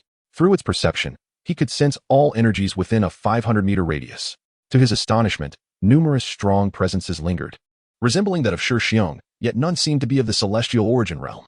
A sigh of relief escaped him. Those of the celestial origin possessed externalized spiritual awareness and would undoubtedly perceive his golden card. On the surface, only the mayor of the base city was said to inhabit the celestial origin realm, and had he believed this previously, he would have been mistaken. His recent encounter with his sister's master, coupled with his knowledge of Chun Fei, the magical instructor, and the formidable guards at both the inner and outer courtyards of the Spider Academy had unveiled the truth. The so-called public facade was mere pretense. Who knew how many powerful figures lurked in the shadows? Perhaps the mayor was merely a puppet, with the true strength concealed behind the scenes, plotting unseen schemes. It was prudent to remain cautious. Lin Fan endeavored to suppress the card's aura, guiding it to ascend gradually. As he rose higher, the card soared above the Hero Hotel, climbing ever higher, soon entering the clouds. At this altitude, he found himself several thousand meters above the ground. Just as he contemplated ascending further, he encountered a barrier, hindering his ascent. A defensive magical formation protecting the base city? How intriguing that even the skies were shielded. No wonder he had never witnessed predatory birds invading the city. Lin Fan mused. At this height, I should remain undetected by the strong. If discovered, I could always flee. If escape proved impossible, relinquishing the golden card was an option. For he could forge another. His consciousness could return in an instant. Resolutely, he maneuvered the card southward at great speed. Whoosh! The golden card transformed into a streak of light, vanishing in an instant, its velocity astonishing. In this moment, he was no longer merely human but had become a weapon, albeit one still aware. In this fleeting instant, he embodied the weapon, and the speed of his flight mirrored that of a weapon strike. The sensation of flight was exhilarating. Lin Fan felt akin to a liberated bird, unrestrained. Alas, the defensive magical formation barred entry, and as he only controlled the golden card, he could not breach this luminous barrier. Whoosh! The golden light ascended through the clouds, disappearing into the horizon. In the northern district stronghold, on the second-floor balcony of a lavish villa, an elderly woman sat in a wheelchair. Her hair was white and lifeless, yet her features remained strikingly beautiful, reminiscent of a 20-year-old girl. She had been meditating with her eyes closed when suddenly she lifted her gaze to the sky, her expression indifferent. Yinner, bring down whatever is flying above me. How rude to soar over my head. Yes, Mississippi. Within the villa, a captivating woman who had been asleep abruptly vanished. In the next moment, she materialized above the clouds, spotting a streak of light racing away at breakneck speed. Swish! She stepped forward, and the space before her seemed to dissolve. In the blink of an eye, she appeared behind the golden light, poised to strike. Suddenly, she hesitated, her expression peculiar, and halted her movement. This aura. No way. She wanted to exclaim, are you joking? Just yesterday, you were a mere earth-level mage. And today you can defy gravity? After a moment's contemplation, the enchanting woman waved her hand, enveloping the golden card in an invisible force before she vanished once more. Swish! The woman reappeared on the second-floor balcony, revealing her true identity as Sister Yin. Did you bring it down? The elderly woman inquired, her voice aged yet devoid of warmth. Sister Yin hesitated, her expression odd. Miss, you may find this hard to believe, but that thing up there seems to be that young man. Which young man? The elder queried, perplexed. Who else could it be? The one who surprised even you, Sister Yin replied with a smile. Instantly, the elderly woman raised her head, her gaze fixed upon Sister Yin, as though questioning, are you jesting? That boy, with such minimal strength, can ascend to the heavens? Even amongst the formidable beings of the celestial realm or the esteemed celestial mages, one cannot claim such astonishing speed in flight. As Sister Yin noticed the disbelief etched on the young lady's face, her smile widened with amusement. Indeed, the young lady possesses exceptional discernment. The elder quickly regained his composure. Scoffing derisively, with such trivial abilities, one dares to soar about, as if they are invincible in the heavens and the earth, to flit about, radiating light. As if to ensure all eyes are upon them. Clearly, he is ignorant of the rules, and his rapid ascent in power has left him without the means to temper his presence. However, fear not, young lady, I have already mitigated his aura. Sister Yin remarked with a smile. Mind your own business, the elder retorted coldly. He ought to learn through a harsh encounter that even with a modicum of strength, one should not flaunt it. Does he truly believe the malevolent deities of the outer realms are blind? Sister Yin fell silent, accustomed to the young lady's indifference. Ever since the great upheaval 3 centuries ago, the young lady had seldom been seen smiling. Once a prodigious talent, she was now merely a shadow of her former self. Fortunately, he had not been discovered. Lin Fan had arrived above the gathering place of mortal merchants in the southern part of the city. It must be said, the speed of the golden card was remarkable. A journey that would take several hours by vehicle was traversed in less than 20 minutes. After confirming his location, he proceeded with caution, carefully sensing his surroundings as he descended. Soon, he hovered above a luxurious villa. From the exterior, it appeared even more opulent than his elder sister's abode, yet lacked a protective magical array. Indeed, establishing such a formation to safeguard a villa and its garden would require a substantial investment, perhaps tens of millions or even billions in labor costs. Liang Yang, a mortal businessman with assets exceeding 100 million, was quite formidable among his peers, yet insignificant in the eyes of true power. It is well known that only a celestial mage could establish such protective arrays. There were 2 guards of the Earth Origin realm at the entrance. Lin Fan sensed that 2 individuals stood at the villa's entrance, while 2 others were inside, though the latter were merely ordinary people, entirely untrained. Among them, one was likely Liang Yang. Lin Fan mused, quietly descending into the villa.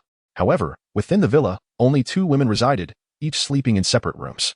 Judging by the garments on the nightstands, they appeared to be maids, not the lady of the house. As for the master bedroom, it was utterly vacant. Yang Yang is not home? Lin Fan furrowed his brow, intensifying his senses, yet discovered no third presence within the villa, nor any signs of a cellar or similar structure. Suddenly, a thought struck him, when he had been mistakenly captured by the minions of the malevolent deity. He encountered Liang Yang at a safe house in the northern part of the city. That had likely been late at night. What business could Liang Yang have had there? Lin Fan's heart raced. Could it be that Liang Yang possessed property there as well? With a swift motion, he soared out the window, ascending to the clouds once more. Flying northward toward the base city. In the clouds, golden light streaked away, vanishing in an instant. In the northern stronghold, atop the balcony of a villa. Sister Yin had yet to return to rest when she suddenly glanced skyward. The elder in the wheelchair also looked up, his brow slightly furrowed. Though he thought little of it, Lin Fan continued to dart through the clouds, searching for the location of the safe house belonging to the malevolent deity's follower. Once he pinpointed that site, he could sense the surroundings. Given that Liang Yang had appeared there in the dead of night, it was reasonable to conclude that his residence in the northern part of the city was not far from that location. The golden light vanished in an instant. On the balcony of the villa, the elder's hand trembled slightly. It was unclear whether he sought to grasp the golden light above. Sister Yin, too, wore a perplexed expression. How audacious one must be to fly about in a gathering place of the powerful. Did that young man truly not understand that flying above the base city was prohibited? Even celestial realm experts could only soar above the main roads. Other areas permitted flight, but soaring over a congregation of the strong was deemed exceedingly disrespectful. It appeared that the young man was indeed oblivious to these customs. As the golden light passed overhead again, the elder's trembling intensified. Sister Yan's lips twitched. It seemed she would have to have a serious talk with that young man, lest the young lady inadvertently lose her composure and send him plummeting. Which would not be a matter to take lightly. Chapter 43. The Killing of Two, third update. At last. Lin Fan felt a surge of joy as he finally located the street where the safe house once stood. The northern region of the base city was vast, teeming with numerous streets.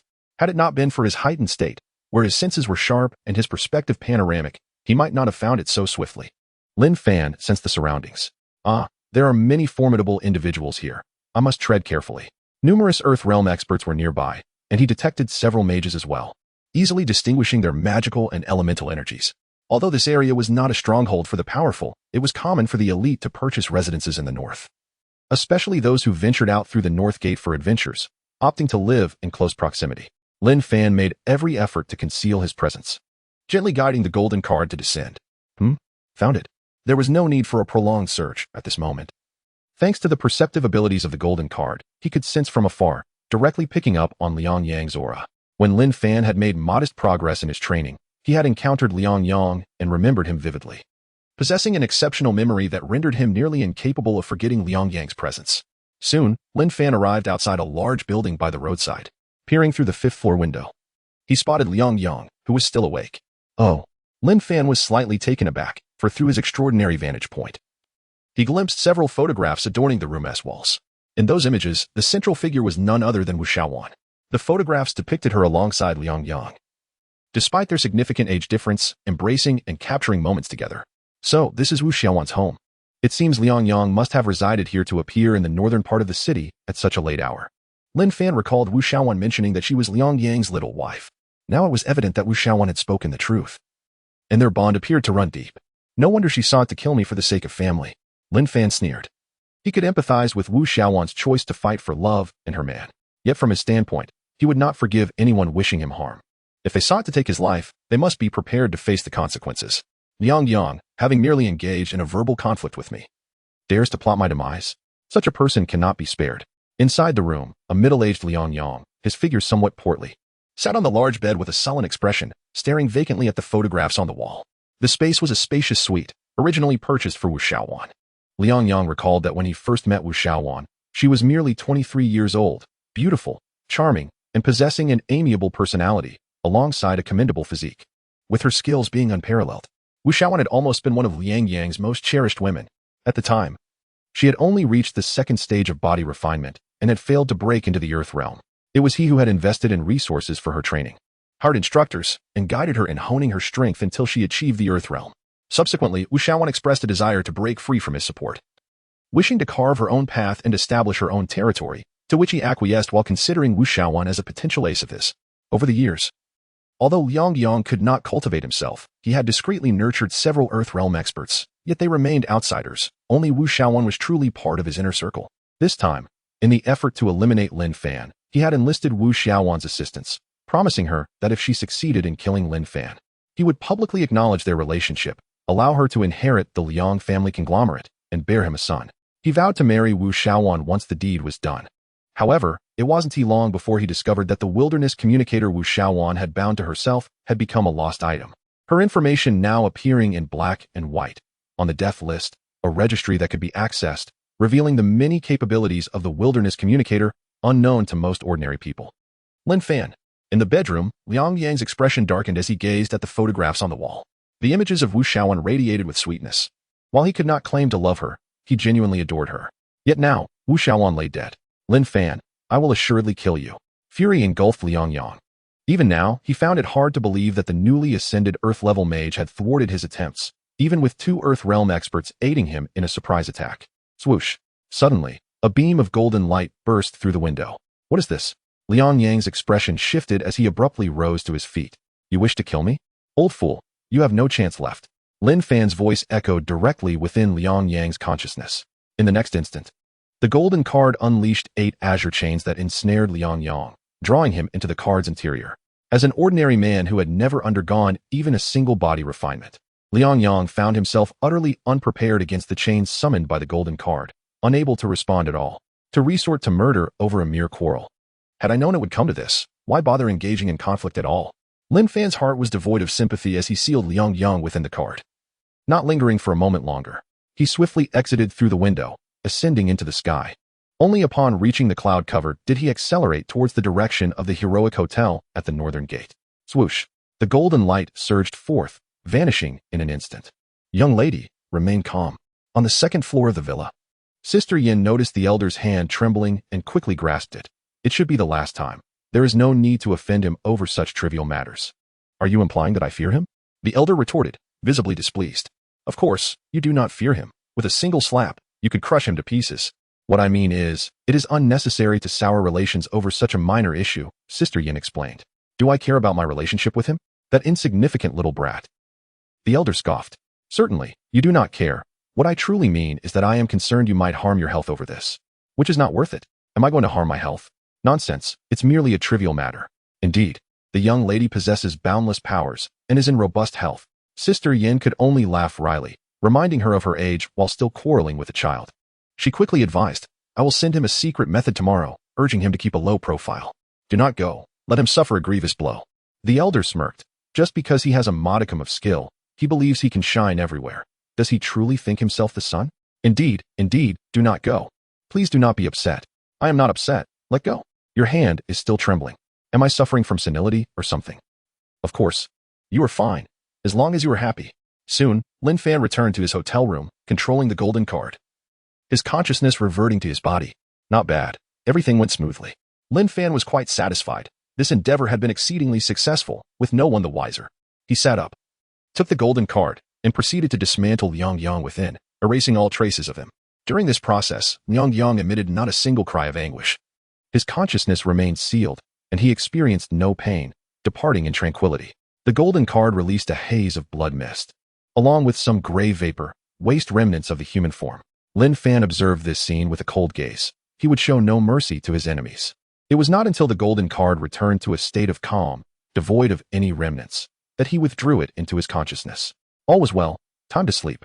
Lin Fan reclined once more, pulling the covers over himself. He slumbered until dawn, awakening naturally. Rising, he dressed and attended to his grooming. Afterward, he donned his adventure backpack, opened the door, and stepped outside. Though Sister Jian had advised him to cultivate for 3 days, he found no need for rest. Time was of the essence. Within the adventurous backpack lies an abundance of water spider essence, over 200 drops to be precise. As he opened the door, Lin Fan suddenly noticed a man lurking at the entrance of Chen Fei's room. Upon sensing Lin Fan's presence, the man swiftly turned around, thumping his chest with a hearty laugh. Brother, you startled me. What are you doing here?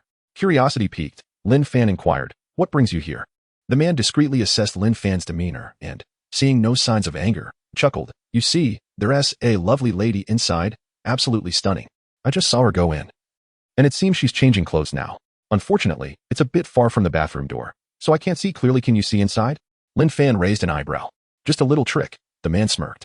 So, what do you say, brother? Interested in a glimpse? With a smile, Lin Fan replied. What good is merely looking? Why not just go in?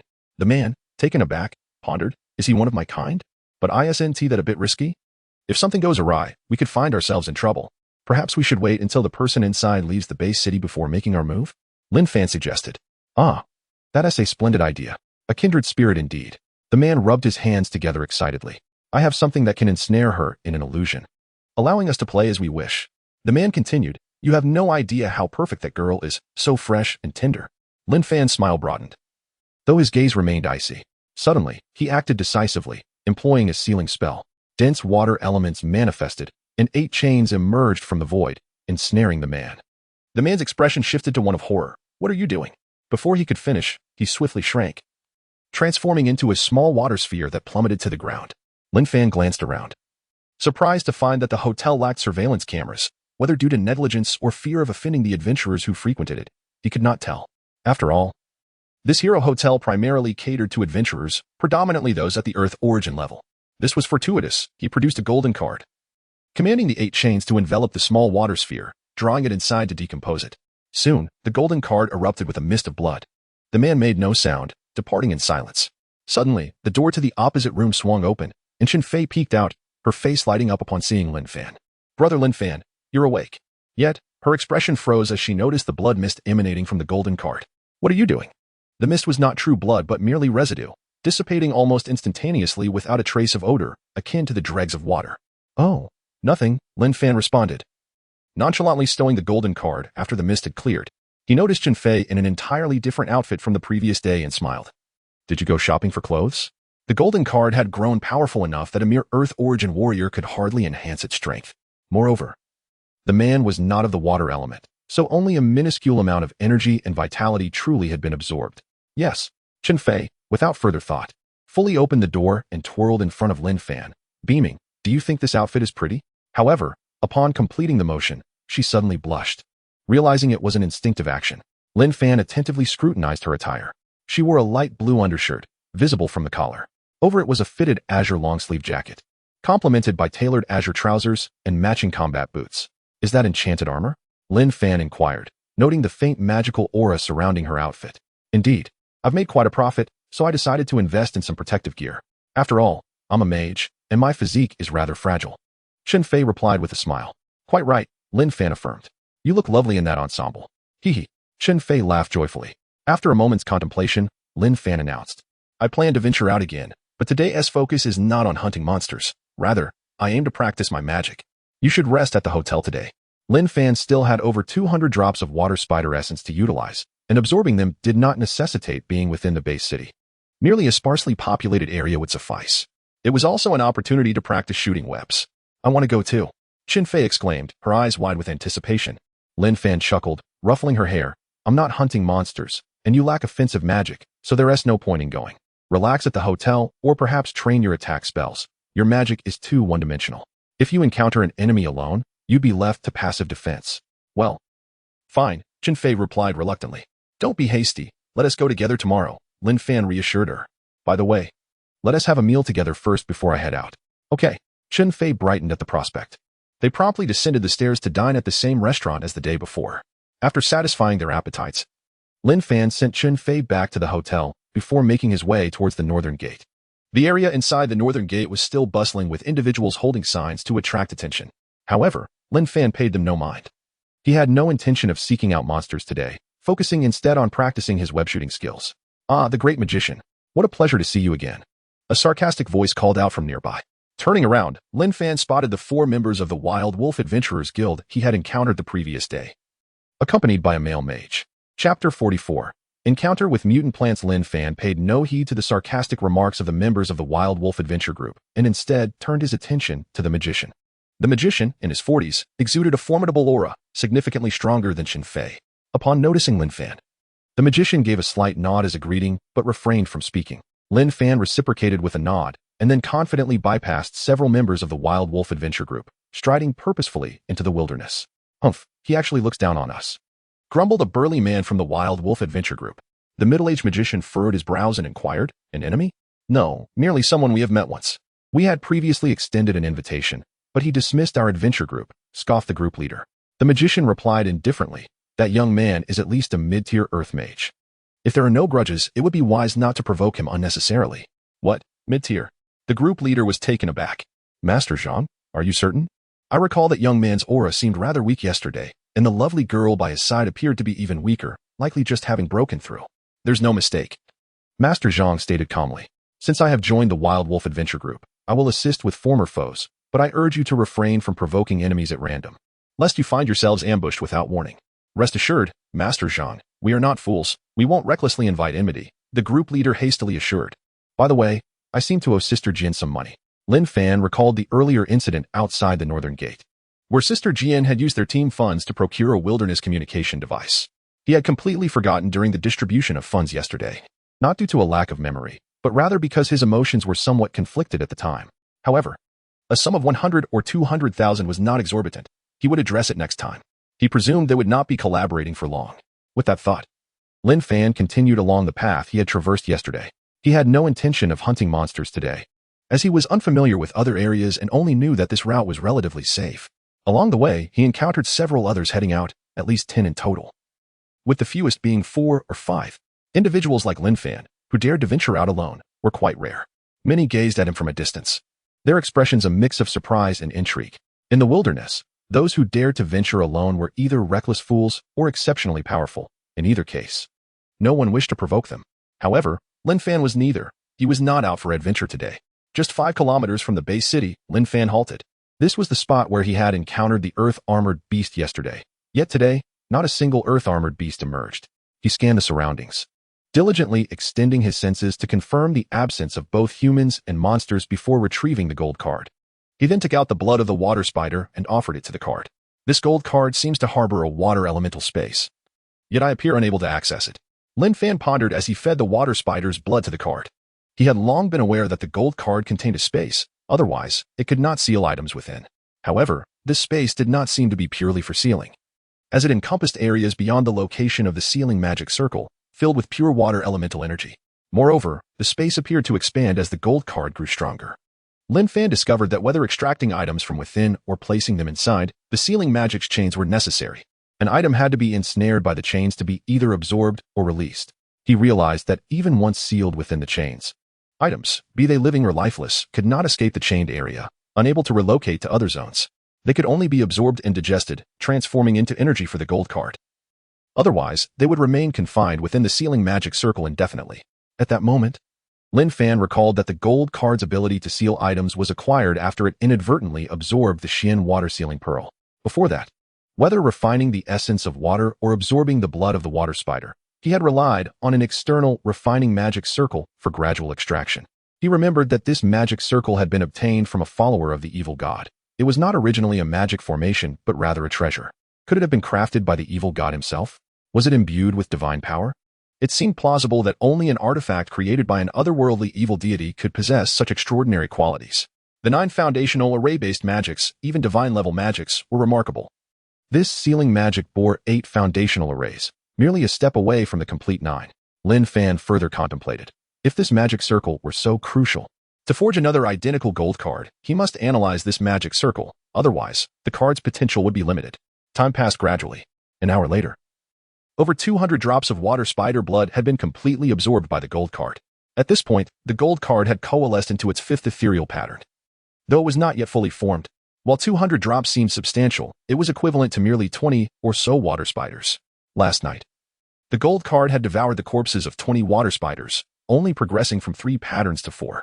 The resources required to elevate from 4 to 5 patterns would undoubtedly be greater. Lin Fan withdrew the gold card back into his consciousness and began practicing the release of spider silk.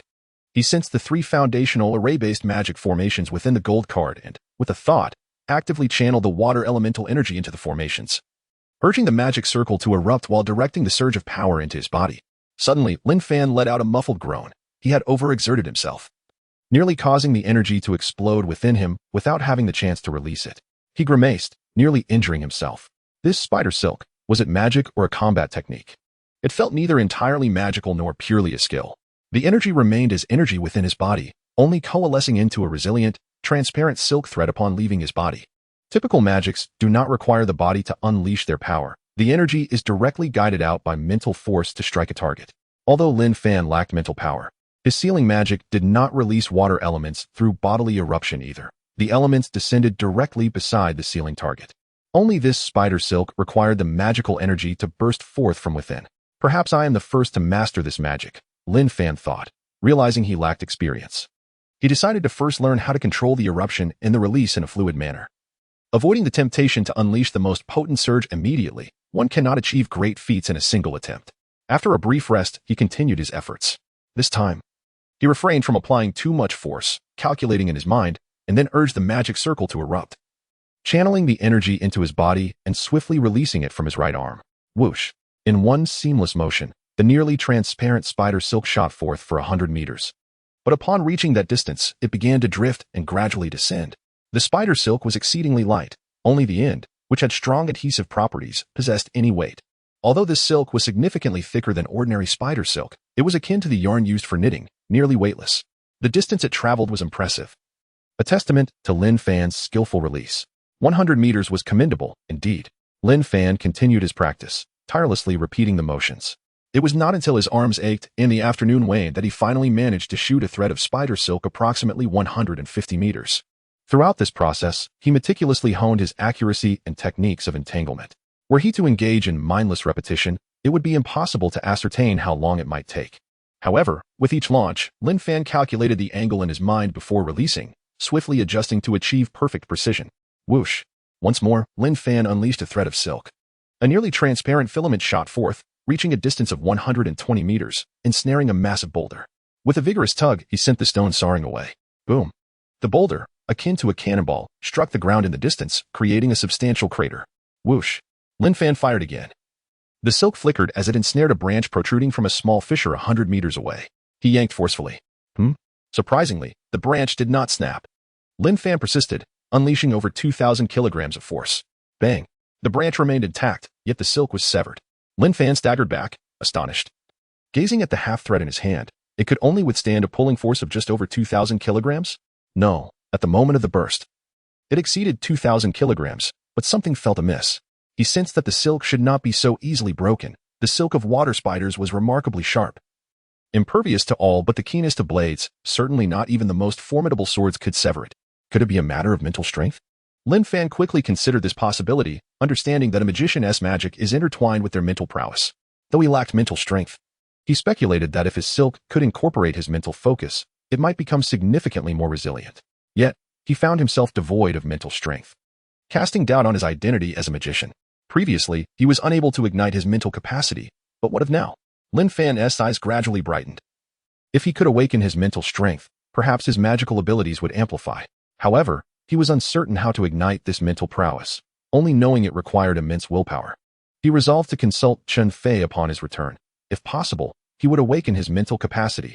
After all, he was indeed a magician. At that moment, from the fissure ahead, the branch previously tugged by Lin Fan's silk suddenly emerged from the ground. To Lin Fan's astonishment, a small tree, covered in menacing spikes, rapidly ascended from the earth, its roots lunging toward him. A mutated plant? Lin Fan's expression shifted, and he quickly pointed. Seal. A dense water element descended, and 8 chains emerged from the void, wrapping around the grotesque little tree. Unexpectedly, the small tree violently whipped its branches, snapping the once infallible chains with ease. Simultaneously, the small tree erupted with a chilling aura.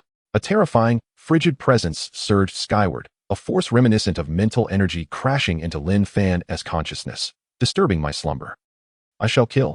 I shall end you. Chapter 45. Battle against a Celestial Realm Mutant Plant. A Celestial Realm Mutant Plant.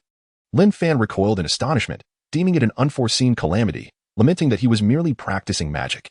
However, he was not one to succumb to fate. Cognizant that his celerity could scarcely surpass that of the Celestial Realm Mutant Plant, he retreated with alacrity while concurrently unleashing binding incantations. Simultaneously, he vigorously flung his arm. Thwack! Silken strands erupted forth. A confluence of aqueous essence descended upon the gnarled sapling, as 8 fetters emerged from the ether. As the gnarled sapling prepared to lash out at the chains with its branches, the silken strands preemptively ensnared a branch, wrenching it forcefully. The gnarled sapling shuddered slightly from the tug, and in that fleeting moment, the 8 chains descended, constricting the sapling with an unyielding grip. Boom! Alas! The 8 chains shattered instantaneously, pulverized by an explosive force. Die! The sapling bellowed, its mental energy surging forth as it ascended into the firmament in pursuit of Lin Fan. I'm doomed. Lin Fan, seized by mortal terror, reiterated the binding incantation while frantically discharging silken strands. Thwack! The silken strands, swift as lightning, hurtled toward the sapling. As the 8 chains once more materialized from the void, encircling the sapling. Moreover, Lin Fan retrieved the golden card, manipulating it mentally as it catapulted forth with tremendous force. Thwack! The golden card, akin to a shooting star, outstripped even the silken strands in velocity, striking the gnarled sapling's trunk. Clang! As sparks cascaded, the golden card carved a fissure of considerable depth into the sapling's bark. Snap! Thud! At that juncture, the sapling once more shattered the 8 chains, severed the silken strands, and contorted a branch to strike the golden card embedded within its frame. Yet, in the ensuing instant, 8 azure chains, shimmering with effulgence, emerged from within the golden card. These 8 chains, upon their emergence, ferociously enveloped the gnarled sapling. Die! The sapling roared, flailing its branches in a frenzied assault. Snap! A chain was instantaneously severed. Hiss! Lin Fan gasped, marveling at the might of the celestial realm, capable of rending even the corporeal chains of the golden card's binding array. Fortunately, the chains were mere manifestations of aqueous essence, not physical entities. Upon being severed, they reconstituted under Lin Fan's command, resuming their encirclement of the sapling. The remaining 7 chains followed suit, tenaciously constricting the entirety of the sapling. Snap! The sapling, in a frenzy, brandished its branches in a furious assault, lashing out at the chains emanating from the golden card. However, the core of the chains within the golden card clung tenaciously, regenerating immediately upon being severed, seeking not only to bind the sapling's frame, but also to penetrate and seal its consciousness. Die! Die! The sapling, evidently lacking in sagacity, remained suspended in the void, embroiled in a struggle with the golden card's chains. Lin Fan seized the opportunity, resuming the binding incantation, capable of simultaneous execution. Behold, above the gnarled sapling, 8 chains once more materialized from the void, encircling the sapling. Thwack! Lin Fan, multitasking with finesse, once more discharged silken strands, ensnaring a branch and yanking it forcefully. Furthermore, He manipulated the silken strand array within the golden card, unleashing a deluge of silken strands. This time, the spectacle was even more awe-inspiring. As the silken strands ejected from the golden card possessed an almost sentient quality, rapidly enveloping the sapling upon emerging from the golden card. In the blink of an eye, the sapling was enshrouded in a silken cocoon. Lin Fan's incantations were all instantaneous, and as the chains of the preceding binding incantation were shattered, he reiterated the binding incantation.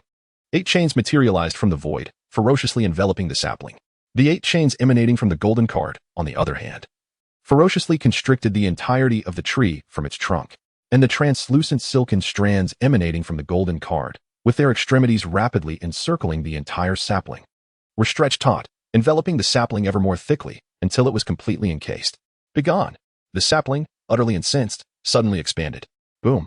The gnarled sapling swelled exponentially, bursting the silken cocoon, shattering the binding chains, and severing the silken strands discharged remotely by Lin Fan. Snap! Snap! Snap! Snap! The core of the 8 chains emanating from the golden card were also severed. Whoosh! A branch of the gnarled sapling struck the golden card with tremendous force, sending it hurtling away. Lin Fan sensed the golden card quivering, on the verge of deformation. You forced my hand. 100 meters away, Lin Fan reclined on the spot, transferring his consciousness entirely into the golden card. Lin Fan was no pushover, and he knew how to fight tooth and nail. As soon as his consciousness entered the golden card, Lin Fan catapulted toward the sapling. Whoosh! A branch lashed out. But this time, it was Lin Fan's consciousness inhabiting the golden card, and his reaction speed was lightning fast, narrowly evading the branch's strike at the critical moment. Clang! The golden card flashed past, striking the now sizable trunk once more, embedding itself halfway.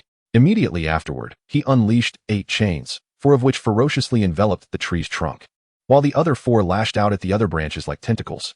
Boom! Boom! Branches and massive chains collided, generating a thunderous din akin to ethereal thunder.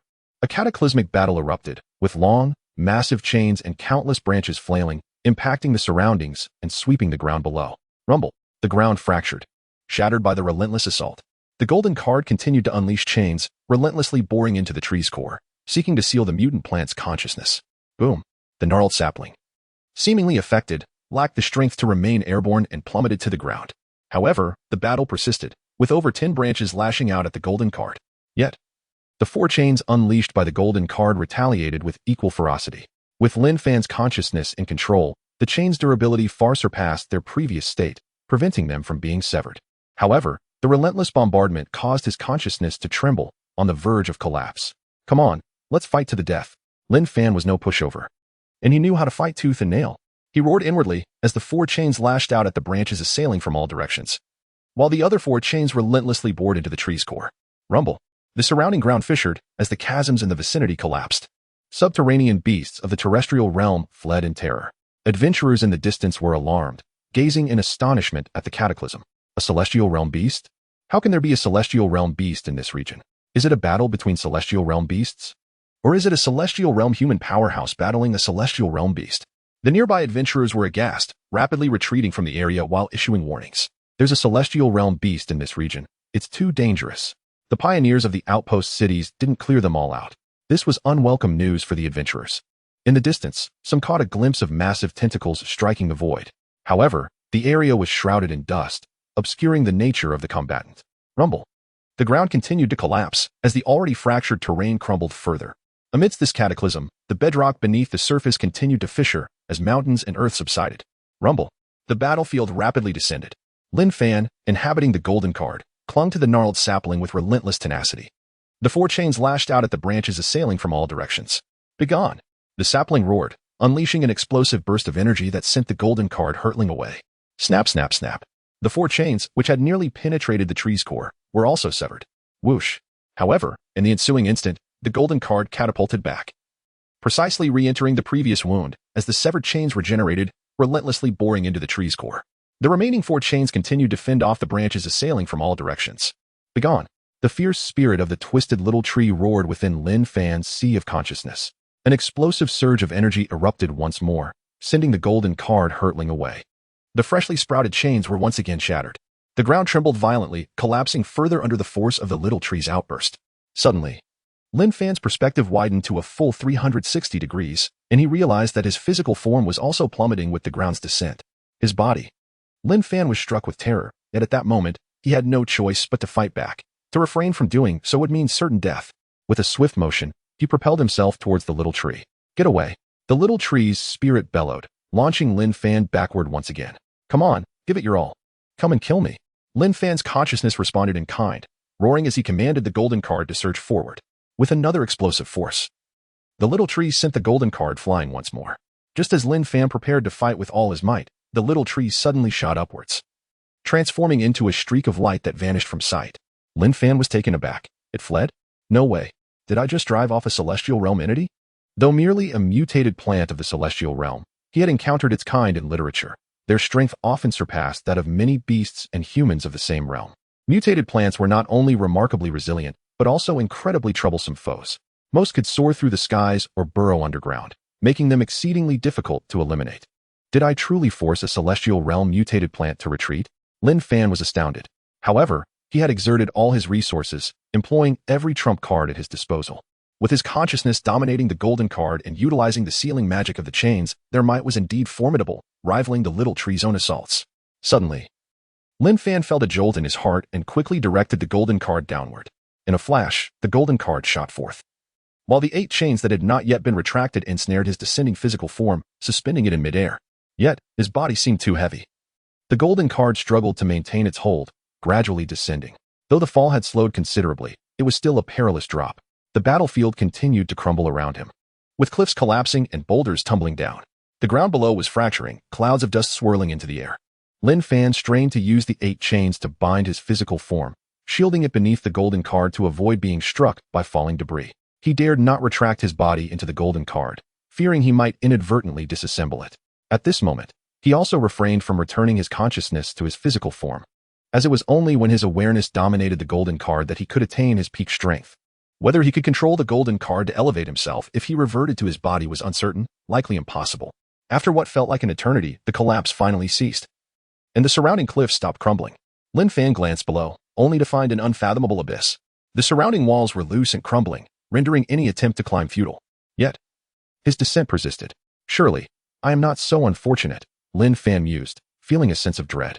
Despite having bravely driven off the celestial realm mutated plant, he faced the grim possibility of falling into an abyss without a means of escape. Who knows what lay below? In that instant, Lin Fan fully grasped the extent of the Earth's devastation. A single battle could wreak such havoc. The ground had fractured into a chasm hundreds of meters long and 20 to 30 meters wide. The Earth had not fragmented completely, likely due to the core remaining intact. Or perhaps a protective magical array from beyond the heavens was stabilizing it. What level of power did those formidable beings possess? Lin Fan lamented. Yet it seemed he too could rend the earth asunder. Perhaps he was powerful in his own right. Engaged in self-reflection, Lin Fan's thoughts raced as he sought a means of escape. Suddenly, he spotted a small opening in the cliff below, emanating a glow reminiscent of a magical array. Could it be a relic?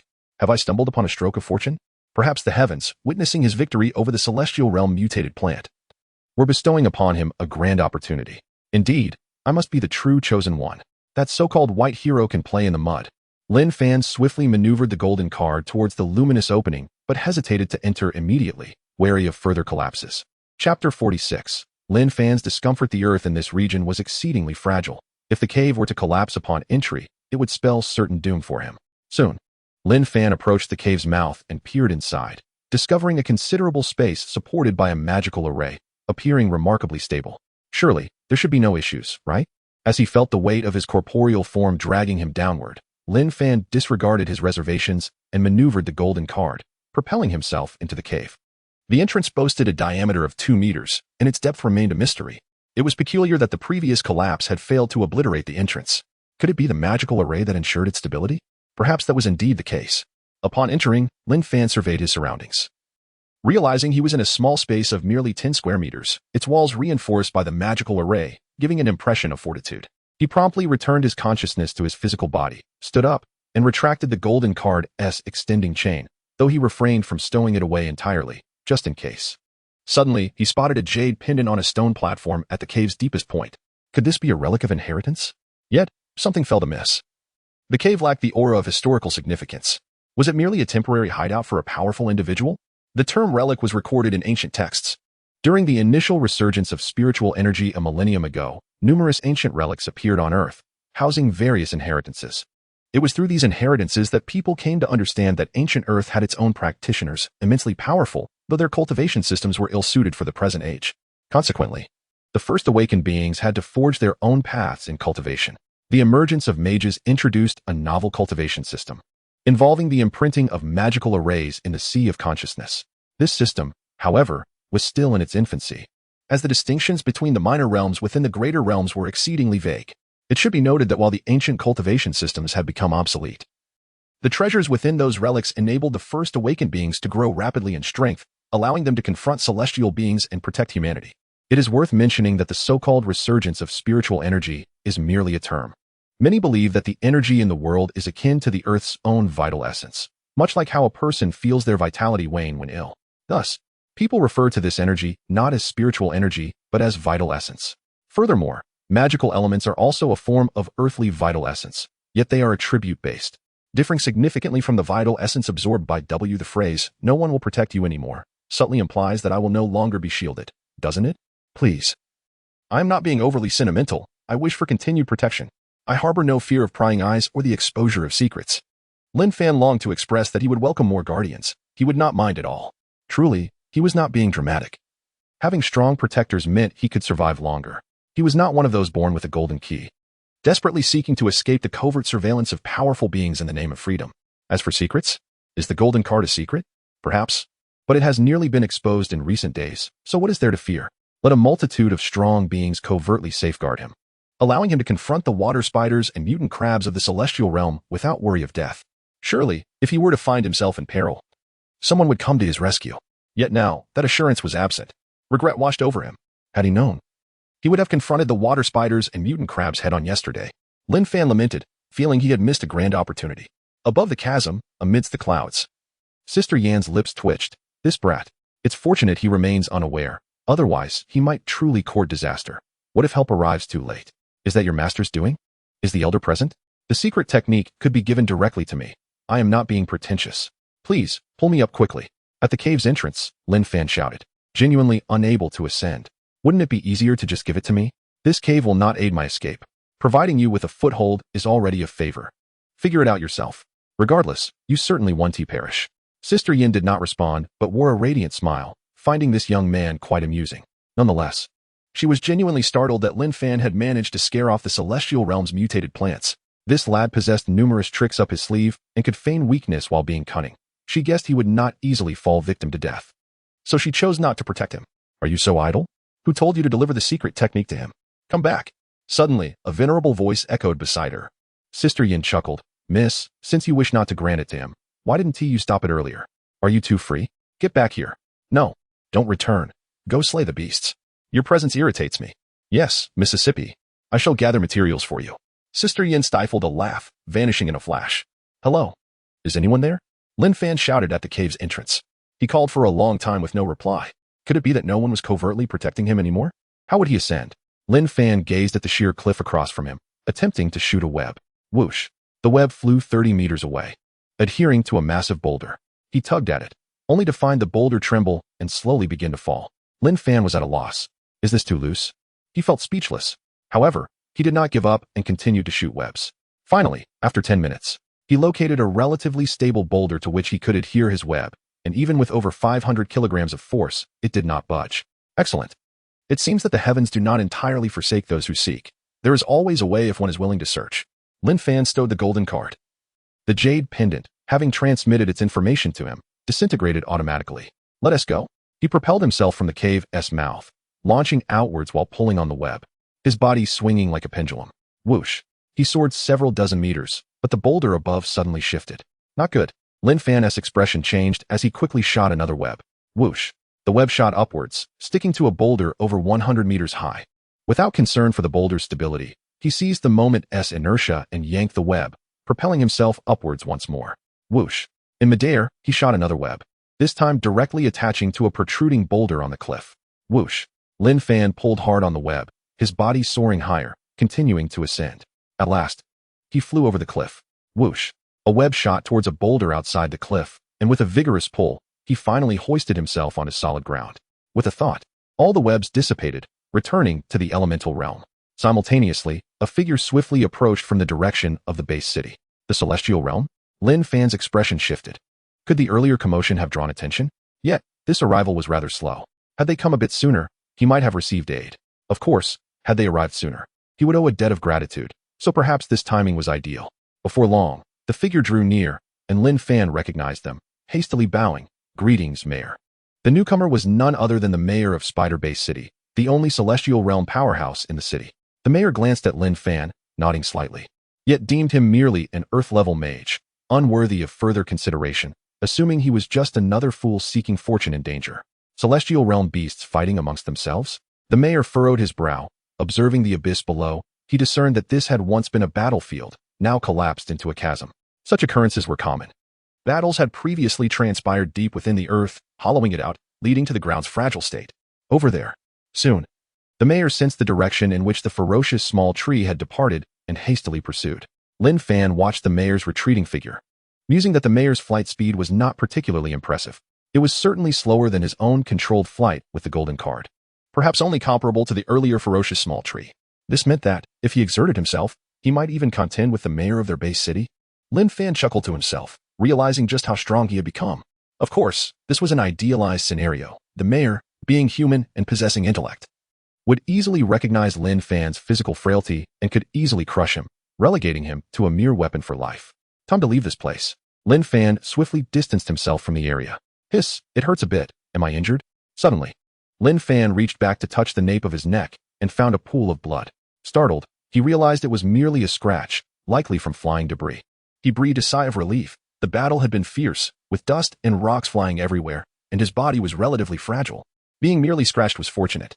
As he traveled, Lin Fan inspected the golden card. Though it had not deformed, its glow had dimmed, indicating significant energy depletion. It was to be expected. After such an intense battle lasting several minutes, that was quite impressive. Lin Fan sensed that the golden card was slowly and automatically absorbing the ambient water energy. Yet he had not activated his mental power and could not perceive the energy. Is this magical essence? It seems essential to activate my mental power, otherwise I cannot detect the concentration of magical elements around me. Stowing the golden card, Lin Fan quickened his pace. Along the way, he noticed other adventurer teams in the distance racing towards the previous battlefield, likely seeking opportunities or merely to assess the situation. Half an hour later, Lin Fan arrived at a hollowed area. From a geographical perspective, this place resembles a former battleground, with the loose ground having been compressed, surrounded by cliffs, yet below, the earth and stones have accumulated, preventing it from becoming an abyss. This is a depression with a maximum diameter exceeding 8,000 meters. Frequented not only by Lin Fan but also by several adventuring teams. The reason Lin Fan ventured here is the presence of water.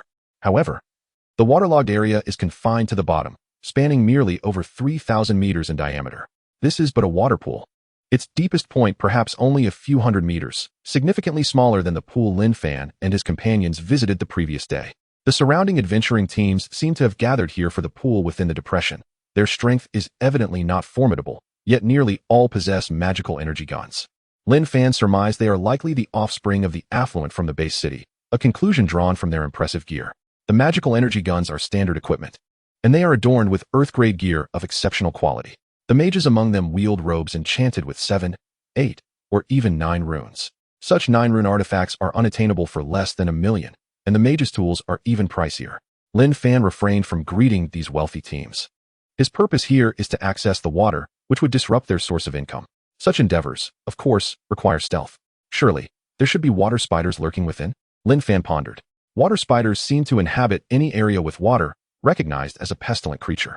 Naturally, many aquatic realms are also home to other formidable beasts, meaning water spiders might not dominate everywhere. Individually, water spiders are rather ordinary. Only through sheer numbers can they claim supremacy in their territory. However, today Lin Fan is alone, and he cannot afford to confront too many water spiders, especially with others nearby. He wishes to keep his golden card a secret, as he is here solely for the water. Deliberately avoiding the other adventuring teams, Lin Fan reached the opposite side of the shallow pool. This area is somewhat desolate, overrun with spiny mutated weeds.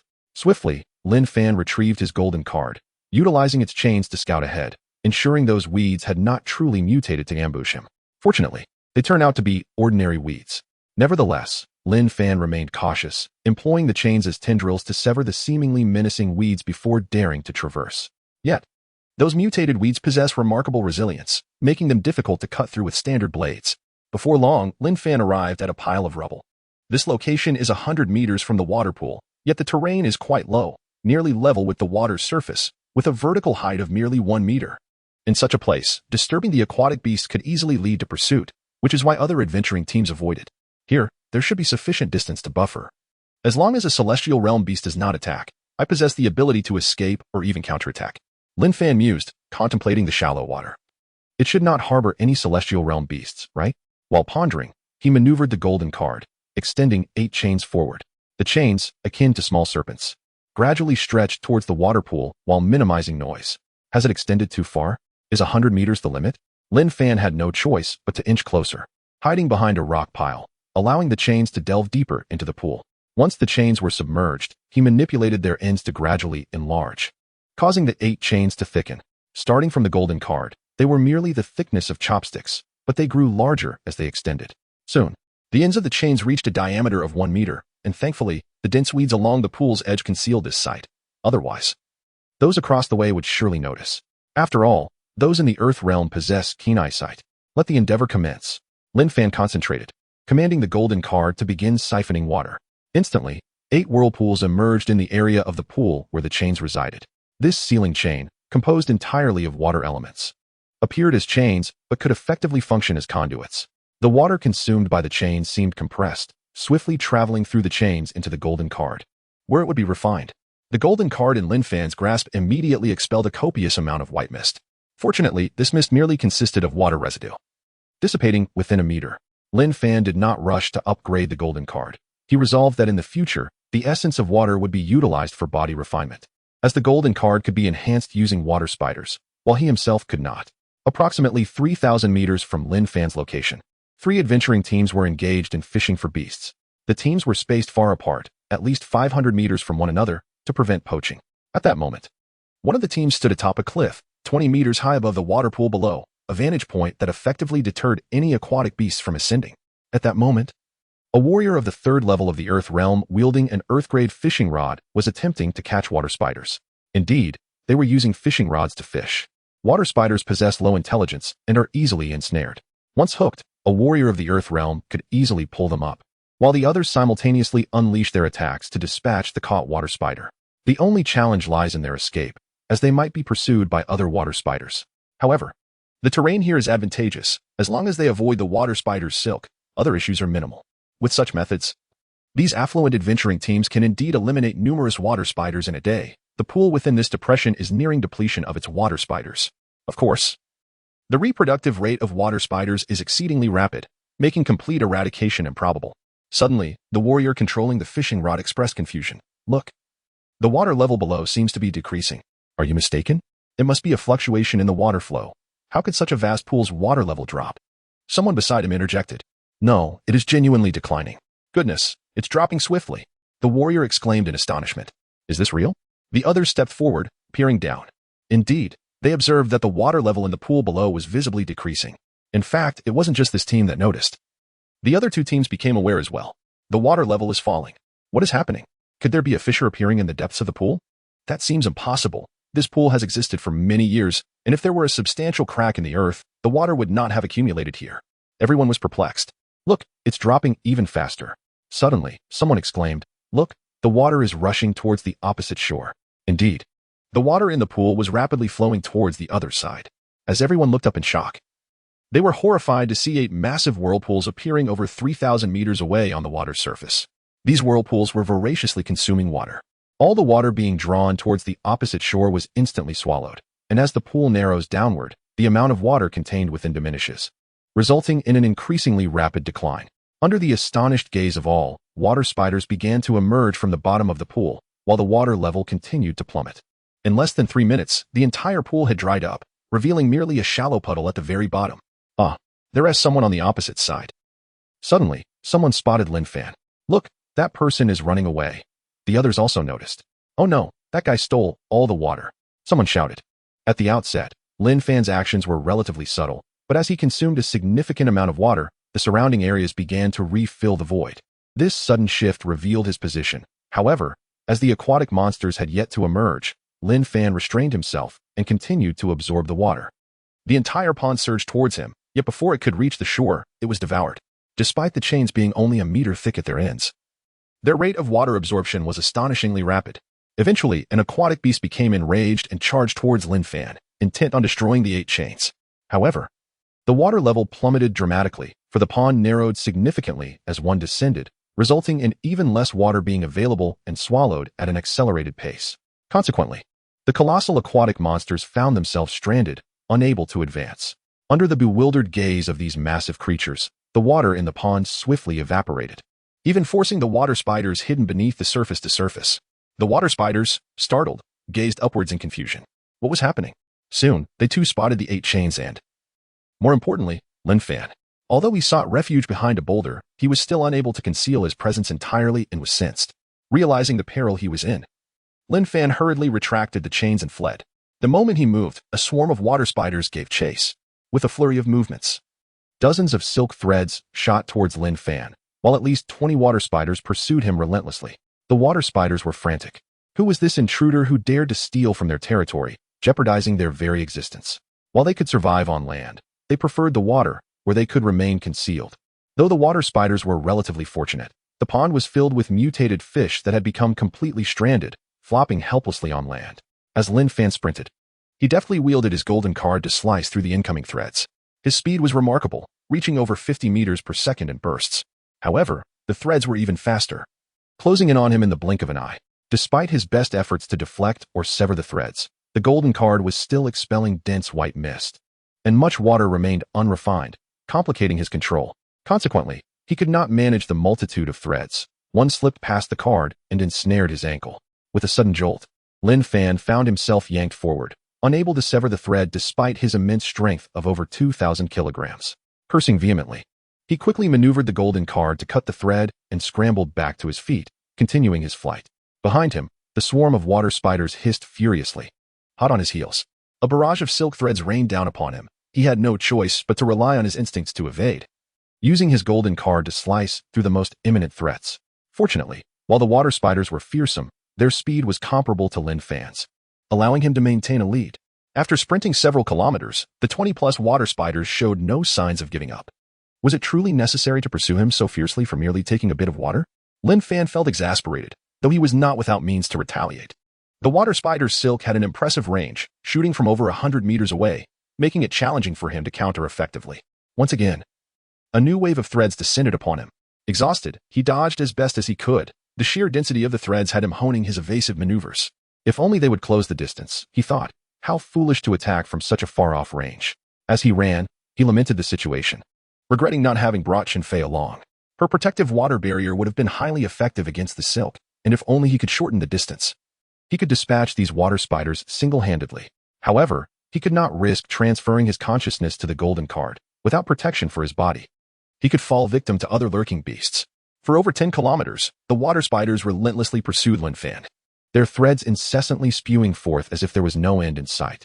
Suddenly, in the midst of his frantic escape, Lin Fan spotted an adventurer party ahead and shouted desperately, "Help! Friends ahead!" The 5-member team was cautiously traversing the terrain when they heard his cry and turned, stunned. Goodness! The water spiders have come ashore? What on earth is happening? The adventurers were bewildered. Water spiders typically remained in the water unless under extreme duress. Seeing Lin Fan sprinting towards them, the team leader shouted, "Keep running forward. We will flank them from behind." A glimmer of hope sparked in Lin Fan's eyes as he heeded their advice and continued onward. To his surprise, the water spiders entirely disregarded the adventurers, focusing solely on him as they pursued relentlessly, spewing silk. What kind of vendetta could provoke such ferocity? The adventurers were astonished. It was their first encounter with water spiders so frenzied in their pursuit of an individual. Enough chatter, let's act. This is an opportunity for profit. Even if the water spider's blood is worthless, it's still currency, the leader urged, rallying his companions to join the hunt. The water spiders posed a threat only in the water. Once ashore, their danger diminished significantly, especially when confronted by a coordinated team. In a swift motion, a young female mage brandished her hand, unleashing 3 ice spikes that shot through the air, impaling one of the water spiders into the ground. If Shenfei were present, she would recognize this girl as Bai Bingbing, who had just left the base city to join a seasoned adventurer team. With her ice magic, she quickly established her prowess within the group on her very first day. "Watch this," a youthful companion exclaimed as he conjured a wall of earth that rose before the water spider swarm. Several water spiders crashed into the wall, causing it to crumble. But they too were disoriented by the impact. The team leader, flanked by 3 warriors, charged in, dispatching the stranded water spiders with swift strikes. The remaining water spiders, alarmed, turned to retaliate against the adventurers. Meanwhile, Lin Fan, having gained several hundred meters of distance, finally found a moment to breathe, leaning against his knees and gasping for air. Finally, relief. Was it just for a bit of water? I can't believe they chased me for over 10 kilometers, he muttered in disbelief, recognizing the water spider's stubbornness. Reflecting on the ordeal, Lin Fan realized just how dependent the water spiders were on water. By taking it away, he had effectively destroyed their habitat, inciting a hatred that could not be easily reconciled. This insight would surely prove useful in the future. As he contemplated this, the adventurer party had already slain several water spiders, the combination of 3 warriors and 2 mages rendering the encounter a massacre. Especially one of them wielded a large blade with remarkable skill, while another fought valiantly, causing the water spider to abandon its defenses. That individual's prowess seemed comparable to that of the Sword Sister, possessing a strength estimated at 50 to 60,000 pounds. The other 2 warriors were commendable as well. Additionally, there was the ice magic girl whose ice spells were devastatingly powerful. Although she could not cast spells as instantaneously as Lin Fan, her speed of spell casting was impressively rapid. Nearly every 2 seconds, that girl appeared to be from the Spider Academy's inner court, having once challenged Qin Fei. Upon seeing her, Lin Fan recalled his own encounter in the inner court, where he had witnessed her effortlessly defeat a male student in just 2 moves. As the adventurers prepared to vanquish the remaining water spiders, Lin Fan hurriedly turned to flee, exclaiming, "Thank you for your assistance. I shall repay you when the opportunity arises." He had no intention of lingering, lest he fall victim to an ambush. In this wilderness, where laws were non-existent, Lin Fan was determined to avoid placing himself in a vulnerable position. At this moment, he was not yet in a position to act recklessly. Prudence was paramount. Why did he run away? The adventuring party, engaged in the slaughter of water spiders, frowned slightly as they observed Lin Fan's swift departure. They were not foolish. He could not possibly defeat them alone, and what if they finished off the water spiders only to turn on him next? The leader chuckled. Why should we kill him? Bai Bing Bing, the ice mage, inquired with confusion. Ah, you are new here and unaware of the wilderness rules. There are no laws here. It is quite common for humans to turn against one another, the leader explained. In this realm, killing for treasure or to seize one's weapons or monster materials is entirely normal, as the enforcers of the base city have no jurisdiction here, provided there is no evidence. Bai Bing Bing suddenly understood, realizing the external world was far more exhilarating than she had imagined. That person, I believe I have seen him before. She gazed thoughtfully at Lin Fan's retreating figure. As twilight descended, Lin Fan had no further plans and sprinted towards the base city, utilizing this time to enhance his endurance. He sensed that circumstances like today's would likely recur in the future, so he needed to acclimate to this reality. He had ventured out alone, with no intention of hunting monsters. Previously pursued by the water spider, he had been running towards the base city. The adventuring party he encountered was presumably also hurrying back. By the time darkness enveloped the land, Lin Fan arrived at the northern gate of the base city. As expected, his communicator greeted him with the familiar welcome back message, indicating that he had earned no merit points today. Nevertheless, Lin Fan felt content, for his gold card was filled with ample water essence. That evening, he would surely reach the 6th level of body refinement. Tomorrow, accompanied by Qin Fei, with her protective water barrier shielding him from spider silk, he would be invincible in the realm of Tia Yuan without concealing his strength. If all went smoothly, he would reach the 7th level of body refinement by tomorrow night, granting him the formidable strength of over 8,000 kilograms, enough to single-handedly defeat a water spider. At that point, he could confidently declare, I, Lin Fan, the magician, am physically fragile. Chapter 49. You pretend to like me, letting her compete with you. Indeed, Lin Fan intended to conceal his warrior profession, and the breathing technique gifted by his elder sister's master came in handy. Otherwise, if both his warrior and mage professions were simultaneously revealed, it might attract unnecessary attention. Suddenly, the wilderness communicator vibrated again, this time in a series of faint tremors, almost silent, yet perceptible to its owner. Lin Fan raised his hand to check and found a message from Qin Fei.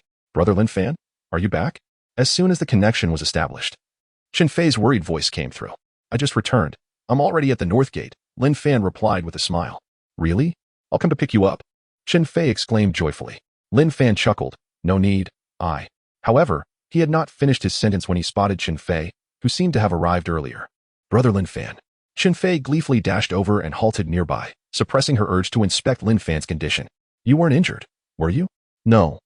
I spent the day practicing magic and didn't hunt any monsters, Lin Fan said, ruffling her hair. deliberately omitting the incident of being chased by a swarm of water spiders for several kilometers. That's good, Chen Fei replied, relishing Lin Fan's affection. Brother Lin Fan, I'm nearly finished with the first inscription of my second magic array. In no more than half a month, I will possess my first defensive spell. The two strolled towards the Northgate Commercial Street. Is magic that easy to cultivate? Lin Fan asked in astonishment. Not entirely. I am in a special situation. After all, the magic I practice is well suited to my physique. Moreover, I am already a terrestrial level mage, and with my mental power manifesting, learning other spells is considerably expedited. Chen Fei explained. After a pause, she inquired, Are you hungry, Brother Lin Fan? Shall we eat now? Well, that sounds good. Lin Fan rubbed his stomach. Although he wasn't particularly hungry, he had consumed considerable energy from running over 10 kilometers today. Shall we go to that same restaurant again? Their mouth-watering chicken is delicious. Chen Fei suggested with a smile. I prefer pork. Let's see if they have any, Lin Fan replied with a grin. By the way, I wanted to ask you something. How does one ignite their mental power? Chen Fei was taken aback. Brother Lin Fan, aren't you already a terrestrial level mage? You actually don't know how to ignite mental power? She carefully sensed again and was further astonished, realizing she couldn't detect any mental power fluctuations from Lin Fan. Earlier, she had only noticed his water magic aura and hadn't thought much of it. For a mage, unless one consciously releases their mental power, it is challenging for others to perceive it. However, with deliberate sensing, some awareness could be detected. It is akin to a warrior's vital energy, which remains hidden until it is unleashed. Chen Fei gazed at Lin Fan in wonder, her beautiful eyes reflecting her shock. It was her first time hearing of someone who had not ignited their mental power, yet could still be a mage. Most importantly, Lin Fan's spells were almost instantaneous. I have taken a unique shortcut, which is different from your training, Lin Fan chuckled. Oh, now it makes sense, Chen Fei realized. Let's discuss it while we eat. Chen Fei was well aware that the previous Lin Fan was unable to cultivate, and this special training shortcut was likely something Lin Fan had devised himself. Truly impressive. Brother Lin Fan, she exclaimed. All right, Lin Fan nodded. The two soon arrived at the restaurant they had visited twice before. After being seated, Chen Fei ordered her favorite mouth-watering chicken again, while Lin Fan chose braised pork, his preferred dish. As they awaited their meals, Chen Fei asked, Brother Lin Fan, do you know what it's like after igniting mental power? Yes, Lin Fan nodded. When an ordinary person closes their eyes, it feels like pure darkness. However, after igniting mental power, even with eyes shut, one can still perceive a glow. Yes, that's about right, Chen Fei smiled. Brother Lin Fan, you truly know everything. But there is one thing you might not know. The glow perceived when closing one's eyes after igniting mental power is, in fact, the mental power itself. Lin Fan was enlightened. Chen Fei continued, with the exception of a rare few gifted individuals, the vast majority must ignite their mental power through practice. To ignite mental power, one must possess a formidable consciousness, as it requires not only sensing the core of the sea of consciousness, but also condensing that awareness. Next, Chen Fei earnestly explained to Lin Fan what it meant to condense awareness and how to achieve it. The sea of consciousness has a core. Only by locating this core can one condense their awareness. Only by compressing a substantial amount of awareness into the core, forming a singular point, can one ignite their mental power. In essence, it is akin to compressing vast amounts of matter into a point, resulting in a luminous explosion under pressure. This is the process of igniting mental power, simple yet brutal. However, this straightforward process stumps 99% of ordinary individuals. Condensing awareness requires a strong mastery over one's own consciousness, which means possessing a powerful mindset. An ordinary person's awareness is spread thinly across the sea of consciousness, almost solidified and difficult to condense. Conversely, individuals with strong awareness, in addition to their immovable awareness embedded in the sea of consciousness, possess a vast amount of awareness diffused throughout the space of the sea. Such individuals can easily condense this dispersed awareness and achieve a qualitative transformation. Lin Fan recalled that his elder sister's master had mentioned his awareness was not weak, at least not in comparison to others. Yet, his overly developed brain domain caused his awareness to spread across the bottom of the sea of consciousness, leaving no surplus awareness available for condensation. This was the true reason behind his inability to cultivate. Chen Fei patiently elaborated to Lin Fan how to find the core of the sea of consciousness and how to condense awareness. While not particularly secretive, this knowledge is exclusive to mages, as only they can apply it. Previously, Lin Fan had researched this topic and only understood that igniting mental power required a strong consciousness and the need to condense awareness. He had attempted countless times without success, struggling even to mobilize his awareness, let alone condense it. Now, after hearing Chen Fei's explanation, he realized that the portion of awareness needing compression was the awareness lying beyond the base level of the sea of consciousness. Not only he but even other mages would find it challenging to mobilize that foundational awareness, as disturbing it could shake the sea of consciousness or even cause it to collapse. At that moment, their meals were served. as Chun Fei happily savored her food. She remarked, I can sense that Brother Lin Fan's awareness is quite strong now. Igniting mental power should be relatively easy for you. Lin Fan smiled at her words.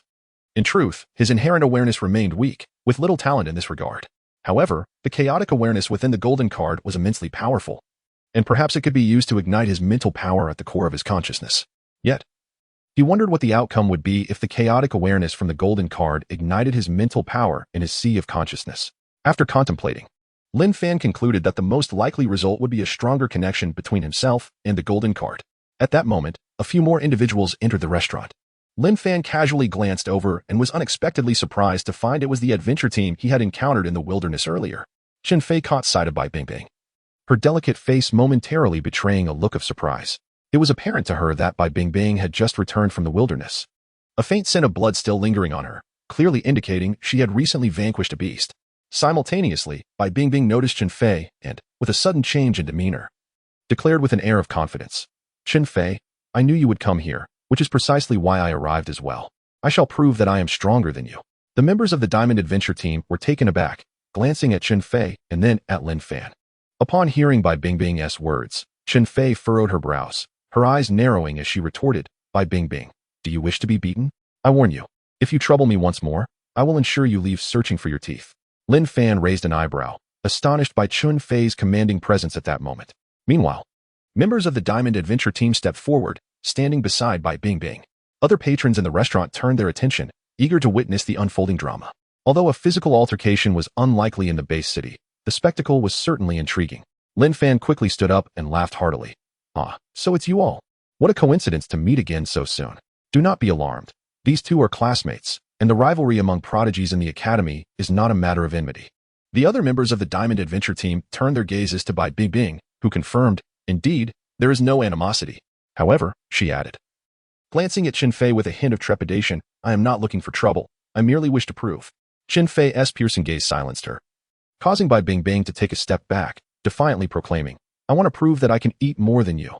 Lin Fan and the members of the Diamond Adventure team were left speechless. Chun Fei, at a loss for words, suddenly realized that Lin Fan was watching her with surprise. Her face slightly flushed as she hurriedly composed herself, continuing to eat her meal with meticulous care. Oh no, she thought. Will Lin Fan think I am too unruly? It was all Bai Bingbing's fault, that insufferable girl who had tarnished her image in Lin Fan's eyes. As these thoughts coursed through her mind, Chun Fei regarded Bai Bingbing with an increasingly frosty glare.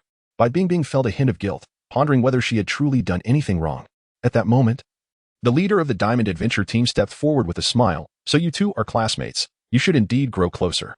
And you, my friend, left so hastily before we had the chance to share the spoils of our victory. A member of the Diamond Adventure team questioned, but we saved him. We owe him a debt of gratitude. Why must we share the spoils? The leader shook his head, explaining, this friend managed to bring so many water spiders so far. Even if we had not intervened, he would have undoubtedly found a way to survive. It does not equate to a life debt. Lin Fan chimed in, regardless. You assisted me, so you need not share the spoils. Should you ever require my help in the future, I will not hesitate to lend a hand. Very well. The leader replied with a grin, I am Tang Ji. It is quite unexpected to discover that you are a mage, Lin Fan. A mage running through the wilderness with a horde of water spiders is indeed surprising. Lin Fan smiled, offering no further explanation. After exchanging pleasantries, they parted ways, with Tang Jin leading Bai Bingbing and the others to a table by the window. Chun Fei, filled with concern, asked, Lin Fan, did you encounter danger today? The patrons in the restaurant regarded Lin Fan with curious expressions. A mage, it seemed, had been running wild in the wilderness with a multitude of water spiders. What a peculiar scenario. Water spiders typically do not venture ashore unless compelled by dire circumstances. Lin Fan resumed his meal, chuckling as he explained. I was merely practicing my magic and inadvertently provoked some water spiders. It was not a significant issue. I also took the opportunity to practice my agility. The patrons exchanged bewildered glances, pondering such an unusual approach. Changing the subject, Lin Fan quietly inquired, what is your relationship with that ice mage girl? Chun Fei's eyes flashed with disdain as she replied, that Bai Bingbing is utterly detestable. In the academy, she competes with me over everything, whatever I possess. She seeks to challenge me for it. It is infuriating. Lin Fan, intrigued, turned to observe Bai Bingbing, who had settled a short distance away. Though her demeanor exuded an icy chill, her beauty rivaled that of Chun Fei. She was slender and graceful, perfectly proportioned in all the right places. An idea sparked within him, and he suggested, how about this, Chun Fei? Pretend to have feelings for me, and see if she will compete with you for my affection. Chapter 50. Impulsive and cast out at the age of 25, he had yet to experience the companionship of a girlfriend, leaving him oblivious to the feelings that accompanied such a relationship. Chen Fei paused momentarily, as if struck by a thought, and her delicate countenance shifted abruptly. She hastily donned a frosty demeanor, resuming her meal with an air of aloofness, as though she bore a grudge against Lin Fan. Instantly, she distanced herself from him. Lin Fan was momentarily taken aback by Chen Fei's whimsical change in temperament. What was happening? He quickly engaged his astute mind and glanced into the distance, whereby Bingbing was glaring at him, presumably having overheard his words. This was rather awkward. However, Lin Fan, possessing a thick skin, merely smiled in her direction. The other members of the Ironclad Adventurers Guild wore similarly stern expressions, their thoughts racing with disbelief at such an unexpected turn of events. Yet, to fancy one of their mages was simply excessive. Ignoring the ire of the Ironclad Adventurers, Lin Fan reflected on his recent statements and glanced again at Chen Fei, who was now ignoring him. Suddenly, his heart raced with a mix of exhilaration and hope. Could it be that this girl harbored feelings for him? Though not lacking in emotional intelligence, his prolonged singlehood stemmed from his singular focus on discovering methods to enhance his cultivation. Otherwise, with his intellect, he wouldn't have remained unattached for 25 years. Clearing his throat, Lin Fan resumed his meal while discreetly observing Chen Fei. Previously, he had only perceived her as charming and beautiful, with undeniable talent, but now he found her breathtakingly lovely, her exquisite features and graceful figure captivated him. Additionally, her gentle nature was a remarkable quality. Yet, he pondered, would it be inappropriate for him to pursue her, considering the age difference? After all, he was merely 7 years her senior. In this era, where longevity was common among practitioners, such an age gap was hardly unusual. As these thoughts swirled in his mind, Lin Fan felt a surge of optimism. Perhaps he would soon shed his single status. What names would he bestow upon his future children with Chen Fei? Would he desire one child or two? Ideally, a boy and a girl. Despite being an academic achiever, Lin Fan was not devoid of romantic aspirations. The thought of cradling a delicate beauty each night was utterly enchanting. As evening descended, he realized that perhaps he was advancing too swiftly. Across the table, Chen Fei maintained her cold demeanor, her mood evidently soured by Lin Fan's earlier remarks, which had led her to suspect he was enamored with by Bingbing. After finishing their meal, Chen Fei felt disoriented as she exited the restaurant. At that moment, tears threatened to spill. The man she admired seemed to have taken an interest in someone she detested.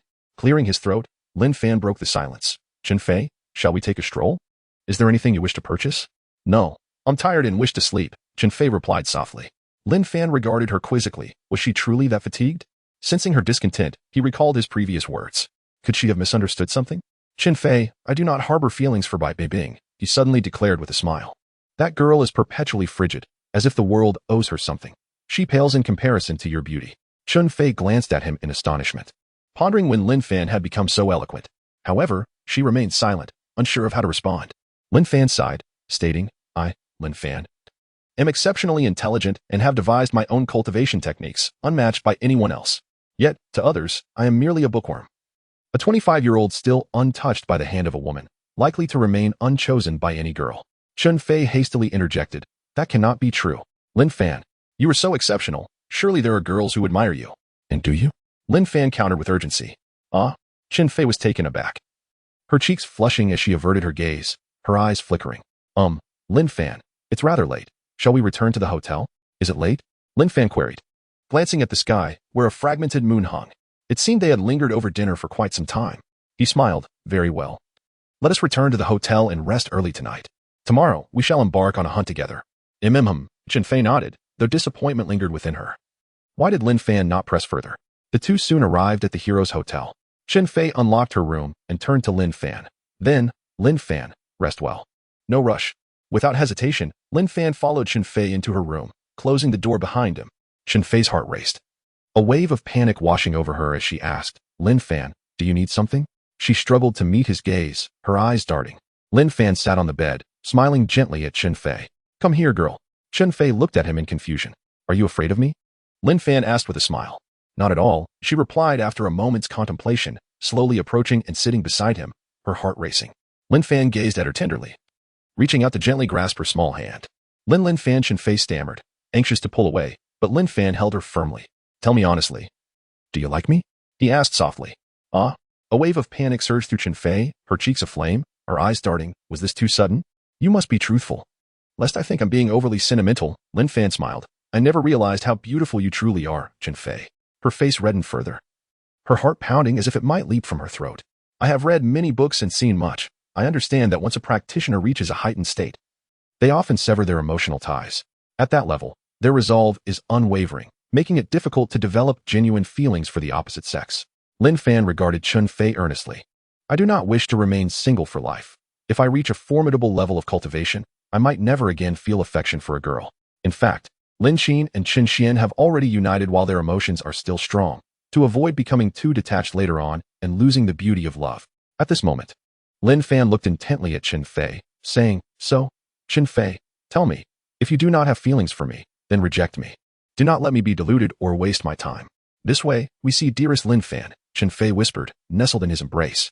I can't quite articulate it, but I cherish you deeply." Suddenly, a tremor coursed through her frame, her cheeks flushed crimson. "Lin Fan," she playfully scolded. What is it?" Lin Fan inquired, perplexed. Abruptly, Qin Fei's lips parted, and she playfully nipped at Lin Fan's thigh, playfully tearing his trousers. "Ouch," Lin Fan winced. "Release." "Little one, what are you doing?" Qin Fei relented, her face flushed. "Remove your hand from my trousers, if you please."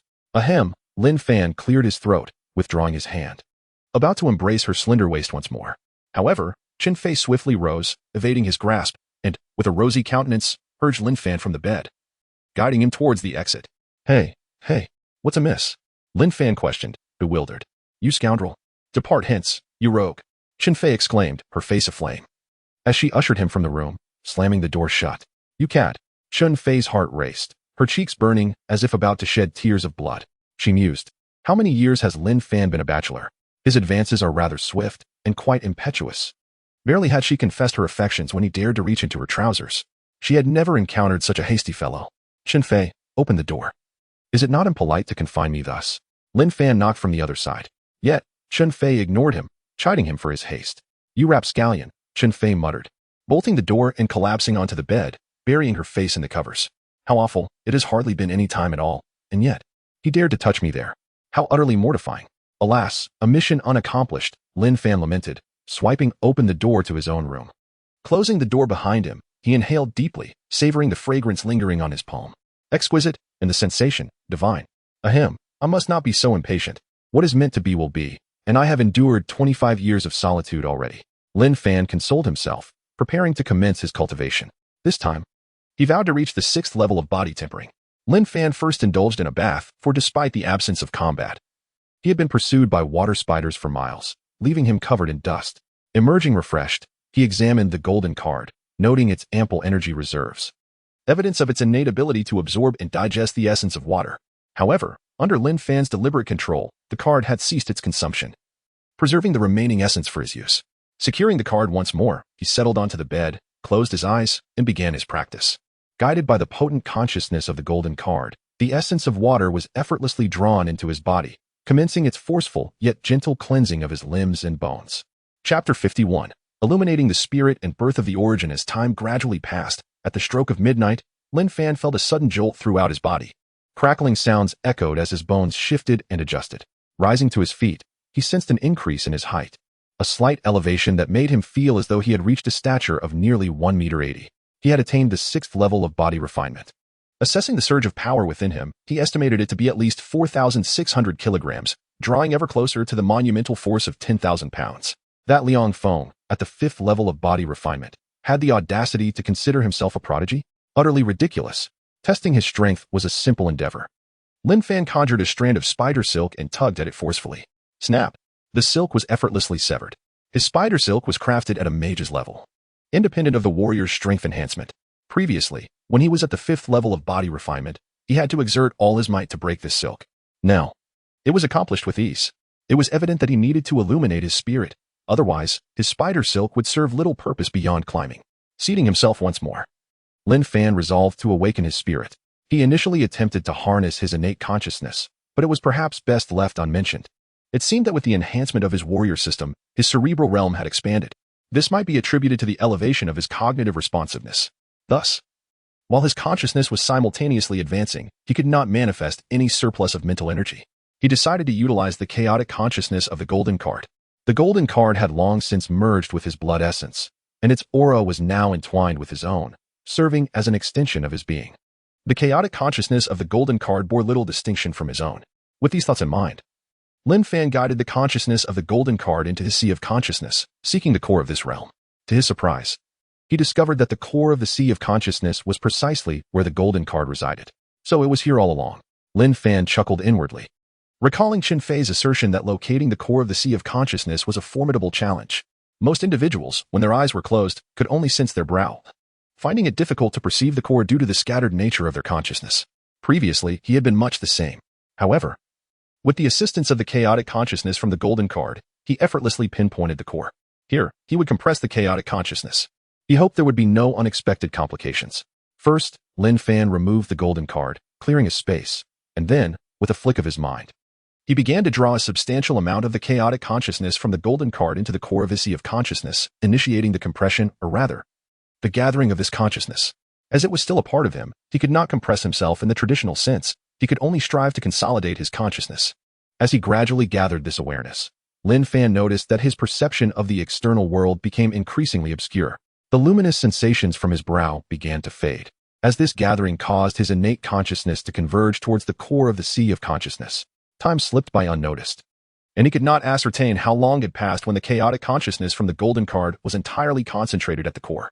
Suddenly, the core began to radiate light, blossoming from a mere point into an expansive brilliance, which quickly dispersed outward. Lin Fan felt a tremor throughout his sea of consciousness, followed by an enveloping brilliance.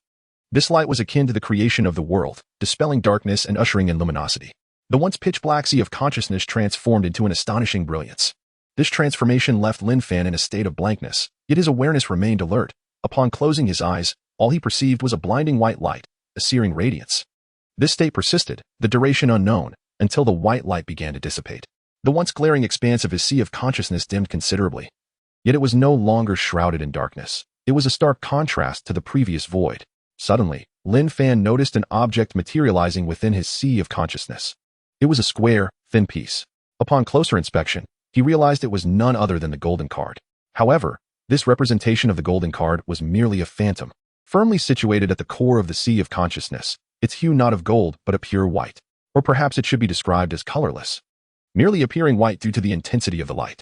Lin Fan grasped the significance. This was indeed the wellspring of his spiritual energy, and the radiance represented this energy, manifesting itself as light within his sea of consciousness.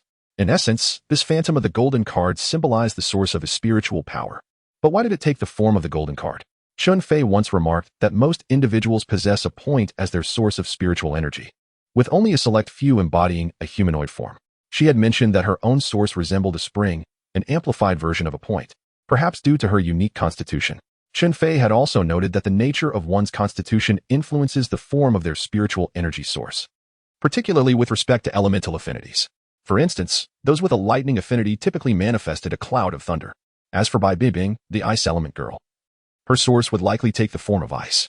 The core of one's spiritual energy often determines the external manifestation of their aura. Bai Bing appeared cold and aloof, reminiscent of an iceberg, while Qin Fei exuded a gentle, fluid demeanor. As for Lin Fan, astonishingly, his source of spiritual energy took the shape of the golden card, sharp-edged and radiant. Was this because he had harnessed the chaotic consciousness from the golden card to illuminate his spiritual energy, resulting in its golden card form? Opening his eyes, Lin Fan glanced at the golden card in his hand. He realized that at this moment, the connection between him and the golden card had deepened significantly. He sensed that prior to this moment, the golden card could potentially be seized and forcibly refined by others. However, at this instant, it was no longer susceptible to theft. Even if someone were to forcibly take and refine it, he would remain the primary owner, possessing ultimate authority, rendering any would-be usurper merely a secondary master. It seemed this progression could indeed be documented as a step within the cultivation system of the golden card. Lin Fan retrieved his notebook to record this insight. He believed this was the true essence of a personal weapon. Other so-called personal weapons were hardly comparable. With a thought, Lin Fan returned the golden card to the sea of consciousness. Predictably, it resumed its original position, perfectly aligning with the source of his spiritual energy. In an instant, he felt an immense drain on his spiritual energy as a vast quantity surged into the golden card, assimilating its internal energies. This assimilation, or perhaps it would be more accurate to say the integration of spiritual energy with the energy within the card, transformed those energies into a part of himself. Previously, he had been oblivious to this sensation, but now, Lin Fan felt a newfound ease in manipulating the water energy contained within the golden card. The previous inability to perceive this was simple. It was akin to a pauper lacking the comprehension of a wealthy individual's monotony and pleasures. Yet now, having transitioned from a pauper to a magnate, Lin Fan reveled in this newfound enjoyment, an experience that was truly gratifying. Reflecting on his former sensations, felt faint and powerless. It was only at this moment that Lin Fan perceived he had genuinely become a mage, with the golden card merging seamlessly into his being, as if it had transformed into an organ for the sole purpose of his magical cultivation. As the golden card-shaped source of spiritual energy dimmed slightly, the energy within the card was finally fully assimilated.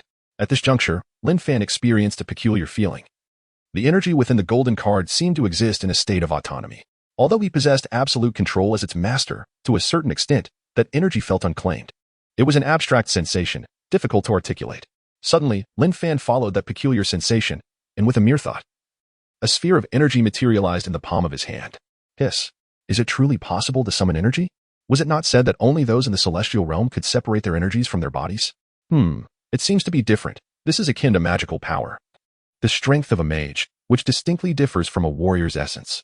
Otherwise, a mage would not be able to unleash their magic. As Lin Fan observed the sphere of energy closely, he discerned that it contained a formidable vitality imbued with an exceptionally pure essence of water. Albeit not the true essence of water, but a far superior form of energy. Could it be that this new energy was born from the integration of mental power? As Lin Fan focused intently, a profound realization began to dawn upon him. While sensing this energy, he felt as though he was receiving some form of information, which, if translated, could be described with words such as fundamental, origin, source, and foundation. Fundamental, origin, source, foundation? Lin Fan's heart surged with understanding. Thus, this represents a form of essence? The essence of water? Source energy? Although Lin Fan was not entirely clear on what source energy entailed, he was acutely aware that this energy was of an advanced caliber. Have I inadvertently conjured an entirely new form of energy? Lin Fan felt both astonished and elated. This energy, when employed to cast spells, should possess remarkable potency, yes? He retracted the energy from his hand, and then conjured a strand of silk, gripping both ends and pulling forcefully. Bang! The silk instantaneously tightened, elongating into a slender thread. Yet it did not snap. It is noteworthy that his current strength exceeded 8,000 kilograms. In an explosive moment, it might surpass that figure. However, despite such power, the silk remained intact. My silk now possesses a resilience comparable to that of a water spider's silk, perhaps even superior. Lin Fan's heart brimmed with joy. Thus, his capabilities had significantly escalated. For not only the silk, but the sealing chains would undoubtedly become sturdier, more difficult to break. If he were to encounter that menacing little tree again, he might even be able to seal it directly. At this moment, Lin Fan also noticed a change in his perception. He could now see the water elements permeating the world around him. Indeed, it was the water elements. Not the elemental essence of the earth, nor any other elemental properties. This might be due to the water attribute of the golden card. And his ability to perceive the water elements should stem from the capabilities of his mental power. Even with his eyes closed, he could sense the luminous particles of water elements swirling around him. With a mere thought, a torrent of water elements surged into his consciousness, flooding into the golden card. However, the card seemed to exhibit some disdain, swiftly filtering out the weaker elemental particles, retaining only the larger ones. Those selected elemental particles were then assimilated by his mental power, undergoing several processes before being transformed into a minuscule amount of water essence. This method of cultivation is exceedingly slow. Lin Fan decided to attempt meditation. Meditation, in essence, involves closing one's eyes and continuously focusing on the source of mental power, clearing the mind of all thoughts. In doing so, one hones their concentration and gradually enhances their mental faculties. Other mages practiced in this manner. Yet Lin Fan felt this approach was still too sluggish. He believed that as the golden card continued to evolve, his mental power would similarly advance. 4.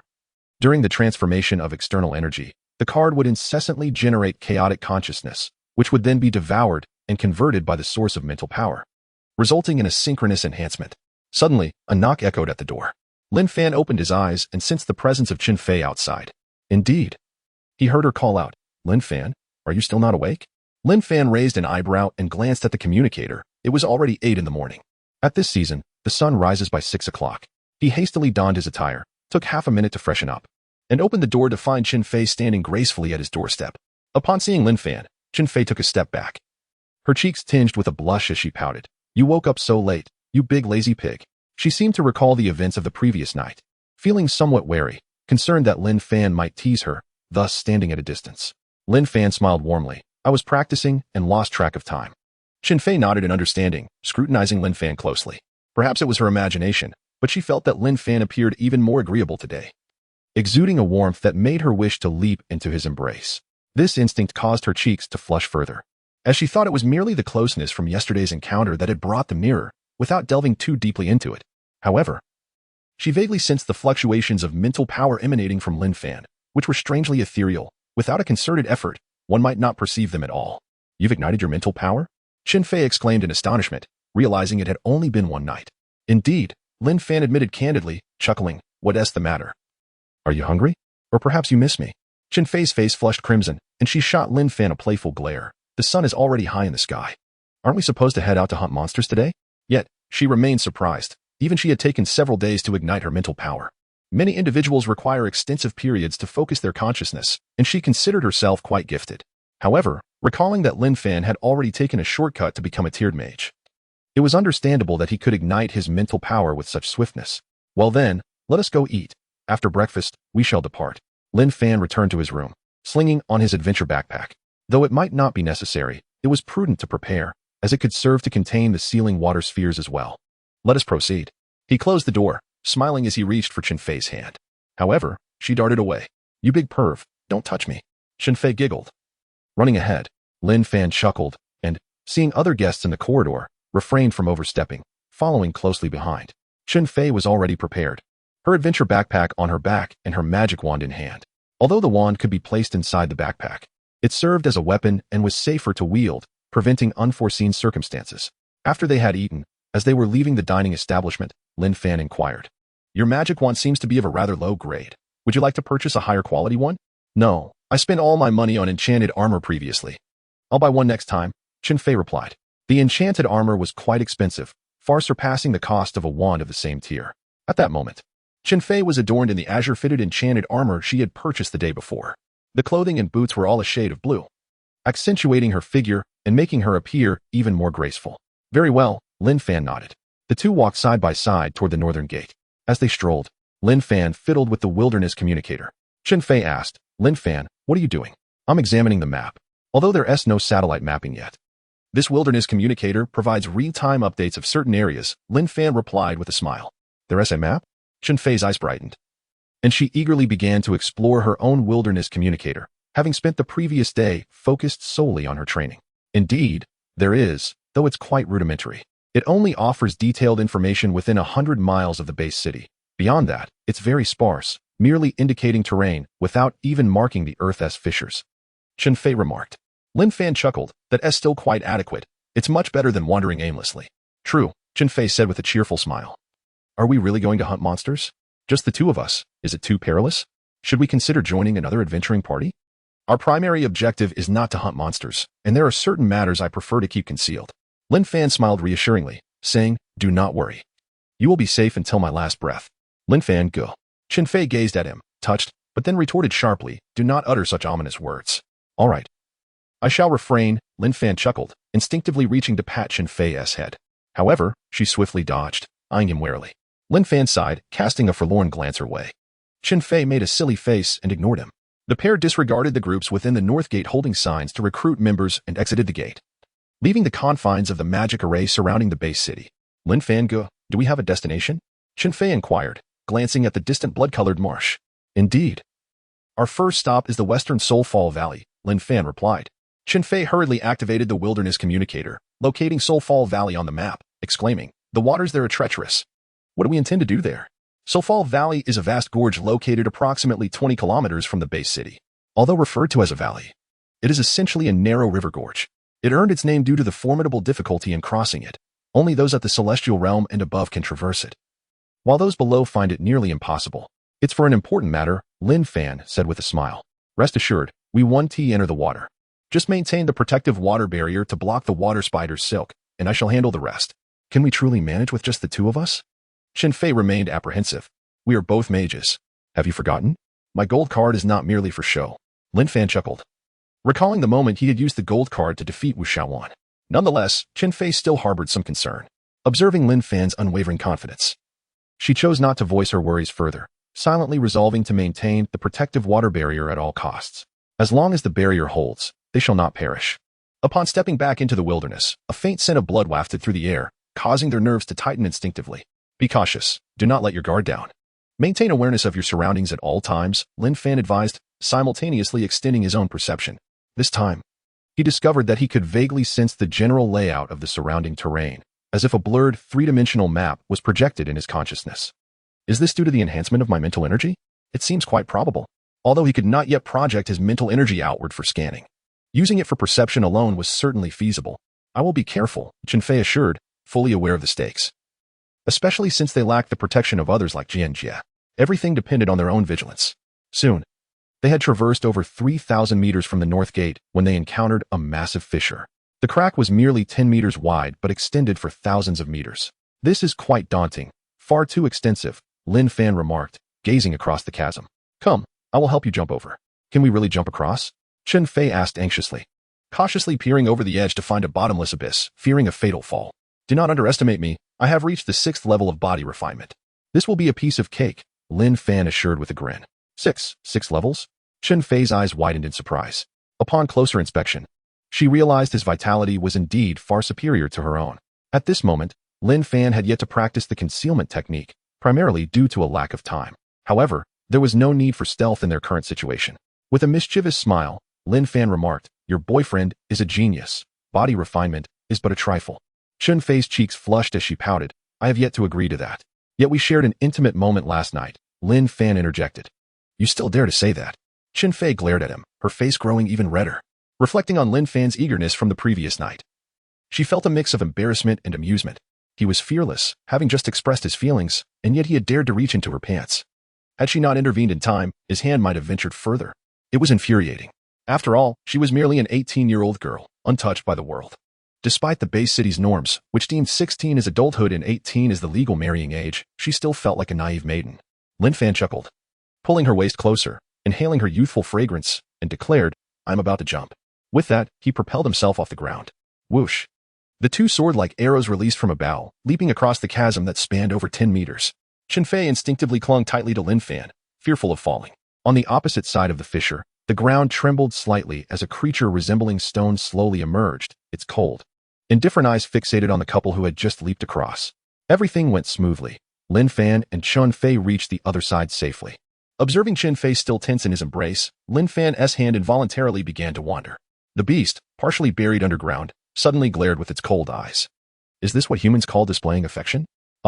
Qinfei quickly pushed Lin Fan away, her cheeks aflame as she scolded. You must not touch me indiscriminately. I did not touch you indiscriminately, Lin Fan chuckled. Now that you are my girlfriend, it is entirely reasonable for me to touch you. That is still not permissible. Qinfei, her face red with embarrassment, turned and ran. Bang! Suddenly, the ground ahead erupted, revealing a massive maw lunging toward Qinfei.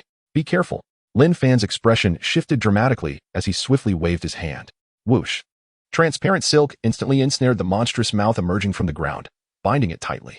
Chapter 53, once again pursued by the water spider swarm with a swift motion. A flash of golden light illuminated the scene as the monstrous creature was cleaved in two, its entrails spilling forth. Qinfei gasped in shock, instinctively retreating. Lin Fan quickly grasped her arm, reassuring her, it's all right now, just be careful and don't run off. Still shaken, Qinfei glanced at the lifeless beast before her and felt a semblance of relief. However, annoyance soon followed as she exclaimed, you mustn't bully me again, or I won't dare to approach you.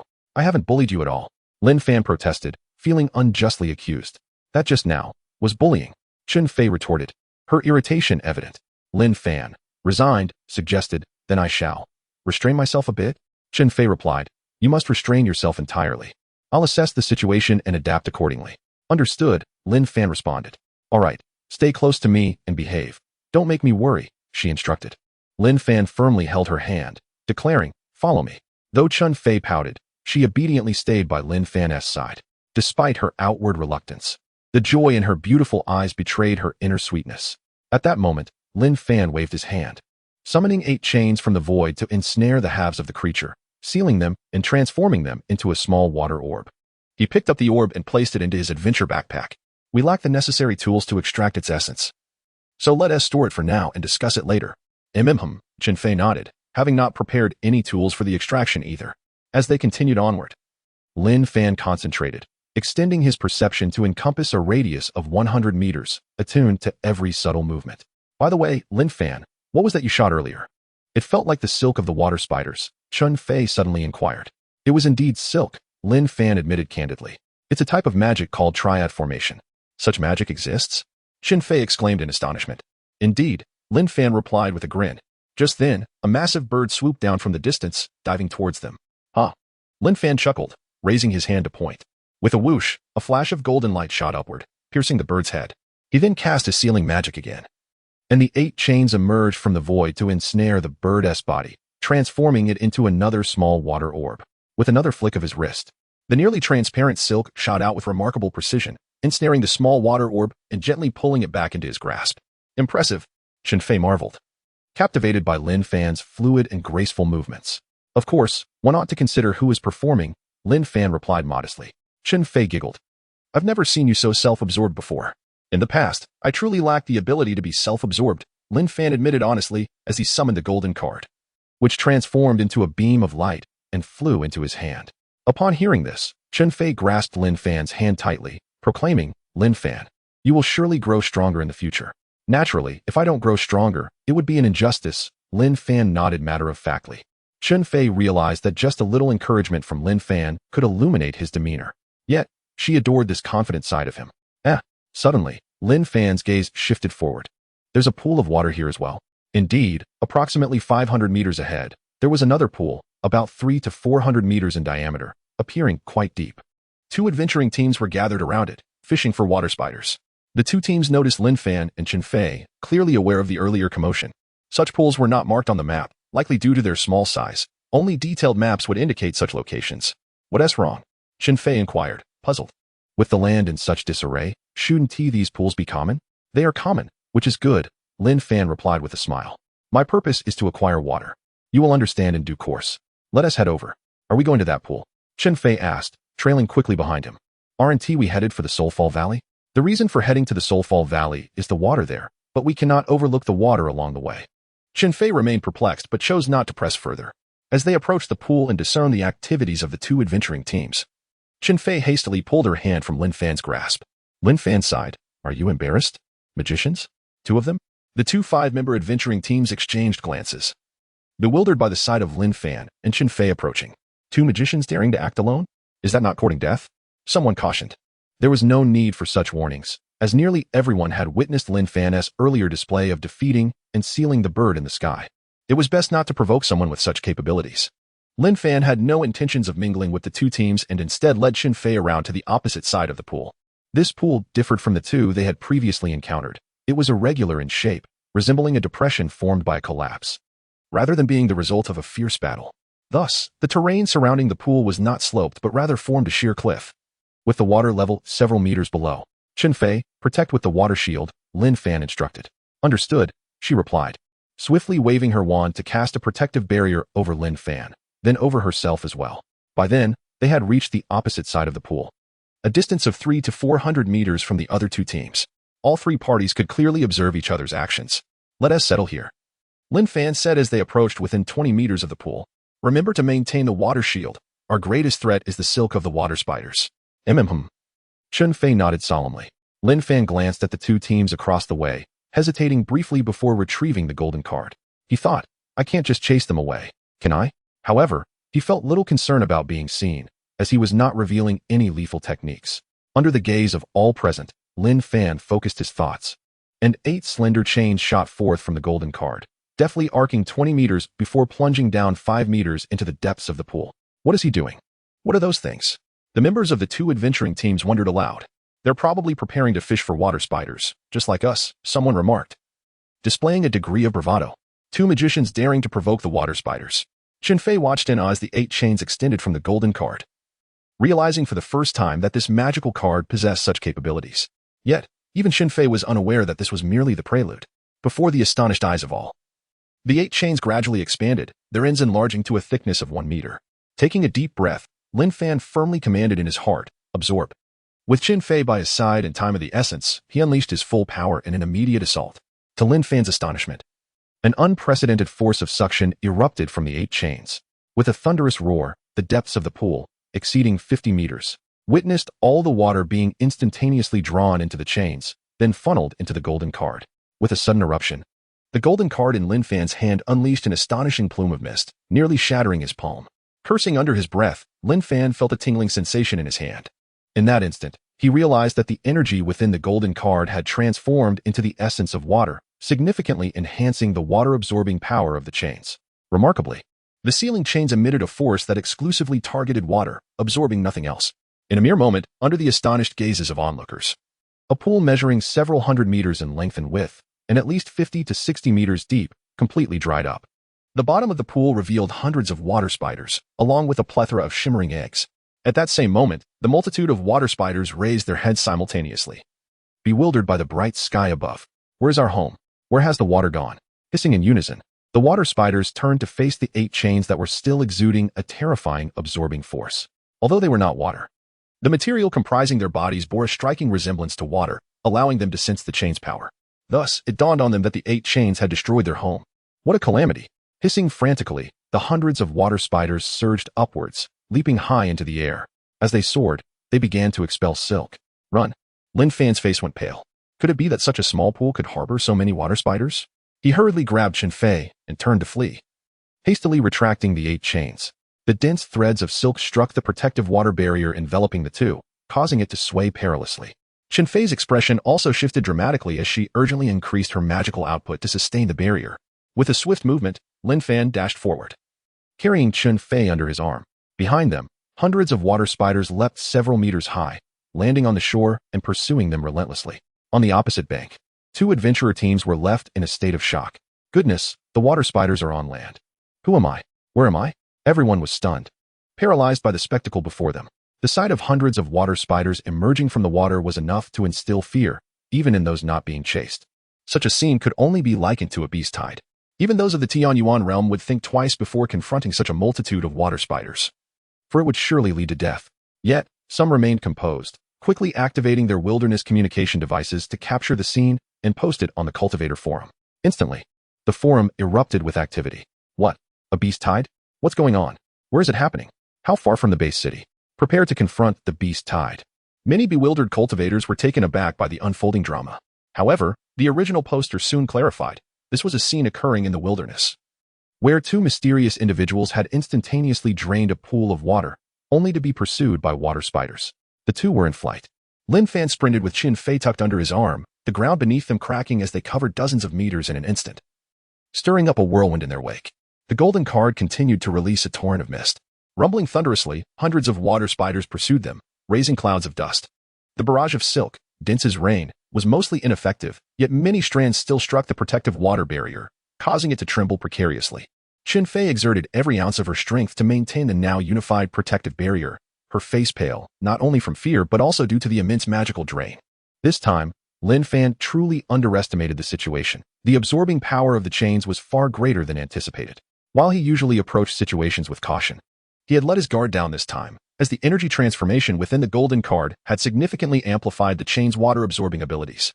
However, Lin Fan was not reckless. As he ran, he sensed the situation behind them. He realized that the water spiders possessed varying levels of strength. Some pursued swiftly, while most lagged behind. This was more typical. He had not been as fast yesterday, making it difficult to escape. Today, however, he had reached the 6th level of body refinement, significantly increasing his speed. Thinking quickly, Lin Fan urged Chen Fei, "Hold on. Let's lead the faster water spiders ahead, and once we break free from the swarm, we can eliminate them." "But my magical energy is running low," Chen Fei replied anxiously. Lin Fan pondered for a moment before channeling the water essence from the golden card into his own body, then transferring it through his arm into Chen Fei. "Try this. It's pure water energy. See if you can absorb it." Before Lin Fan could finish his sentence, Chen Fei's aura surged dramatically. In that instant, she felt her cells boiling with energy as the 100 refinements technique she had practiced began to operate automatically, rapidly refining her body.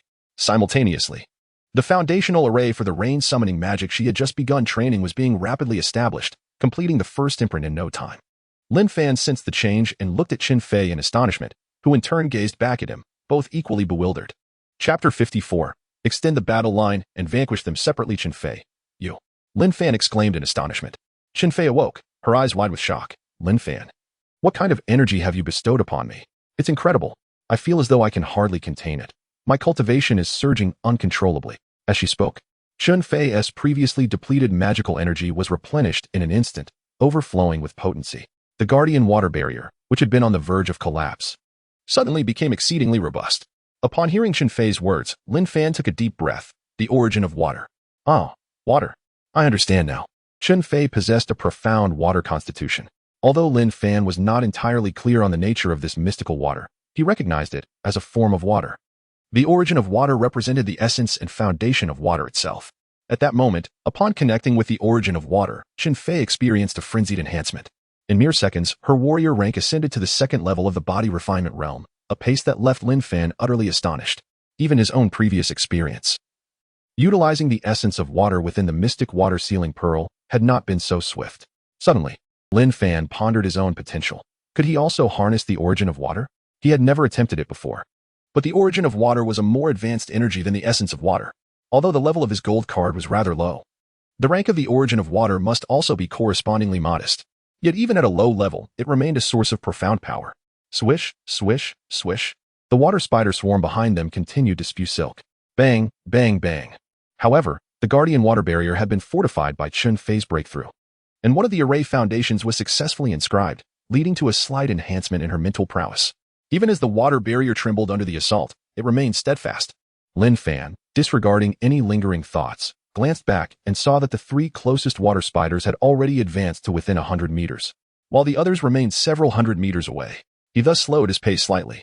Swish, swish, swish, bang, bang. Throughout this process, the guardian water barrier continued to endure attacks. Fortunately, Chen Fei was now brimming with magical energy, fully capable of sustaining it.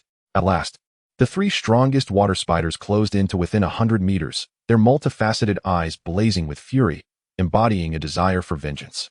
Lin Fan glanced at the significantly diminished mist of the gold card, and with a sudden motion, he flung it backward. Swish! The golden light shot forth. Thud! The nearest water spider was instantly cleaved in two. Swish! The gold card continued its trajectory, piercing through the second water spider. The third spider reacted, but was swiftly met with a fatal blow to its head. Bang, bang! The corpses of the three water spiders collapsed almost simultaneously, propelled forward by their immense inertia, causing the ground to shatter beneath them. Whoosh, whoosh, whoosh. Behind them, a multitude of water spiders relentlessly pursued. Appearing almost crystalline in structure, their limbs powerful and capable of leaping several dozen meters in a single bound. They dashed across the ground with astonishing speed, the slowest among them still covering over 40 meters in a second. Lin Fan slowed his pace even further, turning to observe the rear. Excellent. The battle line had been stretched significantly. The nearest pursuers were nearly 300 meters away, while the farthest were over a kilometer distant. Chen Fei, hold on. It is time for us to act. Suddenly, Lin Fan halted. The gold card, which had just felled three water spiders, seemed to have lost its vigor and dropped to the ground. Swish, swish, swish. The water spiders behind, upon noticing this, began to frantically spew silk. Chen Fei hurriedly increased her magical energy supply to maintain the integrity of the guardian water barrier. As long as they were not simultaneously struck by dozens of strands of silk, the barrier would remain unbroken, its defensive capabilities astonishing.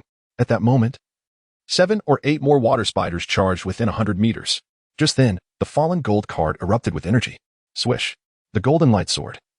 And before Chen Fei's astonished gaze, it seemed to weave a golden thread that pierced through 8 water spiders in an instant. Puff! Transparent liquid gushed forth, and the 8 water spider corpses tumbled forward. Hiss, hiss! The remaining water spiders, witnessing this, swiftly dispersed, forming a fan-like encirclement while continuing to unleash their silk. Do they possess some intelligence? Lin Fan raised an eyebrow. Yet they remained rigid, no different from before. Unfazed, Lin Fan chose to wait. As dozens of water spiders, moving at a comparable speed, entered within 100 meters, he once again commanded the gold card to unleash its power. Swish! The gold card moved with the speed of light, leaving only an afterimage in Chen Fei's vision, accompanied by the sound of rushing air. Puff, puff, puff. The water spiders within the 100-meter range were successively pierced, their bodies rolling forward with inertia. Chen Fei covered her mouth in shock, speechless as she witnessed Lin Fan's full combat prowess for the first time. Is this truly the strength of Lin Fan? She was astounded. Swish, swish, swish. Yet the water spider swarm, undeterred by the carnage, pressed on relentlessly, intent on vengeance. After eliminating over 50 water spiders in one breath, Lin Fan began to feel the strain, primarily due to the diminishing energy of the gold card. At that moment, he realized that such long-range manipulation was exceedingly energy-consuming. He recalled how, when his consciousness first took control of the gold card, it felt as though he possessed boundless strength, growing stronger with each battle. That sensation had been unnervingly surreal. Damn, this is far too many. Lin Fan cast a glance at Chen Fei and then directly manipulated the gold card to shoot out 8 chains, ensnaring one of the water spider corpses and drawing it in to be absorbed and assimilated in one fell swoop. Soon, the previously dim gold card radiated brilliance once more. Empowered, it resumed its onslaught against the water spiders under Lin Fan's guidance. Chen Fei's eyes sparkled, astonished by the gold card's miraculous nature. Touched by Lin Fan's display of his secrets, he no longer regarded her as an outsider. The gold card continued to unleash its energy, piercing through every water spider that pursued them. Initially stunned, Chen Fei gradually became numb to the spectacle. Maintaining the integrity of the water barrier while marveling at Lin Fan's immense power, he resembled a perpetual motion machine. Thankfully, their pursuers were water spiders, or Lin Fan could not have sustained such an exhausting level of combat. For the time being, it appeared the gold card could only devour water-based entities, rendering other attributes largely ineffective. After more than 10 continuous minutes, Lin Fan finally vanquished all the water spiders that had pursued them. At this point, a mountain of water spider corpses had accumulated 50 meters ahead, towering several dozen meters high, with hundreds of water spider carcasses. Lin Fan mentally calculated that including some seemingly juvenile spiders, there were likely 500 to 600 in total. The sheer numbers were intimidating, sending shivers down his spine. After slaying so many water spiders, the gold card had become somewhat misshapen, its edges worn down. Lin Fan felt a twinge of regret, yet he was not overly concerned. The gold card would repair itself upon leveling up. Disregarding his fatigue, he began to command the gold card to consume the water spider corpses, certain that these remnants would significantly enhance its power. Under Chen Fei's astonished gaze, the gold card unleashed its might once more. 8 chains ensnaring the water spider carcasses and drawing them in as if it were a bottomless pit. Of course, the space within the gold card was limited, compelling Lin Fan to simultaneously absorb and assimilate the materials. This was unavoidable, aside from the origin of water. All external substances could not escape the confines of the 8-array foundations of the sealing magic. Fortunately, as the gold card leveled up, the range would expand, and it was already considerably larger than it had been initially. Buzz! Suddenly, the gold card trembled atop the mountain of corpses, radiating golden light and exuding an overwhelming aura. Simultaneously, Lin Fan felt his own energy surge, his previously depleted mental strength rejuvenated and significantly amplified. Chen Fei was momentarily taken aback, gazing at Lin Fan in astonishment. She sensed that the magical aura emanating from him had intensified significantly, and his mental prowess had advanced considerably, marking a substantial leap among Earth-level mages. At that moment, the golden card had achieved 5 intricate patterns, with the 5th one fully solidified. This was merely the inception of its potential. As the golden card consumed an increasing number of water spider carcasses, it continued to evolve, and Lin Fan felt the source of his mental power, shaped like the golden card within his consciousness, radiating ever more brilliantly. Chen Fei alternated her gaze between the increasingly powerful golden card suspended in midair and Lin Fan, whose aura was steadily ascending beside her. Gradually, her beautiful eyes widened, and her mouth fell agape. Even in her naivety, she comprehended a multitude of revelations in that moment. Lin Fan turned to her, his expression grave, and instructed, "Keep this a secret." Chen Fei nodded vigorously, her heart swelling with emotion at the thought that Lin Fan had chosen to share such an astonishing secret with her. She refrained from inquiring about the origins of the golden card. Despite her youth, she understood the boundaries of curiosity. She would not take advantage of her favored status to behave irrationally, nor would she interpret his silence as a lack of trust. She was no fool. In truth, she felt immensely gratified that Lin Fan had revealed these secrets to her, which spoke volumes about how he regarded her as more than an outsider. Lin Fan smiled slightly. While he could not fully ascertain Chen Fei's trustworthiness, he felt a diminished fear. At this juncture, he could confidently assert his invincibility among those beneath the celestial origin realm, provided he did not encounter an extraordinary prodigy. Regardless, this was not yet his most profound secret. Moreover, with so many water spiders, it would be wasteful to abandon their remains here. After slaying the water spiders, it was imperative to extract their essence. Otherwise, it could lead to flooding, a well-known fact. The sheer volume of water produced by dissolving all those carcasses would far exceed that of the previous pond. However, extracting their essence would consume considerable time. With 500 to 600 water spider bodies, even the swiftest extractor would require a significant duration, averaging 1 body per minute. Thus, Lin Fan unabashedly showcased this before Chen Fei, eager to assess whether this young girl was deserving of his affection. He was not pretentious, nor did he harbor an inflated sense of superiority, believing others unworthy of him. Yet, he would never behave like a sycophant. Suddenly, the golden card radiated with a brilliant light once more, illuminating the surroundings.